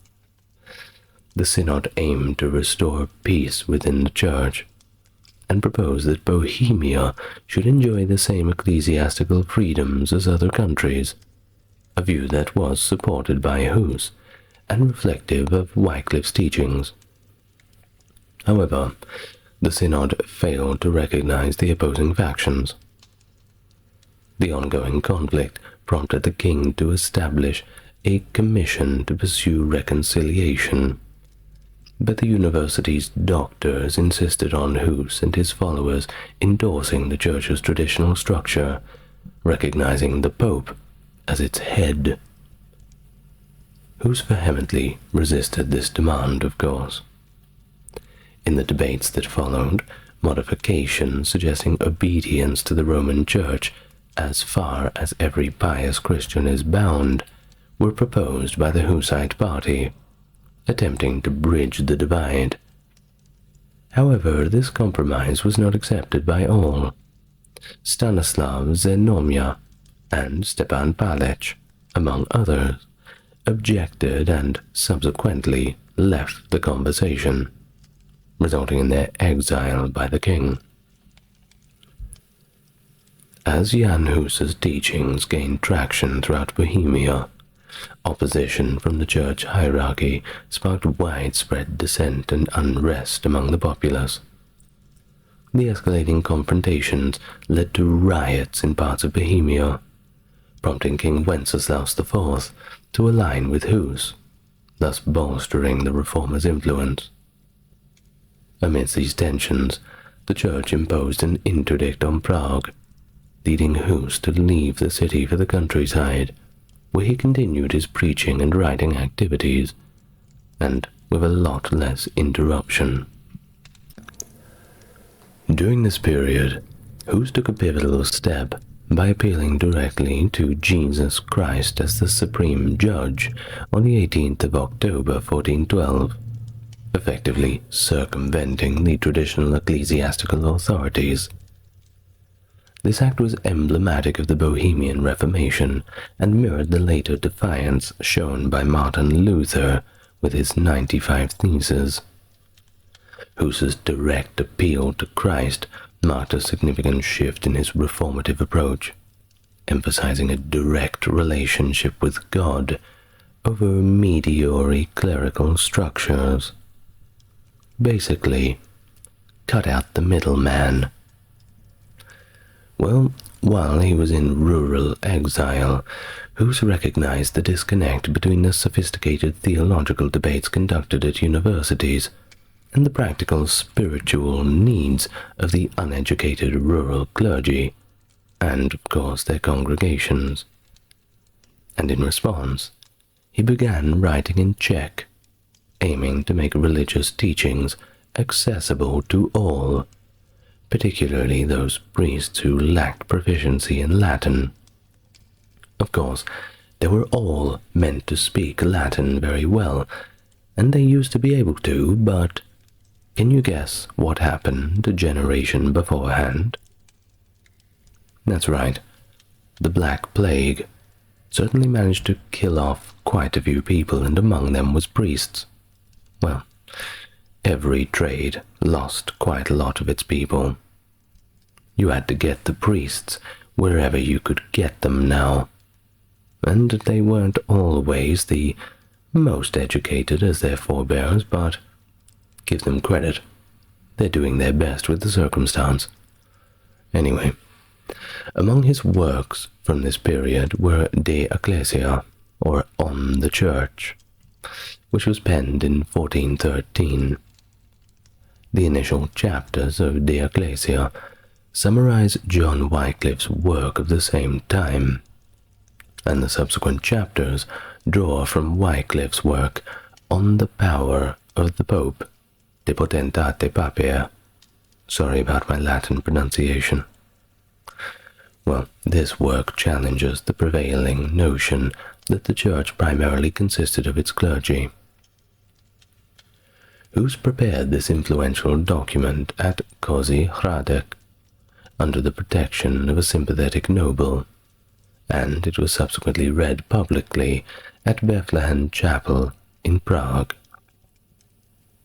The work elicited very strong rebuttals from many of Hus's critics, particularly Stanislav Zenomja and Stepan Palech, who responded with treatises bearing the same title.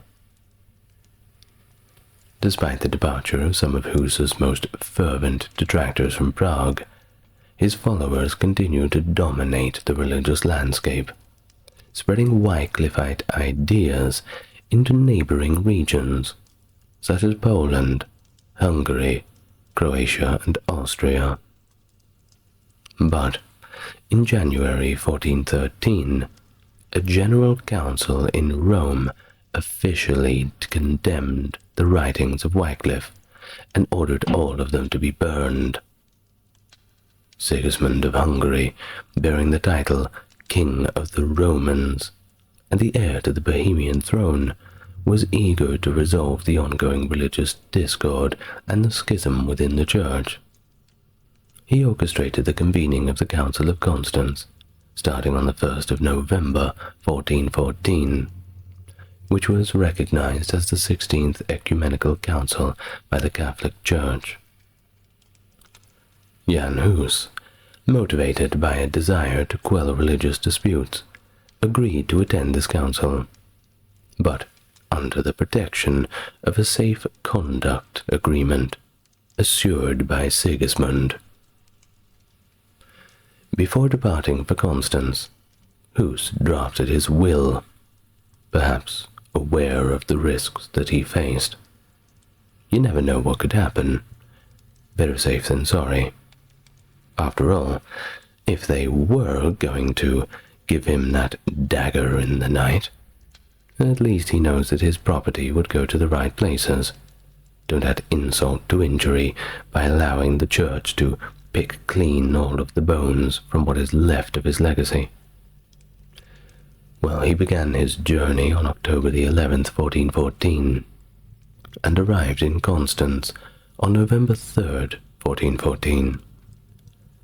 The next day, notices on church doors announced that Michael Nemecheko Brodu would challenge Hus. Initially, Hus enjoyed a degree of freedom due to Sigismund's promise, residing in a widow's house where he continued his religious practices, including celebrating Mass and preachings, actions that were very much against the Church's directives, and they noticed. By November 28th, 1414, Hus's situation deteriorated as his adversaries managed to have him imprisoned based on rumors of a potential escape. Initially held in a canon's residence, he was transferred on December 6th to the Dominican monastery's prison. Sigismund, outraged by the breach of his safe conduct promise, confronted the prelates, who argued that promises made to a heretic could not be binding, persuading him to acquiesce to their actions. Essentially, they were saying, it doesn't count if we don't like him. Now that's not fair, isn't it? Well, the proceedings against Hus intensified on December 4th, 1414, when Pope John the 23rd assigned 3 bishops to initiate a preliminary investigation. In line with typical procedures of the time, only the prosecution's witnesses were heard, and Hus was denied any defense counsel. The truth is, the game was rigged from the start. His conditions worsened after the deposition of John the 23rd, who had fled Constance. Hus, previously a captive under the Pope and in regular contact with his supporters, was then confined under the Bishop of Constance custody in the Gottlieben Castle on the Rhine. During his time, he endured 73 days of harsh imprisonment, continuously chained up to the cold wall, isolated from his allies, and subject to poor treatment and illness.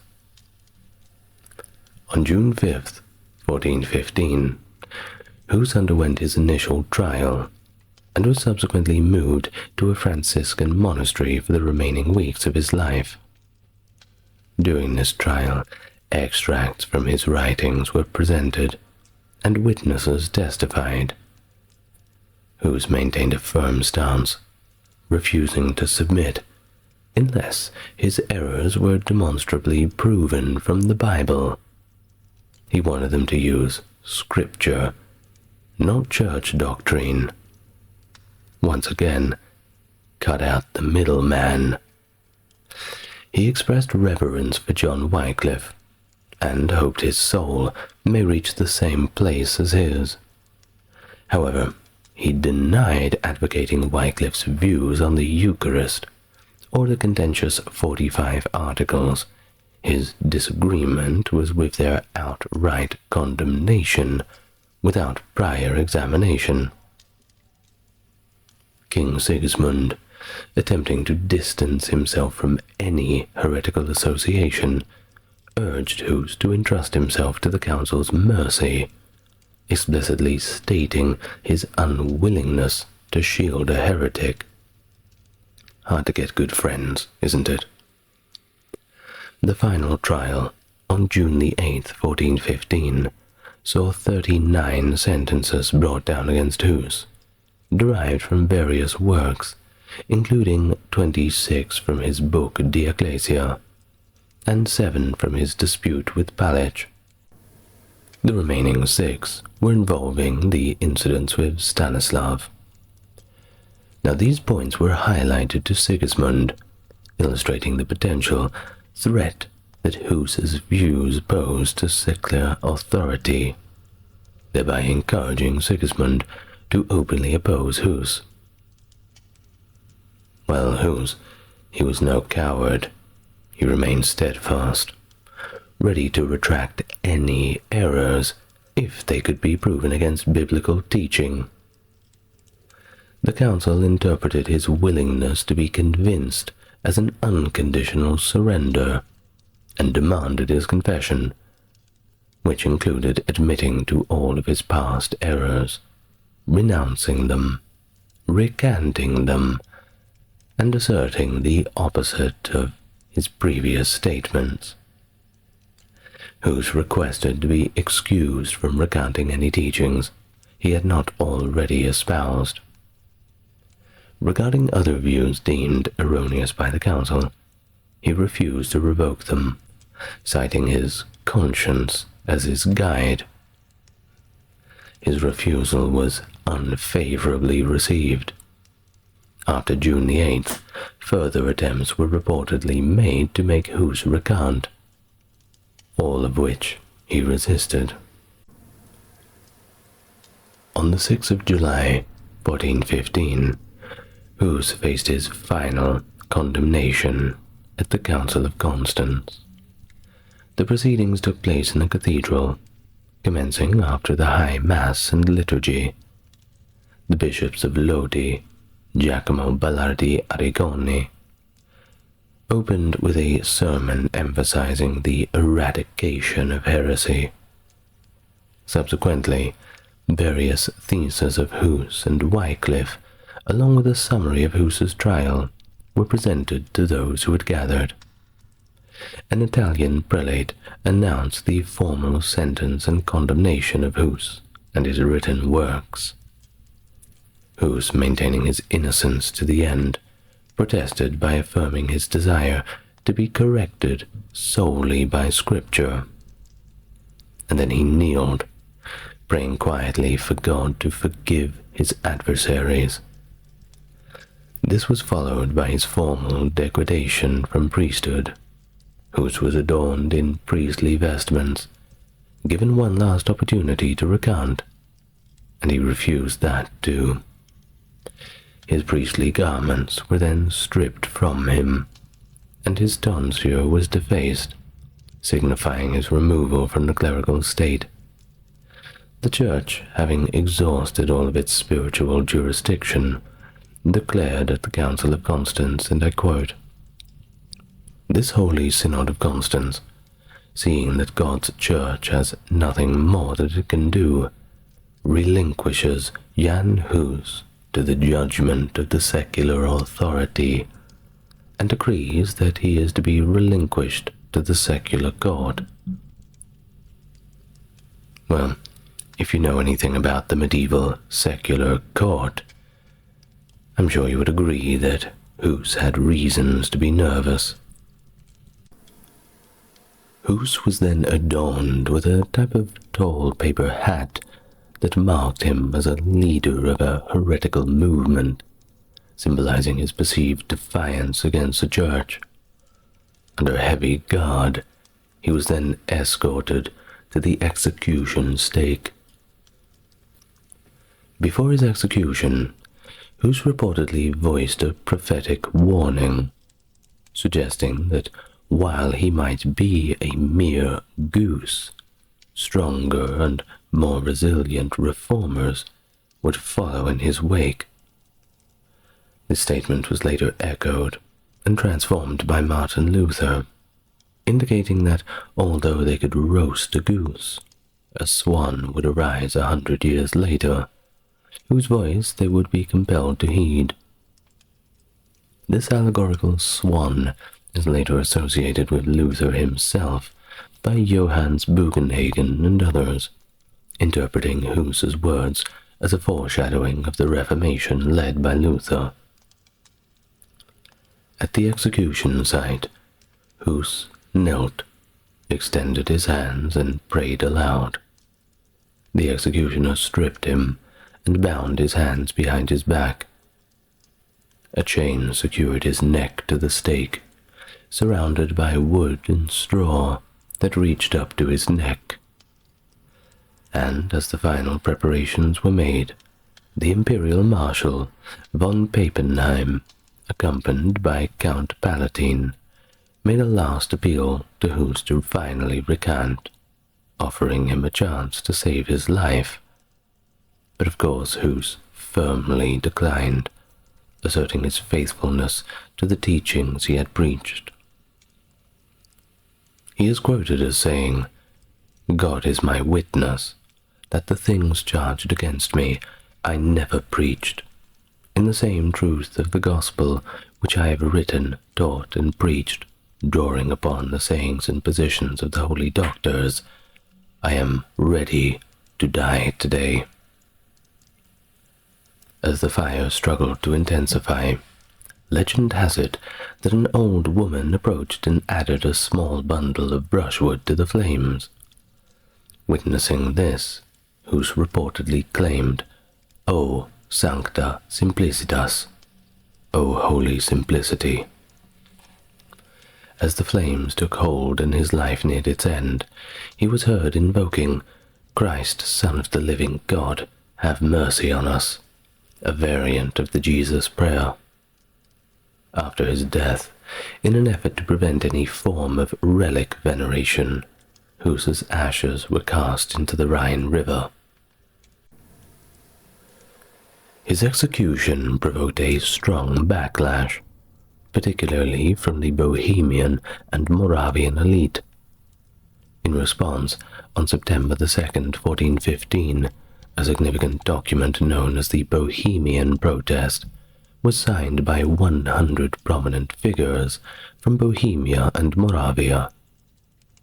This document, one of 4 reportedly created and the only surviving copy now preserved at the University of Edinburgh, declared Hus a good, just and Catholic man, who, I quote, consistently detested all error and heresies. It denounces anyone suggesting that heresy was afoot in Bohemia or Moravia as the worst of traitors. The reaction to Hus's death facilitated a shift in Bohemia, steering its population further from the doctrines of the Roman Catholic Church. In retaliation, on March 1st, 1420, Pope Martin V declared a crusade against the followers of Hus and Wycliffe, sanctioning the extermination of all of his supporters. The political instability was further compounded by the death of King Wenceslaus IV in August of 1419, leaving his brother Sigismund of Hungary unable to establish control amid the burgeoning Hussite revolt. The Hussite movement, encompassing a significant portion of the Czech populace, found robust leaders in Jan Žižka and later Prokop the Great, both of whom were formidable military strategists. Under their command, the Hussites successfully repelled the crusade, and the subsequent 3 crusades aimed at crushing their uprising between 1419 and 1434. The conflict concluded with the compromise reached at the Council of Basil in 1436, encapsulated in the Basil Compacts. These compacts granted official sanction from the Catholic Church for the practice of a modified version of Christianity in Bohemia, known as Hussitism. By the century's end, Hussite teachings remained the dominant faith among the Czech lands, adhered to by as much as 90% of the population. Well, Jan Hus was deeply influenced by the works of John Wycliffe. We know that, and he translated several of his texts, including Triaculus, into Czech, significantly broadening their reach within Bohemia. He was also well acquainted with Wycliffe's ideas on the Eucharist, specifically the concept of consubstantiation, which contrasts with the traditional Catholic doctrine of transubstantiation. Now, just briefly, consubstantiation believes that the body and the blood of Christ are presented in bread and wine, but the bread and wine do not transform, whereas transubstantiation is the traditionally held belief that the bread and wine taken at communion are literally the blood and body of Christ, and effectively turn into such things as soon as they hit the tongue. At least that's my understanding of it. Any staunch Catholics may correct me in the comments. Hus also advocated a reformed understanding of the Church, aligning with Wycliffe, that true Church is the community of all predestined believers, which Christ is at its head, not the Pope. This notion challenged the traditional clerical hierarchy by asserting that ecclesiastical officers and dignities do not guarantee membership in the true Church, nor is obedience to the Pope necessary at all for salvation. One can imagine why the Pope was disagreeing with this. Hus was critical of the Church's ethical lapses, particularly the commercialization of spiritual services.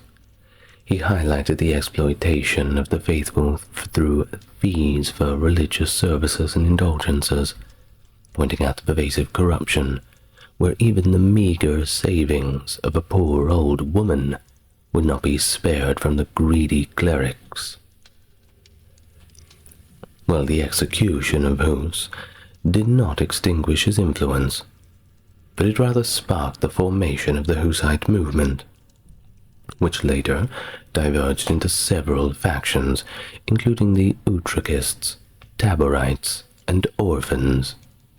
Each group interpreted Hus's teachings differently, particularly around issues like the Eucharist, which became a central theological element for the Taborites. Hus's efforts and writings laid foundational elements for what would later be recognized as aspects of the Reformation, challenging the existing ecclesiastical structure and calling for a return to a more authentic and scripture-based Christian practice. Nearly 6 centuries after Hus's execution, in 1999, Pope John Paul II made a significant gesture of reconciliation by expressing deep regret for the cruel death inflicted on Hus. He acknowledged the deep sorrow for the tragic end Hus met and commended Hus for his moral courage. The statement was shaped with the help of Cardinal Miloslav Volk of the Czech Republic. Additionally, adherents of the Moravian Church, reflecting on this historic acknowledgement, emphasized that judgment for those involved in Hus's death rests with God alone, once again showing a stance of forgiveness and reconciliation within the broader Christian community, at least nowadays. Well, Jan Hus is commemorated by the Jan Hus Memorial in Prague's Old Town Square, with additional memorials across the Czech Republic. In New York City, his name adorns the John Hus Moravian Church in Brooklyn and the Jan Hus Playhouse in Manhattan, the later housing a range of productions, from non-religious to non-denominational. In 2015, Hus was voted the greatest hero of the Czech nation in a Czech radio survey. And that is one legacy indeed. Well, thank you very much for joining me today, or tonight, wherever you are in the world. I'd like to thank my top-tier patrons. It's Charles, Stark Factory, JC, Jeffrey, Tim, James, Erin, and Scott. Thank you very much. And if you would like to become a patron, then you know where to go. It's in the description. But I hope you've enjoyed our biography of Jan Hus today. And I'm sure I will see you next time. Good night, everyone.